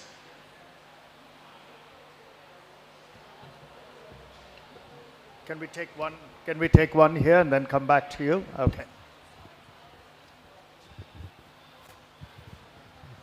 Hi, thanks. Really interesting to hear what you guys have been working on. So just a couple of questions. In terms of what you see as the kind of barriers to adoption, the areas that I'm thinking from a scalability perspective, I'm really curious as to what work you've done around what you think the cost per unit would be versus the savings that you potentially could expect to see. And the point at which that might come down to be commercially attractive versus other carbon offset solutions that are already in place on the market and available and scaled today. So what are your timescales for that? What are the timescales based on the research pathway that you've got now? When are you anticipating scaling? And I guess I put all of that in the context of 2030 methane packages, the necessity to decrease methane is urgent, how urgently can this be scaled at a cost-effective way? That is a great question. So we'll start by saying that the cost of producing these units is not prohibitive, right? So it's even at lower scales, it's a cost that would make commercial sense for beef and dairy processors to deploy. The cost is not something that we imagine will be absorbed by farmers in any way, right? So this cost will be passed on to processors so that they can reduce scope 3, and this will come at a very competitive cost per ton of CO2 for them. So when we price this on a per animal basis, on a per year basis, we do so taking into account that we're going to be reducing about 2.2 tons of carbon dioxide equivalent on these animals every year. And the price per ton needs to be at par or cheaper to that being evidenced by feed additives, right? We have an extra number of benefits, that is a higher mitigation potential and the capacity to really track this data. At the end of this commercial deployment, processors or beef and dairy companies, they can choose to recover part of this cost by bringing to the shelves very small premiums that can shape the cost per ton of CO2 that they pay. And we're not talking about 10, 15, 20% premiums. In the case of liters of milk, this could be a fraction of a cent, could be halving the cost per ton of CO2 for dairy companies. We're expecting to have this technology ready for commercial deployment towards the end of next year. And in terms of barriers for scaling after that, it really is something that we see as possibly scaling very, very fast.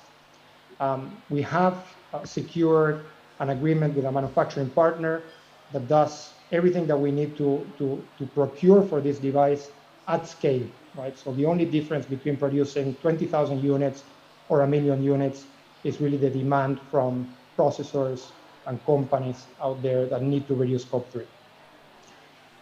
There is, as I mentioned before, this complementary business model where we can actually subsidize the production and deployment of the technology across the world, certify emission reductions, and bring these offsets to the market. And here, again, we would need to price our offsets in a competitive manner to similar offsets that have quality standards behind them, be it VCS or gold standard. But essentially, we're going to look at parity of price across similar quality of offsets. Okay, I think we can take one very quick last question. Lucy, I'll be out of time otherwise. Go ahead. Hi, sorry, another quick question from me. I'm just trying to visualize this. Do the cows wear these devices 24/7?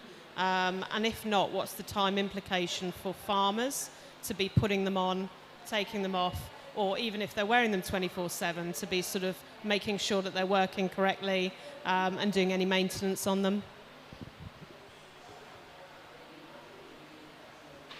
Great, thank you for the question. So we are designing this wearable so that it can be worn 24/7. But at the end of the day, this is going to be either the company's choice if they want to reduce half of the emissions that we can reduce, or a farmer's choice if for whatever reason they want to deploy it partially. The welfare study that Dr. Brown was commenting we did earlier this year and that it's submitted for publication, that was a trial that lasted about 3 months. So we have seen these embodiments, let's say, placed on the animal for up to that long. No problems that we noted arose on those deployments.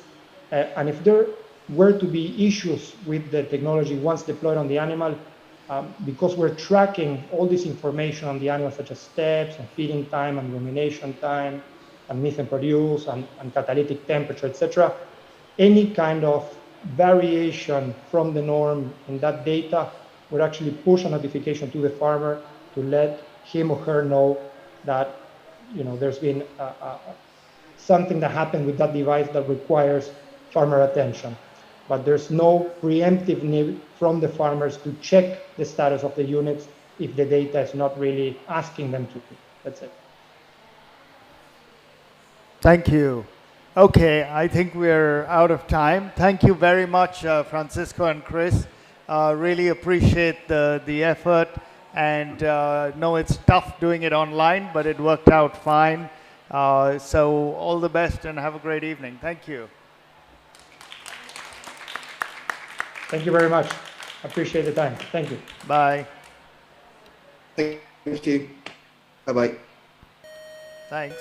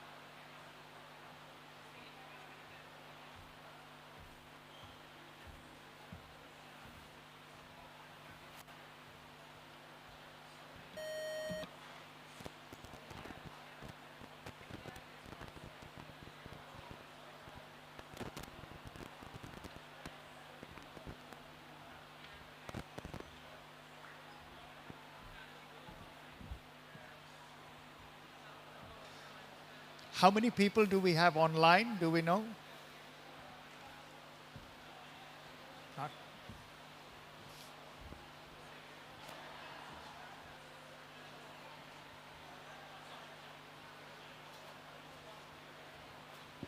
Not a lot.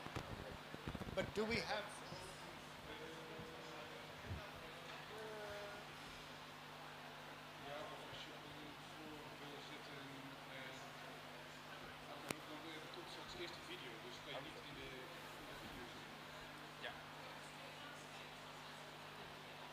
But they're all online already. Many of them are. Thanks.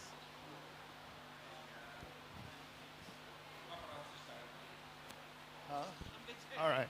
Oh, good. Okay. All right. So for the last session of today, just wanted to introduce, we've got Martin van der Kamp, who's the EIT Food Director of Education. And we're going to be talking about future generations, about skilling, reskilling, and upskilling. So take it away, Martin. Thank you very much. And it's the last session of today. It's been a very busy day here. But we still have a little bit to go. And before I start, let me say that there are sort of a number of teams. Oh, is this going to be better? Is this going to be? Oh, this is going to be a lot better. Sorry about that. So we've got a number of teams that have been working very busily on a hackathon, and they are now eagerly waiting the results. And I've got the results here. But we're still going to keep them in suspense a little bit longer. Because here we're talking about the next generation of agri-food talents. And so this COP is a lot about implementation. If we talk about implementation, we have to talk about skills. And unfortunately, there's not been a huge amount that's been going on skills. So we thought we wanted to open the conversation and see what we can actually sort of achieve when we actually think about skills, the skills for the future. What do we need to have? And I think a key starting point here is, well, we need to have some action. But what are the challenges actually that we're talking about? So maybe if we could have the first video, so the slide deck on, please, then we can at least start to think about what are the challenges that we're trying to overcome here.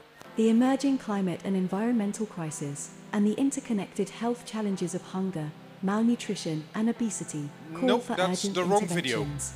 We need a mind shift in the way we produce and consume food through better management of It needs to be the PowerPoint presentation, please.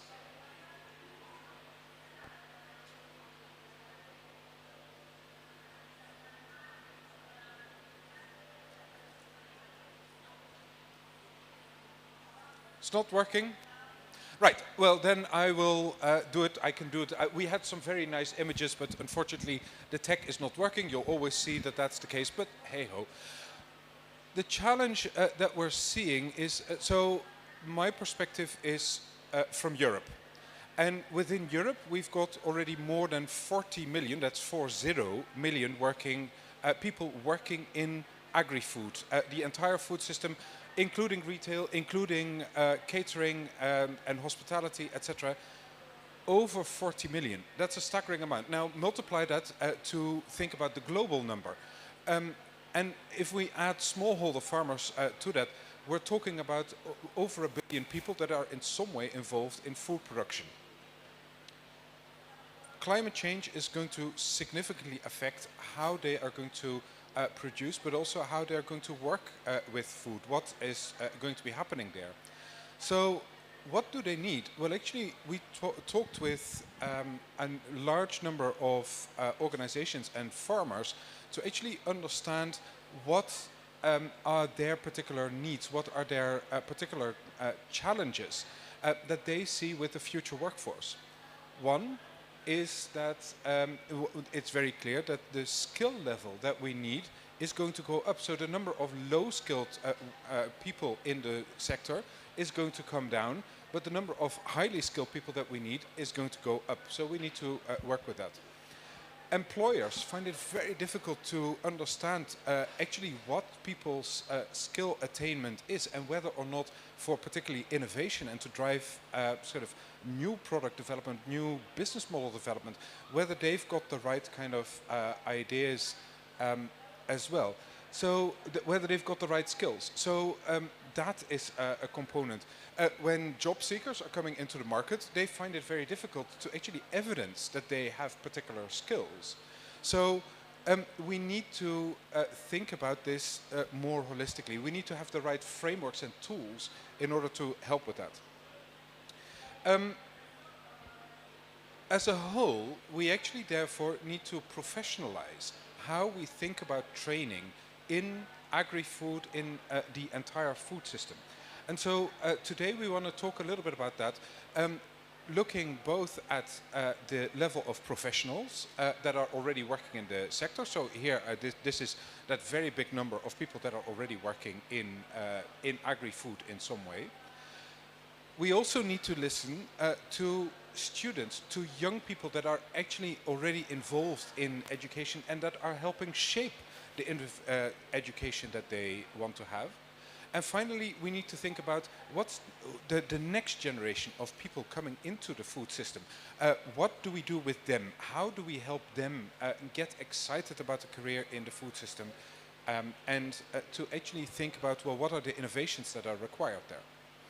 So today we want to focus on all three of those bits. It's going to be relatively short and snappy that we're going to be doing this, but hopefully to inspire everybody that's here, but also that's listening online, to think about how can we work around education? How can we think about training in different ways so that we prepare people for the future?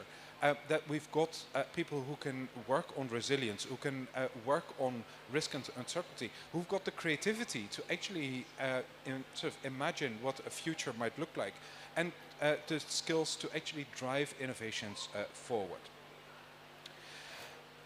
First, let's then talk a little bit about the professionalization of training. It's sort of for people that are already working in the sector. As I already said, so employers find it very difficult to actually work with their staff to evidence that they've got the right skills. Employees and job seekers, they are also not entirely sort of clear on how to articulate particular skills, etc. So, and then training providers also might not necessarily be able to adapt what they're wanting to provide to reflect those changes that are coming.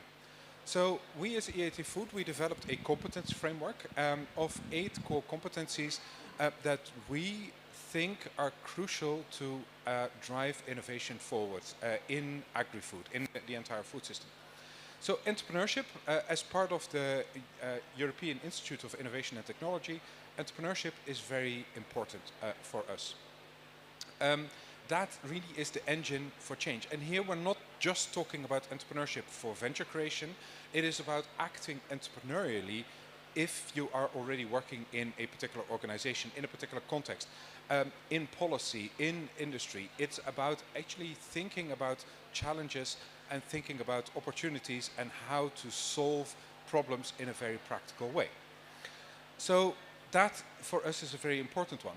But if we look at the overall sort of food system, it is still relatively traditional. So we might also need to think about problem solving and critical thinking.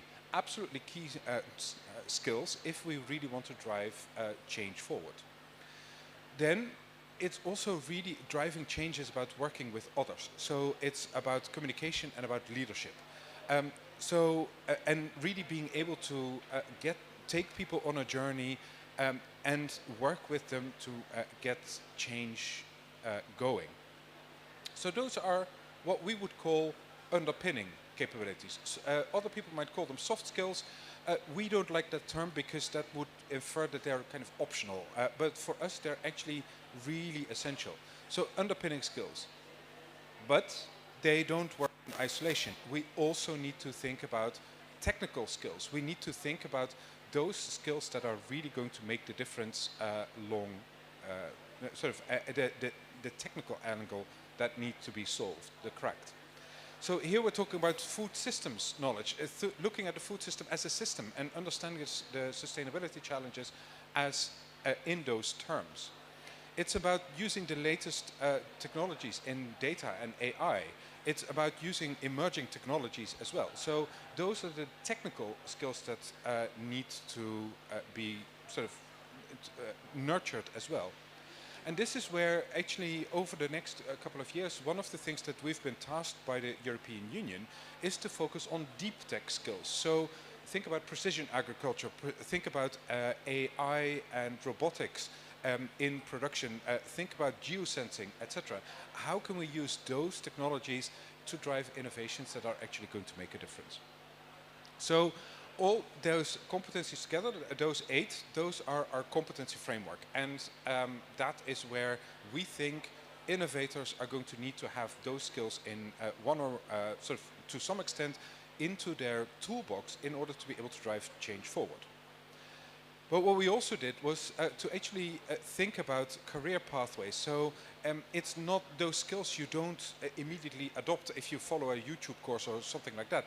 It really is about building up that knowledge. So our competence framework has 4 levels that actually you can work with and you can progress. And you start with the basics. You start with understanding some of the core concepts. And that does not take a huge amount of investment in time to actually get an understanding. But then if you become a confident practitioner, of course you need to really experience those skills and to drive them forward.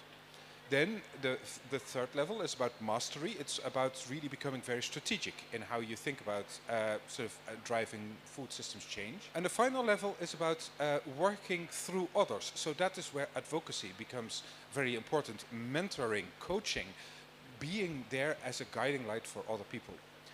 And this competence framework, we've been working with it now for sort of a while, and there we've got it. Thank you very much for that. So the way that this works is actually you can work in very tangible ways with this. So actually, if we go to the next slide, this is the way that you can imagine what someone's profile is looking like on that competency framework. So once you understand what a role might look like, you can then also see, well, where are my gaps if I want to grow into the next role? How might I actually improve myself? Where do I want to focus given a particular role?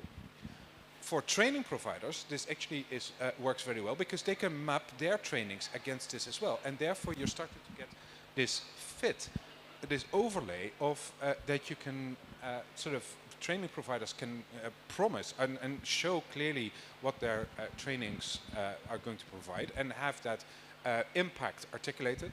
And for learners, it's very clear, but for employers, it's also very important that they get evidence back of what their staff might have been going through. So this is what we've been developing, and this is what we're now rolling out. It is in principle global, but of course we're starting with the European Union to actually get some traction there. And here I would also like to mention the Pact for Skills in agri-food that we are working on to really work closely together with policymakers and industry to really see how we can implement such tools. This is not the only one, but it's one of the mix there. So that's on the side of professionals, so to really think about that big number. But as I said, we also want to listen and work with young people that are really kind of already taking charge of their learning, that are really focusing on developing their own methods of learning, finding their own alliances to drive their learning pathways forward. And so here I'm very pleased to welcome to the stage Thomas Westhoff.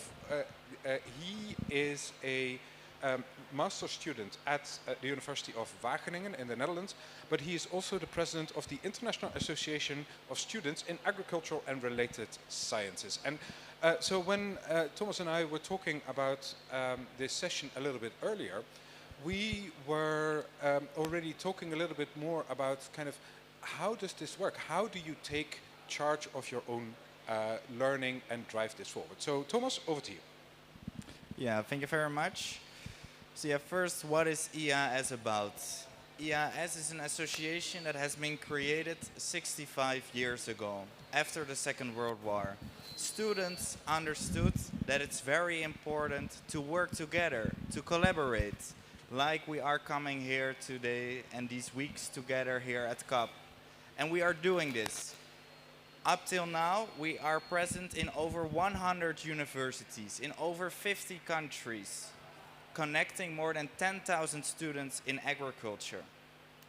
And to give a short explanation about EAS, EAS in a nutshell, I always use the triple A, which stands for aspiration, advocacy, and action. First of all, aspiration, and what we discussed today already, EAS has been working with all kinds of organizations, including the FAO. Today at the Action Hub, we had the chance to bring two of the winners of the Youth for Climate Resilient Agriculture competition to the stage. We had a long process. It started in January already, but the FAO realized that it's worth to collaborate with youth organizations like us, and they signed with us for the first time a letter of agreement worth 35,000 euros. And this helped not only those students that we could support with capacity building trainings, but also student associations like us. Because when we get the responsibility to work on capacity building trainings as young students, we also learn. We are also learning how to give a good training, how to set up such a big program, how to have sessions here at the climate conference. So in that sense, I see very much the value when we are thinking about creating skills, about creating capacity to work together with young people, learn from each other, and using networks like these. Secondly, advocacy. When I'm speaking now, our association is going to all the parties and are presenting our joint statement on Cornivia. This morning, I was sitting on behalf of Yongo at the Cornivia negotiation table. We are trying to get the food systems approach, where we are here all at this pavilion, into the declaration. And in that sense, I think, for example, our independent committee inside EAS, the Food and Agriculture Youth Institute, is leading the way there. And talking about skills, I think it's very important that we also learn how to engage in these kind of events, because they are not simple, they are very complex. And I'm very happy that together with the Young Professional Agriculture Network, YPART, we have made it possible to work on trainings open for everyone, for young people to learn how to engage and bring these discussions further. And I think it's very important as young people can connect. And thirdly, action. As president, I'm leading all kinds of global projects on no food waste, engaging women in agriculture, village concept projects. I can talk about that for ages, but conclusion is we have more than 25 locations ongoing projects, and that's what counts. We are expanding it with little investments, all just raising our own funds, our own capabilities, and learning along the way. So I think that are some of the examples that young people can really mobilize themselves and trying to get skills, new skills out there. So that's the perspective from student sides. And yeah, very much our motto is to exchange ideas, create mutual understanding, and I'm very pleased to be here and learn from everyone and see also so many students waiting online to participate soon. So happy to learn from them too. Thank you very much, Thomas. So before we go listen to some students, I think there is still one other element that we like to highlight. And here I would like to invite online Diana Phillip. She is the Deputy CEO and Chief Development Officer of Junior Achievement Europe. And so Diana and I have been working for sort of quite a long time. And one of the things that really has come up is the role of diversity and of gender. So I've asked Diana to say a little bit from her perspective on the importance of that in driving skills forward. Diana, over to you. Thank you very much, Martin. Hello, everyone in Egypt, and hello, everyone online from Europe and Africa. It is my great pleasure to be with you virtually and afar for COP27. So, as Martin said, I'm very pleased to be here. For all of you who doesn't know, JA is one of the world's largest and most impactful youth-serving NGOs. For over 100 years, JA has been delivering hands-on, immersive learning in entrepreneurship, financial health, work readiness, sustainability, and many more. And every year, our network in Europe is reaching more than 43 members and delivering activities with 4 million student experience, and half of them are women, Martin, and I will tell you more about them later on and their role that they have. But they do learn a lot. They put in practice what they learn. They learn by doing. They are put in touch with the world of work. So this is the work of our colleagues. And when we ask these young generations what they care about, the agri-food system, sustainability, food in general are among the most popular areas, and some that the students are looking at the future career opportunities. And we have a duty for the youth to really help them be prepared, have the skills and the mindset to get into the industry and be ready to tackle all the challenges it faces. And the students that were present at the hackathon we really show it that they have it right.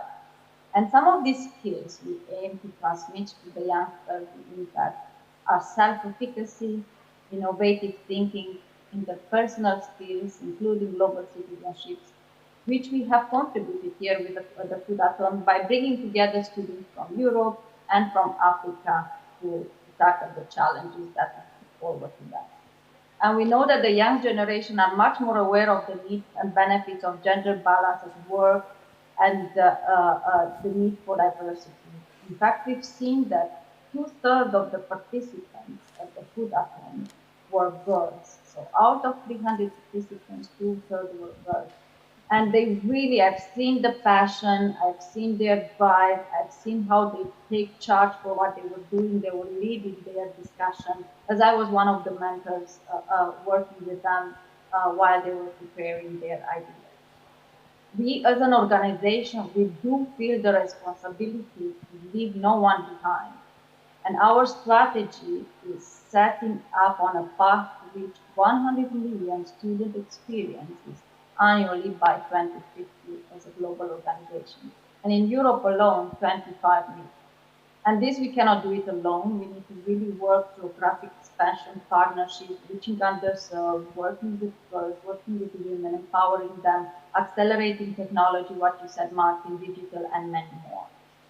And there is a lot to do to achieve gender diversity and equity in the agriculture. But I do hope that after you will hear all the students that are waiting behind to speak, you will really see that we are in good hands and the next generation is worth our investment and commitment and support. And we do have studies that are showing that for every euro we are investing in their education, the economy is getting 45 euros back because those students are creating value at work and in their businesses.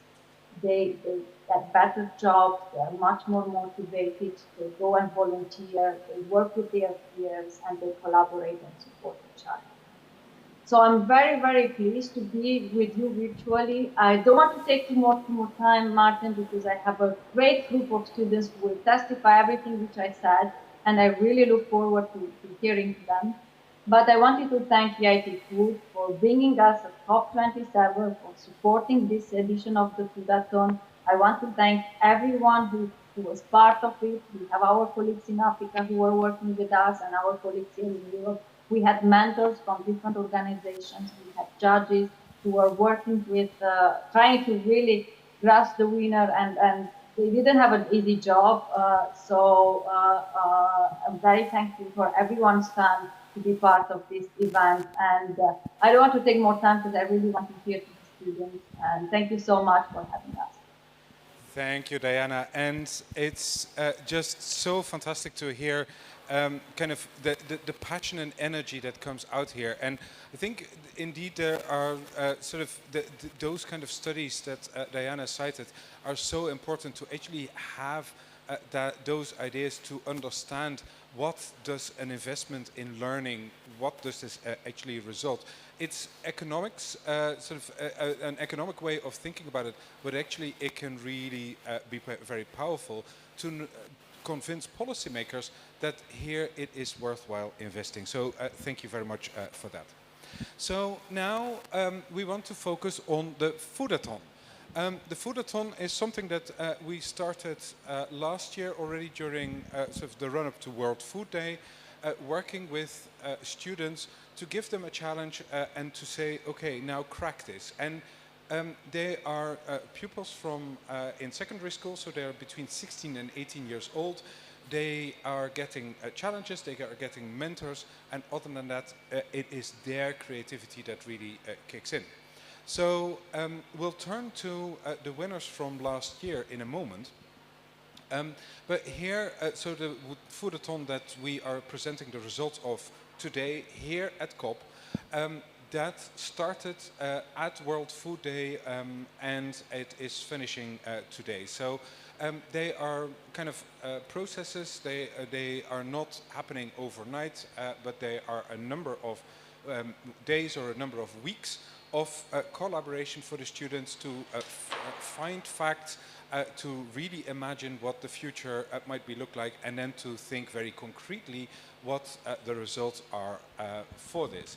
And the power of thought that is coming out of this is amazing. We've seen students sort of come up with absolutely brilliant ideas. Not all of them necessarily winners, but ideas that are really grounded in reality and that bring some really interesting dynamics together. So here I am really pleased to introduce you to Maria, who was part of last year's Food for Thought project. They won. It was a combined project between Greece and Greek students and Ugandan students. So we made sure that they could collaborate together. So Maria, thank you for joining us. Can you give us a very brief introduction to yourself and kind of who you worked with in the Foodathon last year? Thank you so much for having me. So I am Maria. I am one of the members of the winning team Food for Thought. So I'm actually a high school student and a very active member of JA competitions. Thank you. And so what was special about working together with students from Uganda? So we actually it was actually a great experience. We learned many stuff about different cultures and the way of life there. And we also realized that through entrepreneurship, we can change the world. And there are many people out there, independently of cultural background, that share the same visions with us. And we also had a chance to collaborate with some of them and make a huge impact. Right, and now you've made us all very sort of excited and intrigued. What was your winning idea? Hello, I'm Vasilis Malasidis from Greece. I was working with Maria in Food for Thought. Yep. Well, our winning idea was the proposal of a novel food. So we proposed preparing flour based on mealworms. To be more specific, the mealworm was the species Tenebria molitor, and we expanded the dietary options of Africa, suggesting the specific novel food. And insects actually are about to play a leading role in the future of food chains. And our product, the worm flour, is supposed to be able to feed the whole planet. Actually, due to its high nutritional value, it contains a high amount of amino acids and other micronutrients, and thus it ensures the proper growth of children and the health of adults the elderly, and generally speaking, whoever consumes it. So we suggested that product in collaboration with the University of Thessaly, as well as the collaboration with our partners from Uganda. And we were supposed to build the specific breeding farms in Uganda, where the worms were about to be bred and then mashed up to prepare the worm flour. Brilliant. So, what happened after the foodathon? After the foodathon? Yes, please. So after our victory in the competition, we realized that the idea we had potential and could be developed. So we had a meeting with the Hellenic African Chamber of Commerce, and they were also very positive about our idea. And since we wanted to reach more people in the respective industry, we decided to participate in the social innovation relay. First, the Greek competition, which we won, and then we were qualified for the global final social innovation relay. Wonderful. And so there we. Yeah, go. Yeah. I'm sorry for interrupting. I wanted just to add that after participating in the World Finals, we won there as well. So we were invited to participate in the Genie Festival in Tallinn. So there we had the opportunity to talk with other students like us that had already prepared their own startups. And after that, we have kept communicating with students from Uganda. And we're in the process of finding sources of funding in order to turn this idea into a real business in Uganda. That is absolutely brilliant. And I think what for me is really inspiring is that Greek-Ugandan connection is strong. It still is there. You're still collaborating on that. So congratulations for that. So, but then I've got a question for the both of you in terms of, well, and maybe you can also answer for some of the other people in the team as well. Thinking about your future, do you think that for you now the food system has become an interesting sector to consider as for your studies and for working in? So, to be honest, at first, when participating at Foodathon, I didn't have that really in mind.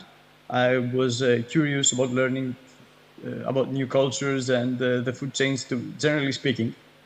But after having this interaction with the whole food system and how important it is for humanity, we saw that the potential in this sector is huge, and that we have all, in order to achieve the rise of the social prosperity, we have to strive for that. So we think that through entrepreneurship we can change the world, and that's why we want to indeed have some. Yeah, we want to turn this into real business, and that's what we want to. Maria, do you want to still add something? Yes. Well, first of all, I participated because I was ready for another challenge, and this was actually a huge challenge because after the competition, but actually during the competition, I realized that the food system are failing, and this is a huge problem to humanity. So our idea is definitely relevant, and I would also like to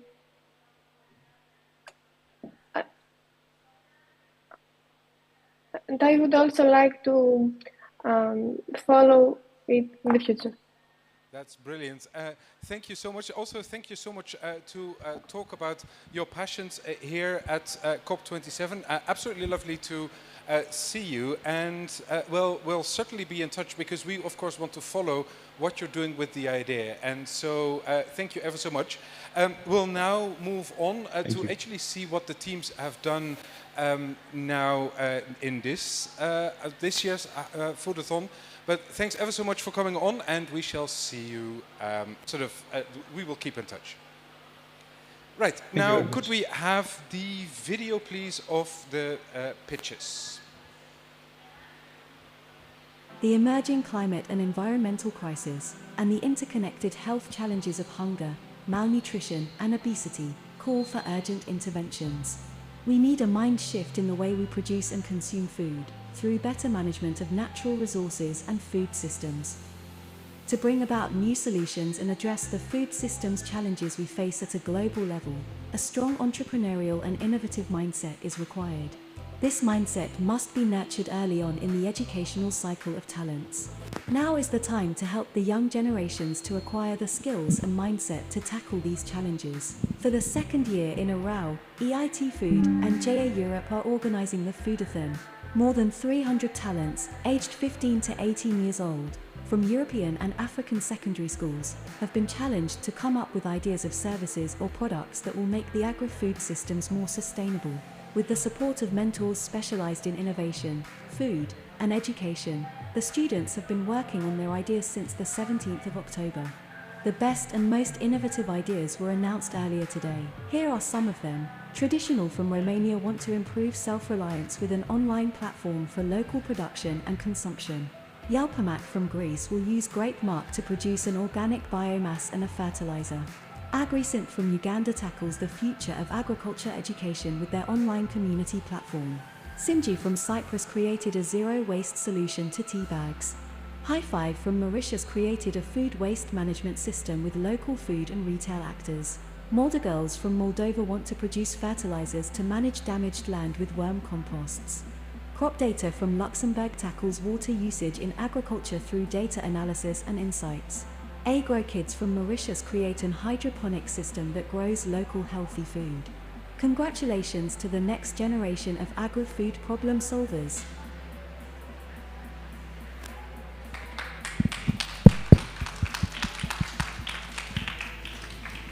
So, as the video already showed, so we had more than 300 students work on this very hard, distributed over 52 teams. And earlier today, the 10 runners-up, well, the 10 shortlisted teams were being announced, which were Agrocentric from Uganda, Crop Data from Luxembourg, AgroKids from Mauritius, Gimpos Team 1 from Slovakia, Agro-Aid Technologies from Ghana, Foodzilla from North Macedonia, Hera from Moldova, Green Paper from Uganda, Yelpamac from Greece, and Moldo Girls from Moldova. And now I am very, very pleased, drum roll please, to announce you that Yelpamac from Greece won the main award. Congratulations, Yelpamac team.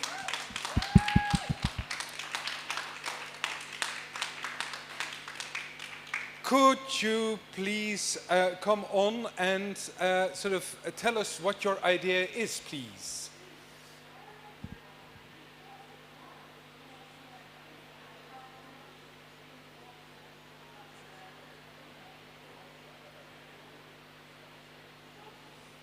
Congratulations. So tell us, what is your idea?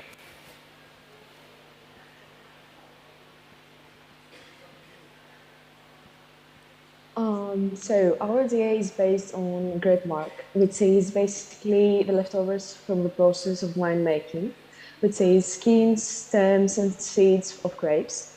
And basically, through a process, we make a biomass, and then after the biomass is burned, we use the leftover ashes as fertilizer.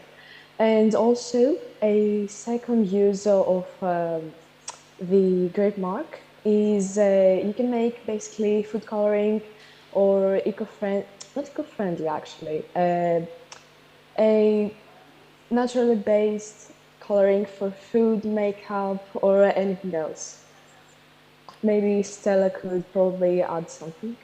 Yes, as Anthony said, we separate the liquid from the solid marc.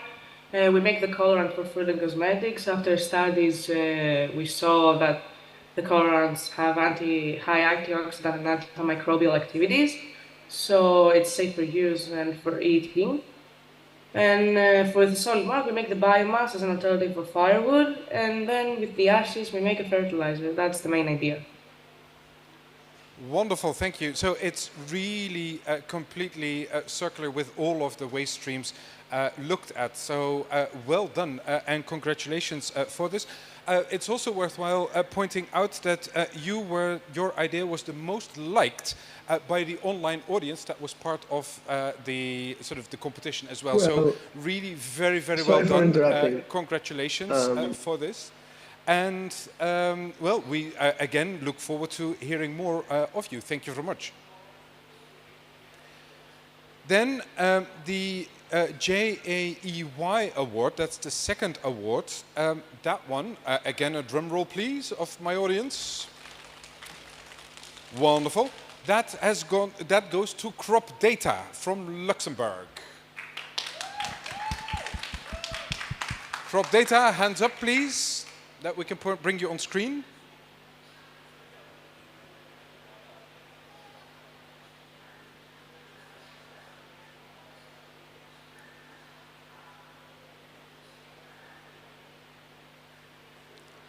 Congratulations, Crop Data team. So, can you tell us what your idea is?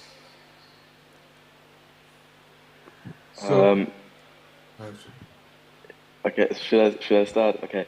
So our idea was to work with satellites to improve water usage in the agriculture sector, because in our research we found out that most of the water consumed in our world is in the agriculture sector, and we also found out that a lot of water isn't used as good as possible because there's too much water in the fields or not enough water in the fields, and without technology we can see where there's water needed, where there isn't as much water needed, and then we can use water more sustainable.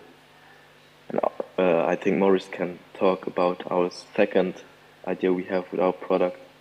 Yeah, so the second focus on early and accurate yield forecasting.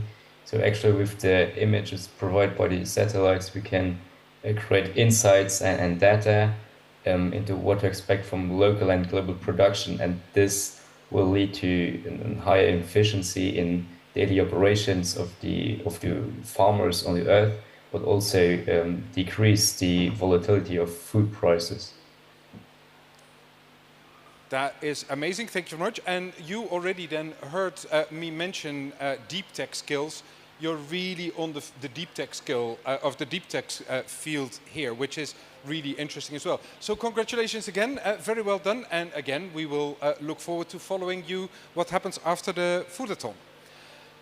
But now we still would like to talk to some other students as well. So I'd like to ask the Team Save Food from Germany. Team Save Food, could you identify yourself, please? Hands up, please.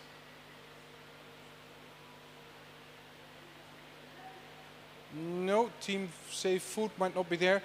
Team Think Solutions from Uganda, are you there? No, doesn't look like it either.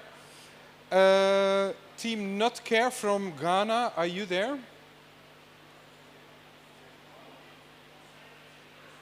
No. Team 4 Food from Serbia. Yes, Team 4 Food from Serbia. You're here. That's great. Thank you very much. So what was why did you take part in the Foodathon? So we wanted to be part of an organization that brings together young people who have the desire to bring change with their ideas, to spread awareness about the necessity of taking action, and even help preserve the planet.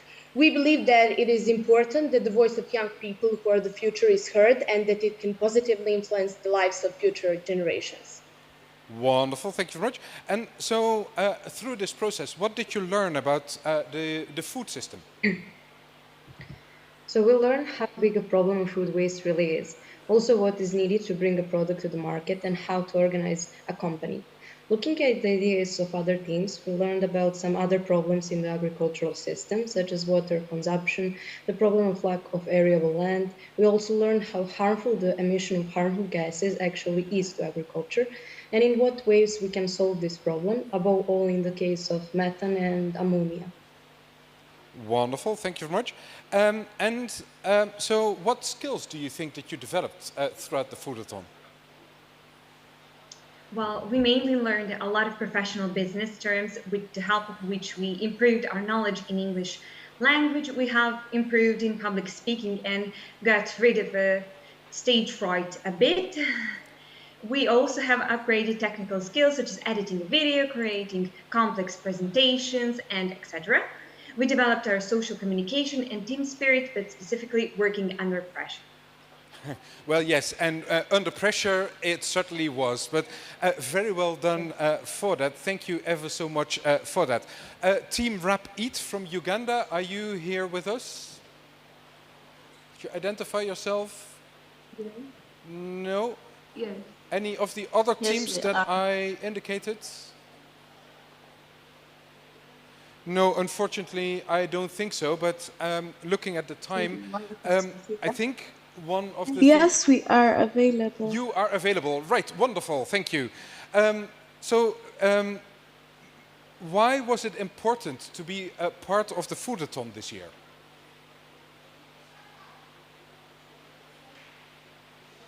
I think it was important for us to be part of the Foodathon this year because Foodathon highlights the missions and the goals that we as the Rapid stand for.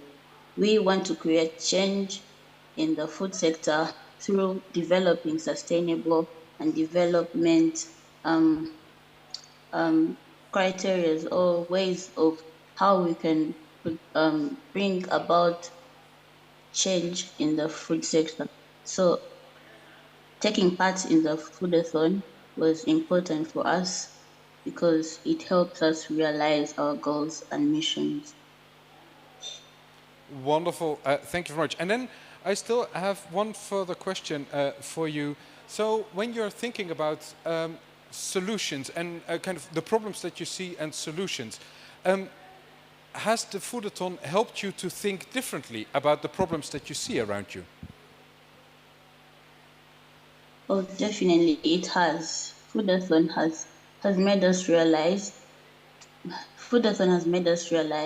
that there's not only one way of solving an issue, but there's various ways of solving an issue.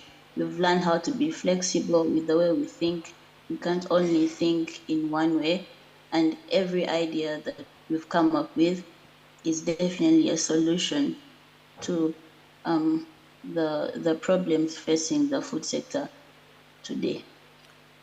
Wonderful. Thank you very much. And thank you ever so much for being able to be here with us on at COP.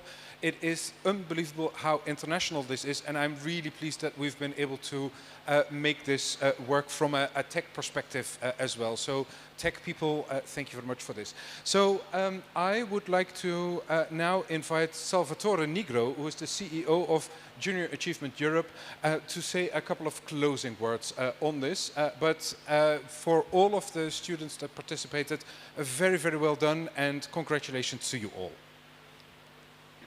Thank you so much, Martin. Thank you so much for this interesting panel, this interesting Foodathon. Well, first of all, let me congratulate once again Yelpamak from Greece for winning the Foodathon, Crop Data from Luxembourg for the JAEY Award, and the Public Choice Awards for Food Mob from Greece. I think they are still there, Food Mob from Greece, so congratulations to you too for winning the Public Choice Award. Martin, me and you navigated various meetings, conferences, seminars, summits.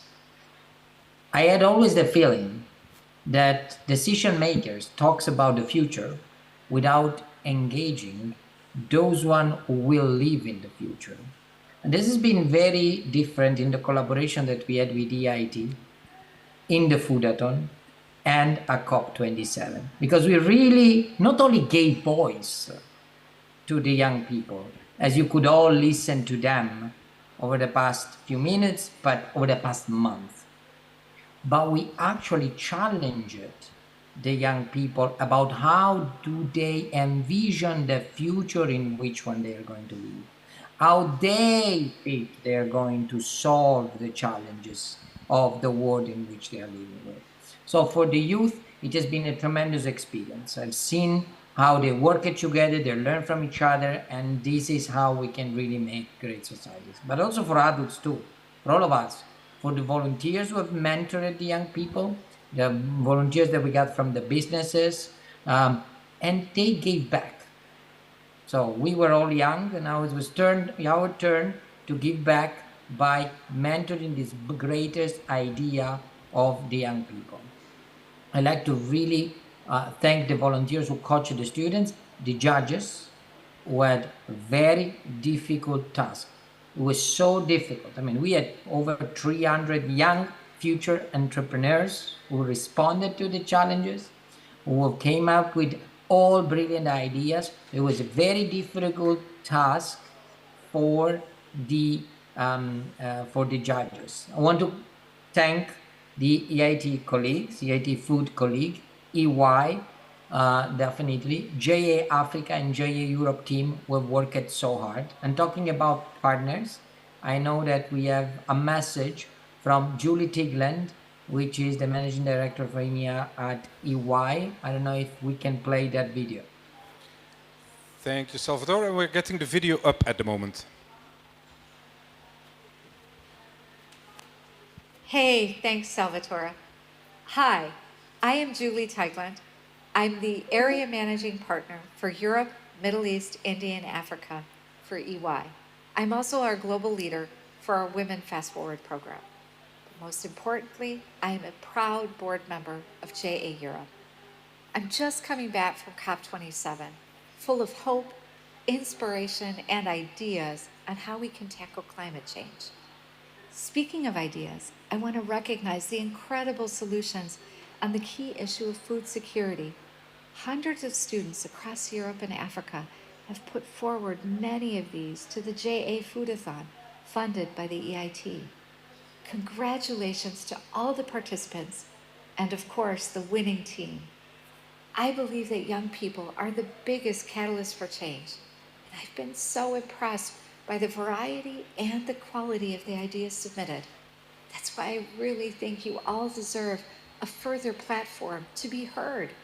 And in this spirit, we encourage those students who submitted their ideas to the JA Foodathon to put forward their ideas to Farm to Fork.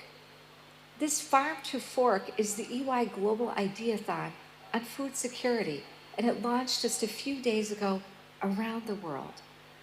An ideathon is like a hackathon, but without the hacking. It's a virtual competition of ideas. The Farm to Fork Ideathon focuses on 3 key challenges. Farm, agriculture and food production. 2, food processing and distribution. Fork, food consumption. Among the ideas submitted, we will have 2 special recognitions for those ideas submitted from young people. And specifically, JA students will have a further chance to be recognized and win an exciting experience that's going to not only boost your real personal profile, but also your idea. This is an award that EY decided to offer together with the EIT and JA. We want to make sure that young people are rewarded and motivated to have an active role in building our future. So don't wait. Submit your idea today through the link shared in the chat. I also want to remind all those people watching us that the Ideathon is open to everyone, everywhere. We're really keen to collect ideas from any part of the world. Food security is a real global issue and a critical threat to our future. Working together today on food security is one of the biggest opportunities we have to reverse climate change and create a healthier, more sustainable future planet for all. Just to conclude, I want to congratulate JA Europe for the outstanding leadership, not only on this subject, and Martin and the entire EIT food team for their vision on such a key issue. Thank you, and back to you, Sal. Thank you so much. Thank you so much to Julie Tingland, the proud board members of JA Europe. And as she said, of course, this could not happen without the solid and growing relationship that we have with EIT Food, Martin, with whom we work a lot to empower the next generation. This is just the real tip of the iceberg and the beginning of more and more collaboration to come. I wanted to thank you, Martin, personally. I want to thank Mario. I want to thank Andy, Zinga. I want to thank all the EIT people who made it happen, thanks to the fantastic support that you have given, the voice, the challenge, and most important, the opportunities to the young people to have them voice heard. Thank you so much. Thank you, Sal. Absolutely lovely working with you for next year. I think we've got a date in the calendar already. So thank you to all of the students, first of all. Thank you to all the mentors. Thank you to JA, Europe and Africa. And thank you to Thomas to come here and to share his ideas. And yeah, it's been amazing. Thank you ever so much for livening this up and making talking about skills fun. So with that, I would like to close it here. Many, many thanks to all of you here and online. And we will continue this conversation in multiple fora the way that we can do it. Thank you very much and good night.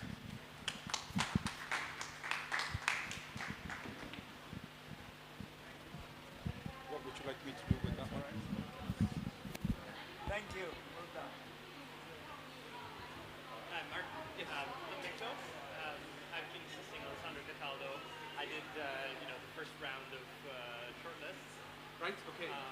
You're one of the judges. That's right. Yes, exactly. I mean, I was one of the judges in the previous one, and then I